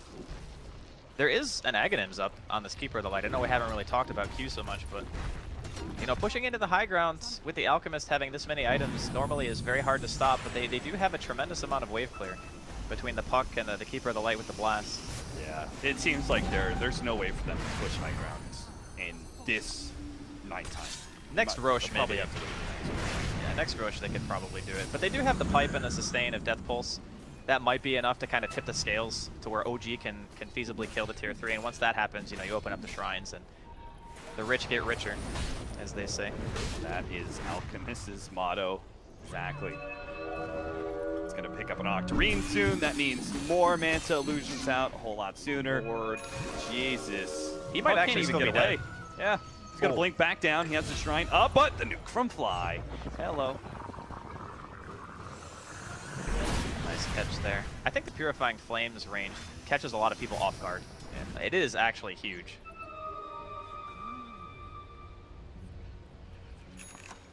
It's 15-8 with a 10,000 gold lead for OG. But this is an Alchemist lineup, so it can't be deceptive. So we turn towards the experience where we see a real lead, 7,500. OG, even if you say, but Alchemist, mid lane, what's happening there? Jesus. Okay, S4, I'm not sure how he ended up there, but they might be able to kill OP. The Reaper Sight is enough. He's trying to get back. The Unstable Concoction's coming in. He throws out the Silence, actually goes for the stun onto Sand King to stop the epicenter. That's quick thinking from Ana, even if it means he misses out on the kill from OP. While the Morphling's replicate of the Alchemist is being beaten down, but they're actually going to shrine up. No, sorry, replicate. Not going to be able to save from that one. They push him back a little bit deeper into the base. Underneath that tier 3 tower, they do use that false promise. So he's going to be staying alive a little bit longer, though, but he doesn't really have a target for his Unstable Concoction. He's going to stun himself, again, right outside that tier 3, and he doesn't even heal that much. He's going to be pushed back even further. They desperately need this kill. It's going to be worth so much. He's trying to armlet toggle his way out of this one. Fly saving him from all that magic damage. On a stun from Jarek's Eric turns, and he managed to kill one. He's going to go for burning up next. Sweet, sweet vengeance for Ana. He goes for more. Burning's going to be able to get back to the base, but they've already killed 2 of IG. And what seemed the ultimate disaster scenario from OG, losing their Alchemist, losing their 23,000 net worth hero, would have been a huge windfall for Invictus Gaming, but they're denied that much. Fly God. Just Fate's Edict, False Promise, another Fate's Edict. All the damage that they were trying to do to him, they couldn't burst him because no one can hit spells. He's sitting in the base with no ultimate. Another lasso comes out here. Don't take me away, Q. He's going to be dragged back. Ana, again, focusing on his own replicate. He's just not going to let that opposing illusion survive. And Invictus Gaming are going to be forced to use a buyback on the Keeper of the Light just to make sure that OG can't continue to push high ground during this daytime. I think OG are going to be more than happy. Like, look at this Cap. Just how tanky he is. Gets the False Promise after the Burrow. He throws out the Fate's Edict, gets a couple of heals going, and Fly's positioning during this fight was just immaculate. Going back, chasing him out of the base. Jarek's in a position to get a counter stun a little bit later on. It was absolute flawless play here from OG. I thought for sure right there, that Burrow strike, but there was so much heal coming out from Fly at that period of time. 3-man stun, courtesy of your Slardar player. That was a treat to watch. Very, very well played from OG. But at the same time, IG showed that, you know, they have the damage. They can take him down if OG aren't ready. And emboldened by that knowledge, they're going to go for the 4-man smoke up, push through mid lane. See if they can find somebody. They're going to run into an invis Bat Rider. He jumps away. A little bit scared, just in case they had sentries. You never know. That is going to be a smoke failure for Invictus Gaming. But what does OG do with this? They're kind of been waiting for Roshan. See, it's going to be up now. And with the Corrosive Haze, they could really make short work of him. It's going to drop extremely fast. I think the next point where Ana's going to feel maybe almost indestructible for a little while is after, of course, the Lincolns, and maybe if he gets another armor item. I think that's really the way that they can burst him. Now that he has the Octarine, he has so much raw health that the E-Blade combination with Fate's Edict, it doesn't really seem like it's enough. Yeah. So the right click is where he has to itemize next after this potential Roshan attempt here. Both teams kind of hovering in the area, IG looking for a better position. Yeah, they're going to do the full wrap up into the shrine area, hope that no one's there, And then once they see no one is there, this is ring around the rosy right now. Yeah, they're going to try to get the opposing high ground, but OG have the same exact idea. They're going to go into the Dire Shrine. They're going to do the wraparound as well. Are they going to be able to catch him? Where's this fight actually going to end up, Draskell? I don't know. Round and round they go. They see it now. Invictus Gaming, they're going to turn. The smoke's going to pop onto Ana. He's the frontline hero. Can they actually blow him up, though? It's going to be super tough. They throw out the silence. They already have a Vault Promise ready to go onto Ana, protect him. So Morningstar's going for the back line. He tries to attack Fly, trying to take him on, but he's actually taking so much damage from Reaper's sight. He has to start backing himself away. They've lost their Sand King already. IG in full retreat will not be losing more than just their support. So fortunately, their cores stay alive, but OG win yet another team fight. The reveal of the Lincolns. OP tried to throw out the Rupture straight away, but he couldn't get it because they didn't click on Ana fast enough. You know, in the heat of the moment, they saw the smoke reveal and they're like, we need to go. This hero's in the front line. Unfortunately, Fly was in the back. Immediate false promise during the chemical rage. So much regeneration. You just cannot deal enough damage to kill this Alchemist. And now they're going to be able to get Aegis and Cheese. And that's so much work. Especially with a hero like Necrophos, he's probably one of the best heroes with Cheese, right? You've got maybe Storm Spirit, who's really good, obviously, but just the fact that this is a tank, like this is a hero that wants to kind of be on the front lines, but now has this huge amount of turnaround potential with the Cheese, as well as the Reaper Scythe. This is getting to be crunch time here for IG. What can they do? Can they push out the lanes fast enough? We can already see, XXS is in the top lane. Burning's kind of running around with the Z-Blade, seeing if he can find something as well. You can feel the sense of urgency right now that IG have. We need to buy time. Why did that happen? When did that happen? They're like sitting right on top of each other inside of the base. Yeah, I just see them flying by each other. I mean, why not? I guess if you have a hero on your team that gets items so fast that he has to use the courier all the time, I mean, there was that time their courier died. Do you think they bought a courier to replace it for that 3 minutes? Honestly, I would have to watch the replay, Cat. I cannot confirm or deny. 20-9, 17,000 gold lead, and OG are going high ground during nighttime, so the Keeper of the Light is not at that full. I like this combination, though. They're giving Blood Rage onto Q. I didn't notice that. So his blast is doing a little bit more, but OG are so damn tanky, they just don't seem to care. And it's down to half HP, but he's got Aegis. They're going to try and get an aggressive forward snap forward underneath the tier 4s, but they really have to target someone else in this, and that's why they go for the Rupture on the back line. Sheriff's going to be hit by that one, but he just can't get to that hero to threaten anybody. In fact, it's going to be S4 with the initiation. S4 takes an Ethereal Blade shotgun to the face, but it doesn't matter. He's down to half HP. Jesus Christ! Wow. Our Morphling just got popped. OP's going to come in with his BKB, but I don't think it matters at all. This is just a suicide move, and IG will call it. This series, we talked about how important it was for either one of these teams to take the 2-0 against the other, to really give themselves some solid, I would say, cushion to be able to land in that top 4. And OG, you said they're the ones who have to face LFY. They probably need a little bit more. And, well, they get this first one. 2-game series. Man, usually when you second pick an Alchemist and play it as a core, it doesn't really have as much success as we saw Ana have in this game. Yeah.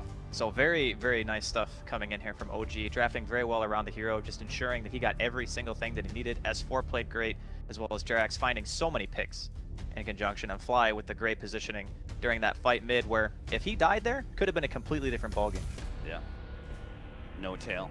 Turning up the heat in the OG room because they are cool as cucumbers, Draskell. They just demolished IG with an Alchemist strategy. Who said Alchemist was dead? Who said OG Alchemist was dead? Not I. Not I. Not I. Must have been our deceptive viewers. All right, guys, we're going to come back for game number 2 after a short break.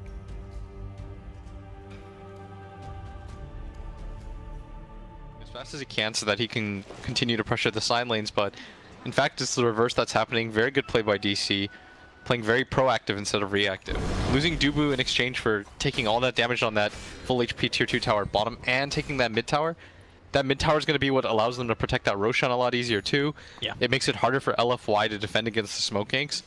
Typically what ends up happening, Owen, is when you take that entire bottom side and you take this mid tower, you've got the entire jungle open, and all of a sudden Radiant loses half of the map in the game. I love this as well from Mason, going for that Blink Dagger. I really feel this is just the optimal build. Mask of Madness into Blink is so beautiful for your farm. Instead of going for like the Echo Saber, or yeah, indeed the S and Y after the Mask of Madness. Blink is just so good. You know, you get the Blink. He's literally an anti-mage, but better now. He doesn't need no Battle Fury, he's got the passive skill. He is being focused though, they're coming in with a gank. There's the Warcry Global as well. Perfectly done. I told you, you got to watch this Dubu with his globals. He knows how to do them. They want to find something too. They're coming back in. Bulba, can he close the gap? Forev, all it takes is a Malefice and they'll be able to get themselves in there. Great micro there from Inflame with the ball slow, but Forev says, your boar is now mine. Now the turnaround there with a Roar, they'll take down one. That's the Enigma out. You don't want to go for this Dragon Knight either. He's quite tanky, 1500 HP and 9 stick charges. They really wanted to get something after after they committed that global, but still way too much of an overextension. Super's going to run into the silencer, just back out, and all they want to do is secure this Roshan. Of course, they don't have this mere tier 1 tower, so there's nothing really for this Nyx to go to. DC can't stop this by the looks of it. It's falling far too quick with Monet getting his hands on it. Arbet's in the neighborhood, does have an invis room, but it's too late. Monet grabs it, and in fact, now they're looking to fight. Dragon Tail onto Mason. They're going to chase forward. On the back of it all, Arbet will throw out the Sonic Wave. Deals no damage. It really didn't. So LFY, get Roshan, get out of there. It kills the courier though. Okay. So it's not that they lost nothing. They lost the courier. They lost the courier. They lost their furry little friend. Chicken friend dies. Rest in peace. Gone but never forgotten. But still, this is, you know, this is LFY starting to hit their stride, doing what they need to do. Getting the Aegis, utilizing Monet's Ursa. He's got the phase, has the flattens, halfway towards the Blink Dagger. Big farm for Mason though. You really want to take this mid tower though, if you're LFI. You wanted to be the first person to strike anyways. The crazy part though is just how tanky their team is. Because of how much farm this Beastmaster was able to get out of that top wave. Yeah, he's got Medallion. How much money he's got. He's got 2,700 gold. I didn't even realize he was that farmed.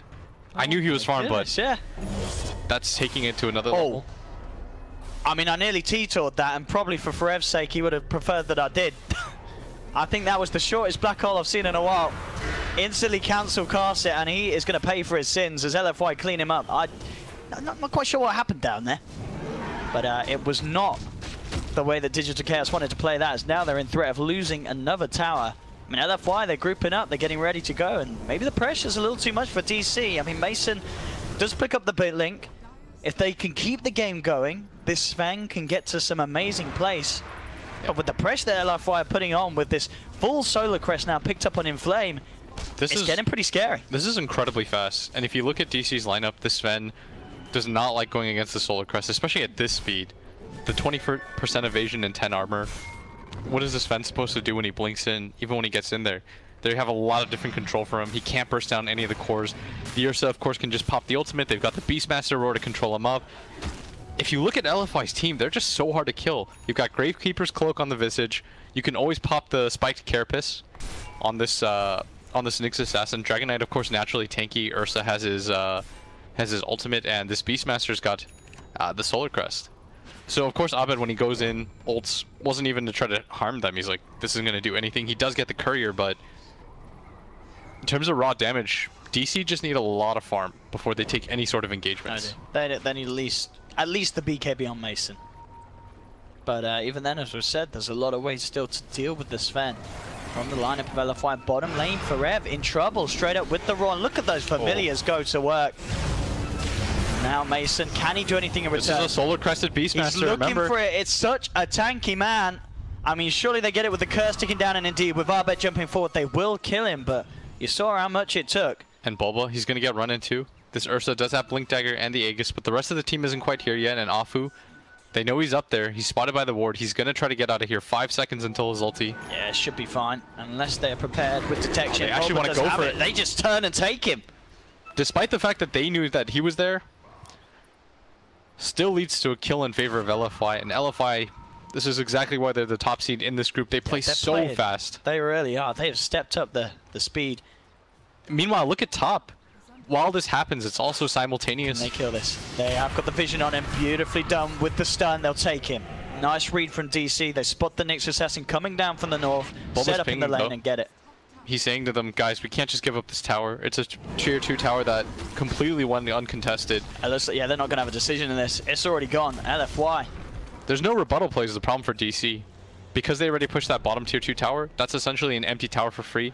Yes, they kill Afu, but he distracts them long enough. Yeah, Mason really needs to continue to find his farm. He is still top of the net worth board, but it's just the fact it really feels like this is a game, even though, you know, 4-on-2 is not bad, it's just the pace of this game in terms of kills compared to the pace that LFY can force in terms of taking objectives, it's just not going quite out DC1, and Bulba, there's indeed, one bird. It's maybe all that they need, one connection. Down goes the sentry, they'll chase Bulba down. Can he escape? Not with the soul assumption coming in like that. And Bulba is gone. That almost cost them more than it. They've dropped a ward for that too. Not the opportune position, but and it's at least it's not totally useless. Abed gonna get spotted here too. There's a Shadow Blade though on Super. He has no idea. Afu still got the stun. Yeah, this sort of lockdown. Chain stuns from LFY. Nothing that Abed can do in reaction.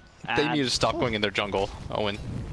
That is the death trap. It really is. As you can see from the serious wards and the panic wards, there's full control from LFY. They do lose the Aegis. They're about to clean up another tier 2. We're just 18 minutes in.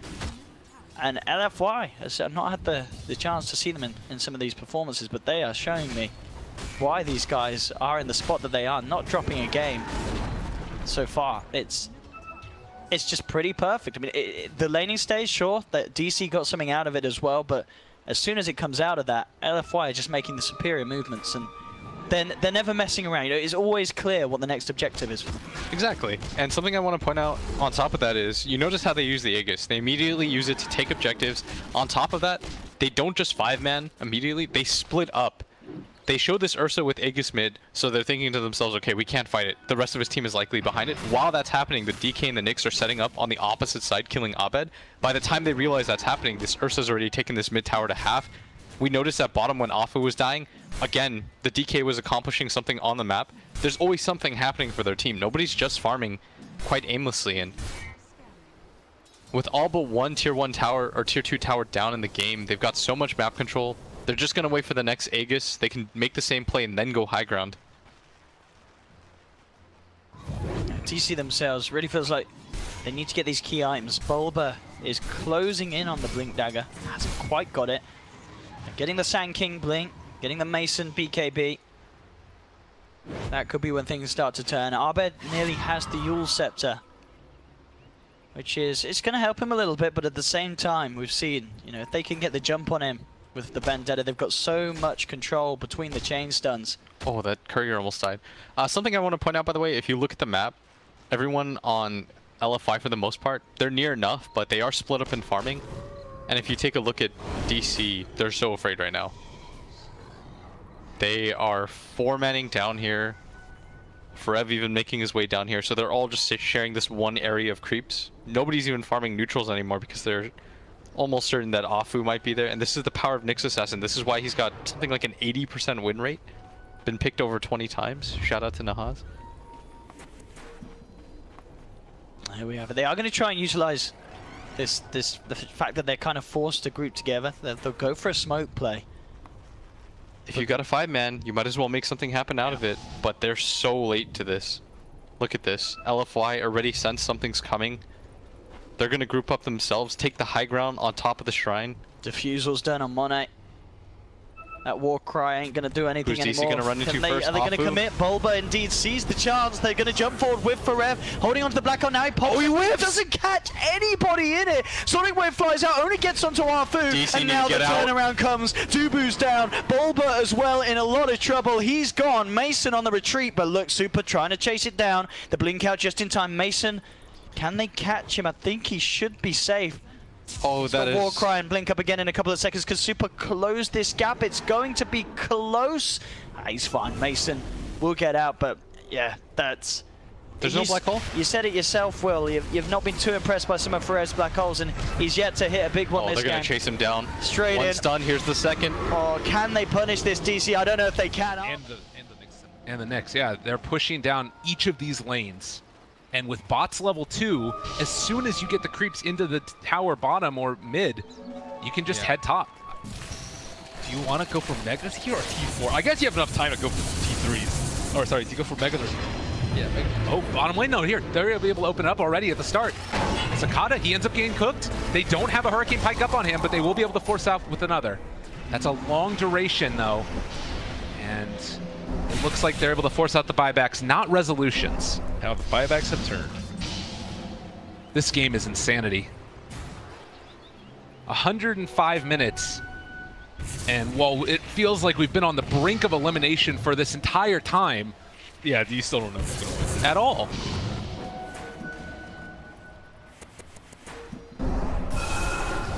And I mean, this is my tower now. Look at that T4 tower. That Mega Creep's just like, I own this. Get out of here. The gatekeepers.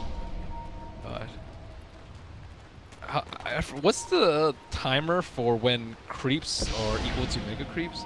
Well, it's clearly not now. Yeah. They're still not big enough. 700 HP versus 1200. It's getting closer. Yeah, we're getting there.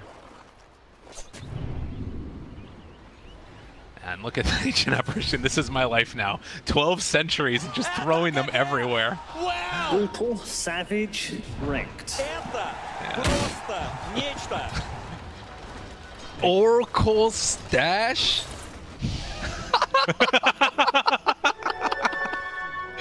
Oh my god. Okay, that's the most ridiculous stash I've ever seen.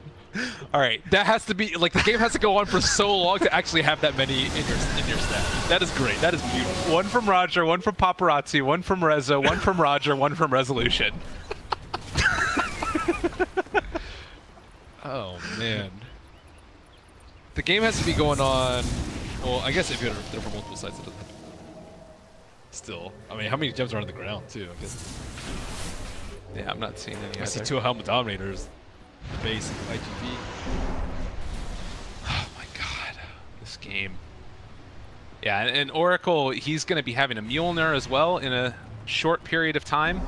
One thing to notice is that the Weaver was kind of switching on and off between having his Aghanims in his stash or not. He was using other items. Oh, he needs that axe. Yeah. That axe has been the saving grace for the 40 to 80 minute phase of the game. You know, I was looking at this game and I was like, it's a Drow Ranger stat. They got off to a good start. Invoker got a double kill at the start of it. This game will be over real quickly. Now we got another Divine Rapier picked up, 107 minutes in. Only 2 Rapiers at this point. I mean, that's the thing too, though, is it doesn't really feel like it's what else do you buy? Yeah. Like, more Helmet Dominators? You can't get more than 5 on a team, though, and get more than 5 creeps. That was the change that they made. I think it was after that, like, Drag Neil game at Manila Masters a while ago, or Major. Relevant change. Yeah. See? Freaking Oracle's had those Sentry Wards like clockwork right outside his base all the time. Now he has 5. He's upgraded. No ward that is safe from Super. Dotting their eyes and crossing their T's. Viper slow. Okay, after he finishes PK, watch him float across. He's like a freaking alien mothership just sailing across. He's so slow. Oh, FN. Time to buy drums to increase everyone's move speed? Maybe. Pop drums, backpack it. Oh, BKB backpack. Is it worth it to get drums? Might be. No one has boots, so that move speed increase is kind of important here. Oops, exit. Uh-oh. Click. Hopefully these players don't misclick. CC at this point would be tragic. But it really does feel like, too, you know, looking at the way that the game progressed, we're not in a position where Empire feel confident, like, in anywhere near the base right now. Before, they were all sitting outside. I think there was a moment where Anti-Mage was, like, up on the high ground, and it feels like the momentum has turned where IGV just haven't lost a fight in a really long time. Roshan number 18 has fallen. She's just left on the ground. Who cares, right? There's a gem in there. No one has room for it. There's another gem that was left in there also. So that gem was left in there by Resolution. So Rezo's bought at least 3 gems this game.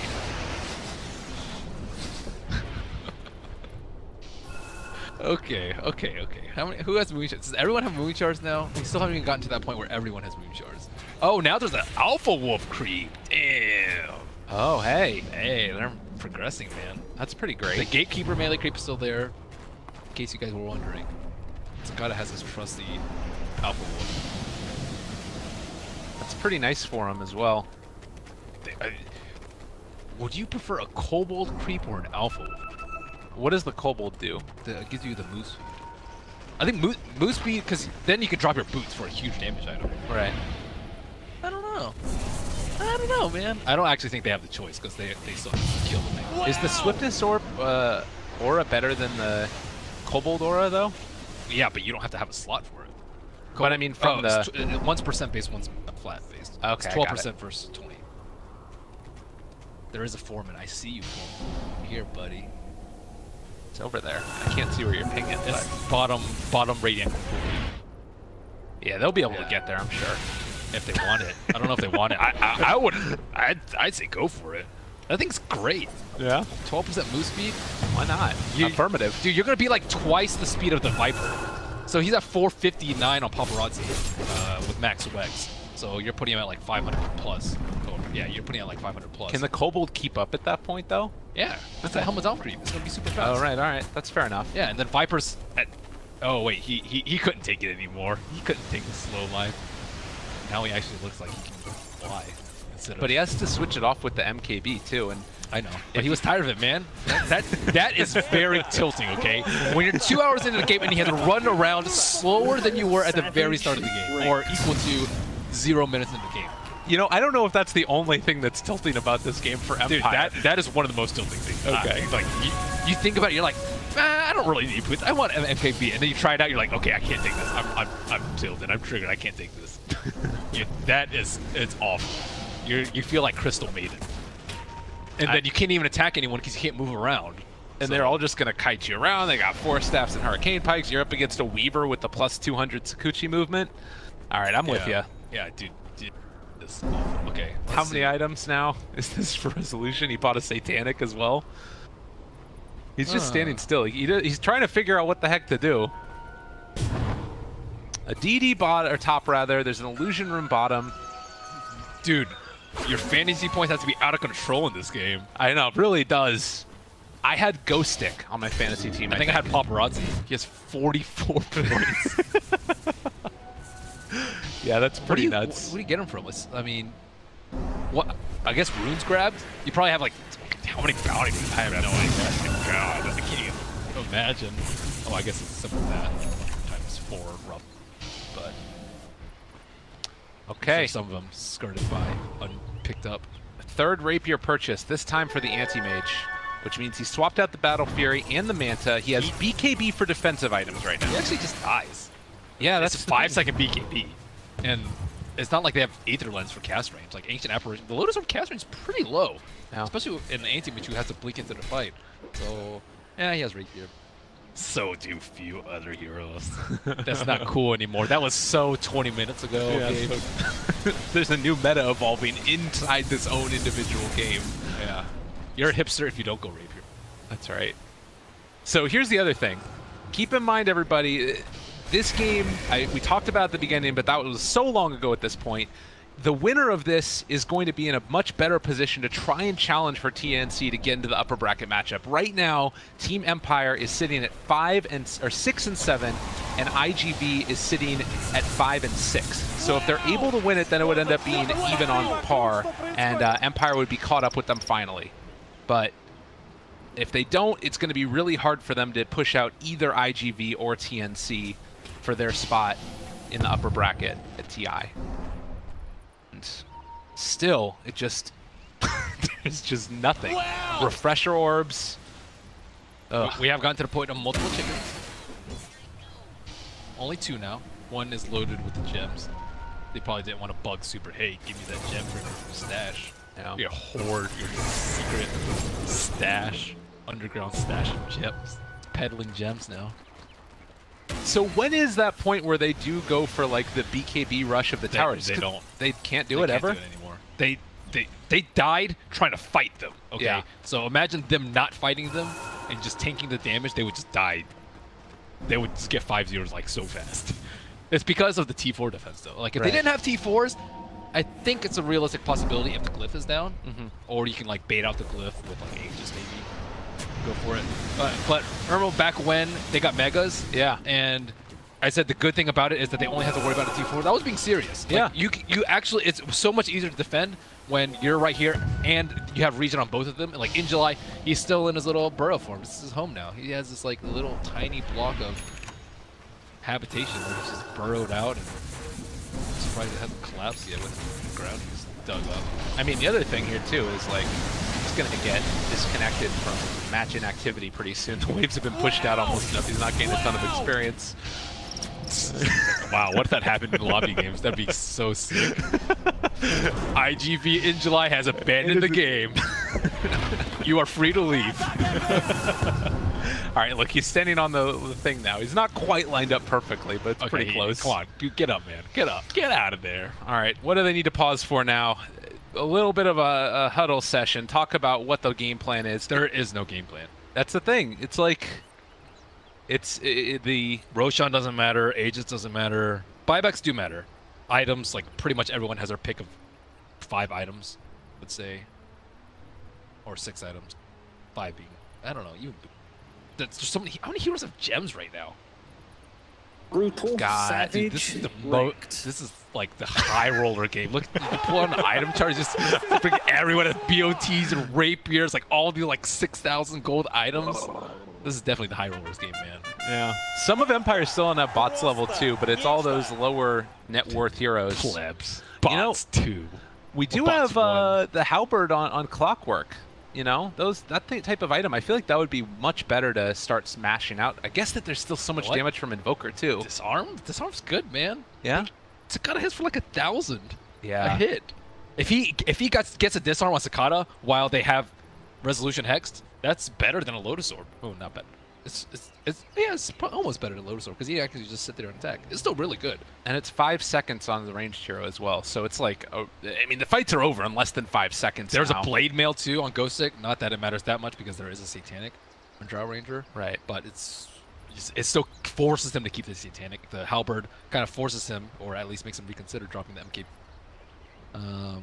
Resolution, yeah, who knows what Battle Fury's been stashing it. But this is the thing that I keep on thinking about is as the game goes on, there is no incentive for IGV to ever leave their base really because they only want to fight there. Right, but that's the thing is they want to win. But like how do you get to the are you ever going to be able to push out a lane really? Yeah, they have precision aura. And they can also get to the point in the game where the creeps are equal to mega creeps. But they only have 1 lane of that too. What? Because they have, oh, you're right, the super creeps, of course. The super creeps will be equal to the mega creeps. And they have the range creep aura, so they actually don't have to be there. I would say they have the edge going, like, if we, by some stroke of luck, got 4 hours in, then I think I would much prefer to be on IG Vitality side because Drow aura is sick in that situation. Like, creeps can just solo the throne and T4s easily. Right. Especially if you have a Helmet Dominator army. And then looking at the rest of Team Empire here, they're not itemized in a way to deal with a mega creep situation or super creeps that end up being stronger or equal to megas. I mean, what would you actually realistically change out though? I mean, maybe, for instance, Oracle has a Maelstrom, whereas Clockwork has like team fight winning items, you know? Yeah. So like they might even need to start thinking about switching that back around. Oh, he's got good attack. Didn't you remember back in the day they used to play him mid a lot because he had like a really low base attack time and you know he could farm pretty well. Okay, we see more and more Helmet Dominator. Now Dogfights has one. Dogfights has one. Injuli has one. Cicada has one. Where's the 3rd creep, bro? Where's that gatekeeper? Okay, wait. Now Brutal, savage, wrecked. This is the best part about these editions, is when the game goes late, you can see the descent into madness from all of the teams as the game just gets later and later. Is it the 2-hour mark that the terrain just starts exploding? I think it's hero dependent, like ones with a lot of particle effects. So maybe with like, you know, Octarine Core and Invoker and stuff it will. Okay, come on, Paparazzi, use your Refresher Orb and cast all 9 spells just for us. You know, I was thinking about this. The next level bait, IGV accidentally, in quotation marks, hit their key for fortification, gets Empire to run in, they kill them all. What do you think? Is that the strat? They haven't had to use Glyph for the past fights. Yeah, that's true. It would be a good bait. Guillotining in. Oh, that was a bait. Yeah. Sure, why not? I mean, use it or lose it, right? Who was that? That was Anti-Mage. Well, Anti-Mage has 11 items. 9 plus Abyssal and Stash plus Mujo. Wow, the point where you drop your Abyssal, that is something else. That's pretty nuts. Of all the items, I never thought that he would drop his Abyssal. Did Oracle did get the GPM talent too. Thank God. God, so much regret if you didn't take that. That'd be the biggest regret of your TI right there, not taking the GPM talent in this game. The 30 health regen on Maposhka is pretty good too, because it's allowed him to farm up more than he would before. And he actually has a halberd now as well. So 2 halberds on Empire. Yeah, Drow Ranger might have to get BKB or pre-Manta. Yeah. Invoker does a lot of damage too. Weaver does a lot of damage. So as long as Drow's still alive, it's not the worst thing in the world that he gets disarmed for 10 seconds. And Paparazzi has that Mjolnir also in his inventory, but it's a Refresher Viper. I don't know how many of these have been played in. What do you even refresh? Dota. Oh, your bots? Your BKB? He doesn't even have either of them in his inventory. What would you drop? Viper Strike? Yeah. Poison attack. Nice. Value. The value. All right. Wow! Brutal. Well, we are reaching the 2-hour mark now of game number 2, Team Empire versus IG Vitality, and every little thing matters. But it's kind of interesting too, because like even the ice, we thought that the ice blast would matter, but dogfights can just time lapse and they still win the fight regardless. So a second rapier now picked up for the anti-mage also. He's one in the set. I didn't even know he put 2 of them in him now. Okay. So he still doesn't even hit close as hard as the Drow. Oh no, he put the other one on the ground? What's he doing? Is he gonna deny it? No. Is he fed up? Courier's gonna try and pick it up. Okay. Okay, watch this Courier. Oh, Resolution. Clearly has not subscribed to the Book of... After someone picks up the Rapier, you can't pick it up with Courier. But I don't think he's been in that many Rapier situations before where you actually aren't gonna pick it. If you bite on a Courier, it can stay on the Courier, but if you drop it, Courier can't pick it. And it is now in the fountain, chilling. So, oh yeah, Roshan, you're going down, buddy. Now up to what is that? 50 armor, but it still ends up falling too quickly. They've changed out the Bloodthorn long ago for FN. Roshan down, and Aegis on Clockwork yet again. Ghost Stick able to jump. Jeez, it's like, who cares? All right, it's been a while since everybody has seen the fights happen in this game, so would you try to refresh us on what we're looking at? Yeah, we probably haven't a lot of newcomers because this game's been going on for ages. So, IG Vitality had a pretty good early game. Drow Ranger, Strat, they took down a couple of T1s. Invoker got a double kill, and Dogfight's got a chicken kill during the game. So Invoker was 2-0 to start. They had a couple thousand net worth lead, but all things went poorly for them as soon as they started to push down the mid T1 on bottom. Pochko was able to drag the creep wave away, stop the push, and that tower stayed alive for about another 10 minutes and halted all of IG Vitality's momentum as they tried to push while Paparazzi was farming with his Midas. After that, Anti-Mage got his Battle Fury at a pretty decent time. I believe it was on around 15 minutes time. And then Anti-Mage started doing what you would expect an Anti-Mage to do, but push out all the lanes and just put too much pressure on IG Vitality to ever actually push up the high ground. And then move into the next phase of the game where there's just a bunch of farming from both teams. Gets a Manta style, gets a Butterfly, and then starts owning the crap out of IG Vitality, gets the Aegis, and then they start sieging the racks. The fights go Empire's way, but the buildings are another story. And after much determination, Empire take down the majority of the T3s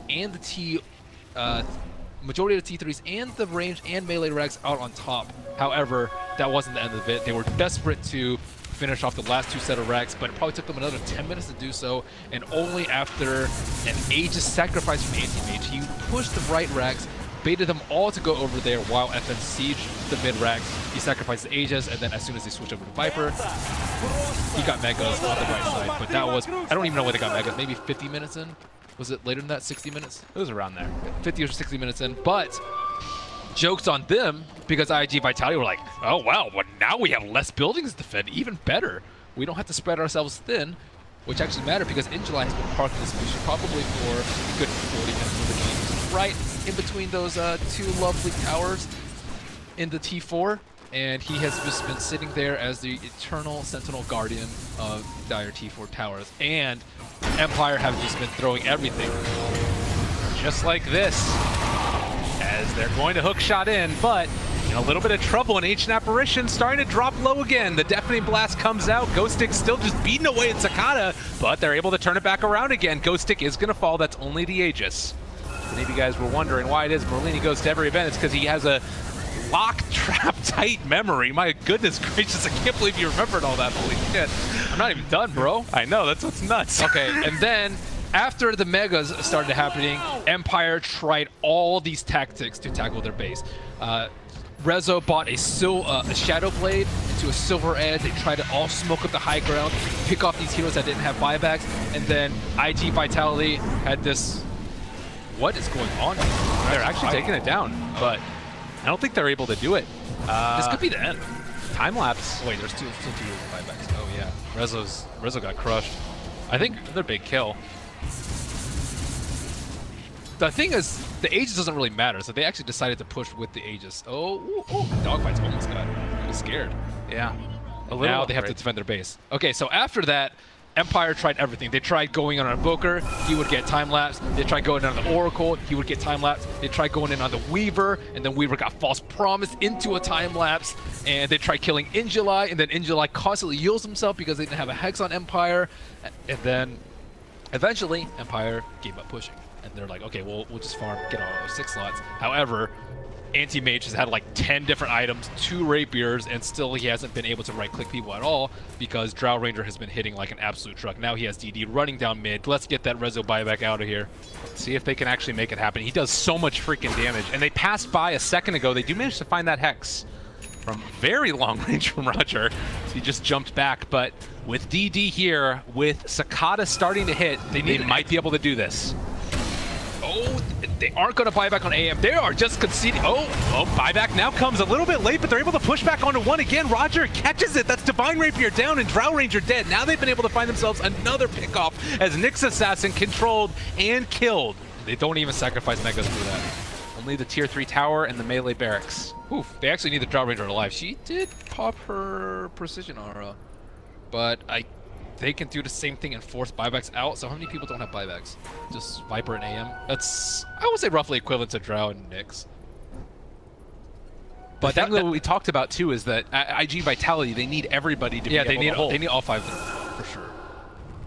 Drow, Invoker for damage, Nyx for the control. He stuns anyone that doesn't have BKB trying to go for the towers or for the heroes, and then Weaver and Oracle both do a ton of saving.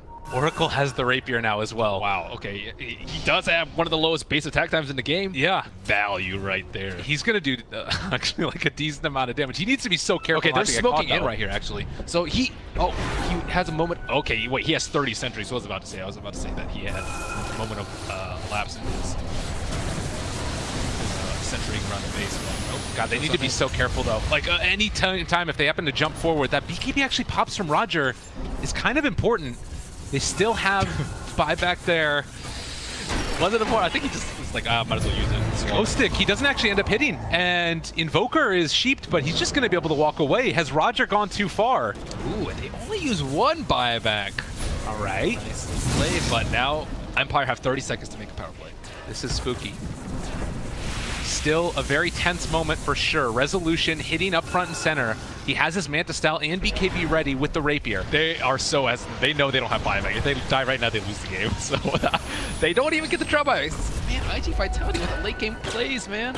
They have been doing a great job. I mean, it is completely inconceivable that IGV have been able to hold on this long. The way that they've done it too, with keeping these Helm of the Dawn or Mega Creeps and just out team fighting them constantly. It's been incredibly pleasure to watch. Yeah, the late game tech is from IG Vitality. After Empire started sieging them with all these like Silver Edge and Blink Pop Lincolns trying to instant kill people tactics, IG Vitality, they shifted their strategy too. They had a couple of Helmet Dominators that they use to dominate the Mega Creeps and then put them outside of T4 so that he wouldn't have to blow glyphs as often. In July though. Oh, in July, He's catching Ghost Stick. This is a decent-sized kill. He doesn't have buyback. They're going to blow him up. Ice Path is there. The disarm keeps him alive for the moment. And now FN, he's in this area as well. They lift him up one time. Sunstrike going to land as well as that disarm. But no, they just blow up the Invoker. He's going to have to buy back in just a second, but FN is also dead. And now they're controlling up this anti-mage. If they could kill him off here, this would be so tremendous. But it doesn't look like it's going to happen. As you look at the damage. Sakata blows him up to hell. 100 seconds.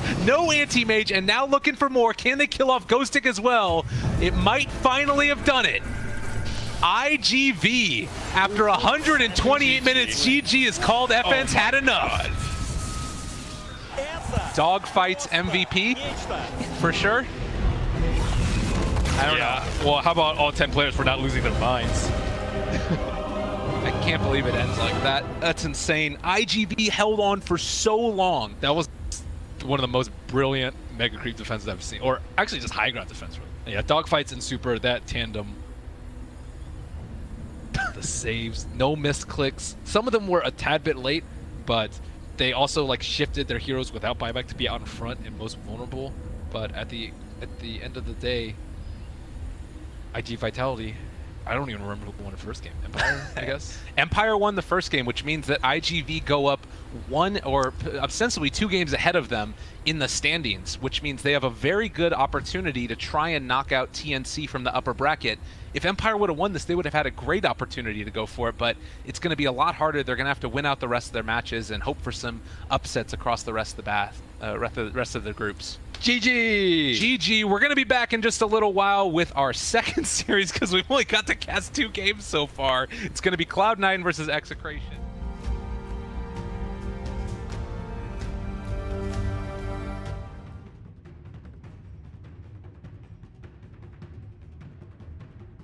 What an epic game 2 of Empire versus IG Vitality. But we're now back to game 2 of OG versus Invictus Gaming, where hopefully we will feature our own epic game. As game 1 was definitely very one-sided. OG took control of the game very quickly after they got that Radiance Alchemist. Felt like the old OG was back in time. I think they do such a great job of kind of setting up the one hero for success more than anything else. You know, Ana's that kind of player where no matter what his lane struggles are, he makes great decision-making, itemization choices are always on point, and he just always kind of comes into play post like 15-20 minutes, and I think that's probably his best attribute.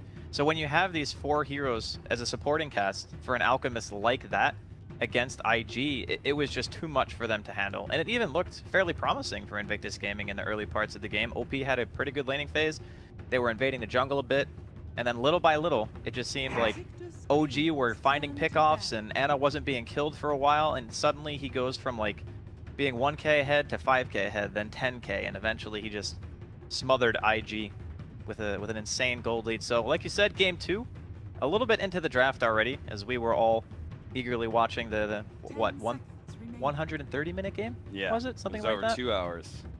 Completely nuts. And it's just the group stages, Cap. It is just the group stages. I wonder. Have we ever had like one of those really epically long games on the main stage? We had before. I think at TI3 there were some pretty long games, but I don't ever remember something being that long. Like over 2 hours, I don't believe on the main stage has ever happened before. That egregiously like megas versus just turtling against megas for hours on hours. Right. We have a very interesting draft. OG again with the somewhat fearless draft variety in their first 1-2. They go ahead and grab a Phantom Lancer Earthshaker against a Lich. Now, I'm not sure why IG have picked up a first pick Lich. I'm certainly not a fan, but there have been plenty of teams like Cloud9 who seem very optimistic about the hero and its impact to the game. They're going to follow that up with a Phoenix and Treant Protector. Lovely support duo that I think everyone is a fan of if you're Phoenix or Treant Protector. Meanwhile, IG, they follow up that Lich with a Legion Commander, Earth Spirit, Ember Spirit, and now a Troll Warlord. I think it's a very well-rounded lineup coming in from Invictus Gaming. They have a good amount of physical damage, they have good pick, their team fight is, I would say, pretty on point. Just having Ember alone, magical damage with the Earth Spirit initiation, you don't really have the greatest lockdown per se for like a Lich Chain Frost, but their laning phase is going to be really strong. They're not really going to be super weak at any stage in the game. I think that's probably the best way to kind of talk about Invictus Gaming draft here. On the other hand, you have OG, who have this it's not really a 4 protect one, but at the same time, I think a lot of the space creation and stuff is going to be no tail, kind of running around the map and just being a nuisance. His hero is very good, I would say, against probably 3 out of 5 of Invictus Gaming's heroes. So you can obviously remove the blind from Troll. You can dispel yourself from Magnetize, which is just amazing. Right. And Lich is pretty weak against Phantom Lancer outside of just, you know, being able to sacrifice and make him not be able to get experience in lane, because obviously Phantom Lancer buys Diffusal Blade. And Diffusal Blade against Lich armor means that you just kind of flop over. So I'm kind of liking what OG are bringing here in the second game, but I think it's a little bit different this time around because IG's lineup has extremely powerful late game, even against an Enigma, who potentially will get Blink BKB.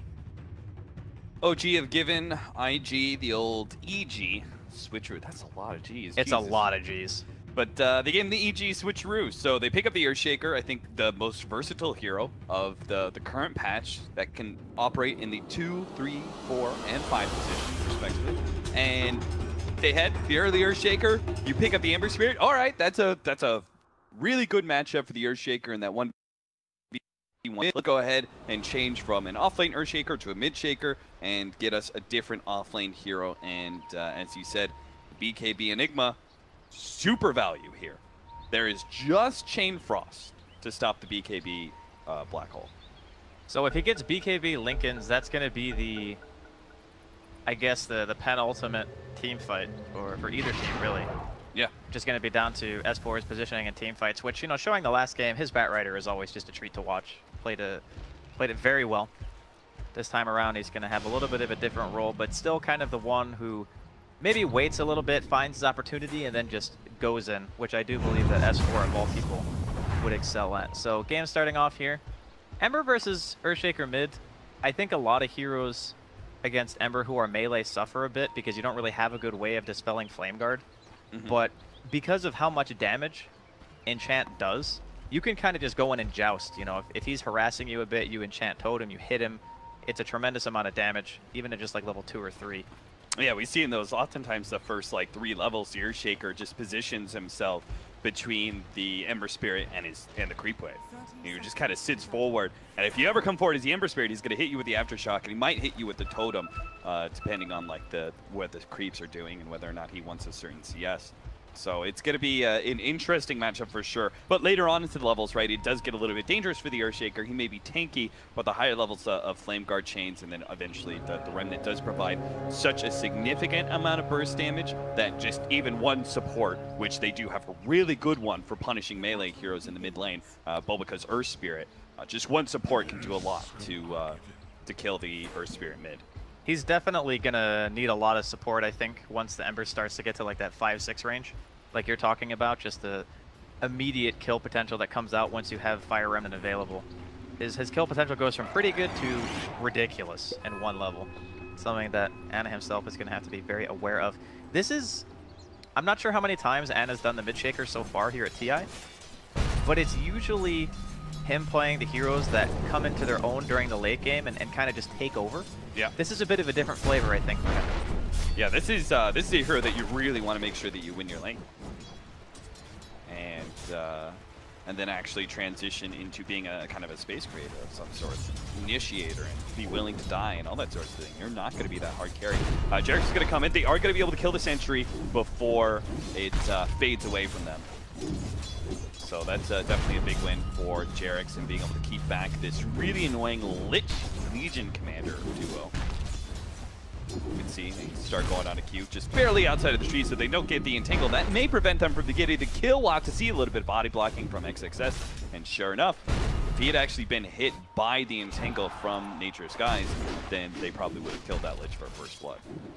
It would have been a huge kill too, because as time goes on, it's going to be harder and harder. They can't really commit to XXS in this lane, especially if Q decides that he wants to get a value point into armor instead of leveling up the Frost Blast. Yeah. Because a lot of the damage that you want to do early on with the Treant Protector and the Phantom Lancer is through right clicks.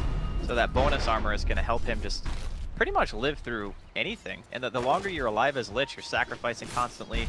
You're forcing the supports to be in one spot on the map, which is never really what you want if you're OG. I really like the way that XXS is playing this, though. I see a lot of Legion commanders, they just abuse the fact that they can pull the creep waves onto themselves, or some of these supports are kind of bad at harassment, and they really abuse moment of courage. So they're like, all right, I'm gonna have something attack me, and I'm just gonna go ahead and fight you. And if I get moment of courage procs, it completely wins that matchup easily. And considering that just level 1 sits at 55%, you're pretty good chance being able to get that that proc off. Enigma has kind of abandoned the lane and is going to go ahead and be jungling right now, but IG's Bulbaka is going to be able to spot him out and not really going to be able to harass him, not even take away that clarity, but he lets him know, I got my eye on you. Oh, he's going to be blocked. S4 got in front of the roll, so Bulbaka is going to take a bit more damage. Nothing too special. You got the clarity, man. That's value. Got it. Although S4 does have another, so at the end of the day, he'll just be walking back to his other camps, maybe just going to the tower to make sure that it's not taking any free chip damage, he's not missing out on any EXP. And I think IG this time around, they do have pretty strong lanes, the bottom lane especially. It's where we're going to have to keep our attention focused to see how much No-Tail can get being under this much pressure. You can see, even in the 3v2, XXS is beating him on CS, 10-4 compared to 8-0. Yeah. And that's not even accounting for the Lich denies.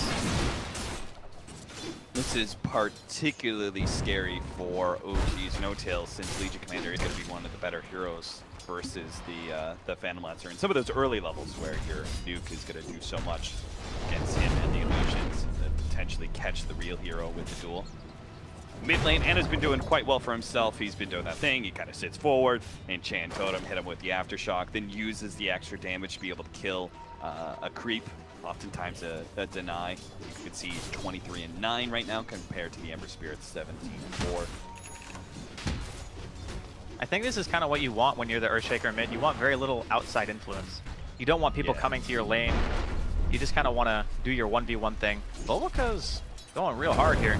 Yeah, Bulbaka's going to be able to hit Jerix, kind of block him inside the trees here. And Jerix is going to get just nuked down. They didn't have any counter wards for him, right? So if he'd actually gotten Invis in time, he would live. Yeah, he stopped attacking a little bit late, maybe overestimating his own survivability just a tiny bit. But he did not start with the stout shield, so taking full damage from pretty much every single auto. I wonder if he regrets that, especially the way that Legion Commander was fighting him so often in that laning phase situation. Normally, as Street, you shouldn't be worrying about trading hits. At all, but this is actually because of Legion Commander, and she's quite good at being able to trade back and forth with heroes. It actually ended up being to the favor of the Legion Commander rather than the Tree. I think it's the idea of killing the Lich. That's why you want to use. Tail's gonna be hit by the cake and the roll in. Nice! IG, man! That is one hell of a kill. Now, Bulbaka might just die, though XXS does give him a little bit of loving. Press the attack will allow Bulbaka to live. He's already got phase. He's gonna get gigantic in this lane if this keeps up. They have the Shrine too. Like, this timing is perfect. They go for an all-in commitment out of the tower, 2 heroes low. They get the Shrine. They're gonna be able to go right back to lane. So it's not even as if No-Tail's gonna get a reprieve from this pressure. It's just gonna be right back in his face. I wonder if IG are gonna be even more pressure. They're gonna be able to catch flying. Nice double kick there. Bulbaka even hits Jerix on the side. No-Tail tries to come in. But all that he's going to receive for his efforts, a lot of chase down from XXS.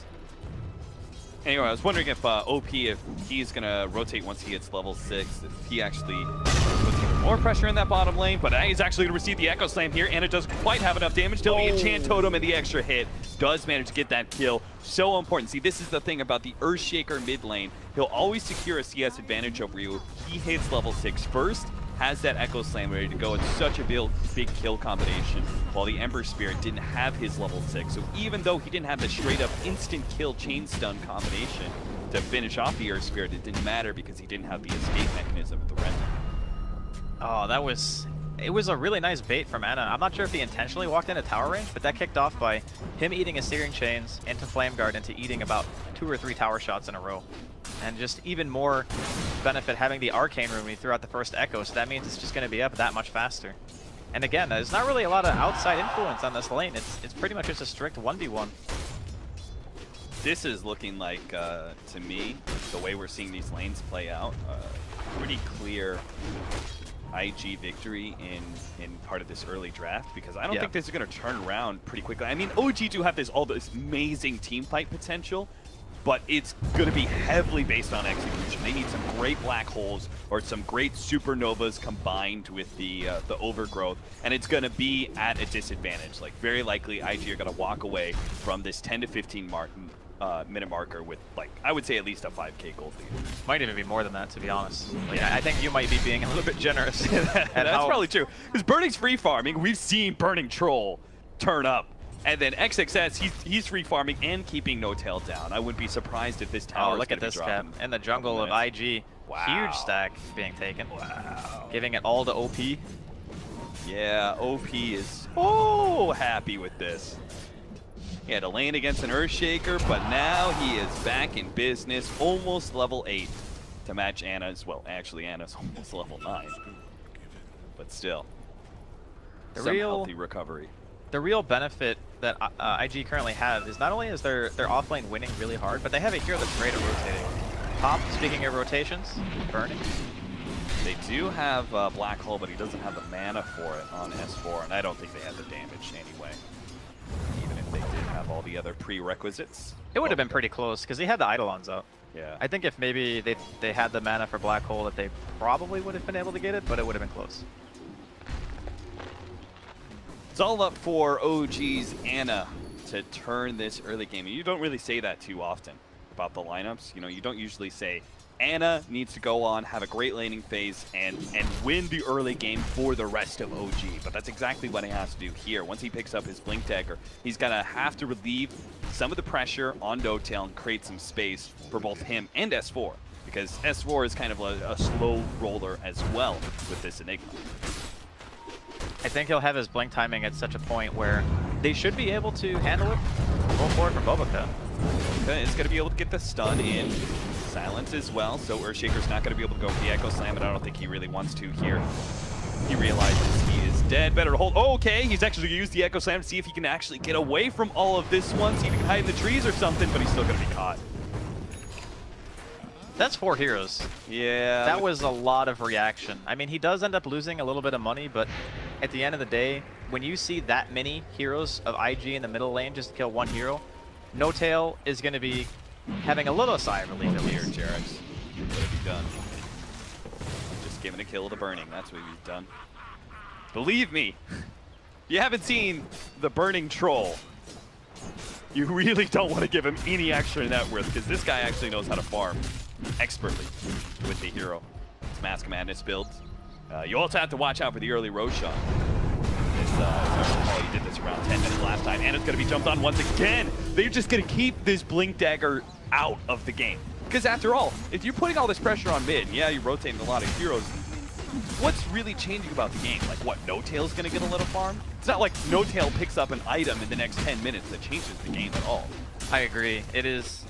I mean, it's nice for No Tail because he can hit creeps, but at the same time, the high-impact heroes are pretty much the Enigma and the Shaker. If you keep them down, those are the ones who are going to be making the plays and kind of allowing the rest of OG to recover and really win you fights. And if you can't get those key items up, it's going to get really rough for OG very quickly. And if you look at S4's itemization, he's opted to go for the Midas. So he's not going to be able to get that blink anytime soon. Speaking of OP following him around here with the Invis. They've already hit priority number 1 with the Earthshaker. Now they're going to hit priority number 2 to go for the S4. Does have the Black Hole, but they get the kick in. He still has the sounds ready to go, so if he tries to go for the Black Hole, he might be able to stop him. OP is getting farther and farther away from the Earth Spirit. Boboka now stuck in the trees, tries to go for the rollout. Fly stays on top of him, though. Nice turnaround there by OG. A fairly big reaction, but I think necessary. You can't let S4 just die at this stage, especially when he's very, very close to his Midas. Yeah. Still a couple hundred away from the blink on Ana here, 600, give or take. He probably would have had it already if no one had interfered with the middle lane. But I think that IG were so satisfied with how bottom went, they could justify, you know, sending that many heroes over. Sure. It's like, okay, well, we've kind of dominated our lane. Right now, the PL still has less CS than XXS right now.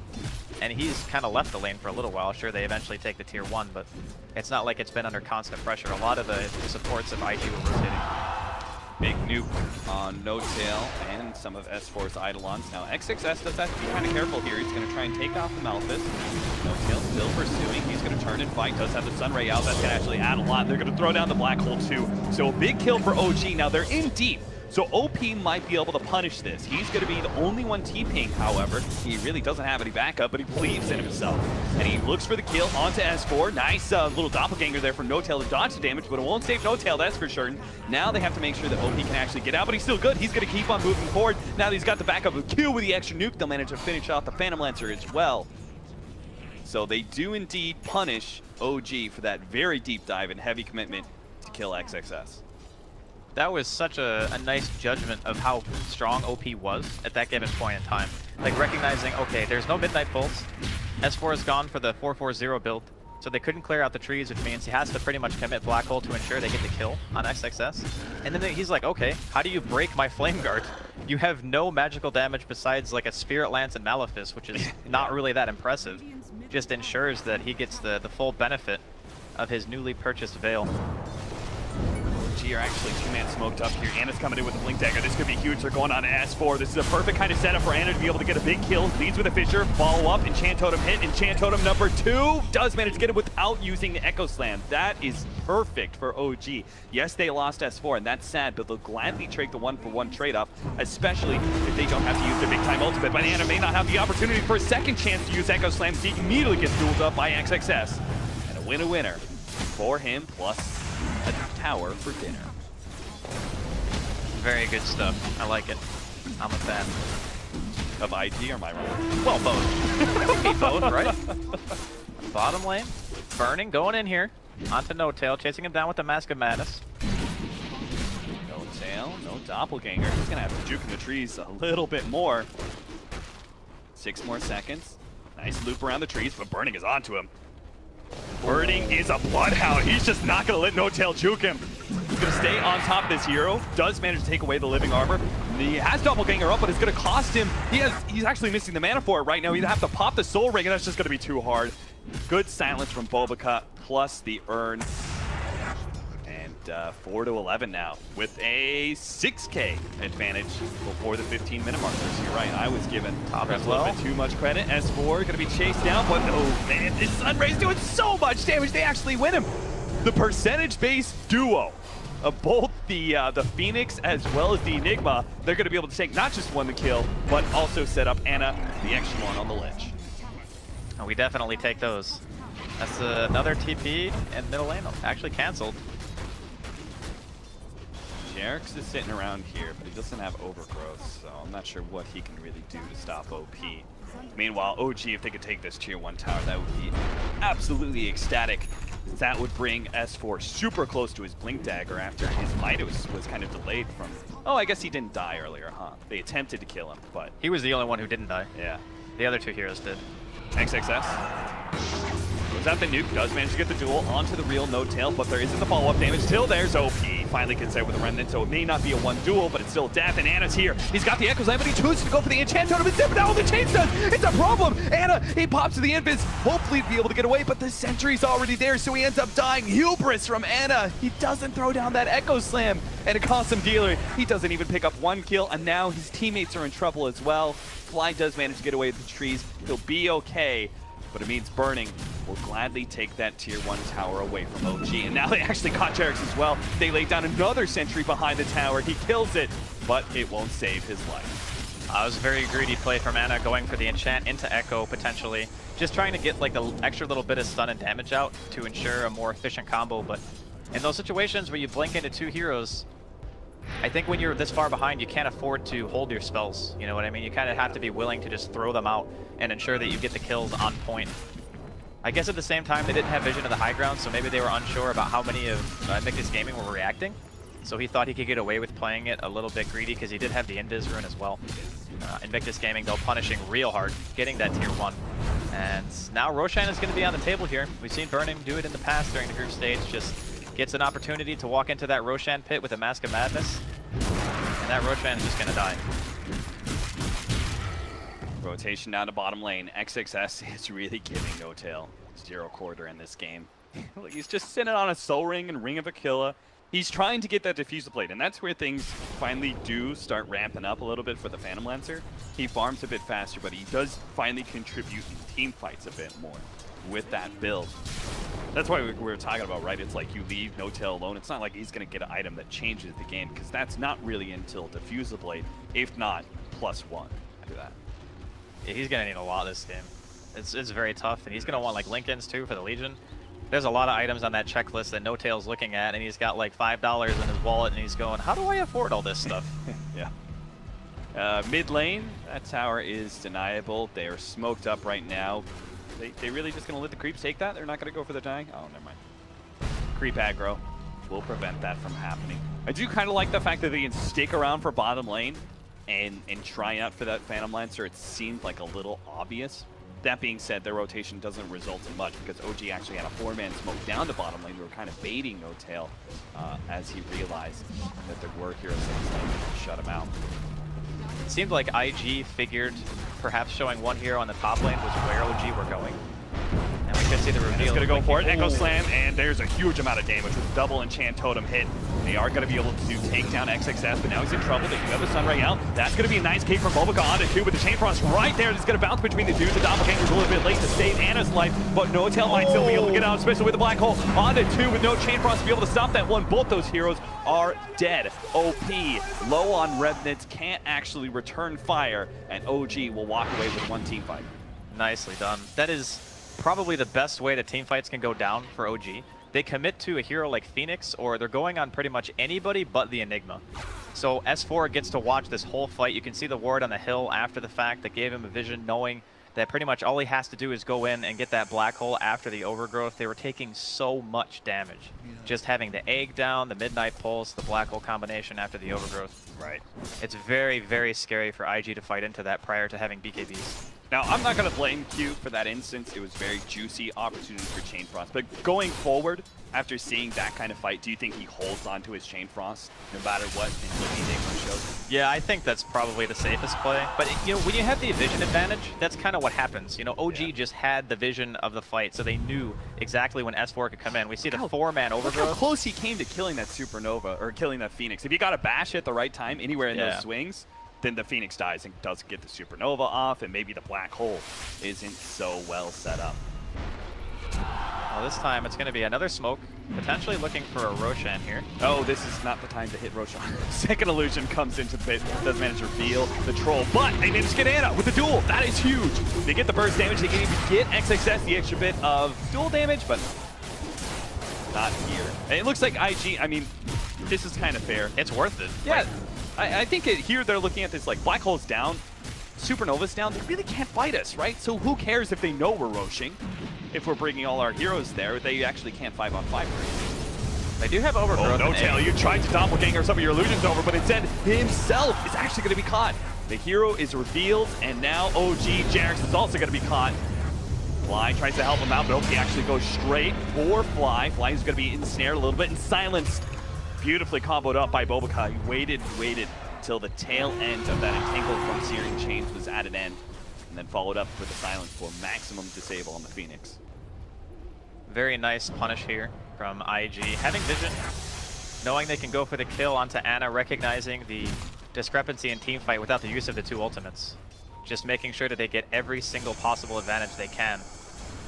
And I think this is one of the really important things when you're playing against a style that OG has in this draft, is just knowing when your timings are, recognizing, hey, they just popped all these ults. We need to make sure that we do something. Like, even if it's just 1 tower kill, if it's Roshan, if it's a pick or 2, you have to apply some pressure in that downtime. You can't just allow OG to play the game and always have their ultimates up for every big engagement. Yeah, don't play scared. Right? Exactly. Just run at them. Run at them. They're not going to be able to fight back. They've got the Blade Mail now for the Legion Commander. Pretty good timing. He had an excellent start, and obviously he's been delayed a little bit, but they still get it around the time that he's sentry down. Nice pick up on Jarex. There goes that sentry, but they're still going to be able to fight him with the dust, and that's going to be good. Hey! That is such a terrifying combination. Having the Troll Warlord Battle Trance with a Legion. Scary indeed. Fortunately, Legion has not won most of her duels, so she's she doesn't have that really big threatening physical damage, but I'm sure she'll get there. Given its current rate. having a 6K net worth lead 21 minutes in. Invictus Gaming certainly seems to be playing a much more solid game. He's hiding pretty far back here, and he does have the Echo Slam.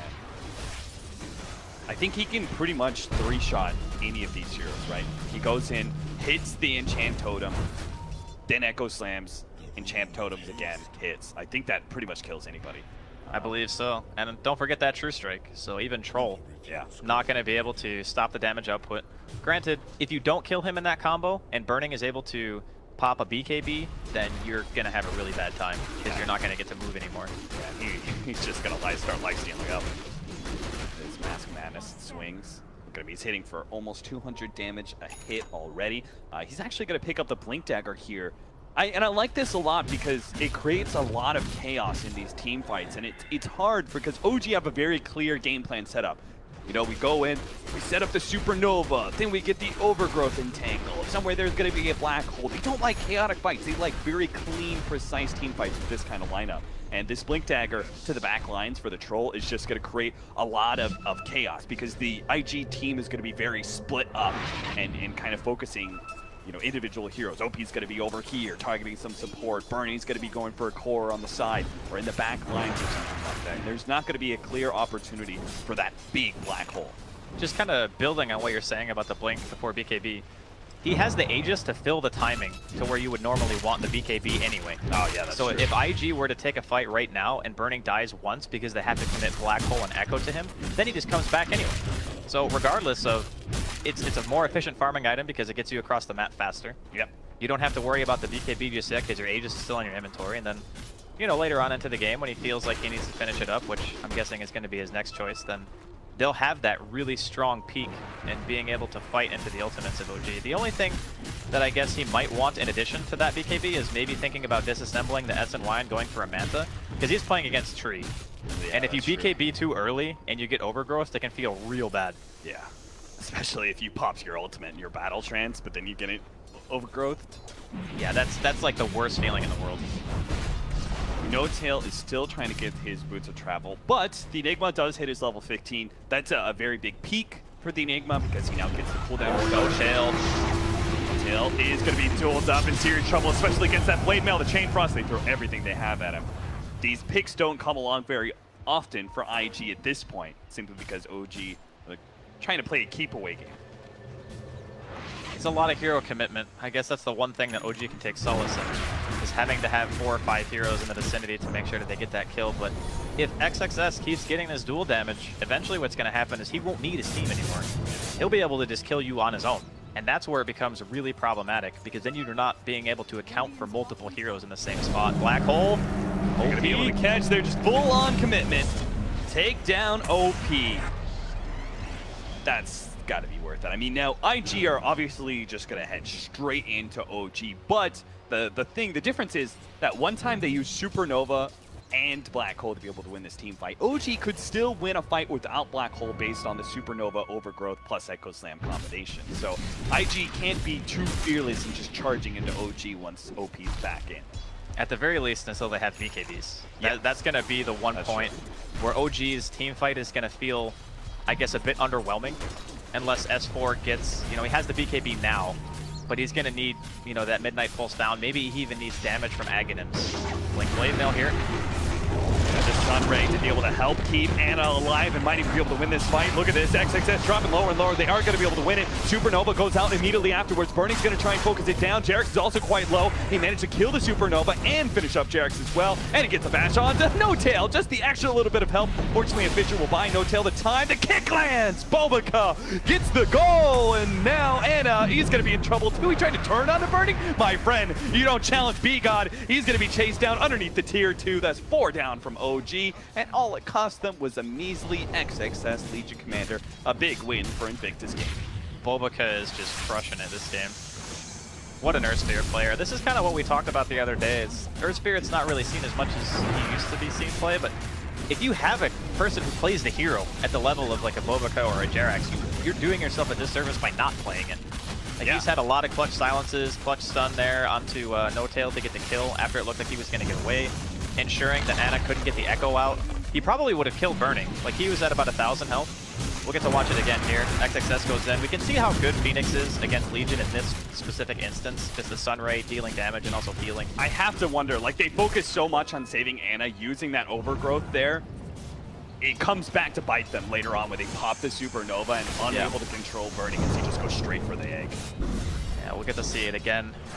Pele in action. There it is. No!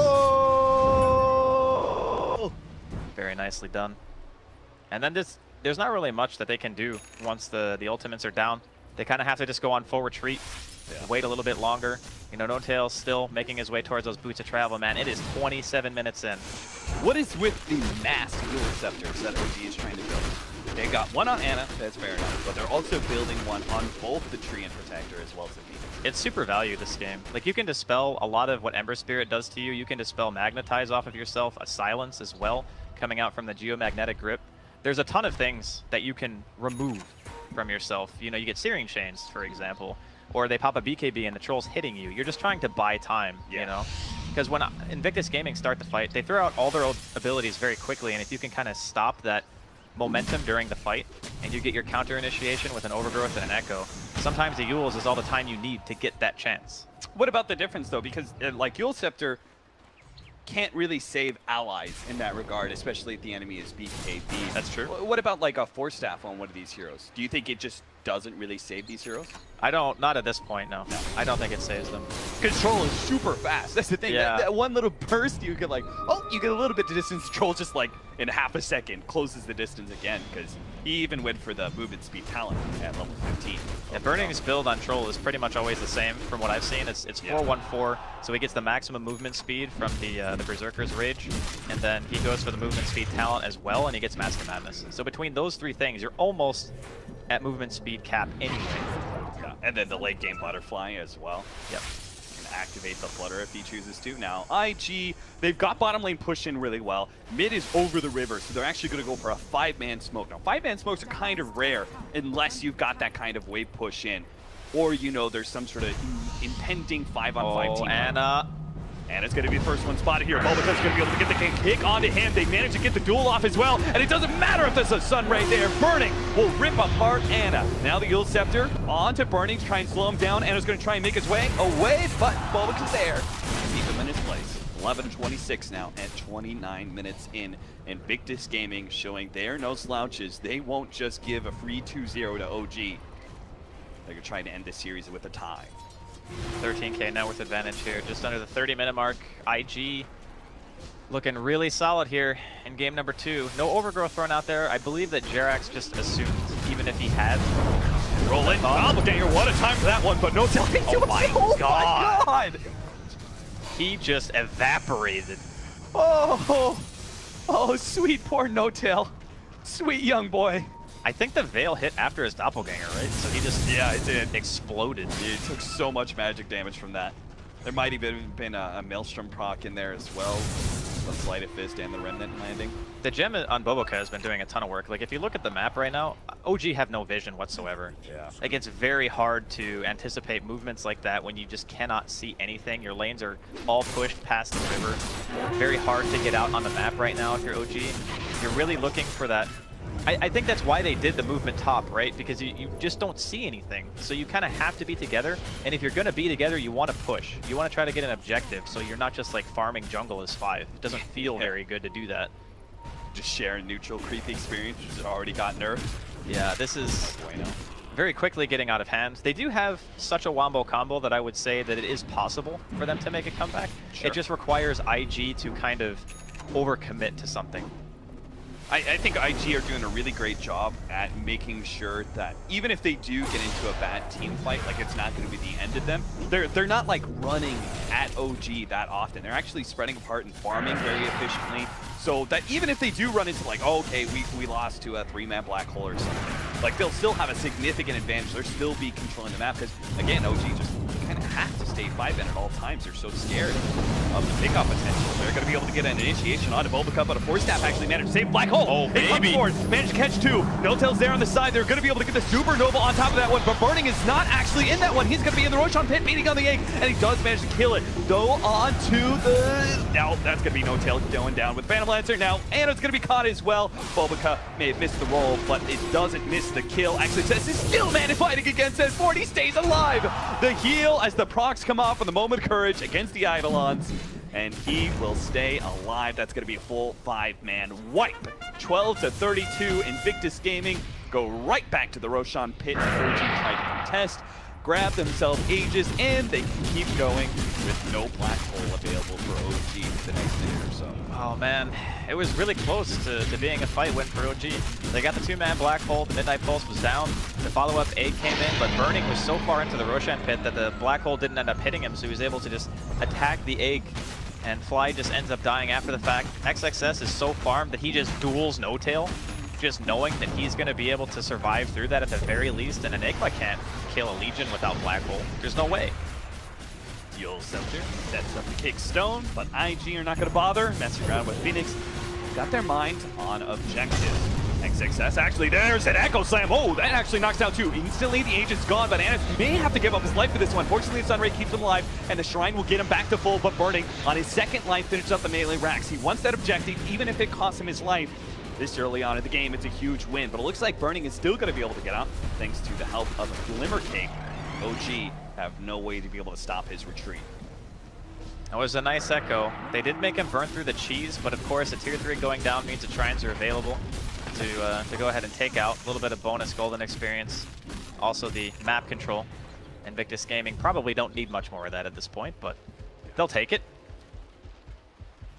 Burning is almost level 25. Yeah, he's going ham. That's crazy. He's 21,000 net worth. The next highest in the game is 16,000. That's on his own team. The man knows how to hit his creeps.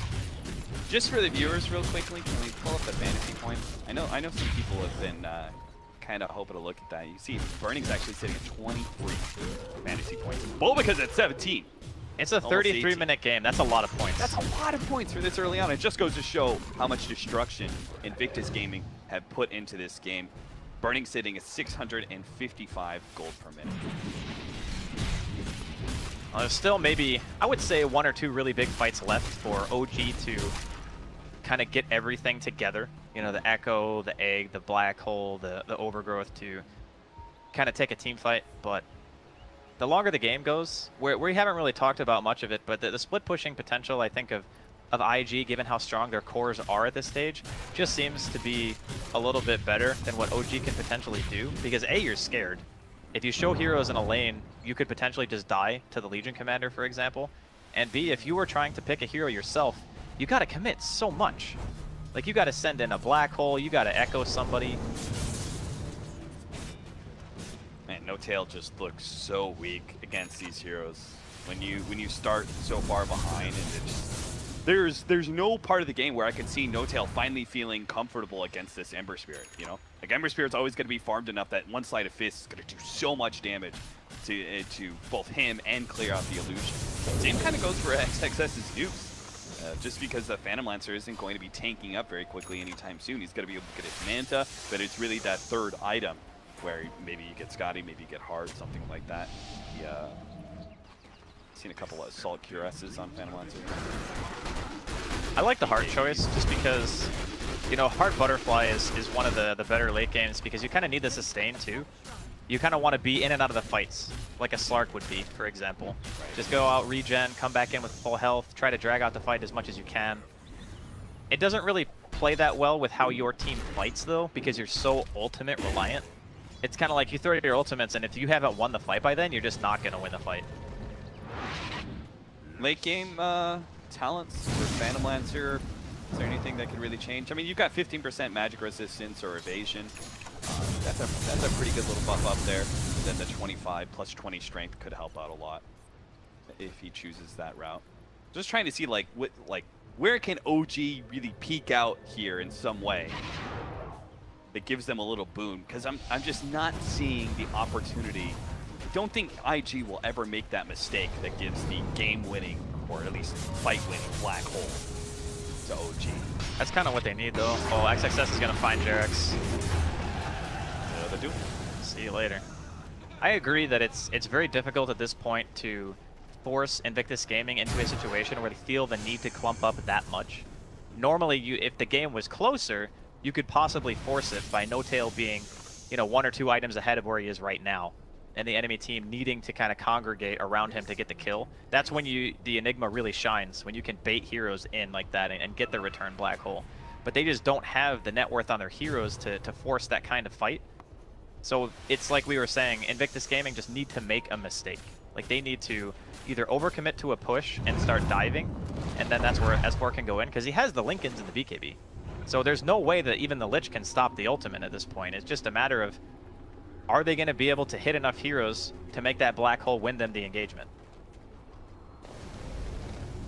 There is going to be a fresh item for burning soon. I was wondering if he was going to replace maybe a Scotty or something like that, but he is actually going to go ahead and break apart that Mask of Madness trifle with Bloodthorn.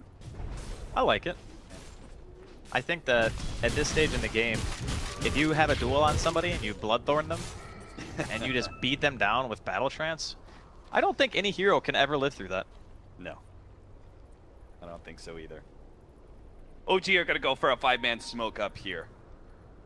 And they might be able to get a pick off here. OP actually dances away. Good call on his part. Yeah. There wasn't any immediate sign that he was in danger. Jarex is running around with the gem. I think they really needed one just because they couldn't afford IG to have good vision of where OG was farming. Now, there has just been constant map pressure from IG this game.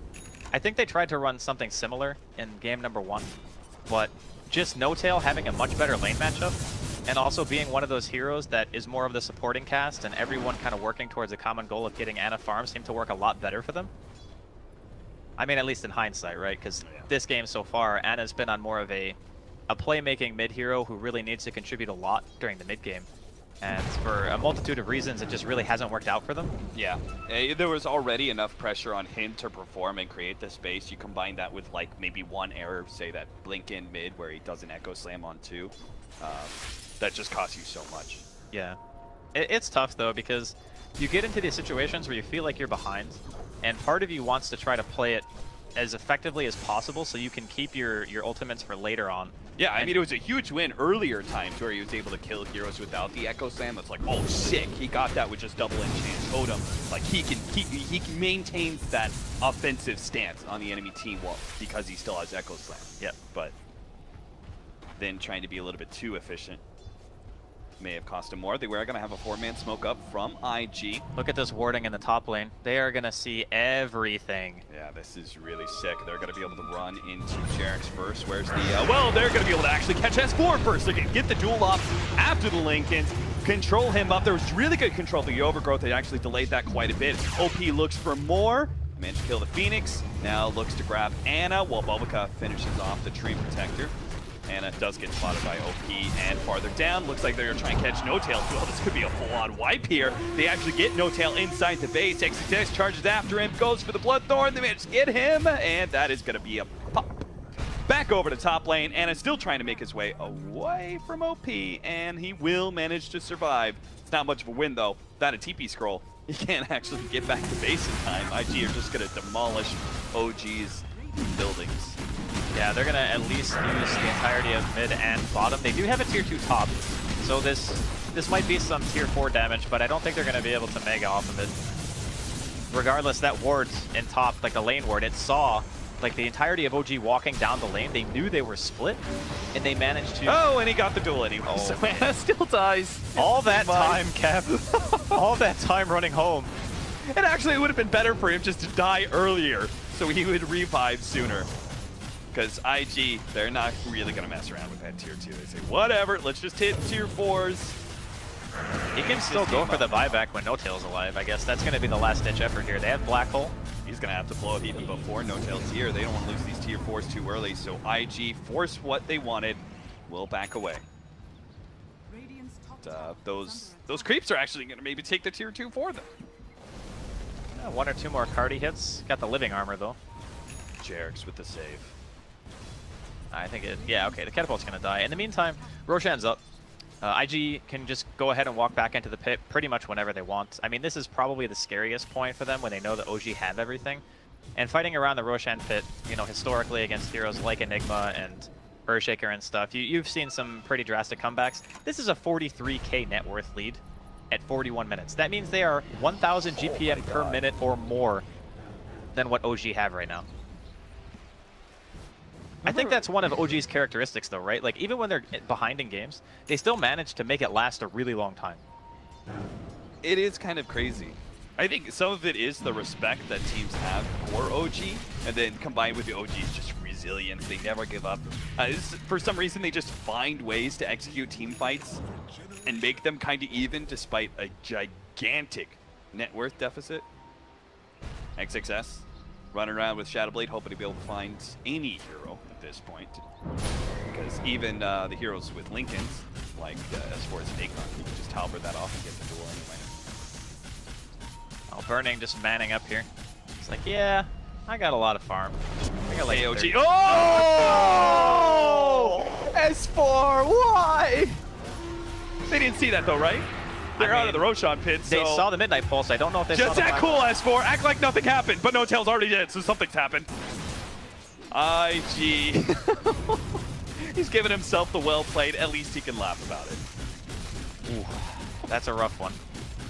Just play it off, S4. Just play it off. I mean, that's what happens when you don't have vision, right? Jerix is probably going to be getting beaten down here. Shadowblade. Good choice. OP can't catch you. Burning... Oh, what was that, Jerix? They found him, so back over to Roshan they go. Now, I want to see S4 go for the fake out. When this push comes in, I want him to go for the BKB Blink Midnight Pulse, but no Black Hole follow-up, you know? Just I don't even know if IG would care. They probably don't. Anna certainly doesn't care. He's dead. You have no cares when you're dead. There's no buyback either. Man, this is rough. The Troll Warlord currently has more gold than the 2 highest people on OG, I think, combined. He is a rich man. They get up to around 29.5. He's sitting at 31. Well, I gotta say, you know, you and I were talking about Lich on the other stream and how we haven't really seen a lot of the games where the Lich really kind of does a lot. But I think in this game, it was actually perfect. Because the dual lane that IG had were able to pressure OG so much. Such a strong duel lane. They're going to be able to get the duel onto the Enigma. S4's down, and he doesn't have buyback either. Jump forward, No Tail with the Bloodthorn. Chase him down into the fountain. They get him as well. Might as well go for fly. Bubblegum tanks it up for his allies. He will tank the death as long as they can get that extra kill. Godlike screen for XXS. What we're going to end this game on. 13-44 is the end game score. IG picking up a kill a minute. That was a very commanding performance from Invictus Gaming. I don't really think they ever let go control of the game even once. Like, they were winning in the lanes, they were winning the early mid-game, they were winning mid-game, late game. It's like they got every single Roshan. It's just, in this particular matchup, I think it's very hard for heroes like Phantom Lancer and Earthshaker to play from behind. They were banking a lot on what their teamfight ultimates could really bring to the table and say, okay, if our lanes don't win, it's fine because we have just this crazy AoE teamfight that IG are going to have a really hard time engaging into. Which on paper sounds great, except Burning free farmed. OP was kind of losing his lane a little bit, but he eventually came back due to ganks. Like the 2 ganks back-to-back on Ana mid really set them back. They were relying on that blink so much to be able to keep the momentum they needed to stay in the game, and they just ultimately crumbled under an insane amount of pressure. Yeah, if IG had picked last pick, if they had gone for some sort of aggressive carry that wasn't nearly as late game focused as Troll, then maybe OG would have felt a lot more comfortable with their timing in that game. But instead, it's like they went for this pickup where they have a lot of team fight, but they don't really have this one core that's going to scale super well into late game. So IG, they had very little pressure on them. They won the laning phase, they took control of the game, and then they just kind of chilled out. You know, they went for these picks here and there and stuff, but there was no pressure on them to end the game anytime soon because Burning was farming and farming and farming. Well, I mean, at the very least, OG and IG can walk away saying it was an even match, you know, 1-1 ends the series.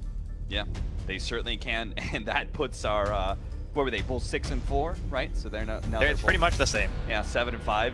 So They're still vying for that top 4 in their group stage. As we were talking about earlier, though, OG still have a very tough opponent ahead, and that is going to be LFY. We have another great game coming up, though, Draskell.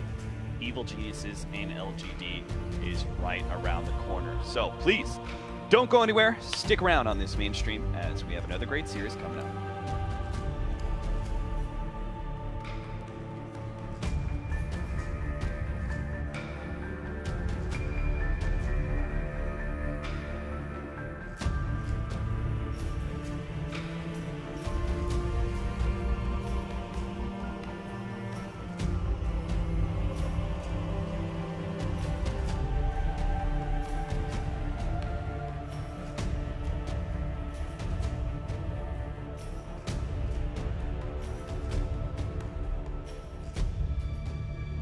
Other 2 lanes. So you want an off lane that can take care of yourself. Like you make sure you can farm like a Clockwork, Earthshaker, Enigma, because you can jungle Clockwork and Earthshaker because you can block the creeps, and then you get your farm. Also, the hero that's going to be kind of the designated Lycan counter in some ways. It's the hero that's meant to deal with him when he gets farmed. You catch him in a BKB black hole, and then suddenly you've locked him down in place when he's ulted. In some way, yes. That's but it's just long. It's a very long.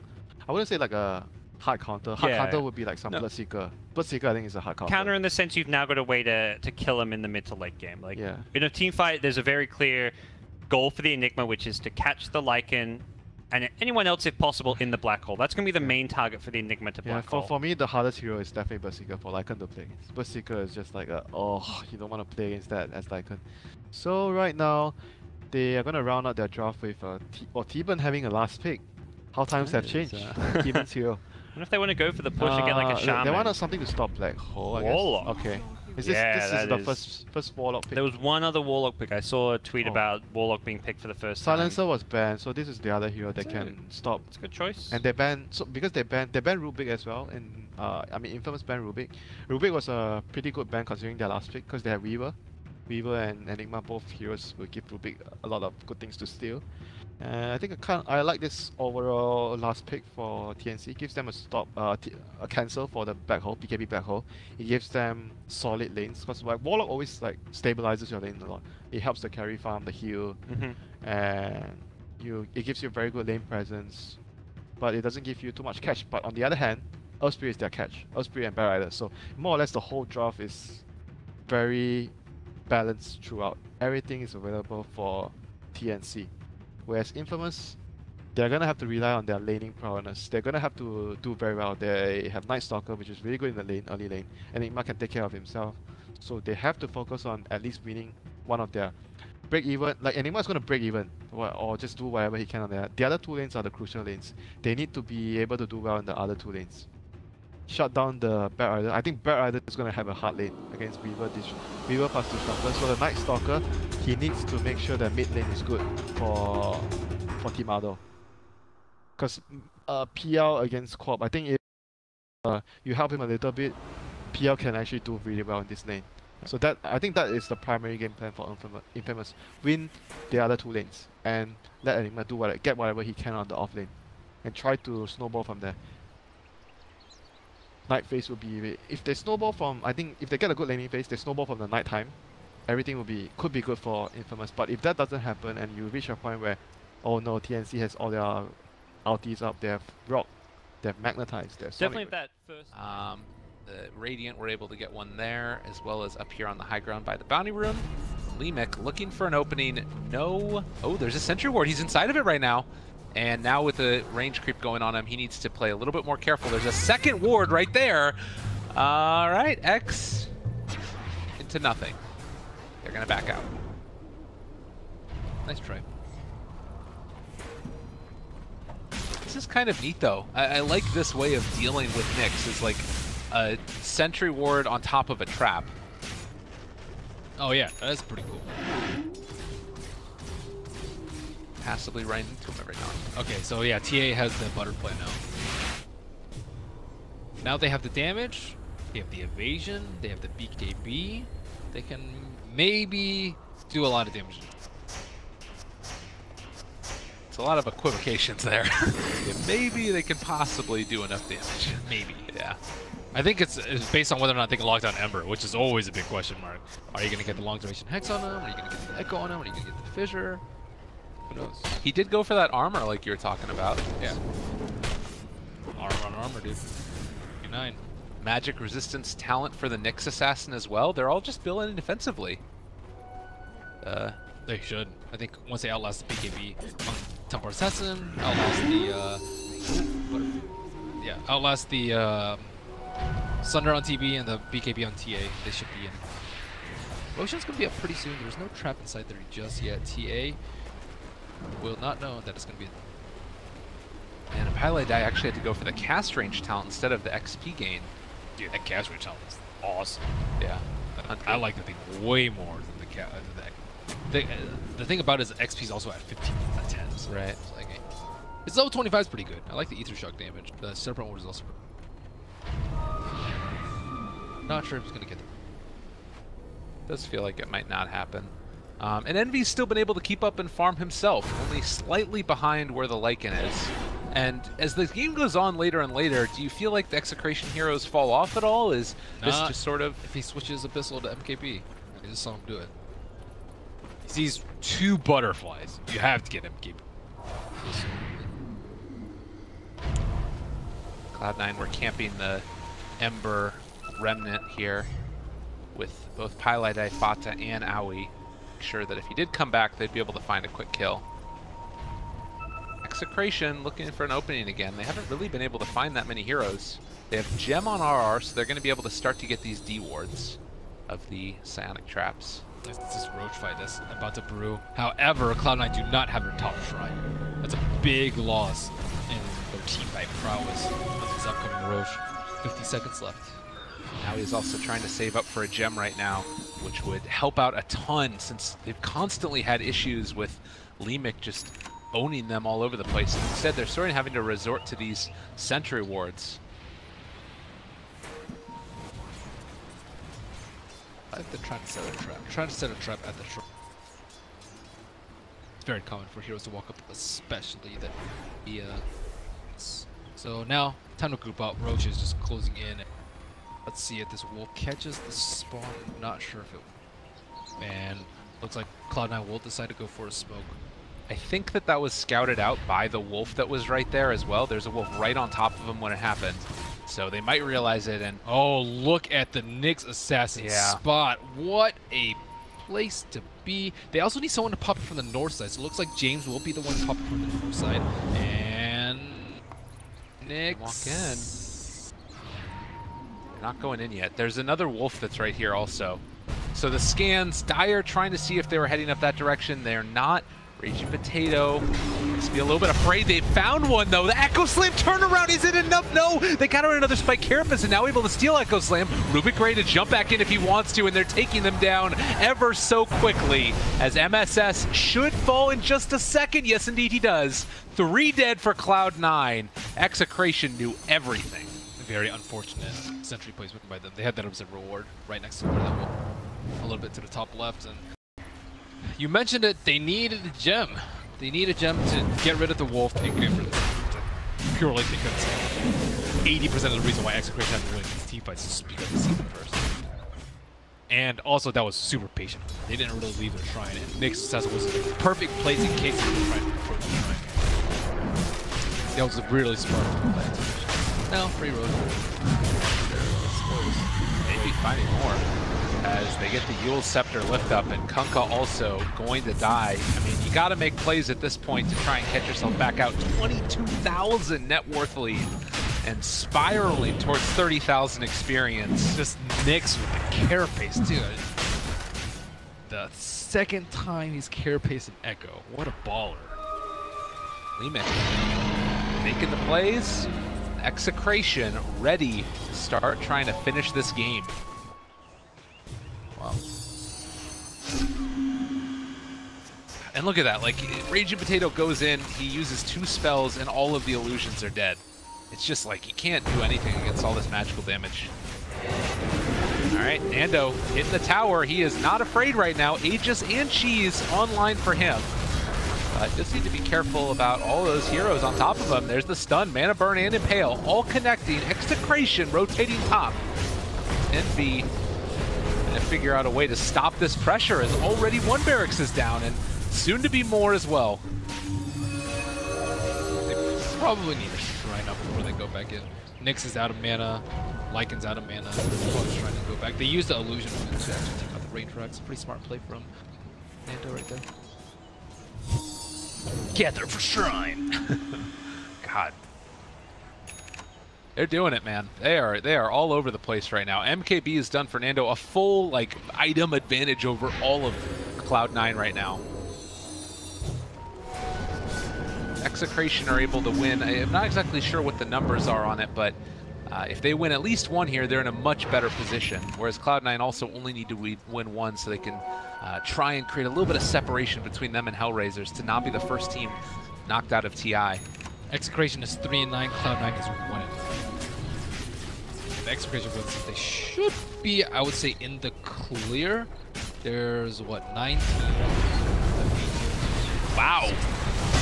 That only took a second, and now RR has stole the Echo Slam, tried to turn it back around, and fought to drop down so low as well. Eternal Envy starting to drop. Can they get the BKB off? Nando eats the cheese and turns. BKB is there. He's actually shackling the illusion, though, so Envy still staying alive. They get the Impale, going to connect. On the other side, the MSS Echo finally comes out, and they're trying to turn this again, but they stolen Shackles. RR makes it happen. Now he's stolen Shackles again. And 3 dead, soon to be 4. I think Execration might have finally done it. Buyback comes from the Shadow Shaman, but to no avail as Execration ready to run down mid. In the good.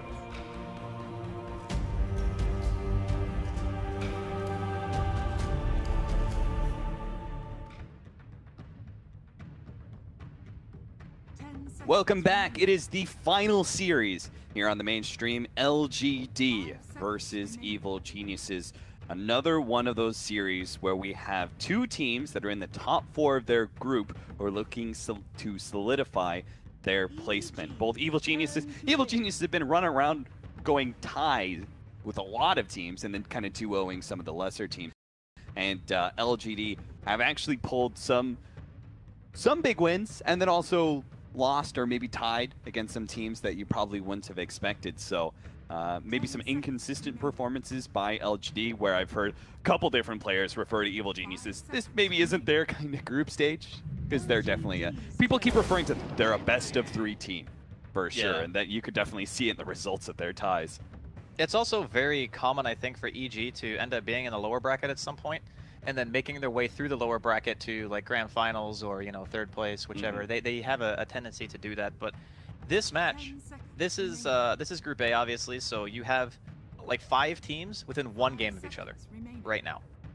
And I mean, among those teams, you have TNC, EG, IG Vitality, Empire, and Secret. I mean, it's like they all have a very similar, or sorry, not Secret, but the other teams have a very similar point value. So you can very easily see EG dropping down, or if they take this 2-0, they could, like you said, solidify their position in the top half of the group, because it is kind of getting to that crunch time. We have obviously last game of the day, and then tomorrow there's I believe 3 rounds of matches left, and then we're all done. Yeah. So very, very important to get a 2-0 in here if you can. Yeah, and LGD actually a tough opponent after this. They have TNC, who are also in that top 4 position. So this is a series that really LGD could not afford to straight out lose. Right? I really feel like they need to pick up at least 1 game here to feel comfortable.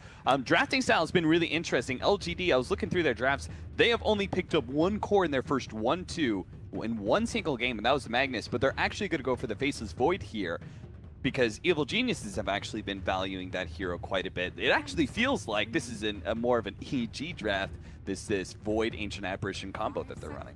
So I kind of want to build on what you're saying about the EG draft that LGD are currently picking. Is when you pick the Void, I think it's just taking it away from Evil Geniuses, because the hero is kind of coming back a little bit. Yep. And he's been showing a lot of strength throughout the TI7 group stages. It's a hero that we know historically Universe has played very well. You can put it mid. We've seen it in the past on the other streams, even just today.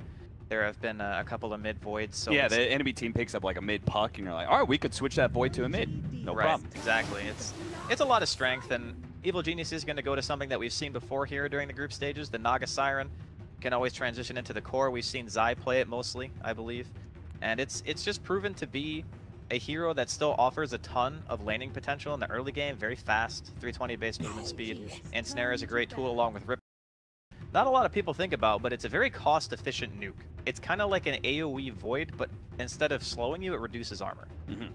And that's it's all the more value. It's got an extra support, or maybe a core that can jump onto the hero and help you out. One thing that I would kind of, I think the biggest way to describe Evil Genius's drafting style for this group stage has been ambiguity. Yep. You know, they keep on picking up these heroes that can run in multiple situations, right? I think they've run Earthshaker in all 4 of the potential positions he can run into. They have been running this Naga Siren, which could potentially be a core, more likely support. Batrider can also be that support slash off lane mix, just depending on the situation. Void was another one that can run in different positions. It's like every single time you see an opener from Evil Geniuses, in the first 3 pickups, I feel like there is at least 2 or 3 different laning phase scenarios that are going to be possible for EG. They're just going to lock it down as they see more of the enemy team's draft.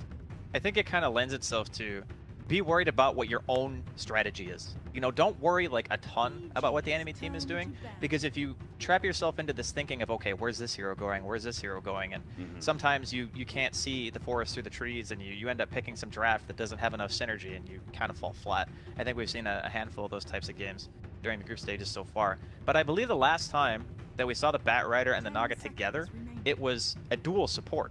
At least when you and I cast it. Yeah. It was Crit, actually, on the Bat, and then it was Zai on the Naga Siren in that game. So, curious to see if that's the path they're going to take here. The great thing about Bat is no matter what you do with him, he's going to get farm because he has Firefly. Like, that's probably the biggest strength of the hero in general. So, going into the second ban phase, you see the Lycan taken out. EG love that hero, obviously, play it a ton. It's shown a lot of strength in the group stage, I would say. Pretty solid win rate. Disruptor is one where I know that Crit plays it, but it's not one that I feel is a go-to for him necessarily. But after picking up the Night Stalker, it does kind of make sense. Yeah, the Night Stalker, I feel like both the Disruptor and especially that Lycan, those are definitely focus bans for them to be able to third pick up this Night Stalker. They needed a strong 4 position. I feel like Night Stalker is one of the best heroes to run against the Batrider, whether it's support or offlane, because you get such a gigantic vision advantage and inhibit the Batrider's vision. It makes it very hard for him to get a successful initiation. And that'll also cause a little bit of problems for the Naga Siren as well, because I really like the Naga Siren pickup for EG here. It's a direct counter to the Faceless Void and the Chronosphere, you know, just throw down that Song of Siren. He's oftentimes going to be so far in the back lines he won't be caught by that Chronosphere, so he just kind of nullifies what a core is bringing to the team fight. I think that's always a great mindset to look at it and be like, if I can have a support that counters a core, or anybody higher up in the net worth ladder, then that's a huge advantage for you. It's fantastic. Yeah, it's definitely one of those things where if you are playing a core Void and you're in this game, you are almost forced to either know that the Naga's not there or just have to chrono the Naga. Yeah. And it's not a very good feeling. So going a little bit further into the draft, we see the Nature's Prophet picked up. Probably going to be played by Universe, although we have seen it in different capacities. I think it's great when you have a hero like this who can fully abuse one of those kind of weak-ish laning supports as Ancient Apparition. He's not really known for his durability in the early lane. So I think that EG are going for more of the lane-dominant kind of pressure. All 3 of these heroes, you know, Naga's got great base armor. She has good harass. Batrider is pretty much the same in regards to being able to stay in his lane. Prophet falls under that category. There's just a lot of heroes that, even with a Night Stalker on your team, you're not really feeling like you can easily just win a lane, you know, because all these heroes are so good at just being alive and harassing and just being a nuisance. This is one hell of a combination they got going on. Chronosphere with an Ancient Apparition Ice Blast is already a killer. But now in team fights, they can also have Pugna sitting in the back lines. He can throw down a blast, give him time to lay down his ward, and probably most importantly, go for that life leech. Yeah, I love the Pugna resurgence. The hero is so good at just ending the game.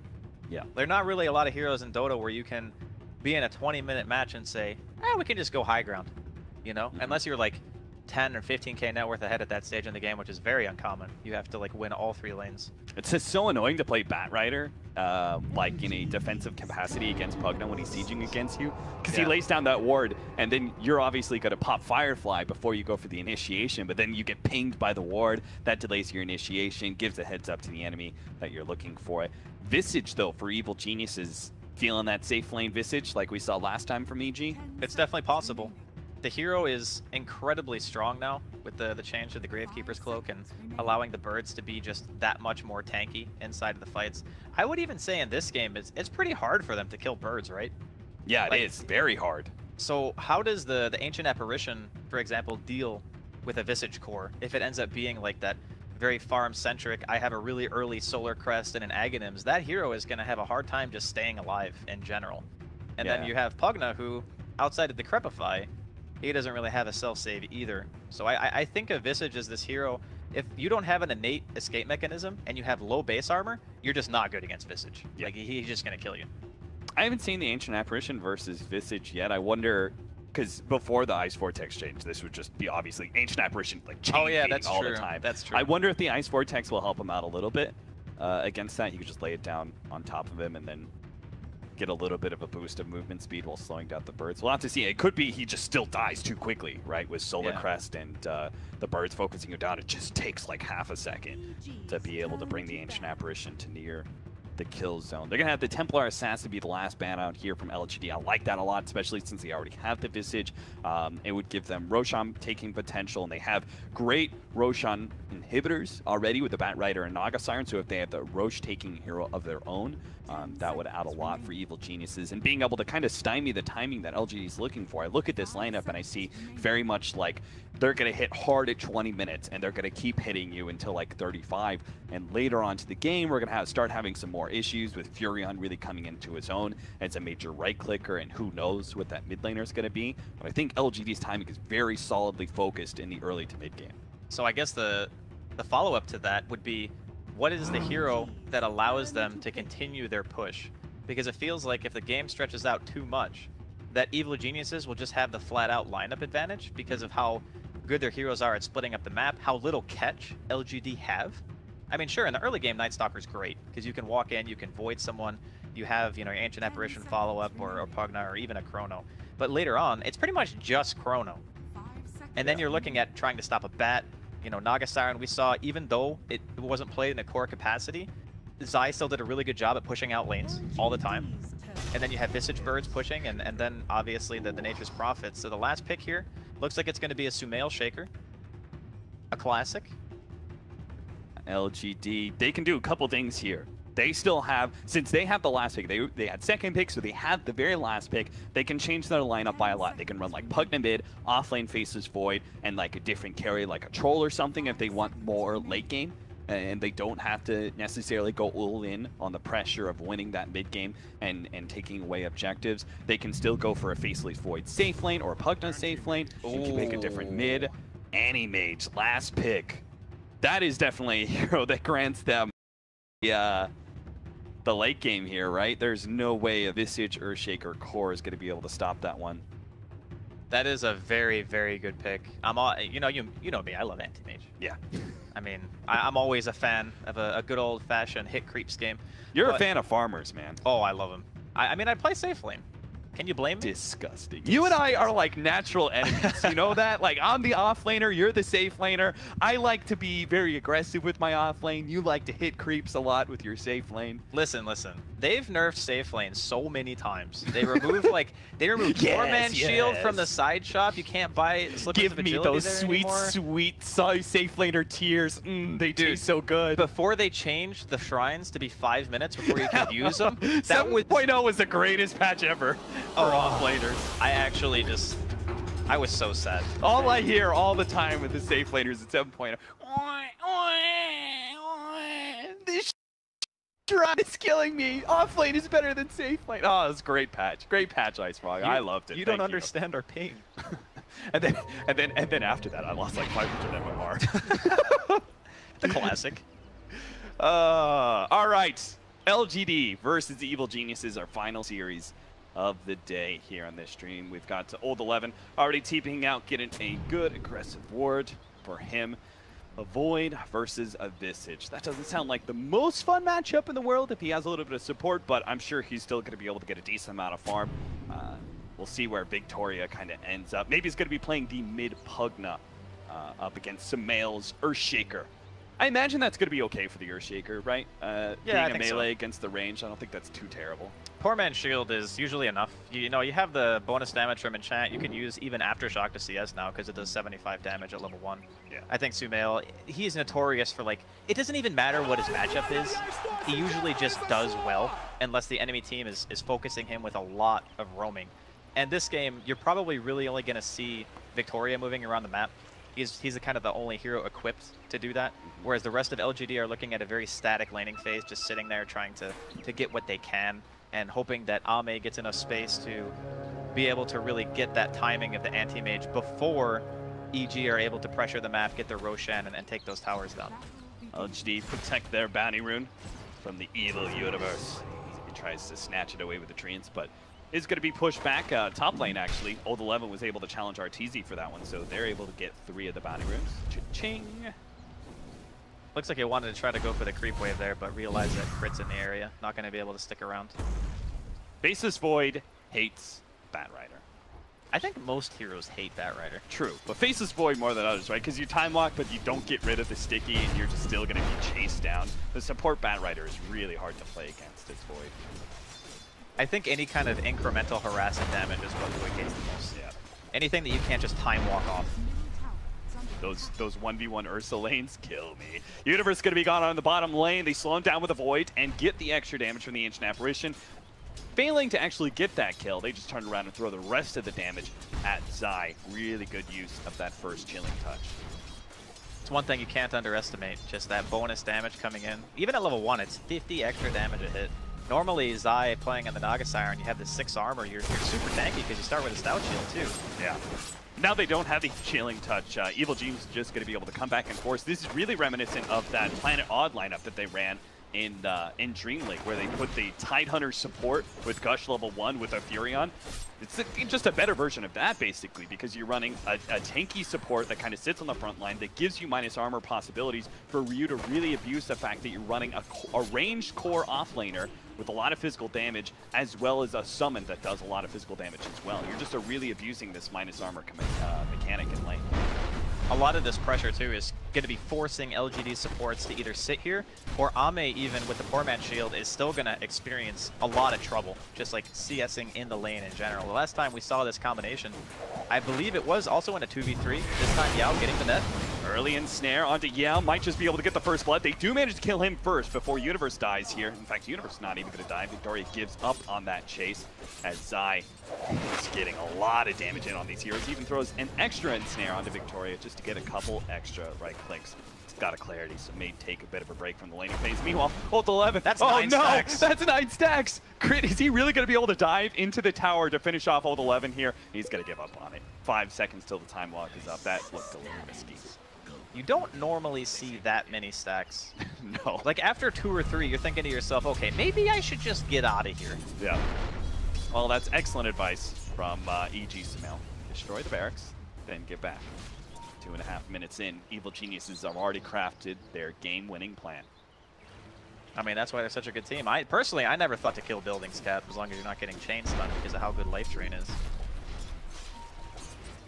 I wonder if they're gonna do an early rotation. Say like they get level 6, if they're gonna try and go for like a Furion TP onto mid. Just kind of block Pugna in, see if Sumail can get in range of the Echo Slam or something like that. Yeah, if you can chain stun him, it's possible. Yeah. He's got the 2 points in Aftershock, so it's that really thin window where you can still kind of do it, but you have to be like immediately spamming all your spells. Yeah, I think like Pugna mids are one of the most rewarding heroes to gank in mid lane. Good gate onto Universe here at the bottom lane. A very necessary pickup for LGD, especially Ame himself, as he's been feeling so much pressure from this Furion Naga Siren duo. Gets a little bit of gold back into his coffers because his CS isn't going so well at 17 and 4. I'll have a better recovery time. In the meantime, Zyman with the invis. He has the ensnare to help Sumail get close enough. He actually went for the 2nd level of Fissure rather than that value level of Enchant Totem level 2. Crit has a gigantic stack up here, the hard camp stack, but Old11 was actually able to chase him far enough away that he lost his sticky napalm stacks, and now he's got some a little bit extra help here. Victoria's coming in. It is nighttime as well. Crit's going to go for the stack one more time, and he moves downward. They are going to be able to get on top of him. Cold Feet and the Void slows him down enough to be able to claim that kill. Great pickup. But back over to mid lane. Finally, Zai pops out with that ensnare. They're going to be able to close the distance with Maybe. And that level 6 just doesn't come fast enough. The life drain doesn't save his life. Maybe will die to Smale. Overall, a worthwhile trade for EG. Yeah, getting the mid player over losing just a support Bat Rider, not really a huge deal for them. My curiosity stems from who's killing that stack. Is that a Sumail stack? Because I mean, I think that's a recovery crit stack. That could also, yeah, that could also tough. be it.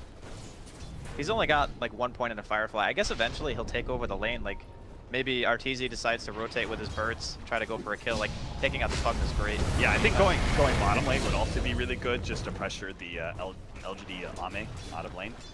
Good counter kill in mid lane, then being able to pick up the kill on Sumail with the rotation of Victoria and Yao. They just killed top. Finally come bottom. Crit is going to try and clear through that stack right now. Old11's going to come in, see if he can snipe some of it. Especially with Crit so low, he can actually just chase Crit away from a lot of this CS. Goes for the time dilation. Crit slowed down. Firefly about to run out. Old11 does have the time walk. So if he wants to join Crit on that corner, he's not going to be able to do so. But Zai ends up going down. Old11 time walks away from those creeps as Arteezy picks up his level 6. He's getting beaten to death, Cap, by the troll. It's not the aggroing. It's just beating him to death. Stop it. Stop it, troll. Crit's at 150 HP. All right, finally it stopped. And he's got Firefly up in 5 seconds, so he could be good. Zai ended up dying right next to his shrine on the bottom half of that. They are going to go for Sumail here. Big time nuke. The combination with the Echo Slam. Turn around. There goes Victoria. And now an ensnare onto Yao. Maybe is going to try and protect his support, but he takes so much damage with that minus armor. Universe is actually going to go for this route onto Maybe instead, but the life drain, the turnaround. Oh, the nuke. Good thing Zai had that level of the illusions. He was able to get rid of that life drain, and a big hit from Sumail. He's going to finish things off with the double kill. But Victoria's going to come back for vengeance, actually. Maybe only level 2, but the Void, Cold Feet, he doesn't choose to chase. That Echo did so much more damage than I thought. They're also going to lose Yao. Yao got caught by the familiars. They came in. That's the beauty of the Visage core. You can stay in lane and your familiars will go gank for you. I think that's what we call the suffering of an ancient apparition against the Visage. It is only just begun. All right, mid again. Here we go. Chasing him down. Life drain a little bit more. Victoria's going to have to run him down underneath the tower, but he doesn't have the mana to do so. They also tried to go on the top lane. Old11 was chased away. Fortunately, well-placed Time Walk was able to get him out of that nasty situation. TP in for the Furion. Ensnare is going to be able to catch him. Old11 is just going to get bursted down underneath his Ensnare timing. Did not respect the Naga Siren well enough. He didn't have enough mana to Chrono, so he had to pop the stick, and in the time it took him to use that to try to get away, it was already too late, and he just ends up going down. They're still chasing Sumail. Jesus, all the way into the tower again. Victoria with the haste rune, all the way into the tier 2, but Sumail's just so tanky. That's the big problem with Core Earthshaker, right? Gotta throw so many spells at that thing to take him down. Strength gain is insane. 3.2. Also gets a 10 strength talent at level 10. Yeah.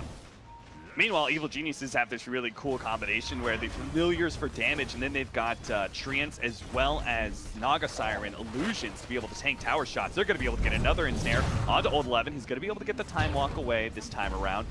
Really think he needs the rotation from his team, though. You don't want to lose a tier 2 this early. I think it's quite difficult for LGD to straight up fight this, though, without Chrono and like an Ancient Apparition Ice Blast. I guess they are bringing Maybe in. So if they have everyone and they can get like a good Chrono into a blast or two and maybe a life drain, it is possible. But at the very least, they manage to scare EG off. I think it's very dangerous to let EG continually take towers like that when you're playing with an anti-mage on your team. Like Ame, he hasn't really been able to do much for obvious reasons, but you know, he's recovering. He's back up to one of the highest CS in the game right now. And if he gets, you know, 5-10 more minutes of farm, we could start to see LGD's lineup kind of come to fruition. Here comes that Furion Visage push once again. This time at the bottom lane, while Sumail just covers ground all over the jungle. Maybe he's going to try and take that tier 1 mid tower, but Sumail's pretty quick to rotate back to mid lane. He really doesn't want to trade 1-for-1. He can't stop him, though, really. Yeah. Can Echo, maybe? Yep, Goodson with the Echo does have the enchant totem to get the stun, but the Trapify goes off just in time. Unfortunately, there is still the chain stun of the birds. Arteezy is moving these familiars around beautifully. That was really nice movement. Having the phase boots there on Sumail secured that kill, like 100%. Yeah. Pugna's very fast, so if you don't kill him with like in the stun duration, you're just not going to kill him at all. And the phase boots allowed him to close that gap after the fissure was cast to ensure that he could get the aftershock damage and the stun from the Echo. There is just too much from EG. These pushes, they're like throwing too much in the front lines, and LGD really don't have anything to be able to get there. Like, what are they doing? Time Lock Chronosphere, but they don't even have the damage to follow that one up, really. Not yet anyway, with the Ancient Apparition still at level 4, 10.5 minutes in. Look at this army. That tome. It's just an army of creeps and like birds and trees and illusions, and you can't even look at that if you're LGD. Like, they're gonna go for a trade. They get the tier 1. Sumail is in position, though, with his Invis rune to be able to catch these heroes, especially with... Oh, baby, are you just going to get comboed? Oh, God! Enchant Totem, it does so much damage now. They got the ensnare onto Old 11 as well, with the Familiars able to chase him down. Yeah, they're going to give up on it. Looks like EG just want to be able to take the mid tower. Nope, they're still kind of chasing. They get the Familiar drop. No Fissure. Meanwhile, top lane, they do manage to kill Crit. I mean, a kill's a kill for LGD at this point, yeah, which is great, but... This is very, very difficult to stop what EG are doing once they kind of get into position. Until the Ice Blast is online, like Yao needs level 6 so badly. Because they're essentially playing a 4 Protect 5, but their heroes just don't have damage because they have an Anti-Mage and a Void on the same team. Neither of these heroes contribute any damage whatsoever until they have items. So you're relying on your supports, and I guess your mid player in this case, on maybe to be able to supplement that. They could lose almost every single one of their outer towers before they have Battle Fury and Ame. Like yeah, that's very scary. And this is what we were kind of talking about when we said before that Evil Geniuses, like, they're one of the few teams that's not actually playing greedier. In fact, they're playing a lot faster in this group stage than any iteration of Evil Geniuses I can think of. Okay, Sumail. Gonna be able to catch one here, almost blows up Ame, gets the... Oh, he was halfway through that blink animation, but the nuke strikes him down before he can get away. Arteezy on a dominated streak. Now they're going to be able to get even more as Crit managed to get the combo onto Old 11, plus the birds dropping down the nuke. They just didn't have the damage this time around, but they can still kind of chase him with a sneaky napalm. He turns around, gets out the time dilation, but here comes Sumail, and he's got the Echo Slam too. Fortunately, the silence goes down from Victoria. Really quick reaction from our Night Stalker. Does manage to save Old 11's life. I'm not sure if the Echo would have guaranteed that kill, because he would have only realistically gotten one more spell off, right? Yeah. And then he would have gotten silence, so probably okay that they didn't pop the Echo just to take down 11 right there. Still though, EG continually forcing these reactions. There is a Chrono and an Ice Blast now.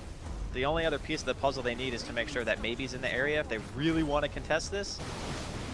It just doesn't seem possible. Shiu this low, Familiars zoning these enemies back. And that's the problem. When you have a lineup like this, we identified pretty quickly, like, they just do not have the heroes to deal with Familiars easily.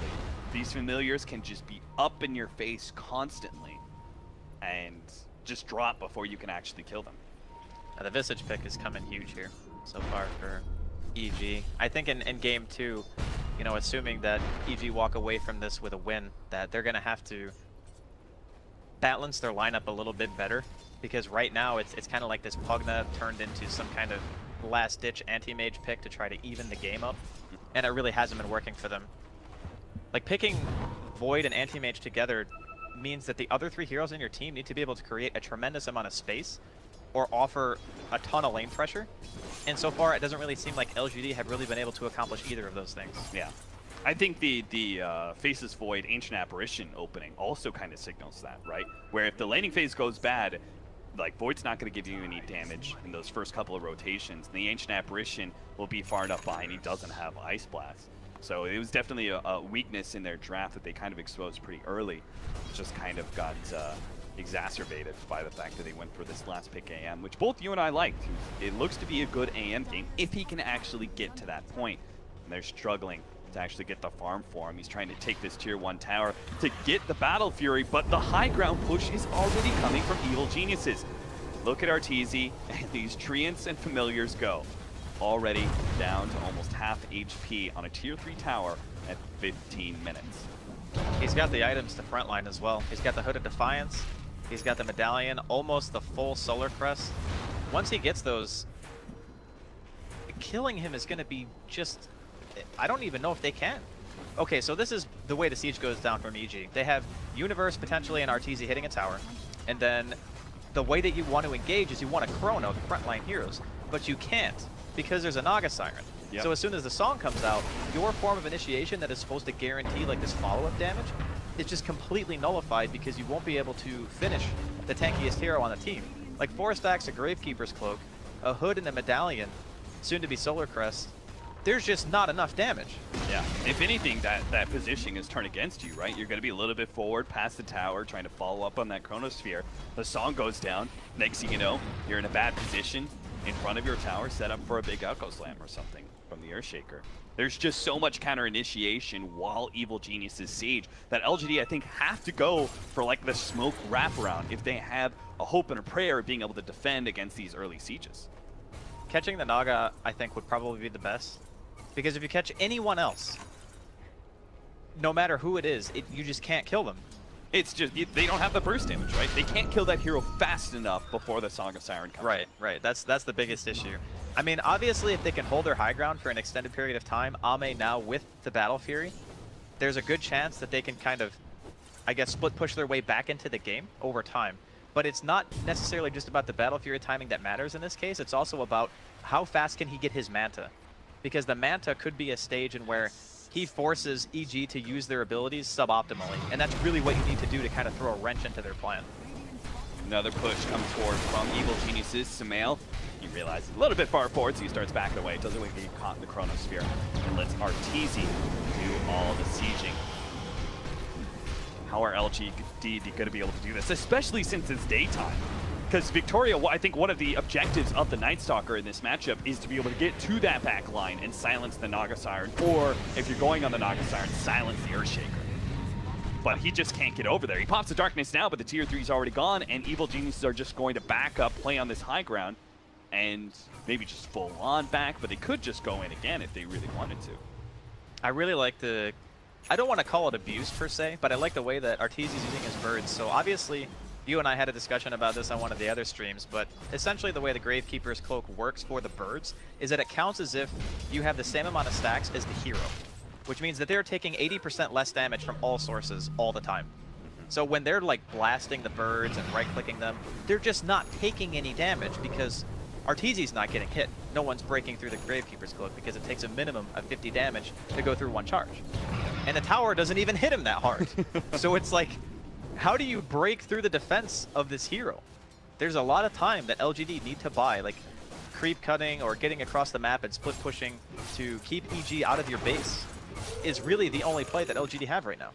It almost feels like LGD is going to be one of those games where losing Raxes is just more time for you, you know? It really is. It's just going to be like, we know they're going to take that lane of Rax, which is normally an idea that you never want to enter into for your strategy, but this one it feels like they're going to take it. We're just about how much can we slow them down before they take that and go for the next one. They're currently trying to take Roshan right now.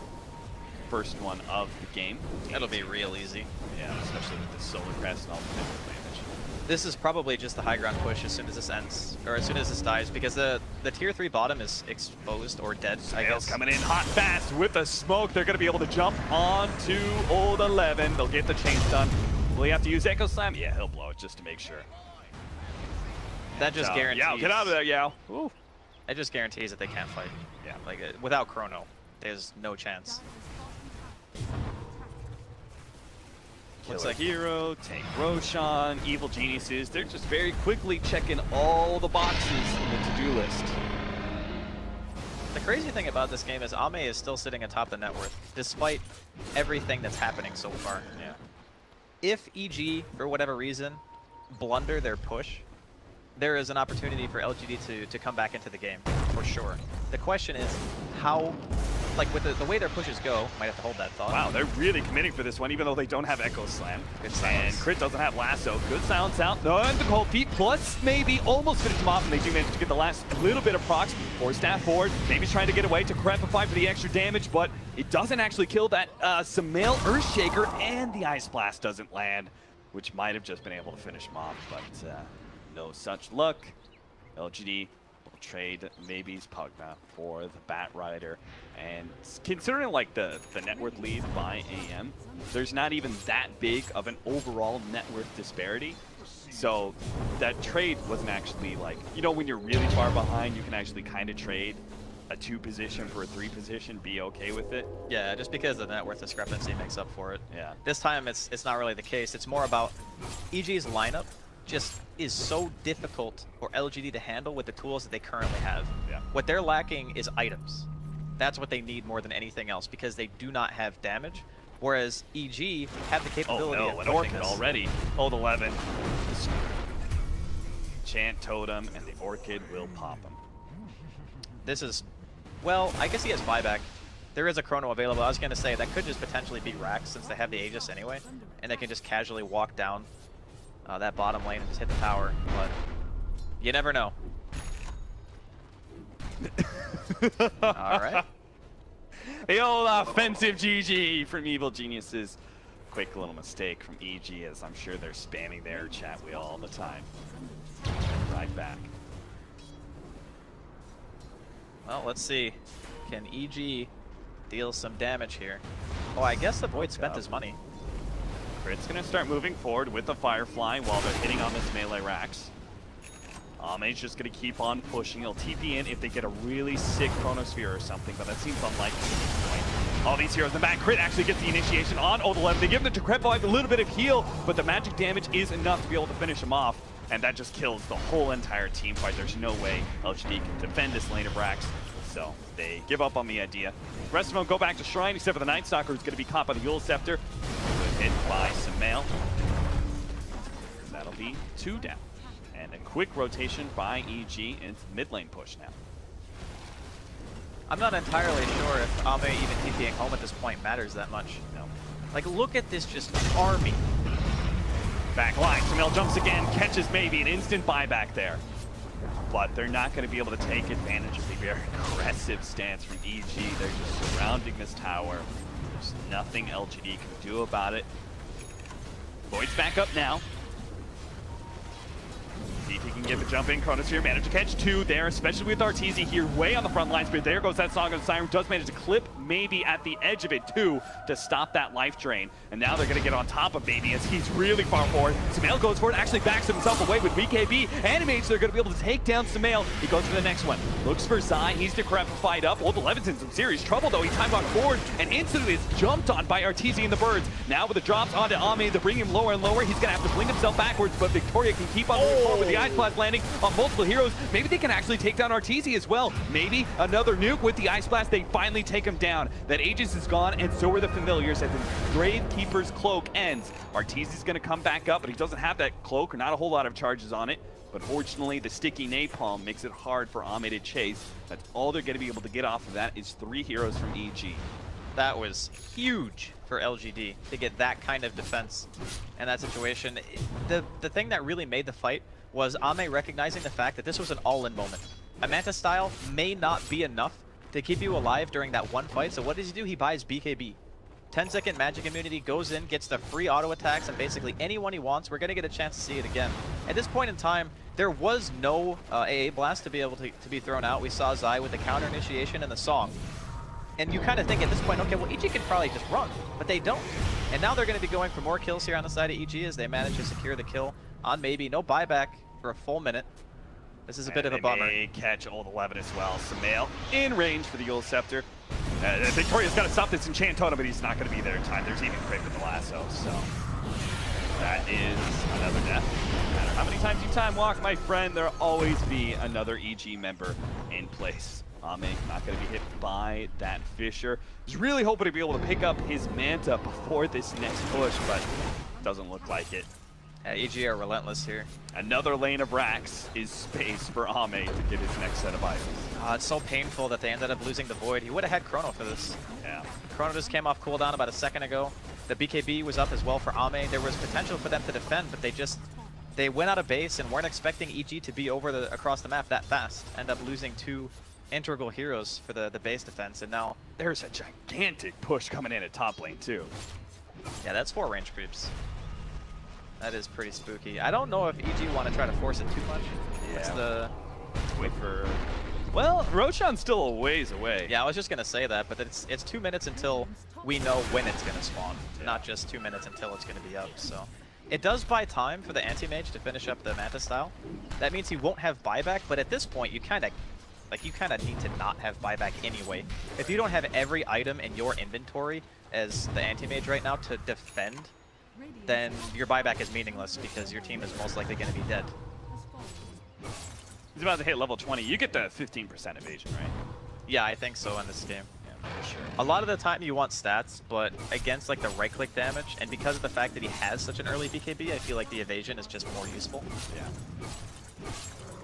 Unfortunately, there's still that big enchant totem hit from Sumail, but at least it'll help him mitigate a lot of damage from RTZ and his birds. Yeah, the unfortunate part is the True Strike. Even if he has like Butterfly or whatever, the Earthshaker can still just punch him in the face with a totem. It's a lot of damage. And they've got more Solar Crests. Zaya's gonna pick one up too. I like this move from Ame, scouting things out. Needs to be careful not to get spotted by the bird. Still 10 seconds on the TP. I like this because if he found the right hero with this Manta, he could actually get a quick pick, and that would really help open up the map for them. But he's not finding it. He's going to have to give up. Scouting those heroes, I wonder if LGD are ever going to venture on the offensive. Maybe like a 4-man smoke behind the AM or something like that. I think it's probably better to make EG use all of their stuff outside of base. There goes the lasso, pull back, but Sumail's giving up on that real quickly. The darkness, Sumail is scared of the dark. Runs away from the Nightman. Were they just trying to force BKB, I guess? I guess so, maybe. I don't know, it didn't even look that... Well, the thing is, they had no vision, right? Like, EG had no vision of that, so when they go in and they don't see anyone else on the map, yeah, they're just thinking, okay, well, maybe there are people behind him. Best case scenario, we force a BKB charge. Because it still is a pretty big deal. Having a 9-second BKB for the base defense is going to be nice. I suppose at this point, it's already been enough time to where EG can justify waiting for Roshan to spawn again. And then just taking it, because honestly, if LGD can test that, it's a very difficult fight. That's probably one of the worst places on the map for their lineup against the Naga, because it's so hard to catch that hero, or even throw a Chrono and have it be useful. Because I can literally stand like on his shrine and still be able to walk into the pit and use Song effectively. I like the Aghanim's choice next for Ame. You've got a lot of very dangerous single target abilities. You've got the Ensnare from Naga Siren's net. You've got the Bat Rider Lasso. You've even got Grave Chill. That'd be pretty helpful. Yeah, I like Block the Grave Chill and get it to yourself. Normally, I'm a big fan of things like Linken's over Aghanim's, but in this game, because he's under so much pressure, and they don't know how much time they have to be able to realistically farm another item, Aghanim's for the time frame that he has is probably the best choice. Yeah. Wait, if you bounce back the Lasso, you can still right-click on AM, right? I think it disables auto attack on Bat, but I don't actually know the interaction. Yeah, that... You don't think about it, right? You block the lasso, and then obviously it turns around and actually lassos the bat, and then you're like, but I can't right. I would imagine he just right-clicked an illusion, kind of revealed himself with the 4-man smoke. They just kind of have to hurry because they don't want to be losing too many of these Raxes. They're going to jump in now. They actually go straight for Sumail. He goes ahead, Yule Scepters himself up. Ami's still going to go for this round here. They have the vision. It's a little bit late, but they are going to be able to catch Sumail in the trees. But in the meantime, the rest of the fight rages on. Old 11 is unable to get off his Chronosphere. So now Ame is in a bit of trouble. He's going to be controlled up heavily by the birds. Victoria and Maybe are still sitting on the side as the helpers to the Standing Mage as he starts backing himself away. Victoria is going to have to be the one that goes down to help the AM escape. And now, does that have BKB? Only has Manta coming up in 5 seconds time. What that buyback looks like to be enough to scare Evil Geniuses away, unless they can maybe kill maybe here. This prep fight does stop a lot of the damage coming its way. Universe still gonna go for the right click and actually gets it with a Shadow Blade, but now Ame comes forward with the Manta, doesn't have the ultimate, and they do have the Song of Siren, so they get the extra kill. They can even, no, they're not gonna set up for the kill on Night Stalker. That'd be risky as hell, so they all TP away. A free pick on maybe's Pugna. They'll back up. That was an amazing fight for LGD. Like, sure, they lose some heroes, but they didn't even chrono. Like, they go in from the side, they catch Sumail right away, they took down Universe. At that point in the fight, you're already feeling like that's a victory, more or less. You know, take away a lot of the trees. You're just trying to really buy this extra time so that, you know, after the Aghanims, you know, you get the Abyssal Blade at the Anti-Mage, maybe you eventually make your way to a Butterfly. Slowly but surely, even though EG has like this 10k net worth lead, if you keep taking successful fights and delaying and delaying, there is still a small chance for LGD to make their way back. Who is this born-again Draskell that I'm talking to? You looked at it as they were able to survive without the face of Void Chrono. They're going to be able to kill Universe here, so 1-for-1 trade of, oh no, Sumail, what happened? He messed up the blink. Wasn't able to get off the Echo Slam, and now, well, Victoria's still definitely dead, but maybe he's going to be able to get a lot of damage on his eye. They're trying to finish him up so they don't have to worry about that Song of Siren. Not that he had it anyway. Ami's going to be able to take him out. Yao's going to be chased down by familiars. Run, Yao, you run! Run away from the birds! Ame, he turns and fights. He pops his BKB. He actually still had that one. He can go for Sumail. He's out of mana, so his damage is not doing nearly enough, and the physical damage for the birds is too much. Ame tries to get away, but it's no! He couldn't blink out. The familiars catch him first. The attacks are too fast. He does have a buyback. And there is Roshan up, so I'm not sure if Evil Geniuses are going to force that out of him. But a big win there from EG. Yeah, they're going to throw the scouting ulti into the pit. EG will probably just walk straight in there after the Shrine usage here. That was... It was so unfortunate because the Void just keeps dying before he's able to ult. Like, 11 has not really been able to use his Chronosphere in the last 2 big engagements. At that time, it ended up hurting them a lot. Yeah. Imagine if they had the Chrono, they probably would have been able to finish at least 2 or 3 heroes off, just because of how farmed the Anti-Mage is comparative to everyone else in the game.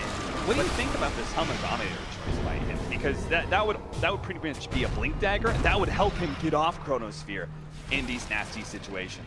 I feel like he may regret that choice a little bit, but I don't know. It feels like one of those games where, okay, I blink Chrono, but there's an August Siren on the other team. So maybe his justification for not buying it straight away is, this is something that allows me to farm. I can be out on the map a little bit longer. You know, I'm getting some kind of guaranteed value, whereas the blink doesn't necessarily guarantee that you're going to win the fight. I think at this point, though, after having seen the way that everything has gone, that blink may have been the better option, but I still think that their lineup is at a huge disadvantage, just given what EG has been able to do in the early mid-game. Ame has given up on that Aghanim Scepter. He saw the amount of damage he took from Solar Crest plus Aghanim's Birds from the Visage, and he said, no. I got to get myself some armor. He's going to go for the Assault Cuirass next instead. He did go for the plus 10 all stats. Okay. I mean, if you're going to buy the Plate Mill, then it makes sense to go stats, because it's a better effective HP boost. Yeah. And you still want to be able to deal enough damage to get kills. And he probably just doesn't feel good enough about the evasion against that Enchant Totem. Yeah. I mean, and I suppose there's going to be Bloodthorn coming out from Nature's Prophets. That guy is doing a tremendous amount of work. Like, given the game that he's had, he's pretty much the one keeping LGD in the game at this point. Here comes the Familiars.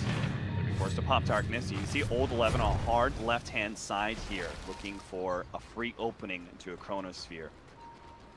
Been the problem, though. Evil Geniuses, the way they set up, they're really forcing LGD to come to them, and it's very hard with just that time watch, just 675 range to be able to get in position and get off the Chronosphere, especially if you've got quick fingers. Like, you know, they've got a lot of instant stuns, and you also have that Orchid for the silence as well. Oh, the birds are going to find 11 here. Oh no, 11. They're going to go for the rain tracks instead. Get some permanent damage, and it might just actually get the full rain tracks. Familiar start running out of damage, so he's going to have to drop him down. But Arteezy himself is going to be gone on. They managed to get the Echo Slam, and there goes the Chronosphere. So the Song of Siren is going to be forced out here, but a really long range maybe pull is going to be able to take away that Aegis from Sumail's Earthshaker. He's in an awkward position. Triple drop from the Aegis Familiar is going to be able to catch Old 11, and they'll take him down. Ame pops his BKB, but is unable to get any real good damage. In fact, the Familiars are doing too much to him. He has to go back to the fountain, and that leaves Evil Geniuses the opening to move forward onto these barracks. Maybe somehow has to defend this one melee Rax against these Treants and against these Familiars. Arteezy starts coming forward, roots up Victoria, and with all that damage, fortunately Decrepify, well, it doesn't actually save him because that just increases the damage from Arteezy's Soul Assumption nuke to finish him off. Illusions, Familiars, Ame has to find an opening, and he does get Universe, a big blast with the Ice Blast coming in. As long as it hit these heroes, oh my god, he actually popped the cheese just before the Ice Blast clipped him, so Sumail goes up to full HP. Ame at half, not feeling comfortable. Moving forward, has to go back to the fountain once again, but it does look like LGD have held once again. It cost them a tier 3, it cost them a range Rax. They're sitting on one last building against Megas, but LGD are grinding out survival. I gotta commend the way that Ame is playing the game. Like, every single thing that he's done so far in terms of itemization has made him able to fight this ridiculous onslaught of EG's net worth advantage, 16,000 in a 35-minute game. That is enormous. So instead of, you know, going back and finishing the full HC, he recognizes, hey, I might not have the time. I'm just going to buy the item that gives me the most bang for my buck right now, and that's the Vlad's. You know, it helps against all the damage that the trees do, the illusions, you know, the visage birds, and all this stuff. And looking forward, potentially into the next game as well, I think that these types of strategies, if they had one less, like, really good pushing hero, say they ban Prophet or they ban Visage, I think that this type of strategy might not be quite as effective as it has been against what LGD wanted to do. Maybe, or excuse me, Ame has been sort of the rock for LGD, and his item progression was pretty much 80% of what LGD was. But we do have Navy's item progression. He's trying to get an Aghanim Scepter. That will certainly help out quite a bit, as that Song of the Siren has been kind of pesky for him, stopping the life drain.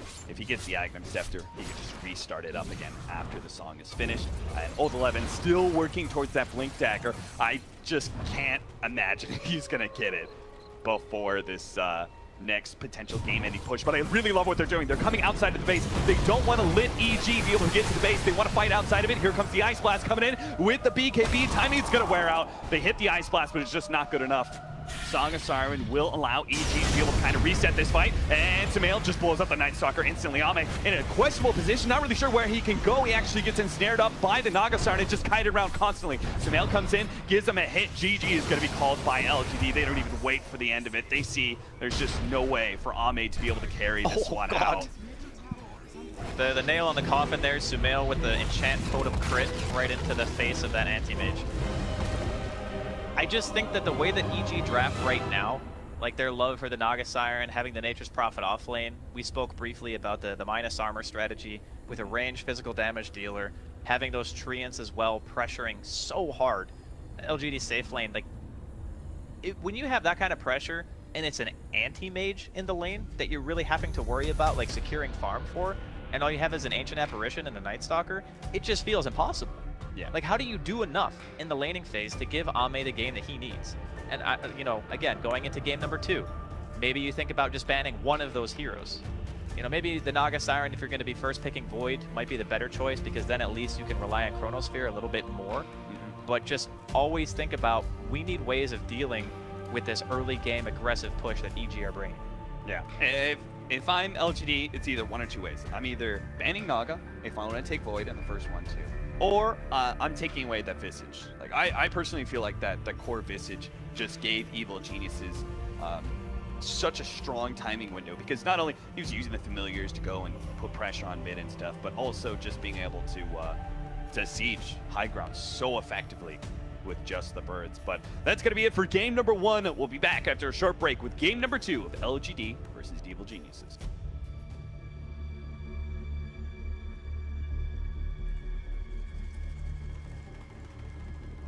Behind them, as they've been able to find a winning successful strategy, at least for now.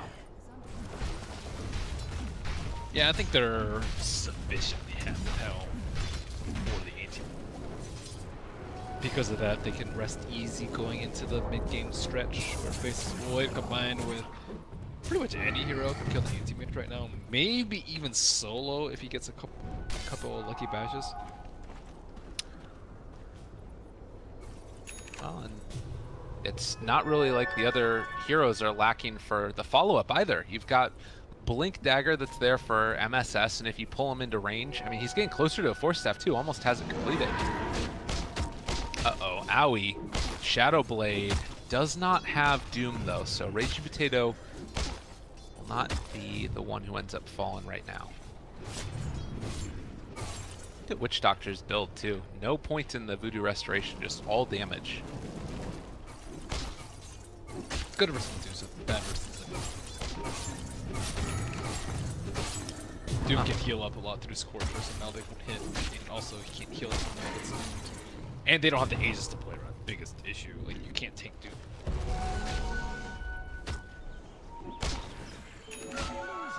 All right, well, 24 minutes in, 13-5, and they drop the Dream Coil onto Fada. Looks like they want to try and take him down again. They have the Mana Burn, Blade Mail there as well, but is it going to be enough damage? Doom is already down and maybe doing its duty as they do see Anti-Mage falling low. Fata almost dead, is going to die. Raging Potato jumps in further. He's going to get lassoed as Pylai Die, just trying to keep the rest of them from his team. Raging Potato in rage, right-clicks onto Pylai Die. They get the Chronosphere, only caught out Leemic, and, well, they also are going to be able to find the Witch Doctor. So 4 dead, as it looks like finally James will be cleaned up as well. Just about out of mana, out of time.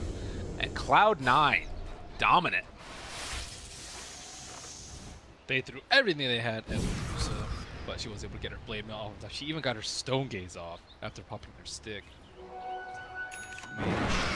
Still in popping mode. Ursa going to continue to fall off. Going for Basher. Tough.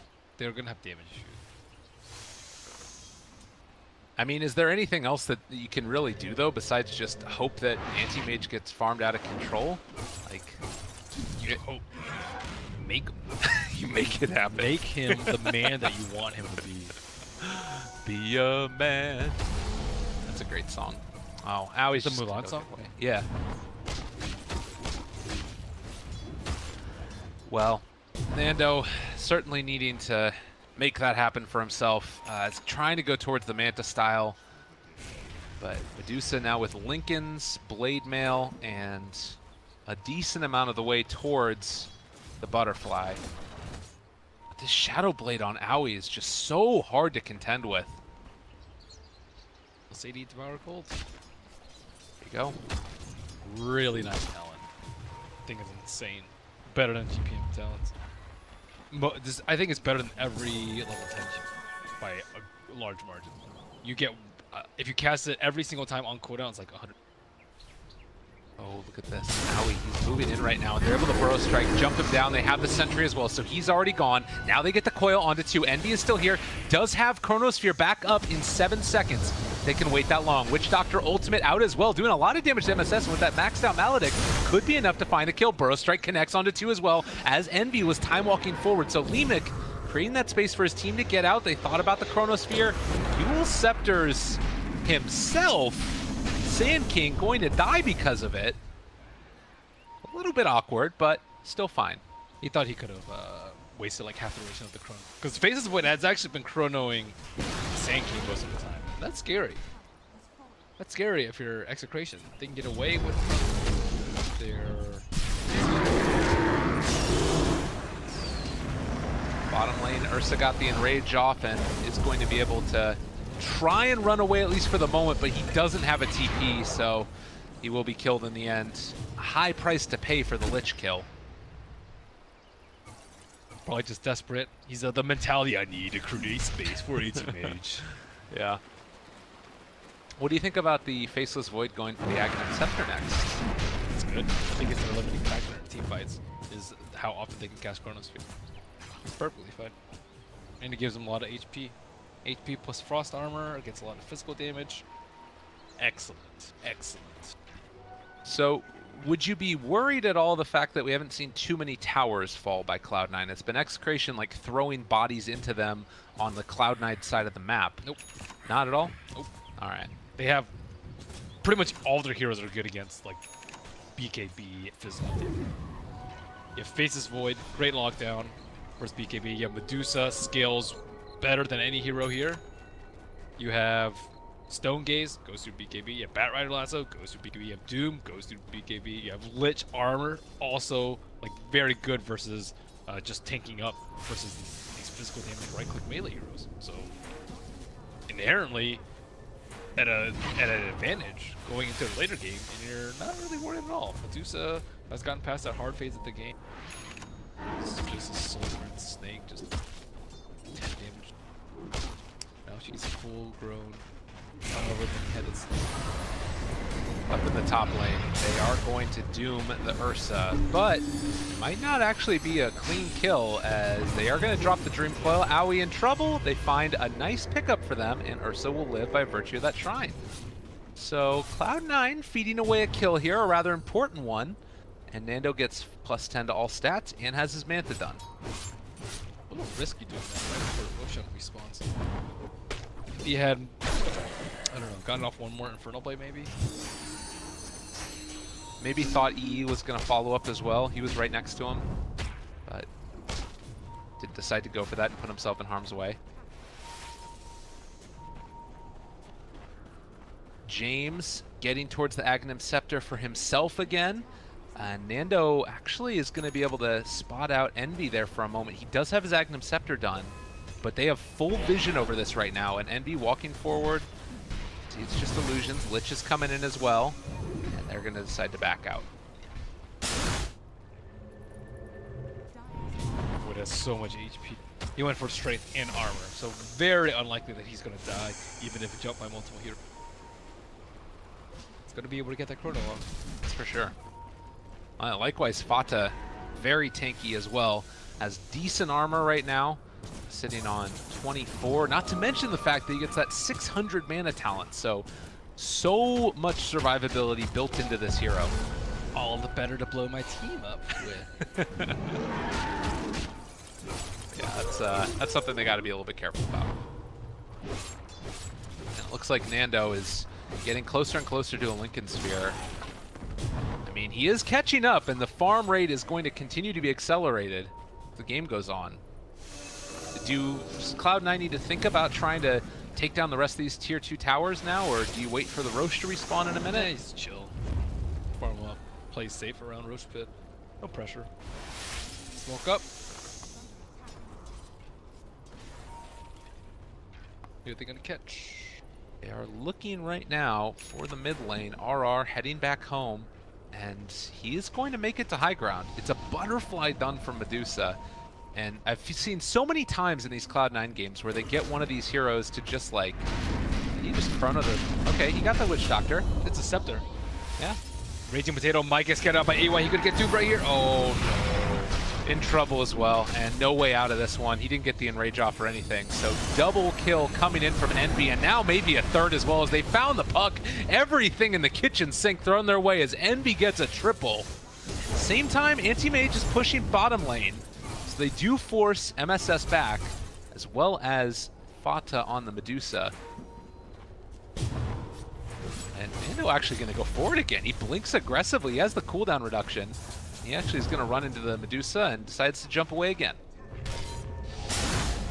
Mimic got himself the Doom. There's the Dust as well. Aoi maybe in a little bit of trouble. Actually, Yule Scepter a creep.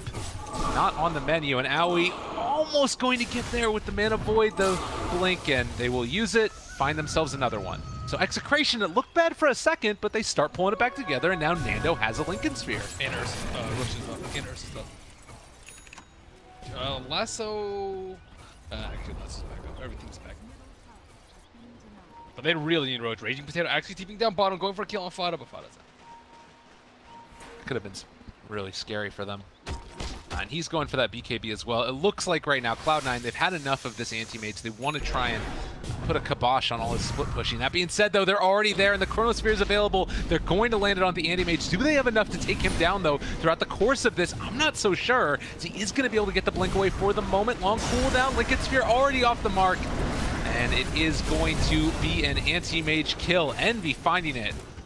And Execration desperately trying to push out the creep waves in answer. Very tough for the anti-mages to push here. So many ways to pick them up.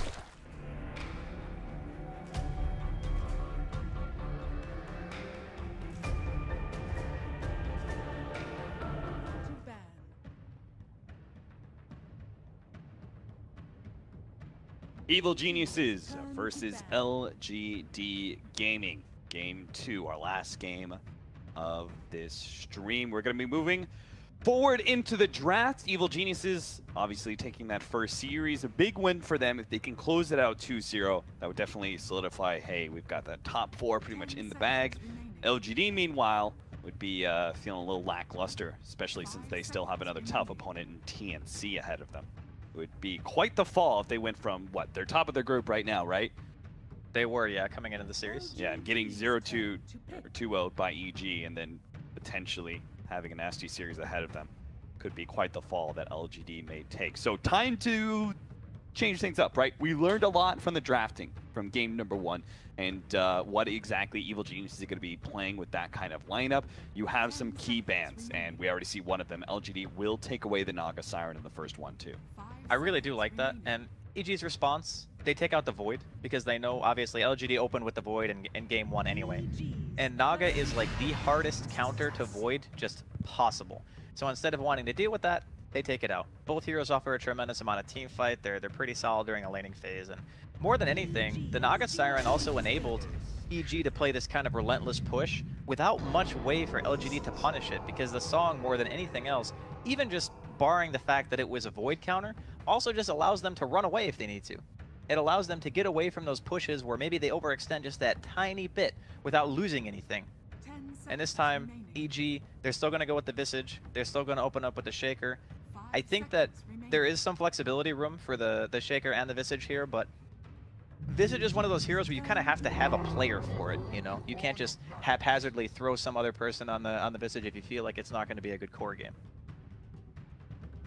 Magnus, LGD, one of their favorite heroes of the group stage so far. They were denied that pick. Was it in the first opening 1-2 last series? I think it was. It was 3-4. It might have been 3-4 now that I think about it. I can't exactly remember. I'd have to go. Oh no, it was the very last ban actually, because I remember thinking LGD could last pick it up because they had the position for it. Oh, you're right. You're right. But it also would have been a little bit awkward for their lineup. But this time they are going to get the Magnus. Most picked hero for them in the group stage, very successful on it too. I really like the Nyx Assassin opener. I've been thinking about it a lot. It feels like that as a 4 position just kind of inhibits most of the cores that are the most popular right now. So Bat Rider, not a whole lot of fun playing versus Nyx Assassin. Earthshaker, also not a whole lot of fun because Spike Carapace is such a disruptive ability against the combo that you want to be able to run. There was another one in my mind, but obviously, like any of the intelligence heroes, you're not really feeling comfortable with. Nyx Assassin just keeps away a lot of picks, or at least you don't feel the greatest about them. But they're still going to go for the Earthshaker, and they're also going to pick up the Visage. I think that it's already a very different game, though. Like, even though EG have 2 of the same heroes that they had in the previous draft, having the Magnus means that you're automatically going to have this insane amount of wave clear through the Empower, having the Shockwave spam capability. You're also going to have something else in this game with the Nyx Assassin being able to gather a tremendous amount of information. In the last game, because of the fact that they decided to send the Void to the off lane, they didn't really have anything that was scouting. They didn't have any way of saying, oh, we see them moving across the map, let's smoke. You know, let's try to cut them off. Let's try to get that fight before EG get their death ball going. This time around, they're going to have that tool, which is necessary, I think, in a lot of cases, to stopping that similar push lineup if EG want to put it together from really reaching its maximum potential. Now, there are so many Magnus combinations out there. Evil Geniuses are going to take away some of the most fearsome. They're going to ban Sven, and most notably, I think, Troll is a big one.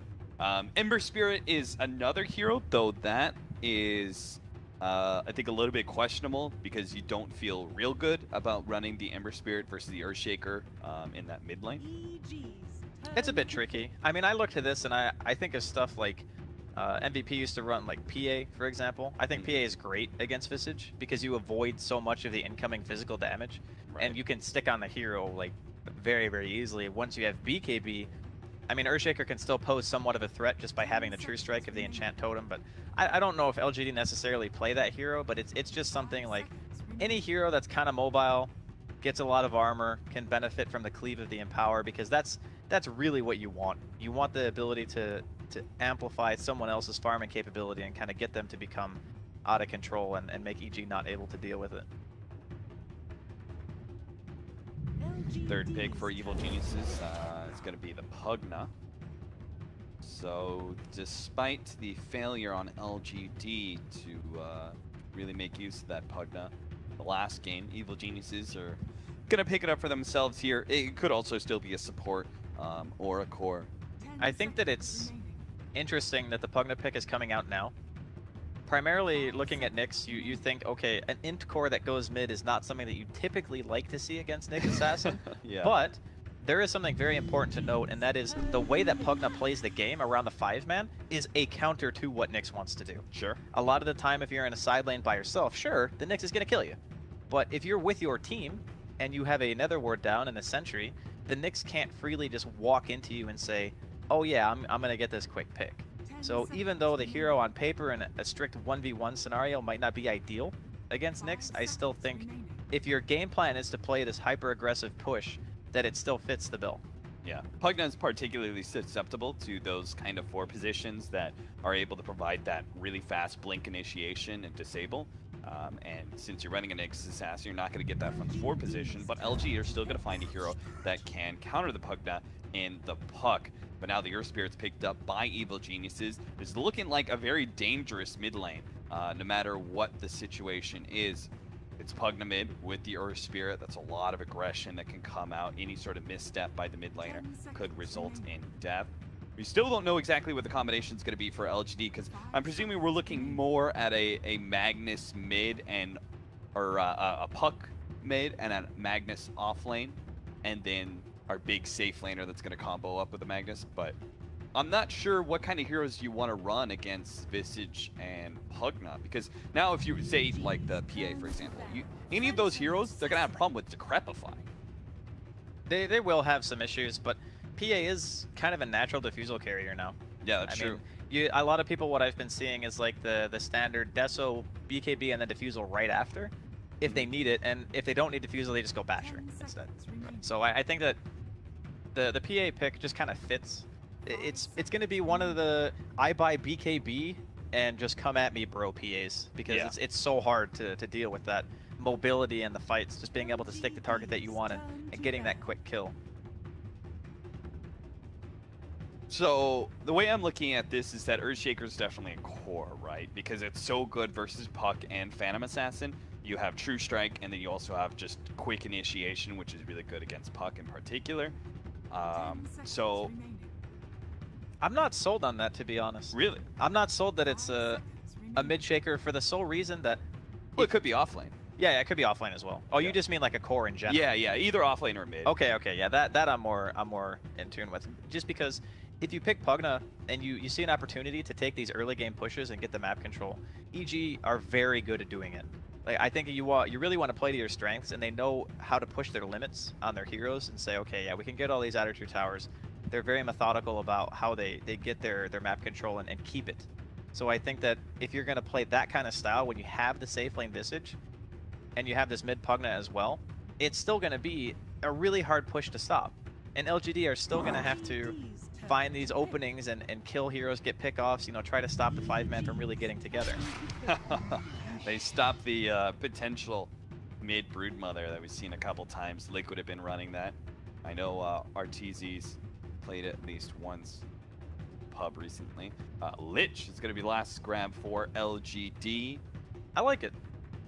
I mean, normally I look at Lich and I say, okay, the hero doesn't really offer a whole heck of a lot outside of a strong laning phase and a pretty alright teamfight ultimate, but you got great synergy between your Magnus, your Puck. You got some abilities to hold people in place, which is big. Ice armor is amazing against Visage. Yeah. Super good. And you're just going to guarantee yourself that your laning phase, at least in one part of the map, is going to go favorably because you're just getting the sacrifice, you're keeping the lane balanced. If they decide to do like the Lich and the Mag in the off lane, that's a really strong lane. And I don't really see how, with the heroes that EG currently have, how they're really going to contest it. Like if you said, if it's off lane Shaker mid Pugna, Visage, Earth Spirit +1 is going to have to deal with the Mag and the Lich. That's not an easy lane for them to kill. So what is the biggest threat on LGD that you're looking to counter right now? Is it PA? Their lanes are strong. I think the PA is, yeah, it's probably the biggest worry still. Okay, so the way I'm looking at this, it's either a safe lane Visage and the mid lane is open. And I'm really not sure about support Visage, so some sort of mid. Templar Assassin. Okay. TA versus Puck. That's quite strong. Yeah, I think that it's probably one of the more favorable matchups. I'll say it's a bit closer than it used to be because the first 3 levels, you know, people are just way better at the game nowadays. Sure. So you really push that level 1 to 3 as Puck to the limit. You try to get as much harass out as you can. You know, Victoria might spend a little bit of time mid. You're probably going to get the first range creep deny as well if you're maybe in this matchup. So we'll see how much work he can do. But again, Sumail he's notorious for always managing to get a ton out of the early laning phase. More creeps in mid lane means it's better for wave clear, right? Any sort of nuking heroes naturally, so. I think that the TA is a really good way to end out the draft because if you look at LGD's lineup, they don't really have any way of burning through refraction.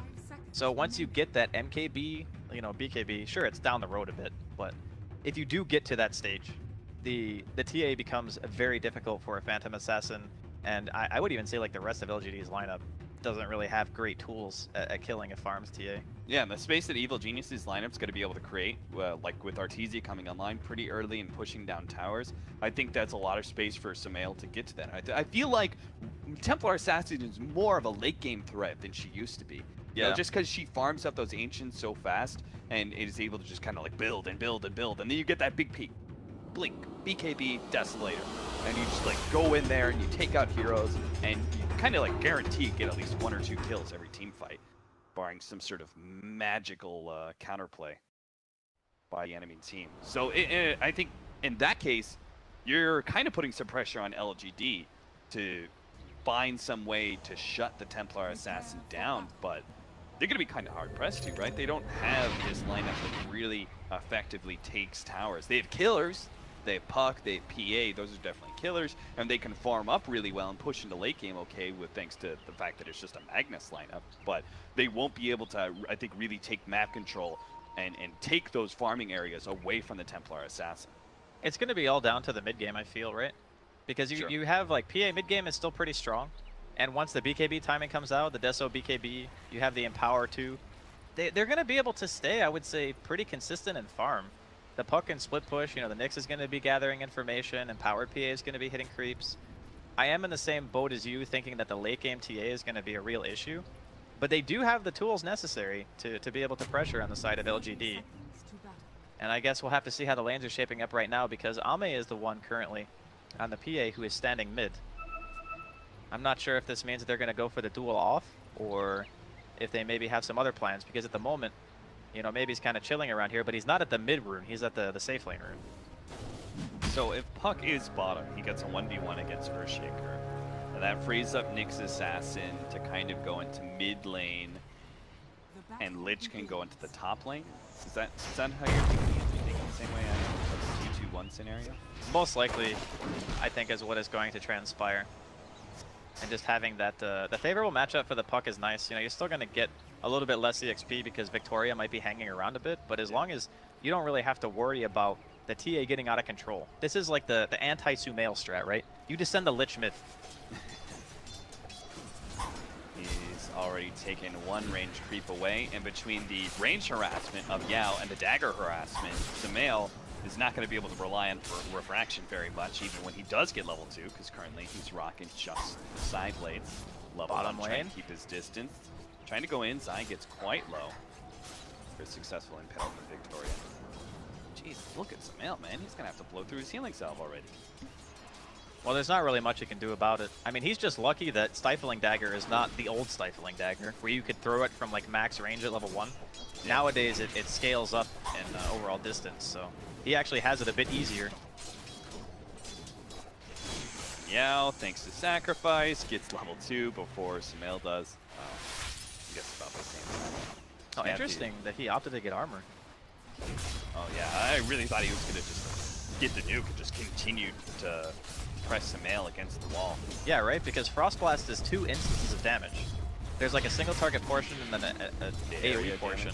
So it hits twice. It's actually very good at breaking through refraction. And considering they already have enough ways to burn through the refraction, the nuke itself, like right now, would be huge. Slows down Sumail, gets a lot of damage in, but gets the armor just to kind of secure Ame a little bit more. Takes a lot less harassment from the side blades. they're still going to win the lane pretty handedly. Yeah. There's not really much Sumail can do about it. Wait, so Blades is pure damage, so... Yes. Does it really help out that much? Well, it helps if you are getting directly attacked. Like if Yao wants to walk up to the high ground and start trading, it's going to help. But if you're just getting hit by side blades, yeah, it doesn't do anything. Old 11. Somehow he's managed to pull the creep wave back here.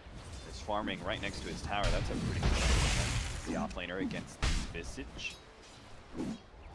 Crit.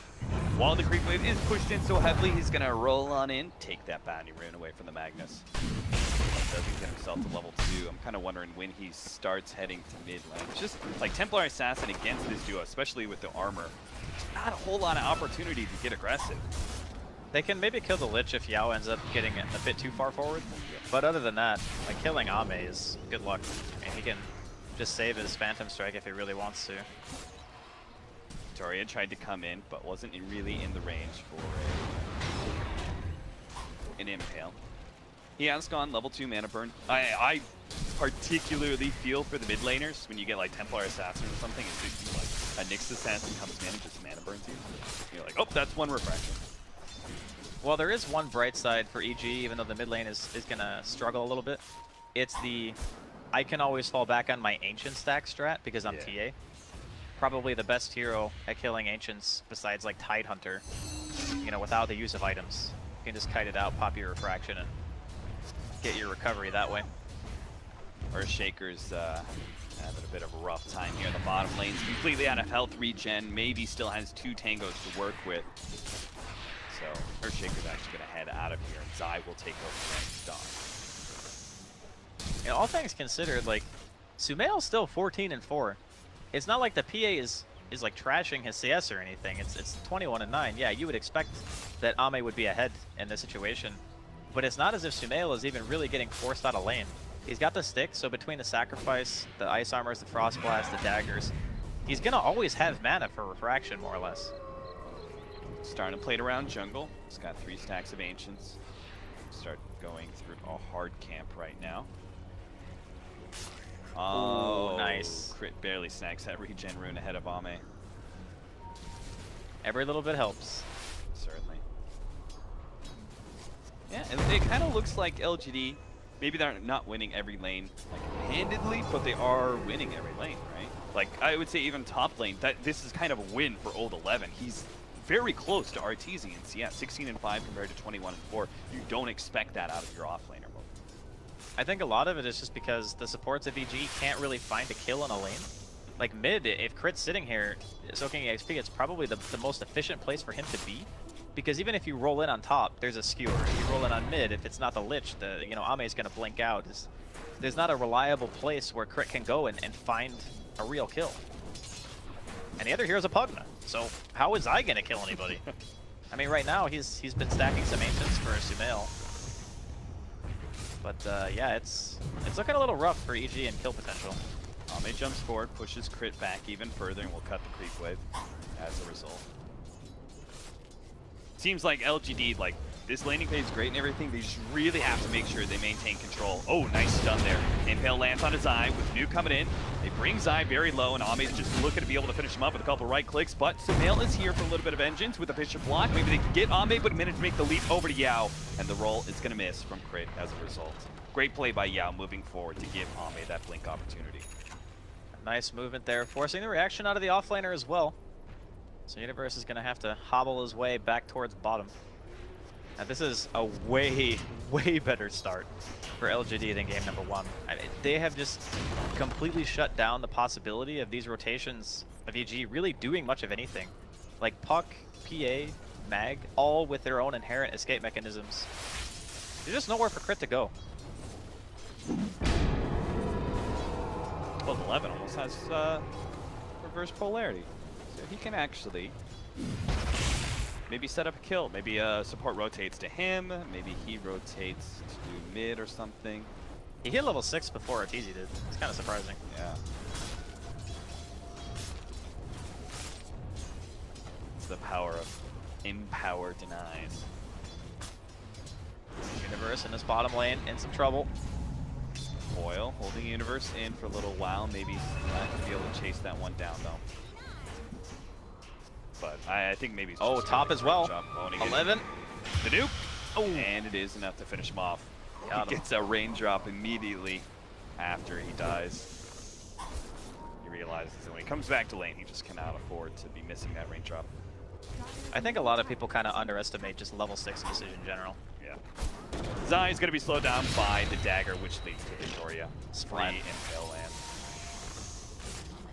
Well, here comes a little bit of damage on the tier 1 in the mid lane. LGD feeling themselves in this early game. Yeah, I really love the fact that like they're not just winning the lanes, but they're also pressuring these towers really early. We kind of talked about that in the beginning, that LGD won't have that sort of lineup that just kind of like owns the map and takes objectives really fast.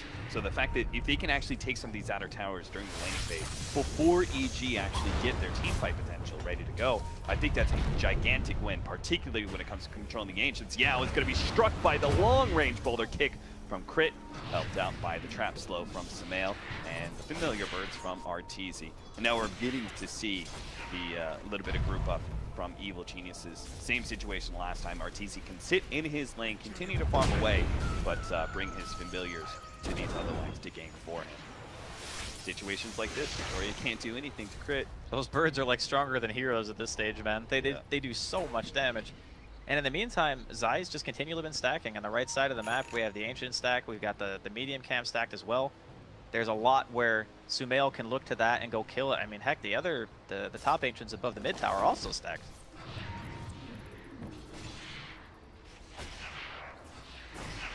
And I don't really think anyone on the side of LGD can do anything about it. They need like level 4 empower PA or something to kill that. I think they could take that mid tower and they get aggressive wards and then just move to contest. Ame tries to go for the quick kill onto Zai, but the trap line will save him some of the trouble. Echo Slam from Universe is going to be able to control the Nyx Assassin. That's one. Ame going to be hit by the boulder from Crit. He has to keep on moving as now Arteezy's here, plus the trap slow. They're going to be able to get a silence before Ame can make the jump over to Yao. A Chain Frost, that's a healthy one. Bouncing back and forth between Sumail, but he managed to get the refraction off last second. Arteezy embracing that Chain Frost. Do manage to finish off Ame. Universe with the Fissure. Level 2 Fissure is able to take that kill. That Chain Frost did no damage to Arteezy at all. Yeah. It just like bounced to him 3 times, did like 400 damage. No big deal. Between that and Refraction, EG able to just shrug that one off. Maybe trying to get every bit of damage he can out of this tier 1 tower. Leaves it just above deny range. Heroes return back. LGD not going to be dissuaded from continuing the pressure. They're also getting a lot of damage on the mid tower here. I love that LGD are so objective focused right now. Not deterred whatsoever by a bad fight. Always just getting like those extra 1 or 2 attacks in on the tower. Over and over again, it builds up over time. It is in deny range now. I think Puck's one of the most underrated heroes to be able to get that chip damage in, because you can right click it until you draw the tower aggro. Right. Yeah, it's really nice. Even when there's no creeps, if it's a tier 1, there's no backdoor protection, so you can like go in, you maybe eat like 1 power shot, but you can get like 2 or 3 autos off. Maybe. First time he's going to leave his lane, he heads up to top lane to see if he can help out Ame against Arteezy. Arteezy back way behind his tower and let his familiars intercept any heroes that come through that dangerous tree alley. They're just going to try and kill the creep waves around this tower. Not going for the hero dive, just leaving Arteezy to rot there. Backline where he has a TP out. Take the objective instead. It's a nice little movement here, but EG just going to go for the one-to-one trade, leaving the birds in the top lane just in case. Unfortunately, they're not going to kill this fast enough to be able to TP back and defend their own tier 1. So it'll just be a flat-out trade for both teams. But it does buy time for Sumail to be able to kill these stacks. It's really tough, though, taking down these stacks when it's the double Prowler Shaman stack. So they just regen a ton of health. Like, he's basically not even hurt them. He just decides, nope, too much health. Give on it, up on it for now. LGD, keep on going. Familiar's trying to draw attention away. They might as well keep going. They've got the siege command. I'm sure EG don't feel too comfortable to just keep pushing on the bottom lane. Well, normally with the Pugna, you'd say, yeah, let's just do it, you know. But he doesn't have, oh, he has enough for Arcanes now. And he's only level 5, so it's a level 3 blast. If he had the mana sustain, I believe, they would have kept going. Now they're stuck in this awkward situation where they don't feel good about pushing, but they also can't really feel good about defending either. LGD do have a lot of fighting power at this point in time with the Phantom Assassin sitting at level 8.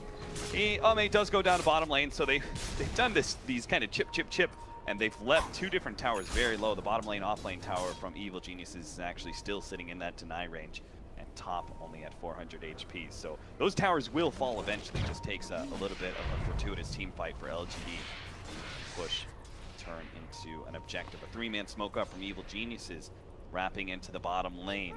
Ame is their target, and Victoria, he's been vendettaing around, but he wasn't in position to break that smoke. That would have been a huge win for him, and he might still be able to. He actually runs into crit here. They don't have any counter vision out.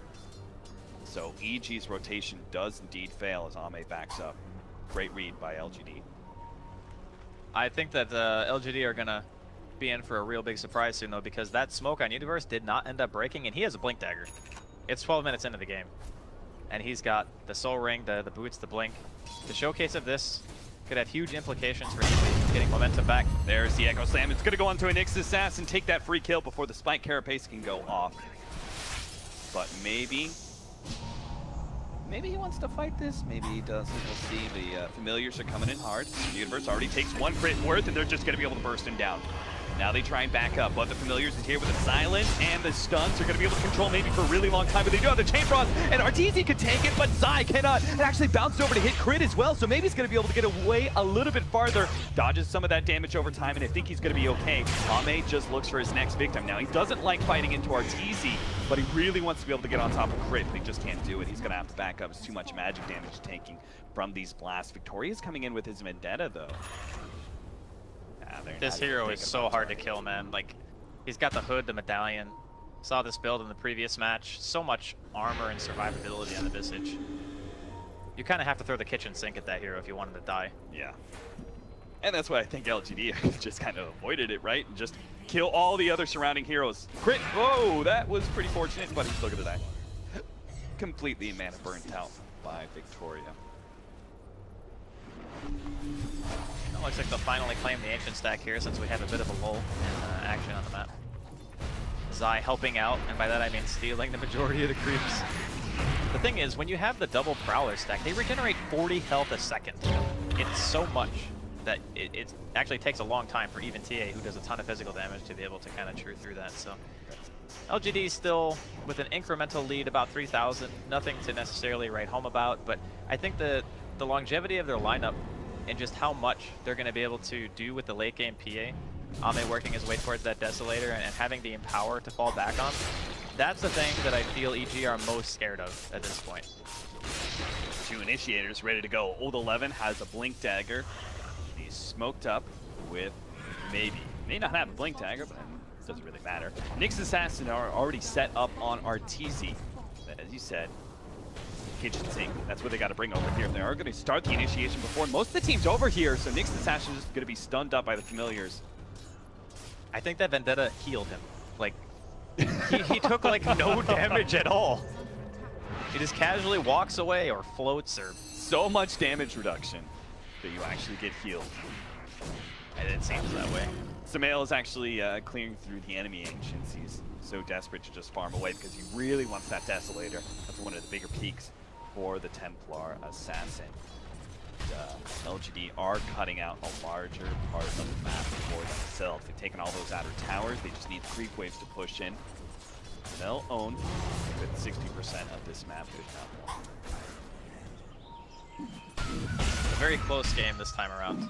Both teams kind of have their points where they feel the strongest. Like right now, LGD having the level 4 Empower, the Desos finished on Ame, they got Blink on the Magnus.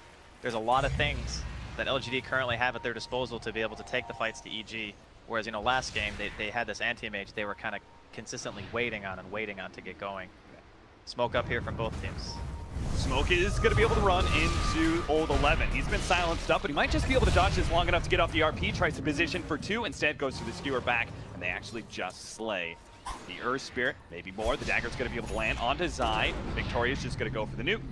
Spelled up, and a mana burn will actually finish him off. That's only a level 1 mana burn cap. It was only level 1. Minus 201 mana, and then amplified by the fact he was still decrepified. It's not fun playing those squishy intelligence heroes against Nyx Assassin. There's just so many of them in the draft, Draskell. Man, I would not want to play Pugna against these heroes. Like, Puck is really good against him. The Nyx Assassin, obviously. If the PA ever gets Diffusal Blade, you just can't really live. Interestingly enough, though, Ame is going back to the Manta. I know that it's common for a lot of heroes playing around in Power to want to build stat-oriented items. But I'm kind of curious as to, you know, is Manta really going to benefit you as much as a BKB in these fights when you have to worry about things like Shaker and like getting stunned by the birds and all that other stuff? Because you can Manta off like Grave Chill, you can Manta off the Geomagnetic Grip Silence, which feels kind of nice, and the Yasha is definitely value for any melee hero being able to attack and stuff, but I'm wondering if the BKB wouldn't allow the PA to do more in the fights. A Vendetta is going to pop EG Smoke, and oh, again, they're a little bit late. Oh, Jesus, that's a lot of dust, and he gets off the Spike Carapace before any of those abilities hit him, so he bounces back a lot of the damage. Victoria is going to be slain by the Echo Sign, but that's full-on commitment from Universe there. He's actually going to be hit by just a bunch of nukes from LGD, brought down, and the Coil also latching onto Sumail is going to be able to get that extra hero. The RP laid down on him. Zai's going to go and try and get some life drain out with a Chain Frost bounce around between the familiars, and straight over to Sumail, hits him again. Sumail just can't get away from all this. Now Arteezy, it's up to him to somehow win this, but I don't think it's possible. With two of their heroes down, LGD, they're just going to be able to hunt for more. Dagger comes up into Arteezy with the skewer back. You can be super tank. Oh, they're still going to ignore him. They're going to go for crit. Take him down. Leave Arteezy as the big, beefy dessert for dinner. He'll go down, and Ame, and maybe just clean that team fight up. They're sitting at 10K and 8,000 net worth, respectively. Top two easily. Even get the extra kill with Zai. Maybe chase it all the way to the tier 3. Universe being a bit uncharacteristically greedy there, you know, going in for the solo Echo onto the Nyx. Yeah. Maybe they just didn't have enough vision of the enemy high ground. I guess we'll get to see it again, so. I mean, they did have that mid ward. Oh, this is a little bit later on into the fight. This is after they pretty much had already won it. I really like Ame's decision to just say, screw going for Arteezy until everyone else is dead. I think that's kind of how you have to handle the fights, because if you commit so much to the tankiest hero, and you kind of have this grouping up around the Visage, there's good opportunities for the Echo to come in, which obviously during that fight was down. But later on into the game, I'm kind of expecting some Universe Echoes that will be a little bit more fruitful than the one we just saw in the middle lane. Yeah, the Visage is just so tanky, and thanks to the Ice Armor, they can kind of ignore the damage of the birds as well. The familiars aren't actually just chunking heroes down like they normally do. That's the coolest thing about having a Lich on your team, when one team is so reliant on that core being able to burst you down with just sheer physical DPS, and you have Ice Armor and things like that. And later on, you know, maybe he even buys Solar Crest. It's a phenomenal item against Visage and TA, especially when you have one core going in, like a Phantom Assassin who really needs to be able to live long enough to get that crit. The Ward Sentry does spot Victoria here for crit. He's going to dive by himself into the Roshan pit. Victoria heads back over to top lane where Zai's trying to poke at it. He's going to wait for another blast. And Spike Carapaces. No, he just goes to the stun. Will manage to land it. To help him maybe. Honestly, there was no pressure to land the Impale there, because maybe he could just practically blow him up all by himself. Yao's going to run into two here. The wards just ended up dying, but it was just long enough for them to be able to see Yao in position. Take that free support pick off, but they are going to be caught. Maybe he's gone straight over from top lane and immediately gotten to mid to catch the extra hero in the Earth Spirit. See if he can get any more, though. His old 11 moves forward with his Shadow Blade. He's so farmed, though. Yeah. I mean, he sat in his lane and just farmed and farmed and farmed for a really long time. I suppose it's just going back to the general laning phase discussion that we had about how it was so difficult for EG to realistically move crit around the map and find success and get kills. Like, most of the time, he was just soaking EXP. Because that's all he could do. It's not really about how he played the game. It's just the hero matching up individually against the respective cores of LGD and how little that he can do to stop them from getting that farm. And a lot of that's being showcased here as LGD have recruited themselves an AK net worth lead in a 21-minute game. It's fairly substantial. sure. And I'm looking at this. Most of this farm is just being put on Sumail. Carry us, Sumail, please. But he only has Blink Dagger and Desolator. BKB is just not going to be up anytime soon. So LGD's dominance of this part of the game, I think, is still quite strong. Like, barring an incredible initiation Echo Slam, I don't think they lose 5-on-5s, really. Most likely not, especially considering there's no True Strike coming out from anyone but the support, or not support, but offlane Shaker. Yeah. It's really tough to deal with Ame. He's got a double damage here. Manta's finished. Yeah, this is pretty easy for them to take a chance on Roshan, because he could just do it by himself. There's very little threat of Evil Geniuses interrupting Roshan in a very disastrous initiation when you only have one hero that's beating on Roshan. The rest are kind of sitting on side ready to counter-initiate. They're actually going to go for the 4-man smoke up here and back into the pit. There's still a trap there. Still a trap and birds, so they will definitely know something is up. Victoria doesn't have the Vendetta, so he's going to be revealed as the smoke pop. The universe starts moving forward. Oh my goodness. All right, well, thank God Medic Zai is there, but the RP! Old 11 spotted his opportunity to land onto 3. He's going to be able to grab RT as well with a Chain Frost bouncing around. That is all 3 of them dead. Universe's counter initiation was just nothing. He threw out the Fissure, but what a beautiful setup from Old 11 that just guaranteed won the team fight. Oh boy, that 1 second, you know, that tiny lapse in judgment where everyone's sitting on top of each other, and just instantly Old 11 is in there. Perfect reaction, excellent bait, secures the Roshan. LGD feeling pretty good about their situation. They're gonna walk down the middle lane, get some damage on the tier 2. Oh god, that was such a fast reaction as well. Universe goes in and throws out the Fissure after the fact, but it's just too little too late.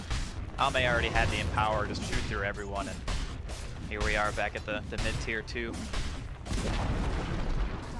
17-7, 12,000 gold lead. LGD looking to tie out this 2-game series in the group stage. It is going to be the Medallion choice here on Yao. Going straight into the Solar Crest. It's really nice because your high ground siege hero is melee. So I think that in of itself kind of makes the Solar Crest a value item, because it's not like a ranged hero where you can, you know, sit super far back and feel safer. You got to be in there if you're the Phantom Assassin in this game. Sure. Oh, Dust actually catches Sumail, who's wandering around with an Invis rune. He's got to go for the TP out. And oh, wait, the ambulance. Okay, so Sumail's going to be stalled up. Does have the refraction blink away. Nice play there. Dagger onto the Earth Spirit, not going to land as he also successfully TPs out. It's a very small win for EG just to be able to get out of there alive. There is still a lot of time needed for EG to be able to realistically deal with this Phantom Assassin. Like, sure, the BKB on the Templar Assassin will help, but Sumail's not really going to be able to man-fight an ice-armored Aegis Phantom Assassin without True Strike. That continues to be like the theme of the game. When can they physically kill the PA, not just one time, but twice? And do LGD feel comfortable enough in their advantage right now to try to pressure that high ground? This is probably the hardest part of the game, though, for LGD. Yes, they're super far ahead, but it's just the essence of cracking high ground. Really difficult for them. They just don't have anything for it. And we can see just the hesitant play here from Ame, waiting out the creep wave. Those birds just do not take damage if RTZ's nearby. Oh, an initiation actually on the side. They bring Sumail in for this when they pop the BKB, but that is a puck that is able to dodge all the damage thanks to Yules. And now phase 2 for the Universe gets the initiation still onto him, so they get that big kill. But the RP goes down, managed to grab 2, but Sumail will chase him away. The heroes are just ready to live. Ame, he actually comes in and gets another crit. He managed to finish it off 1, but he is so damn low, and if he dies, he might not come back alive with that Aegis. He's just going to come back and might die again. Fortunately, Sumail doesn't have any mana, and Universe doesn't really have a whole lot of mana either. He's going to be able to get that control of the Enchant Totem, plus the bird, slowing him down. This is the problem, is they could just kite Ame really well on that second life. But again, Sumail didn't really have the mana to come forward. They're trying to say, Jesus Christ! Ame, 982 damage from a dagger, but he will end up dying. That is a nice little impale. And now he is also going to be feasted upon by the Evil Geniuses, boys. They just brought themselves a huge win in that defense. They won a fight against Aegis as well. There's a 4,000 gold swing and 9,000 experience gain for Evil Geniuses in that fight. That was massive. Absolutely massive. Universe came in really big, getting the Echo that secured the kill onto Maybe. And I think the RP ended up baiting them into a fight where they didn't really want to dive that hard. So he sees it and he has Empower on and he thinks to himself, okay, I kind of have to go on this. And even though he crit 2 times and 3 or 4 attacks, it just really isn't worth it at the end of the day if you respawn, like you said, without the use of something like a BKB, because you can't just get out. The Manta style was on cooldown. He couldn't dispel the silences. I think it was like 1 or 2 seconds off. Victoria's going to look for a kill here on the crit, maybe. But there is going to be Arteezy there. They're going to burst down crit, but maybe Arteezy can get the counter kill. Victoria, she certainly can. This is one of those danger levels for Arteezy as well. The Visage gets to level 15, and all of a sudden his hero starts actually right-clicking pretty hard. Before, it's just all on the familiars, but level 15, you get that 50 damage. Thanks to the attack speed of Brave Chill and the minus armor from Solar Crest, your hero also starts doing a decent amount as well. He's even going for the Assault Cuirass, so he's going to have armor on armor. Did not like how that last team fight went, getting crit 2 times and just pretty much being deleted. Yeah. That's definitely not what you want. EG's still holding on, though. I mean, that was a really good timing for LGD that they held against that push. I mean, they barely even dealt any damage to the tier 3. It's kind of like an uncharacteristic mistake from LGD, because I feel like the read is pretty clear.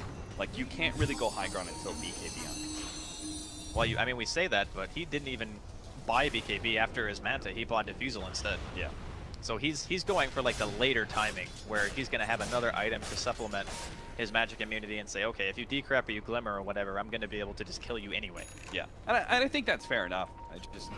At that point in time, if they're going to choose for that kind of item build, LGD, they just need to control the game, right? With this kind of lineup, if you don't have a clear high ground hero, you have to control and just build and build and build and get more and more of an advantage until you're so overwhelmingly larger than the enemy team that you can just force that high ground despite not having the best heroes for it.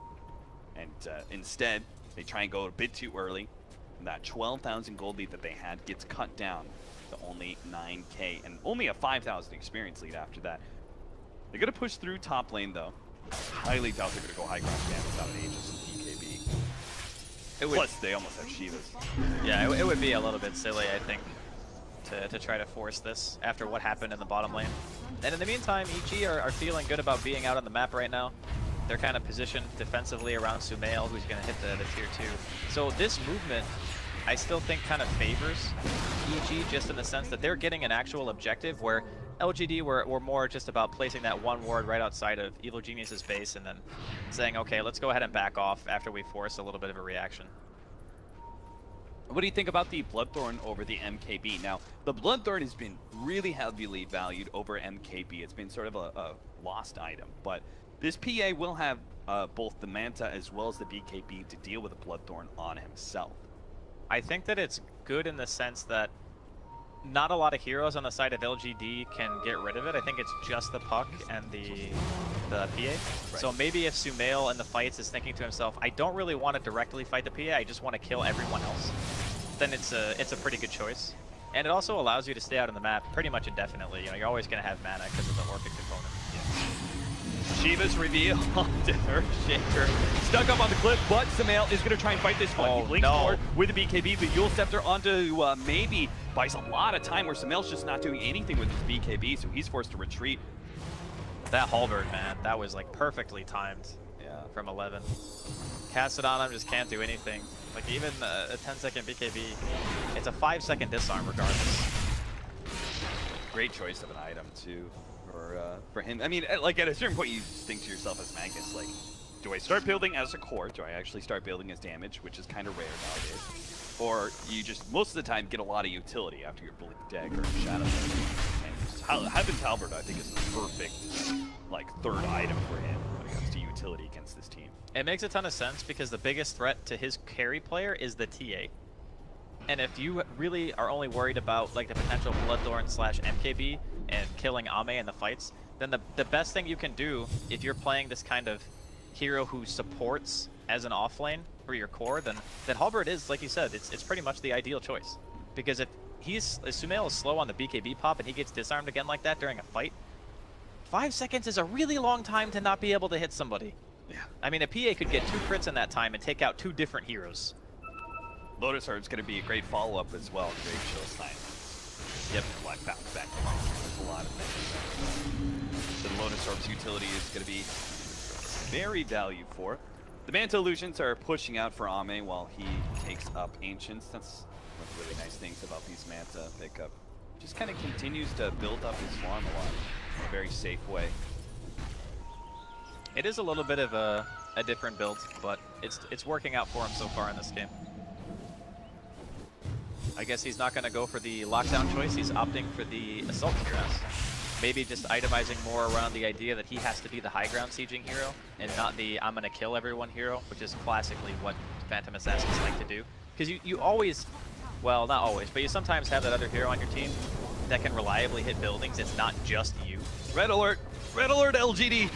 Oh boy. Don't let creep waves push into your tier 3 against a Visage. Because familiars will take a big chunk of that tier 3 because there's no heroes around. So they actually have a lot less armor than you would usually expect. Another Roshan attempt coming in here, maybe showing on the map. I like this play from LGD. I think that EG may have some kind of idea of what's going on, but there is plenty of vision on LGD as well. It's going to be able to scout out any movement coming in from the top. They get the trap in there. They reveal that Roshan is quite low, but they back away. Gonna give up on that one. I think that's again, LGD really could be stymied by the high ground riddle. So better to take the fight inside your own base, even if it means not contesting Roshan. Well, LGD have another problem too, I think, right now, is do you really want to push mid? Mid is so much harder. I guess only 2 of the 3 shrines are up right now, but yeah, I guess they're gonna go for the wrap and maybe just cut the wave bottom and try to make it so that it kind of pushes in on its own. Stand familiars, just keep on pushing out bottom lane. Maybe with the Shivas he can actually kill him. That's what I really love about the Shivas here. Resummon. RTZ resummon, well timed. Still forces something. EG, knowing that the puck is actually bottom lane, they're going to push out and see if they can catch somebody here. Universe, that is Blink. They're going to go for the Phantom Assassin here. They do manage to land the stun before the BKB, so he's just going to give up his first life. That's okay. He's going to come back with BKB and see if he can chase EG. Or EG going to feel like they can fight this one. He is actually going to blink forward and take the easier kill onto Yao, potentially, with the trap slowing him down. Universe just going to hold on to his Shadow Blade here, sit on the back lines, waiting for his blink. If there's any sort of counter initiation like Victoria coming up here, RTZ, oh geez, Zame actually just blows up the Earth Spirit, but they do manage to get a jump in from Old 11. Unfortunately, he was silenced, so the RP is only going to be able to catch one, but it is RTZ. Ame will take that kill. Echo Slam, oh no, it's a little bit late. They do manage to get the stun onto Ame, which buys Samael a little bit of time, but he was Heaven's Halberd during all of that, so he just sat there and fell strike, and now he's going to be surrounded by far too many heroes. LGD will actually take 4 of Evil Geniuses, only losing their Aegis and their Lich. That is the danger of pushing out of Evil Geniuses outside of your base. He did 7,300 damage during that fight. I thought for sure EG was just going to take that Aegis and then back up. I think they wanted more because they knew that the puck wasn't there at the start. I think that's why they felt confident in being able to kind of push that a little bit farther, but man, were they just dead wrong. And now LGD coming up middle lane, still have Chain Frost. Got that cheese in the inventory of Ame still on the Phantom Assassin, so this is very difficult for EG to justify buying back on these 2 heroes. The respawn's so low, I think you just have to let this die. Yeah, without TA, I think that it's not possible for them to win a fight against LGD, so. Things look so promising at the beginning of that. They get the Bloodthorn on Ame into a stun lock, so he's not able to Manta or BKB. They get the Aegis with relative ease. They're basically in a 3v5 at that point. They just overcommit. And poor Crit, man, he just got one shot. This is 2 sets of very easy racks for LGD. LGD still kind of sticking around. Old 11 with his Shadow Blade, just kind of hoping EG are going to poke one hero out in an awkward position. But EG remain pretty resolute in their stance around the tier 4s. So LGD will back up. That will be an Assault Cuirass finish up for Ame. That's 6,400 gold. Dude, he's rich. Lotus Orb for the Magnus. Where's our puck at? He's got the Aghanim Scepter. So they actually just got so much bigger than the last fight they had. I think that the Lich pick ended up doing a ton more than you could probably just see at face value in this game, just because Ice Armor is just so huge against the physical damage output, and the BKB timing coming out on the PA ended up being kind of perfect for what they wanted. Just the PA hitting hard enough to really just destroy in one crit, because that's really like the sweet spot, right? When you get one crit from your ultimate and you just kill the hero instantaneously. It's what happened to Crit, it's what happened to Zai earlier on. Sumail, pressure fraction, but maybe he's going to be able to jump forward and catch Zai. Fisher laid out, does give Zai a little bit of time with his Glimmer Cape to escape. Looks easy, split pushing for all he's worth. It's just not really that fast. That's the thing, right? Like, you can keep the birds in the side lanes, and they will idly keep the lane out. You can keep using the stuns off cooldown and whatnot, and it's definitely what you should be doing, but it might not be fast enough to make LGD back off, and that's RP onto Soul Sumail with the coil just for the added stun. He's dead. 90 seconds. How do they possibly hold against LGD, especially with Ame just running a train on Evil Geniuses, who's going for RTZ. Meanwhile, the jump forward by Crit does whatever disruptive damage he can, but at the end, it's 2 heroes from Evil Geniuses that are left. RTZ with the buyback, and Universe jumps forward. Okay, that's not the initiation you really wanted. He gets out only a Fisher, no Echo Slam. RTZ comes back just to die again, and EG will call it Ultra Kill for Ame to end things here in this game. Super impressive game from LGD. I think after having seen the way the lanes played out, they just had such stable, strong early game that it was so difficult for the Earth Spirit to accomplish really much of anything. They opted to put Zai on the Pugna. You know, we didn't really see a whole lot of early game grouping up and pushing because they had these heroes that needed some farm, and Sumail was struggling in the mid lane. It just never really felt to me like Evil Genius's lineup got going.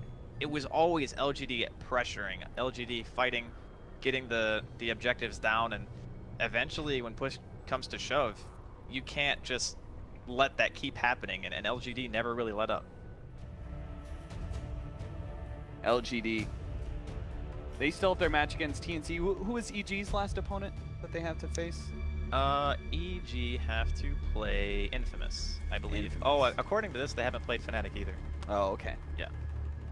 So EG, I don't think they'll be too disappointed with 1-1 if they can just close out the rest of the series with 2-0s.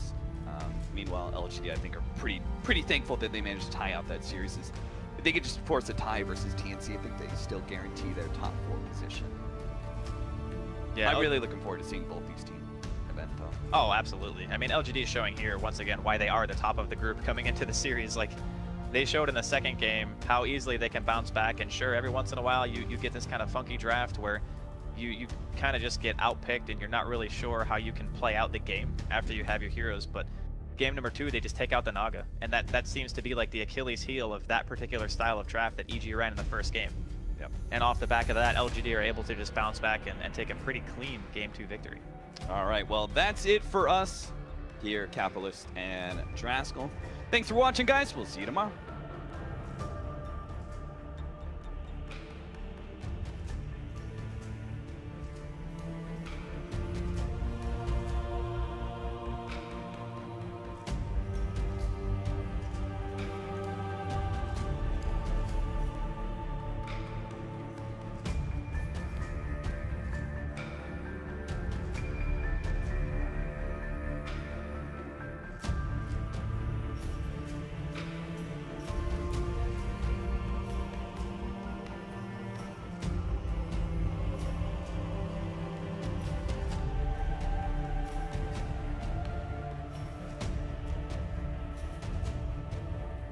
Yeah, we're just running it back again. Faceless Void, this time of course going against the Doom and the Lich, but we showed just how strong it can be, and now you've got a lot of things to throw into that Chronosphere, not to mention the Ice Vortex to increase the damage that's being dealt out by all those guys. This feels like it could be quite a strong strat. Could still do...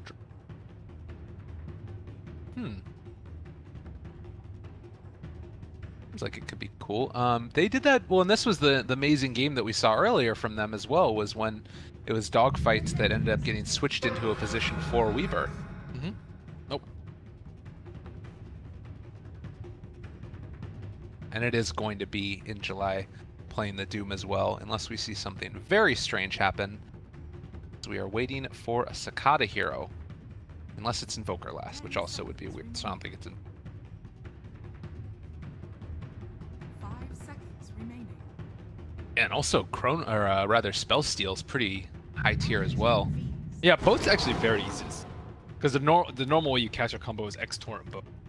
So you might need to switch it to do like X boat. So much magic damage now. Wow. Lina, one of the better mids I would say to pair with Faces for longest range. 10 seconds remaining. Techie's a sniper. And also, I mean, it has sort of fallen off a lot in terms of the pick rates. I feel like there's been a lot of times where it would have, in the qualifiers, been like a Lina every time that got taken, but instead now sometimes it's a Quap, or maybe occasionally something like a... God, what was it earlier today where I thought it was going to be like the perfect Lina game, but they ended up going Death Prophet instead? I don't know. Do you think that there's been like sufficient nerfs to Lina where she's sort of been pulled back in her pick rate, or why do you think we've been seeing her less? She got her laning phase got nerfed with that Dragon Slave. I think that hurt pretty badly. Because 4-1-1 was always the build. Now maxing Dragon Slave doesn't give you. And also, we've just been seeing a lot of heroes in mid lane. So the straight one-on-one matchup, Lina versus whomever, isn't necessarily as Lina favored because it's Lina +1. But like Storm +1, and you don't get that one-on-one interaction like you used to. Okay, that's fair. And well, I'm kind of curious to see. This feels like it'd probably be an odd Jit Faceless Void. I guess that they could still run something else, but we'll see now, as it's a Terrorblade last pick, so it is going to instead be an Ohio Faceless Void. Terrorblade? He seems wildly out of place again. I think Invoker doesn't look that bad here. The other traditional counter was like a Tinker. Do you like that at all? I don't think Cicada plays it that much, but... Still 25 seconds, or rather 32 seconds left. Reminds me of like the Cloud9 pick of Terrorblade. It's like not versus that much physical damage. Like you can get doomed. Lich Chainfrost owns you. A Weaver you don't like match up that well versus, even if you sunder him.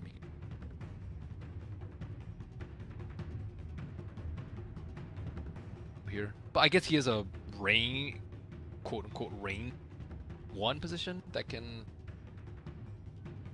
attack inside a Chronosphere, but there's plenty of others. There's like Luna and Gyro, I think in particular, that do very well, dumping damage inside Venomancer, inside base Veno, also Venomancer. Yeah, and now with Cicada coming up, this is a lot of magical damage that can cause a lot of issues, and I don't really foresee Ajit having a great time. But again, I guess it all comes back to Ohio. You know, he's standing in the middle of all his team right here, looking like a badass, wants to play down some good old Chronospheres and kill some fools. What do you think? Is this going to be a strong enough draft here for them, or do you think IGV have the edge? They have the team fight edge. Faces Void Ults, Ancient Apparition. I think a lot of it has to do with Rubik stealing spells, and we say that a lot. It's like, okay, he theoretically should never be able to. You time walk in, you chrono, and then you immediately cast your time dilation. But as we've seen, it rarely works out in practice, and good Rubiks can steal even from good faces. If he steals Chronosphere, if he steals Ice Blast, if he steals Boat, I could see IG Vitality having the edge, especially with Paparazzi seemingly going to be able to have it for. Alright, well, game number 1 ready to come underway. It is, of course, going to be IGV facing off against Fnatic. We'll see if they're going to be able to make the moves that they need to take the win. Push kill. There. I'm going all IGV here. Alright, you believe in IGV. I'll do the same then. A team that's 6-6 or 1-11. I think IGV's lineup is slightly worse, though. A lot of it depends on how Doom is. In July, not as volatile as Inflame, but still has the potential and the propensity. That's okay. Get the plus 80 Devour Gold. I remember a story from back in the day where In July was playing like a Darkseer or something. That is one of the this is one of my most memorable Dota casting moments of In July. You want to talk about it at all? What happened? Oh yeah, sure. In July was Darkseer, and this was when Tree was super popular, and he would just solo Zona offlaners. So he got Surge first, and tried to trade with a Tree, and then he didn't even. You know, normally when you trade, you just stand there and right-click. Yeah. He didn't do that. He surged. He kept running down, and then he went back. He's like, "Wait, no, I can't go in anything." He's like, "Oh no, I can go back down." So he wasn't actually trading. He was just running back and forth. He surged. He just got punched by Tree 4 times. God. And I think he actually died because after the surge, he got leeched in and just died. Okay, so he's a level 1 Darkseer with surge that already died, and then he tried to jungle with the surge after that, and it was just awful. He did nothing for the first 20 minutes of the game. I think they just lost in 20 minutes. It was when Black was on Team CIS from China. He was dire. And I don't exactly remember who the Tree was, but he just completely made him erupt through the entire surge. Well, how he's come from there. That's it's good to see that that's no everyone has their off game. You can't judge them. Exactly. Well, and QO gonna start it off a little bit nice here and deal a couple right clicks off to the Ember. See how well he does on this one. Looks like it's going to be more damage coming in and dogfights. Doing it again. This guy is always about the courier snipes. He sniped a courier in 2/3 of the games that we've casted of him so far. Wait, where was he? He was here by the... Oh. Yeah. Oh, okay. So he's so next level that did he anticipate them actually skirting the courier to the right? I think so. Okay, that's just way too next level. Well, that's what he likes to do. He did it earlier on the support Weaver that they ran, and it ended up winning them the game. That being said, it does come at the cost of, right now, Fnatic winning out in the lanes. They are kind of doing a really good job of it. 5-2 on the Lina, and top here in July trying to mess with Bebby, but they have the cold feet. They had the Torrent to connect, and in July going to be contained and most likely killed off, maybe possibly slowed, and yeah, Bebby draws first blood. Don't mess with the level 1 Terrorblade who has meta up. He is a big bad guy. That's lots of damage. Wait, how did Doom already get boots? He has boots and port. He's actually pretty rich. I think he ate a big creep or something, and that gave him enough gold. Actually, pretty good. Okay. Respect that. Now he's back. Huh. What do you think of the other game that we saw Envy play it? He took the Terrorblade, basically the 0-4-4 build. The Envy's better. You know you can gank him by level 8 because he has no Sunder. I'm not even joking. Yeah. Do you like the reflection in this, though? It helps with that. I think it's particularly useful for heroes that actually right-click. They're heroes... You want reflection versus heroes where the steroid is a passive that transfers to. So, example, not Geminate attack on Reaper. And Ember's right-click steroid is Sleight of Fist, which you don't get from Illusion. So, reflection, I would not max this game over. Versus heroes like Juggernaut, it's incredibly good against. You get the crit, and Juggernaut hits pretty hard and is a little bit squishy. So the reflection is very good versus heroes like that. Very good versus heroes that have a lot of orb effects too, like Omni Knight, hitting himself with Degen Aura and Orb of Venom. So reflection is definitely situational. Okay. I also don't think you can really go wrong with the 0-4-4. It helps you farm a lot of that. And obviously helped him out a little bit there, being able to, push back the rest of IGB. We did see In July go for a little bit of a walk in the jungle, and he was able to pick up the Wildwing Ripper. So the toughness aura, giving him a little bit of extra armor against this lineup that can be pretty frustrating. And he's going to have Frost Armor. Frost Armor plus... Got all armor in the world. Happy as a clam. Have fun, Terrorblade. The meantime, DJ can sit mid. He's only level 2, but can go and try and steal away a couple of the runes. Sakata is going to move in. We'll see if DJ is able to hit some type of a Torrent or something, as QO is also there. They walk in the area to DD as well. They're able to take this. This is a lot of damage onto Sakata, and I do believe that he is dying. Nice pickup for QO by DJ. Sakata even scouted for that too. He went a little bit to the south to see if there was anything funky going on, but you don't know if the next level if he slight dodged it. Oh, there it is. But he had no vision. Speaking of Torrents, that one a little bit off the mark by DJ. And in July with Frost Armor, right now he's sitting on 7 armor. He's not afraid to just run at these guys, at least a little bit. He can run at them a lot of it. Sakata, another catch here. Pulling him back in, want to hit the chains. Looks to be able to do it, and QO going to drop. Dogfight's picking that one up. Top lane in July gets the cold feet proc, and the damage coming in from Ajit almost enough to find the kill, but it's not quite. He is going to pop the salve now, and DJ, they're trying to take down Super. He's trying to kill off Febby and is going to be able to make that happen, but he pies in the process. Still pretty good. This is a 2v3 lane. One of them is a Lich. What is going on? QO just Lacuna Temper, and all right, that was just silly. Yeah. Okay. They had Remnant down. The hoof effective mid. It's kind of struggling.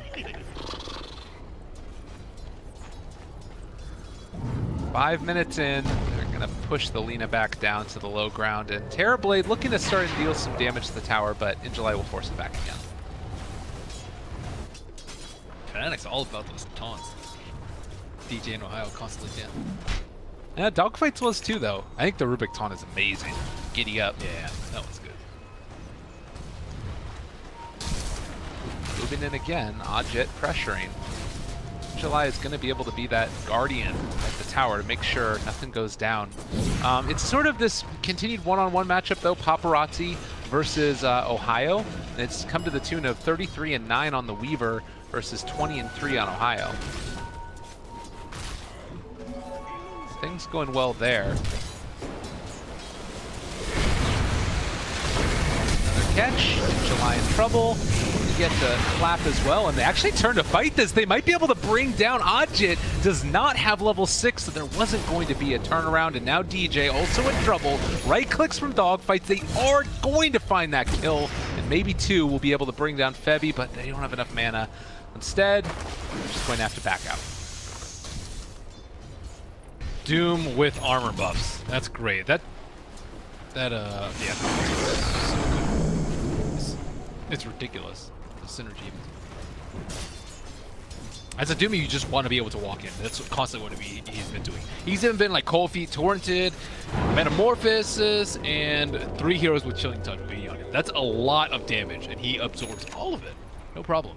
Makes up for Sakata's poor landing phase. Oh, and you see that in July also is almost, and there's a Satyr there if you wanted to go and pick it up in a second. Although, it might be worth it just to keep the Swiftness Aura. Hard to know. It's good. The Swiftness, I would prefer the Thunderclap. 150 damage versus a weak hero like Terrorblade, very weak to magic damage. It's going to cause me. QO and DJ moving down bottom. They want to try and put the hurt into Paparazzi. Does have stick charges for the time lapse, and they just walk right into him. Time lapse is away. X-Torrent is going to connect, but now Dogfights is there and is going to be able to find the stun onto Ohio, keeping him away. Weaver walks out, and even thinking about going back in. Paparazzi. All right, he tested the waters, but it was a little bit too hot for him. Faces Void wasn't close. Got scared. Good. That was some crazy movement by him too in throwing Shikuchi. I didn't think he was going to be able to avoid that gank.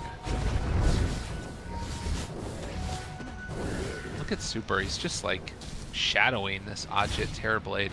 Does have level 6 also. So if him and Sakata happen to find him in the jungle, that will be a swift pick, sure.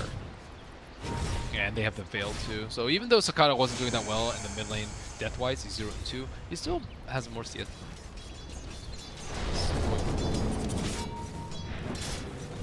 I like Dogfight's move. He's been exactly where he needs. Finding that chicken a little bit earlier. I bet that's a big part of the reason why Doom was able to get those boots early. Oh yeah, you're right, you're right.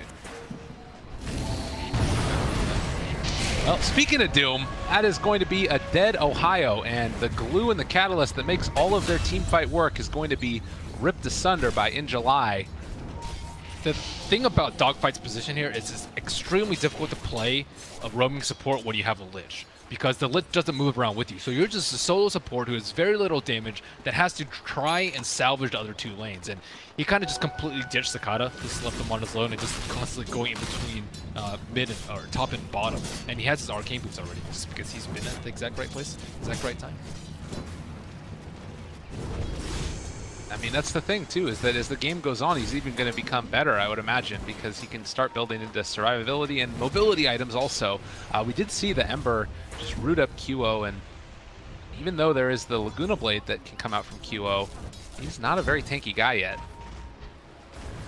But where do you see IGV taking this momentum? Like, are they, when they start to get those level 6s up and online, needing to make things happen early, or with all the cores that they've got, you think they're just pretty happy with trading farm?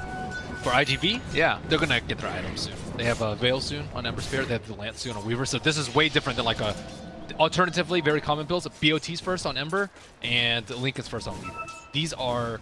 This is the complete opposite in terms of when they want to fight. They want to fight 10 to 20 minutes, let's say, instead of 20 to 30. So I think they can start fighting very, very soon. They have the Doom. He is going to have drums very soon too, so they're going to be quite strong and ready to run at Fnatic. They missed one chrono and messed up one chrono, and they could be losing 1 or 2 towers.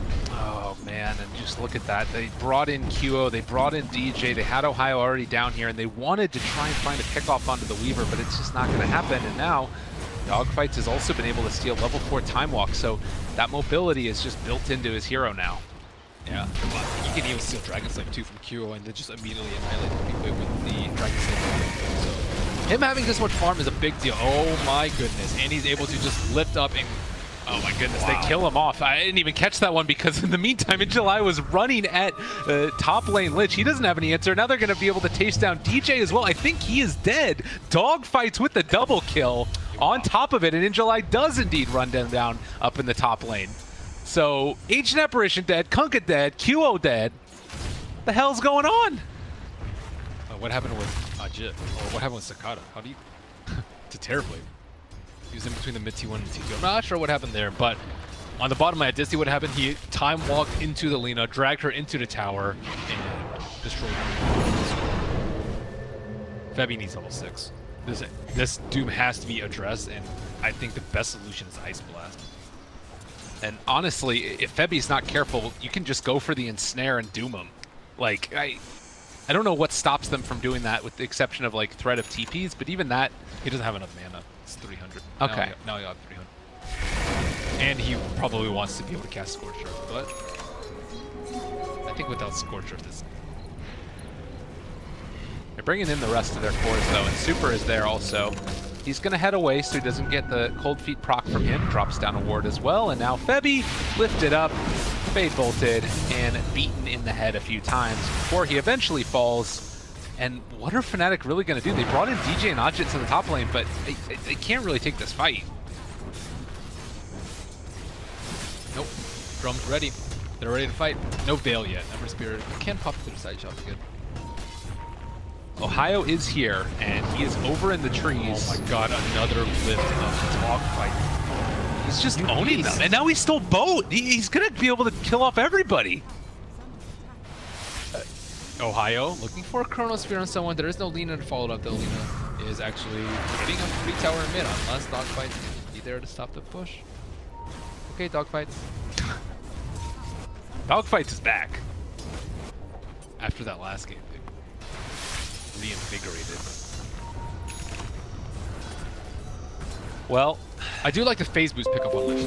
It's helped them a lot to run out of cooldown, which is extremely important. You just need that short boost at the first move speed that Tranquil Boots isn't necessarily going to provide for you.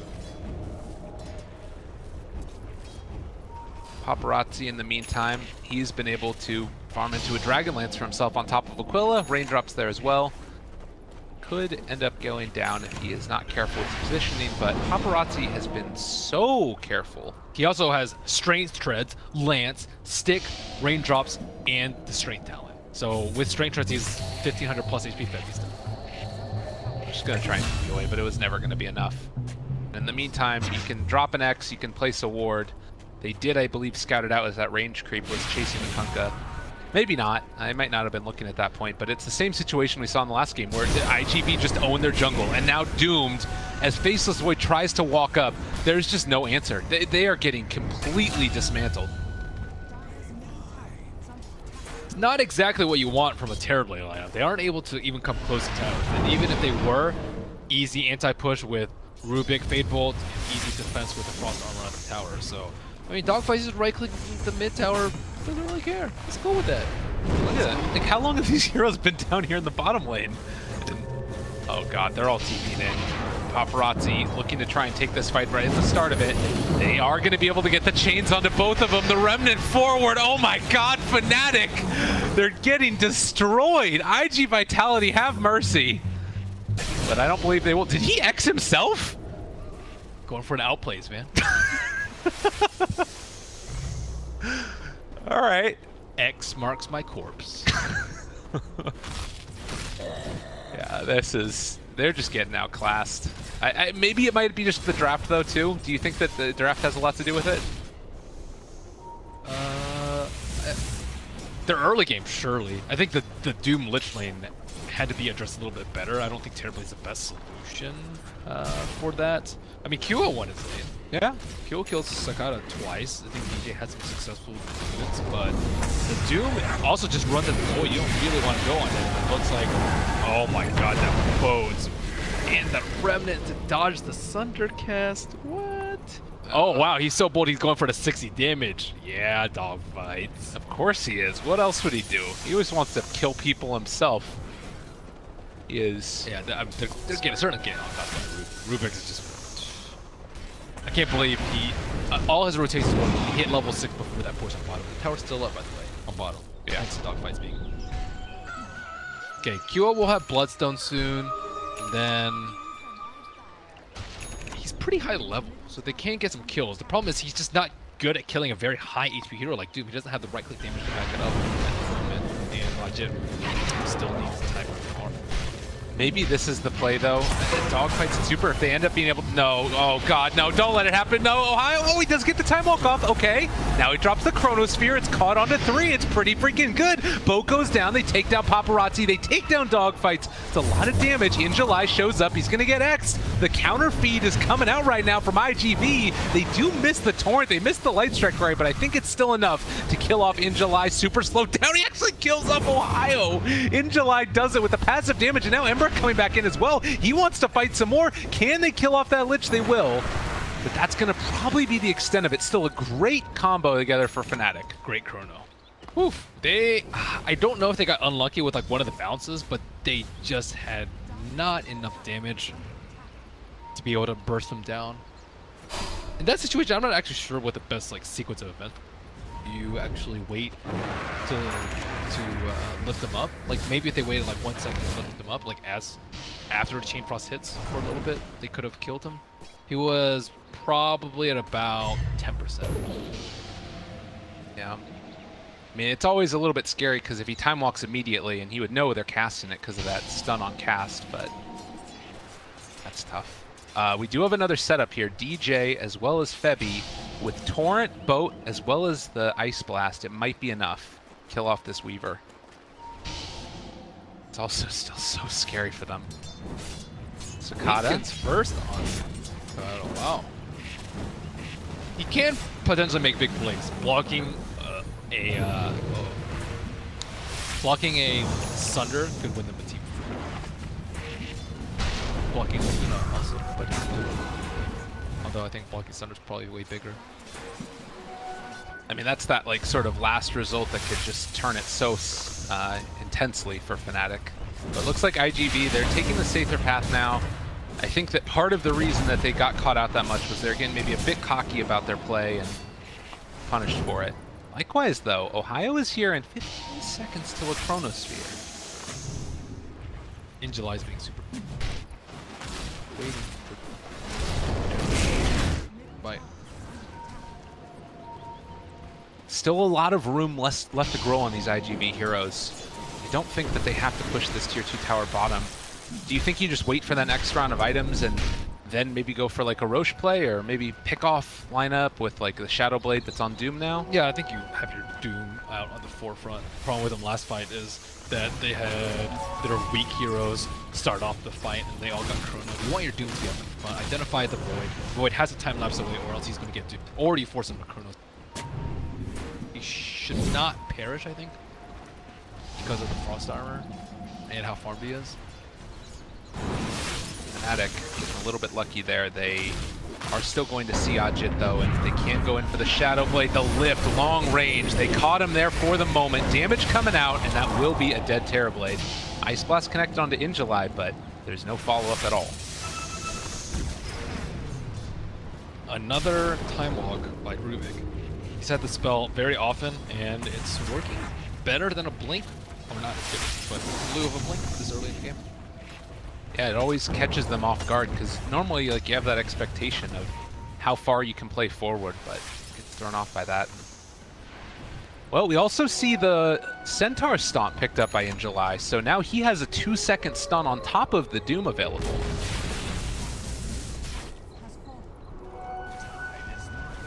$20 minutes in, 17-8. It's a 6,000 net worth lead, and Sakata still not quite at that Lincoln Sphere. Do you like the play of Fnatic trying to like find these pickoffs? Is there anything else that they can really be doing? I don't think they can find a top 5 now. IG Vitality are not. In July, it's like going for a kill. Someone Fevy's so close. Yeah, and there's the Time Walk, the pullback in again. Hoof stomp it out, and he's dead before he even wakes up from his stun. This Time Walk. Just completely owning them. And he went drums too, so he's like really tanky, 1100 HP. And he's gonna have Blink. Time Walk. Start stealing different spells. Ohio in position for someone to TP in, but I don't think they do. Or will they? Rubik. And is that really who they want to commit all this on? I guess he's 6-1 and 6, and they're gonna solo Chrono the Rubik, and he will die. But I mean, I don't know. Because now you can't fight for a while. Chronosphere is on cooldown, and Paparazzi almost able to. I guess he doesn't have any catch for Ohio, but they'll keep the tower alive. I don't know. Would you Chrono that? Might as well. Well, what happens if you don't Chrono it? Then you just give up. Look at what Sakata can do now, though. Oh Lord. Bottom lane, they do catch out another one. So Paparazzi actually going down there. That is big. Yep, they caught him out with the torrent. Look at that setup that they have there. He's being super patient, going for 2 pretty big kills. Stop the dogfights before he has Blink. He lost 300 gold there. Weaver lost similar amounts. He was so close to his Lincolns. Yeah, they got caught out by a torrent. Well played. Well, Fnatic's starting to pull things back together for themselves. And it does feel like it's at least a little bit of a change into their favor, certainly. I mean, as far as building upon that, you're going to most likely keep on going for pickoffs whenever you get an opportunity to. He actually ends up going back for the Hood DJ. He's trying to build defensively for the rest of his team. Pipe's going to help go a long way. They have a lot of magic. Pretty much, that's not magic damage, I guess a slight, which doesn't hit very. Who also doesn't hit very. No diffusal or desolate.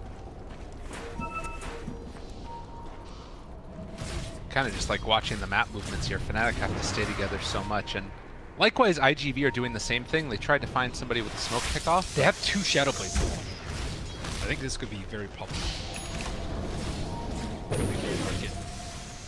Oh, unless Ohio gets Doom right there. Oh, God. Yeah, that really hurts. He didn't have enough mana for the stop afterwards, and actually they are going to be able to find the Doom. Ice Blast coming in as well, but can they do anything after the fact? There's a lot of damage already dealt as Doom is dead, and they're able to get over there to the side, but now the Chain Frost bouncing around a little bit between DJ, between the rest of Fnatic. Febby starting to fall as well, and Dogfight's trying to deal the damage that he can. Ember thought about going in, and they do end up chronoing, catching the Lich and also catching the Rubik. This is a lot of damage. And with time dilation there, he doesn't manage to get the time walk off, so they lose Lina and AA, but get a whole lot more in return. Their teammates just did. Good catch with the chrono, but unfortunately his team wasn't even close by. He just shrined up. That Chain Frost though. Wow, I think like 6 of the bouncers connected on heroes, if not more. With all those illusions, not super likely to happen. I mean, it still didn't end up being enough though. So what was it, the main thing that just went wrong there? Like just Injuly fighting without the rest of his team, or? Yeah, his team just wasn't in position. He could have perhaps waited a tiny bit longer for... the thing about Ohio, he was also running away from his team, unbeknownst to Injuly. But if he were further away from the shrine, maybe it would have been a better fight. But I think he expected them to be up to T3, so he wanted to jump on the whole.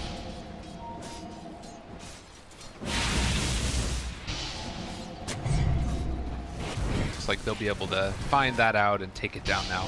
Looks like Roche is the call though. No Deso, but Paparazzi does have a Lincoln Sphere. In the meantime, Fnatic are going to try and split push and push down this bottom lane.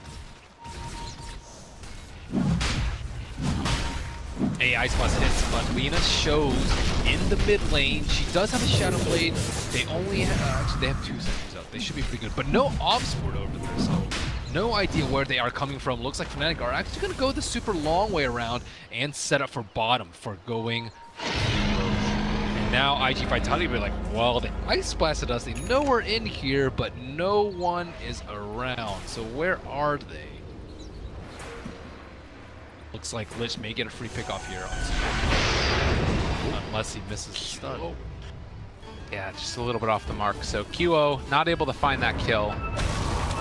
And another Ice Blast. Did that connect? Just a little bit off, yeah. Never expect the Lich phase, but it's pitiful. Yeah. 2 important situations. Worth mentioning now that Injuly has been able to finish off his BKB. Things will become less of an issue for him, and he quite going to run into Ohio, who's Shadow Bladed here, just to make sure that he can get out okay. Doom also looking for a potential pickoff with Sakata.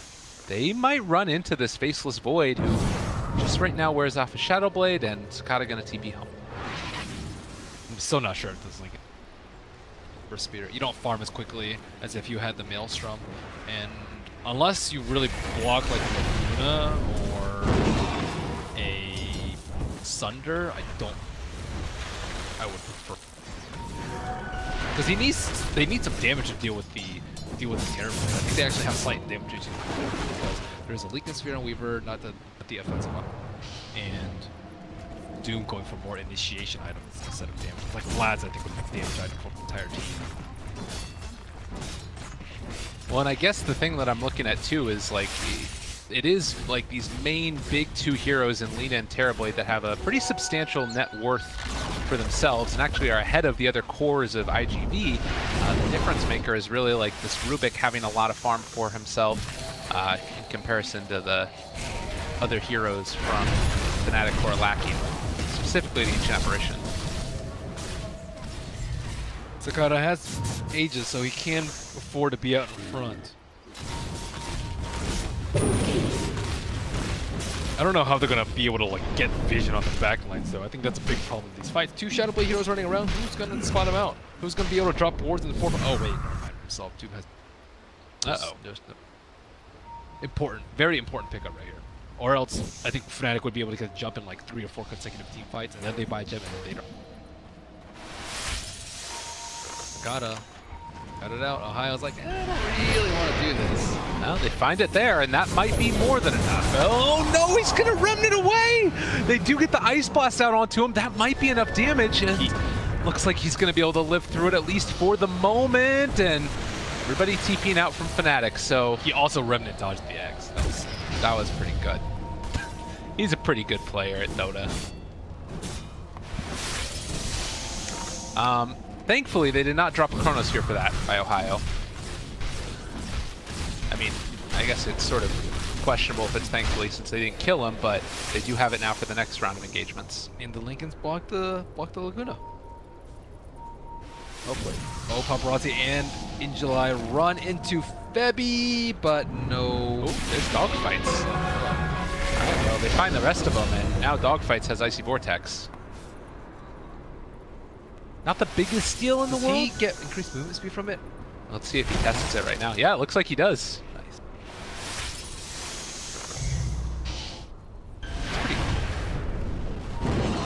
Not as good of an initiation as Time Walk, but yeah, it's pretty.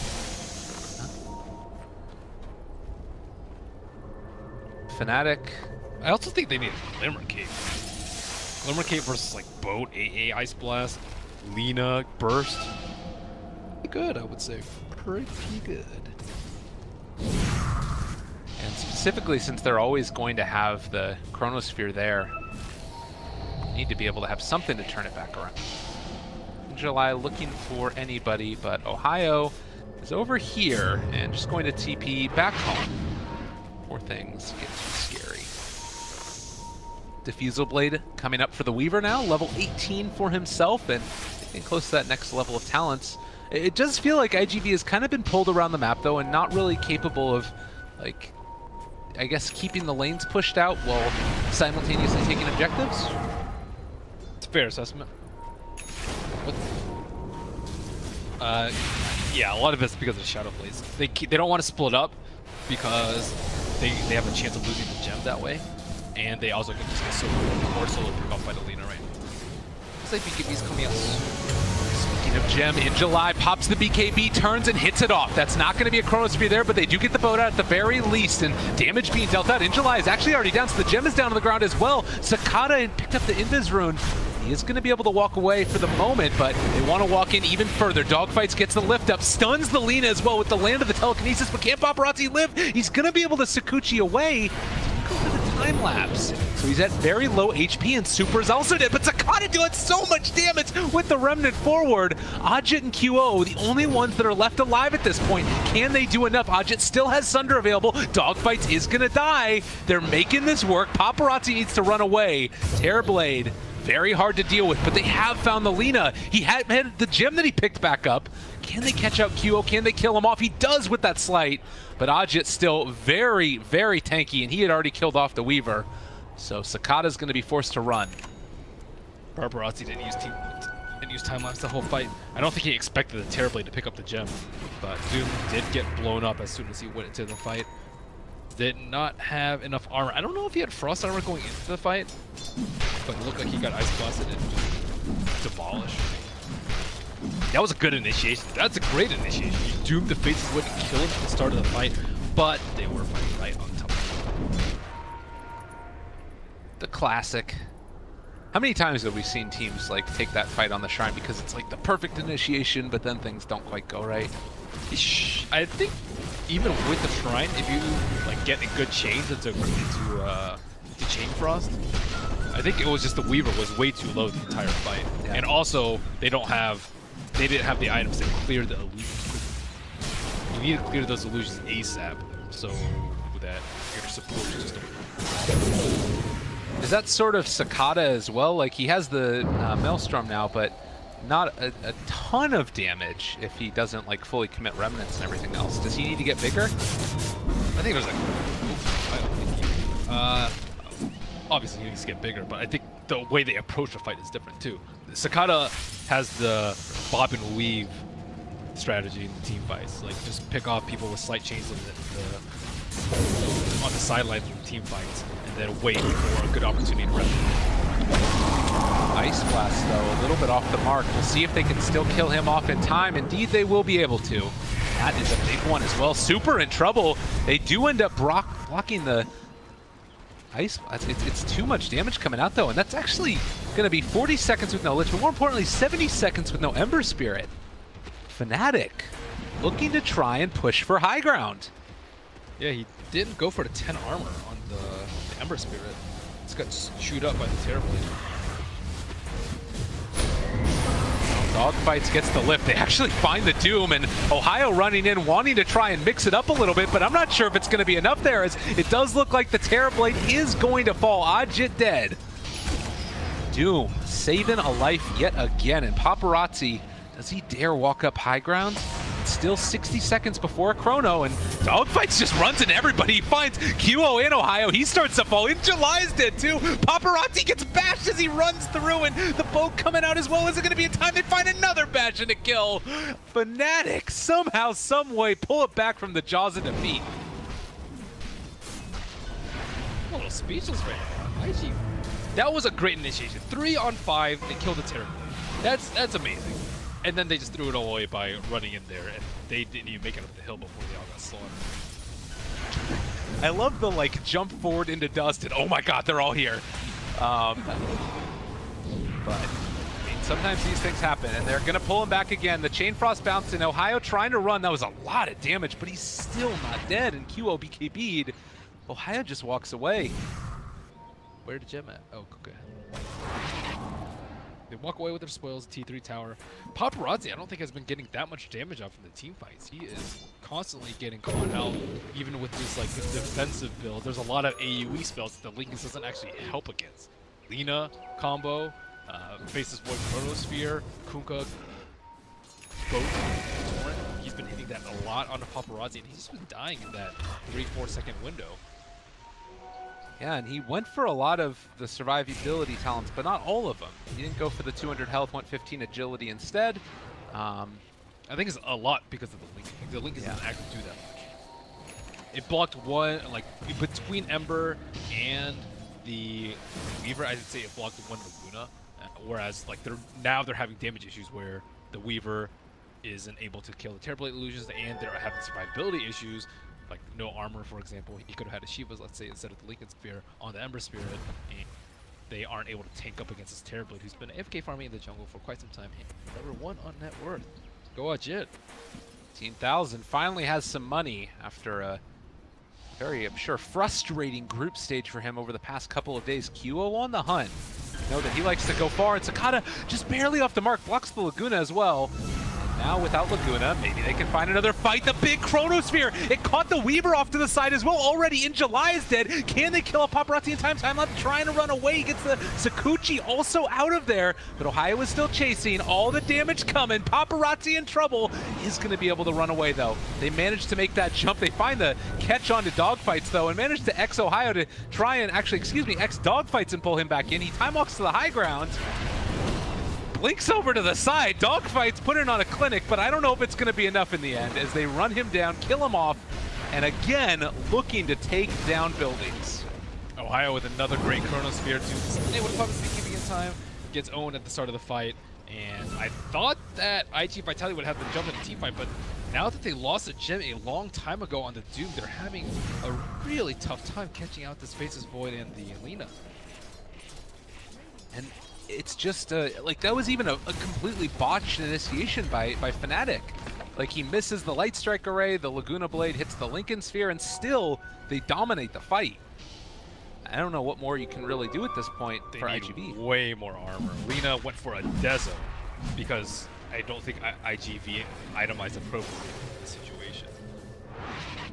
Well, at least they can maybe get a Roche here. Paparazzi going for a Maelstrom, realizing Terrorblade. Yep, he's a problem. This guy hits me really hard. So. It's still no Glimmer Cape too. None of them have Glimmer Capes. Looks like that's the next item after Force Staff or Lich. Yeah, no Glimmer Capes and no armor items. And now you see them quickly. Oh my god, I need Shivas. In July going for Shivas. Ember Spirit going for Shivas. One of them needs AC. Usually it's Doom AC and then Ember. But, or Flats. Flats is also fine too. Yeah, I mean, they've already both bought the recipe, though, so... Yeah. It's not a big commitment to sell the recipe, though. I don't know if they, like... Having 2 is not that great. It is good AoE, I suppose, maybe, if you have enough AoE. If that... Ohio going for initiation. Sakata. Found him. Can they get him? Sakata's there, the Chrono's down, and the Doom is going to come out. No way to save that Ember. A death is not an initiation. Get yourselves out of there. Laguna Blade comes out as well in July, trying to run away. Is it going to happen? They've got the bash onto dogfights as well. They are all falling apart. Oh God, IG Vitality crumbling under the pressure. There's nothing left of them here. They're trying to get up to the high ground. Ohio's gonna jump forward. He eats the cheese. Okay, a buyback from Ember. Maybe this is the initiation that they need. They're able to catch onto Ajit, blow him up before it comes out. Doom onto Lina. They've made the turnaround happen. DJ off to the east as well as Ohio to the west. They catch it, break that TP, and able to bring down that Faceless Void. Also the Kunkka going to fall. Triple kill for Paparazzi and a team wipe for IGV. That was so important that Ember was able to get that triple Remnant burst onto the territory. Holy cow. If he got Sunder off, I think it might have just been game over right there. My goodness. Clutch turnaround. So great plays all around, but especially like whoever it was to call for that, yeah, Sakata buyback. And Doom also very careful about his BKB. He didn't panic. He didn't pop it too early. He waited until they were lured into the fight and was actually able to get the Doom onto the Lina afterwards. Hey, they have a Glimmer Cape. I don't know if it's going to be enough to keep Bevy alive, though. He does manage to find the Ice Blast.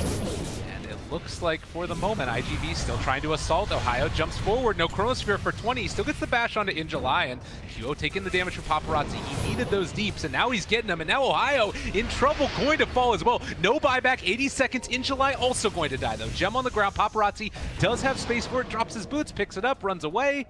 And it looks like IGV gonna back, at least for the moment, after that. I don't know think about Weaver. He didn't itemize against the time damage. Oh no, QO. That Chain Frost is bouncing between him and DJ, and Ajit as well. Does QO get lucky? Does he actually survive that? Sakata just got destroyed! And throw to throw to throw, and now it's 110 seconds without an Ember.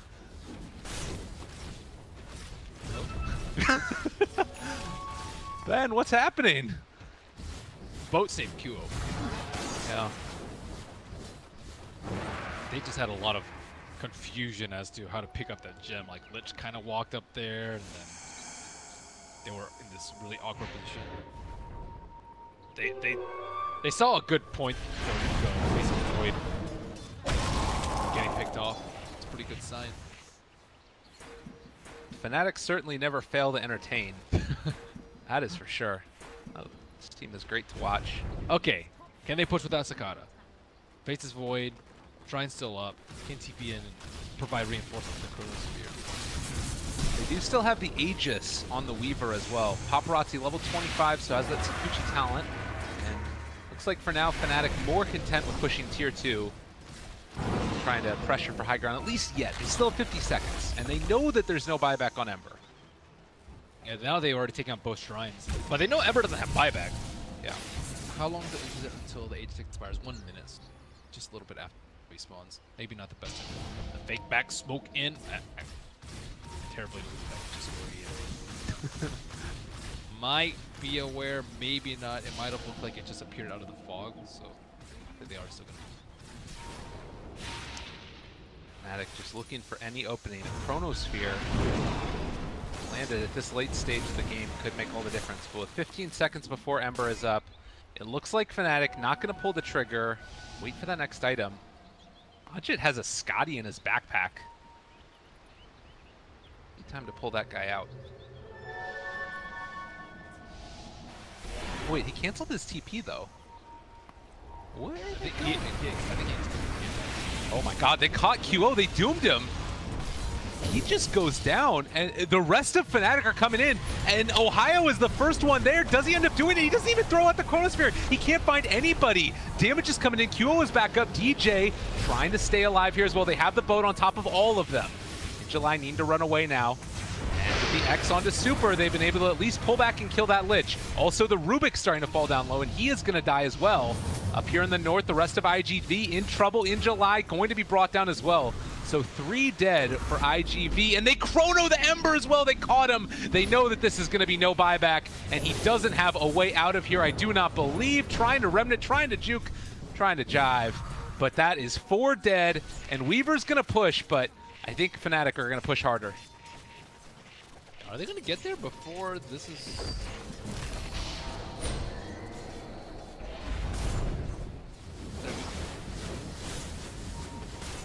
They are good. Wow, Ember Spirit still does not have his Shivas. Ooh, and he had to buy back too. It's like, ugh. Yeah. Die, buy back, die. Die. Poor Sakata. He can feel for the guy for sure. So buyback status. The only heroes in the game with it right now is Weaver and the Terrorblade.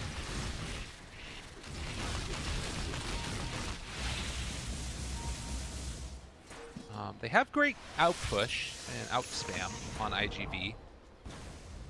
They might even need to think about like throwing the Chain Frost just to keep them off the towers. In Ohio, 40 seconds before Chrono. Frost armor is good enough. This is going to be our third 70-minute plus game of the day. Well on our way. Can't push. Frost armor too strong, man. Wow. Well, let's take a look at some more of these talents. We do have the 120 GPM on the Kunkka, which is quite good. Are there any other GPM talents that are really important to keep an eye on? I guess the Devour bonus gold. AA has one. Rubik went to damage, probably regretting it now. Yeah. Let's see. Lena, no. None of these other guys. So I guess probably just the AA and the Kunkka are the big ones. Oh, and Chrono, of course. Faceless Void, he does as well. The thing about Chrono is that it can't actually tank. Doom's supposed to be their tankiest person, but he dies in AA blast. Ember Spirit does not have enough armor. And it still hasn't completed It does not have the 10 armor down. Dies pretty easily to Lena and Terra.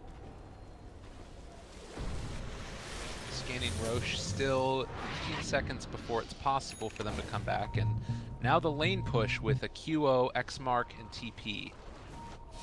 Good to travel. All together. Ohio, he catches onto 2. Oh no, and Lich actually walked into the Chrono. They are both gone. And another 100 seconds without the Ember.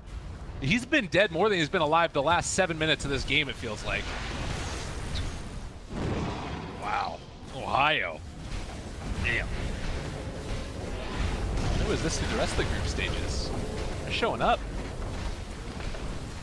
Actually, Ajit actually had a they created space for him in the mid game, which is pretty rare for Fnatic. And now he's huge. I think he has 15 kills. He has the majority of the damage in the mid team fights. They have these 2 Shadow Blades as well. I really do dislike these 2 Lincolns. The Weaver and the Doom, though. I think they lack a lot of damage. July goes in to try and find that kill, and it's just not going to happen. The BKB came out from Paparazzi, but look at the damage. He just, even through the BKB, can't stand up to it.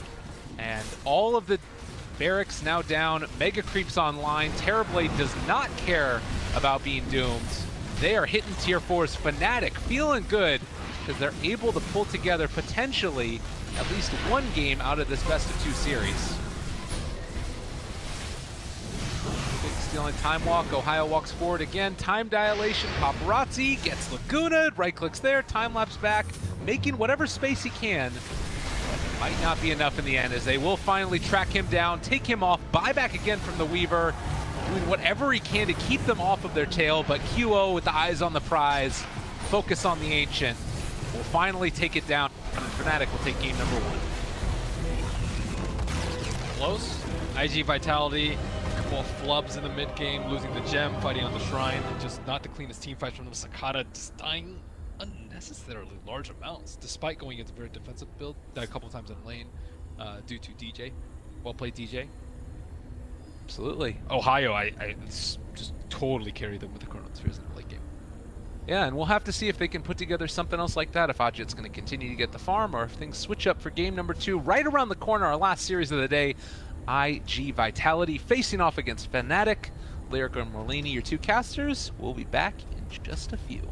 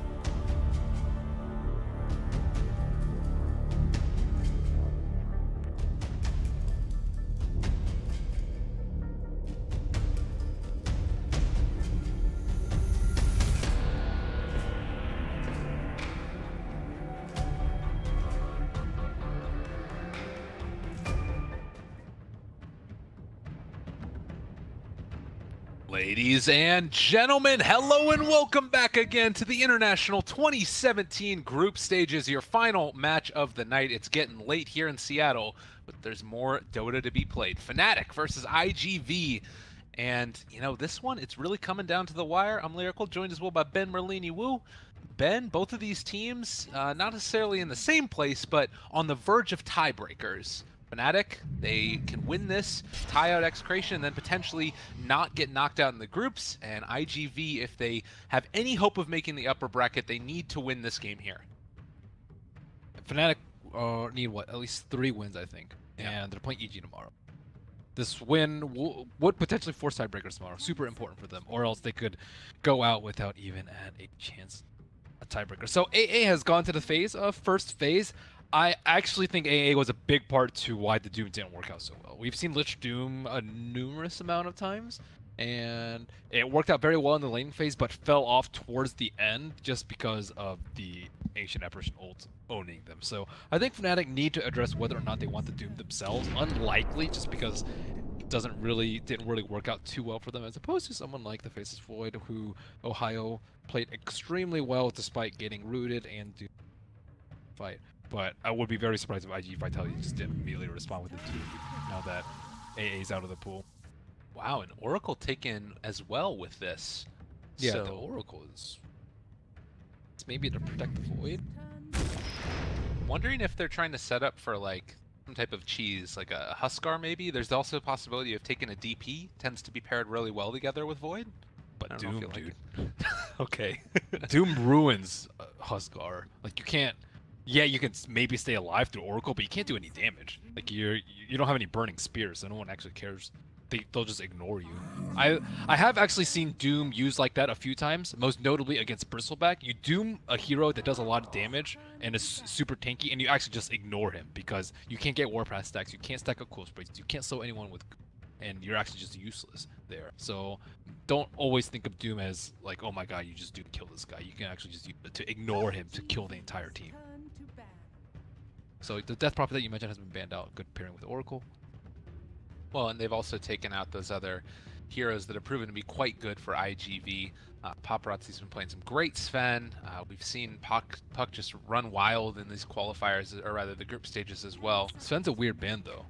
Sven's typically not picked versus Faceless Void, because you have like these slow melee BKB wielding heroes don't do well. Like for example, Lifestealer, you'll almost never see that pick when Faceless Void's in the game because you just waste your rage, you waste your uptime, and you can't actually right click fights. So that makes it a little bit weird. Like maybe, I don't know, maybe they have a Meepo player, maybe they're gonna do some Lycan. I'm trying to think of other heroes that Sven's pretty, but both of those would be weird with the Faceless. I don't know, just seems weird. They already had the armor from the Frost armor, so they don't actually need more. Oh, it was because of the DP. Oh, okay. The Sven's really good for. Well, and then they end up also banning out the Huskar. I agree with you completely. It probably wouldn't have mattered, but it feels to me like IGV, they are saying with these bans, we think we can play stronger than you, and we're just going to try and play against you in a straight-up game. Terrorblade taken again from Fnatic, so have they found the recipe for success? The nice part about this, too, is in last game, Agent went crazy, and that was even without a defensive support. Now that they got it, might be able to be even better. They also had really bad anti-Terrorblade. Weaver, yuck. Ember, who went Lincolns before Maelstrom, also yuck. And no armor talent, triple yuck. Yuck, yuck, yuck, yuck. It's like laughing. They need Lina and Tinker are the two, I think, best mids versus them. Well, this is what he was originally known for, dogfights. Last time played the Rubik and went ham. He's going to be playing the Earth Spirit this time around. A little bit harder to snipe couriers, but still can make a lot happen. Yeah, as if it's snipe couriers. It just boggled my mind last game how he got it when they didn't even send it down mid. I don't even think he put him reserve ward mid too. He's like, they're probably waiting for me. I'm actually just gonna chill over here and go for it. Did have the Rubik open, but they didn't want to end up going for it again. So Nyx, that deals with a lot of the Terrorblade counter. It deals with Ember, which they presumed probably was going to do pretty well versus their line. Swap deals with Finger, deals with Poker. So now what do you actually put mid? You don't really want to right clicker because Terrorblade has a lot of armor, but you do want some spellcaster AoE because generally that's what's good versus Terrorblade. And I'm assuming that Febby is probably just gonna like sit mid there and throw out some mana burns on whoever it is that is gonna be played mid. That's more often than not been the way that we've seen Nyx Assassin run in this tournament. I guess it could be in another role more sort of trying to stack and get his levels up early, but whatever it ends up being, not only dealing with the Terrorblade counters, but they could OD actually. OD's not bad. I like OD versus the Void. We've seen that sometimes. So you have that save, and then you have the pure damage versus the Terrorblade, and you can kill his illusions very. Mana burn though. Yeah. By BKB. Okay. Well, Carapace is actually not that big a deal. You can like, it's so. You can like Astral him during the Carapace, but on the flip side, he can also Carapace out of that. But I mean, there's not that many other better options. What other ones would you prefer as a mid hero? TA, Yuck, SF. Maybe have like a, hard a time. DK or a Razor or something. But then again, also like yeah, DK might not be that. Okay. But yeah, DK would be pretty good. I'd prefer that over most of the in here. Also, I'll have to see if IGV like it. Still waiting for both the mid and the carry roll, and they will not have last picks, so gonna have to throw that back to Fnatic. Chance at a counter as well. Might be worth it just to take the mid right now then, since you're already gonna be countered. You don't know them. Yeah, maybe you can get a little bit of glimpse into their mid matchup by what Fnatic might be worth saving it for. Alright, well, 15 seconds left. IGV looking for a berth into the upper bracket. They would have to win out and get a little bit of help. A couple other people, but they're gonna go back for the Morph lane. Ooh, I do like the Morphing a lot. The traditional safe laners that are good versus Nyx are bad versus the Void. Like Slark, not terribly great versus Void. Juggernaut, Lifestealer, they're all terrible versus the face because they have the magic immunity to deal with the Carapace, but then they don't have anything with Chronosphere. Morphling doesn't really care too much about a Nyx set.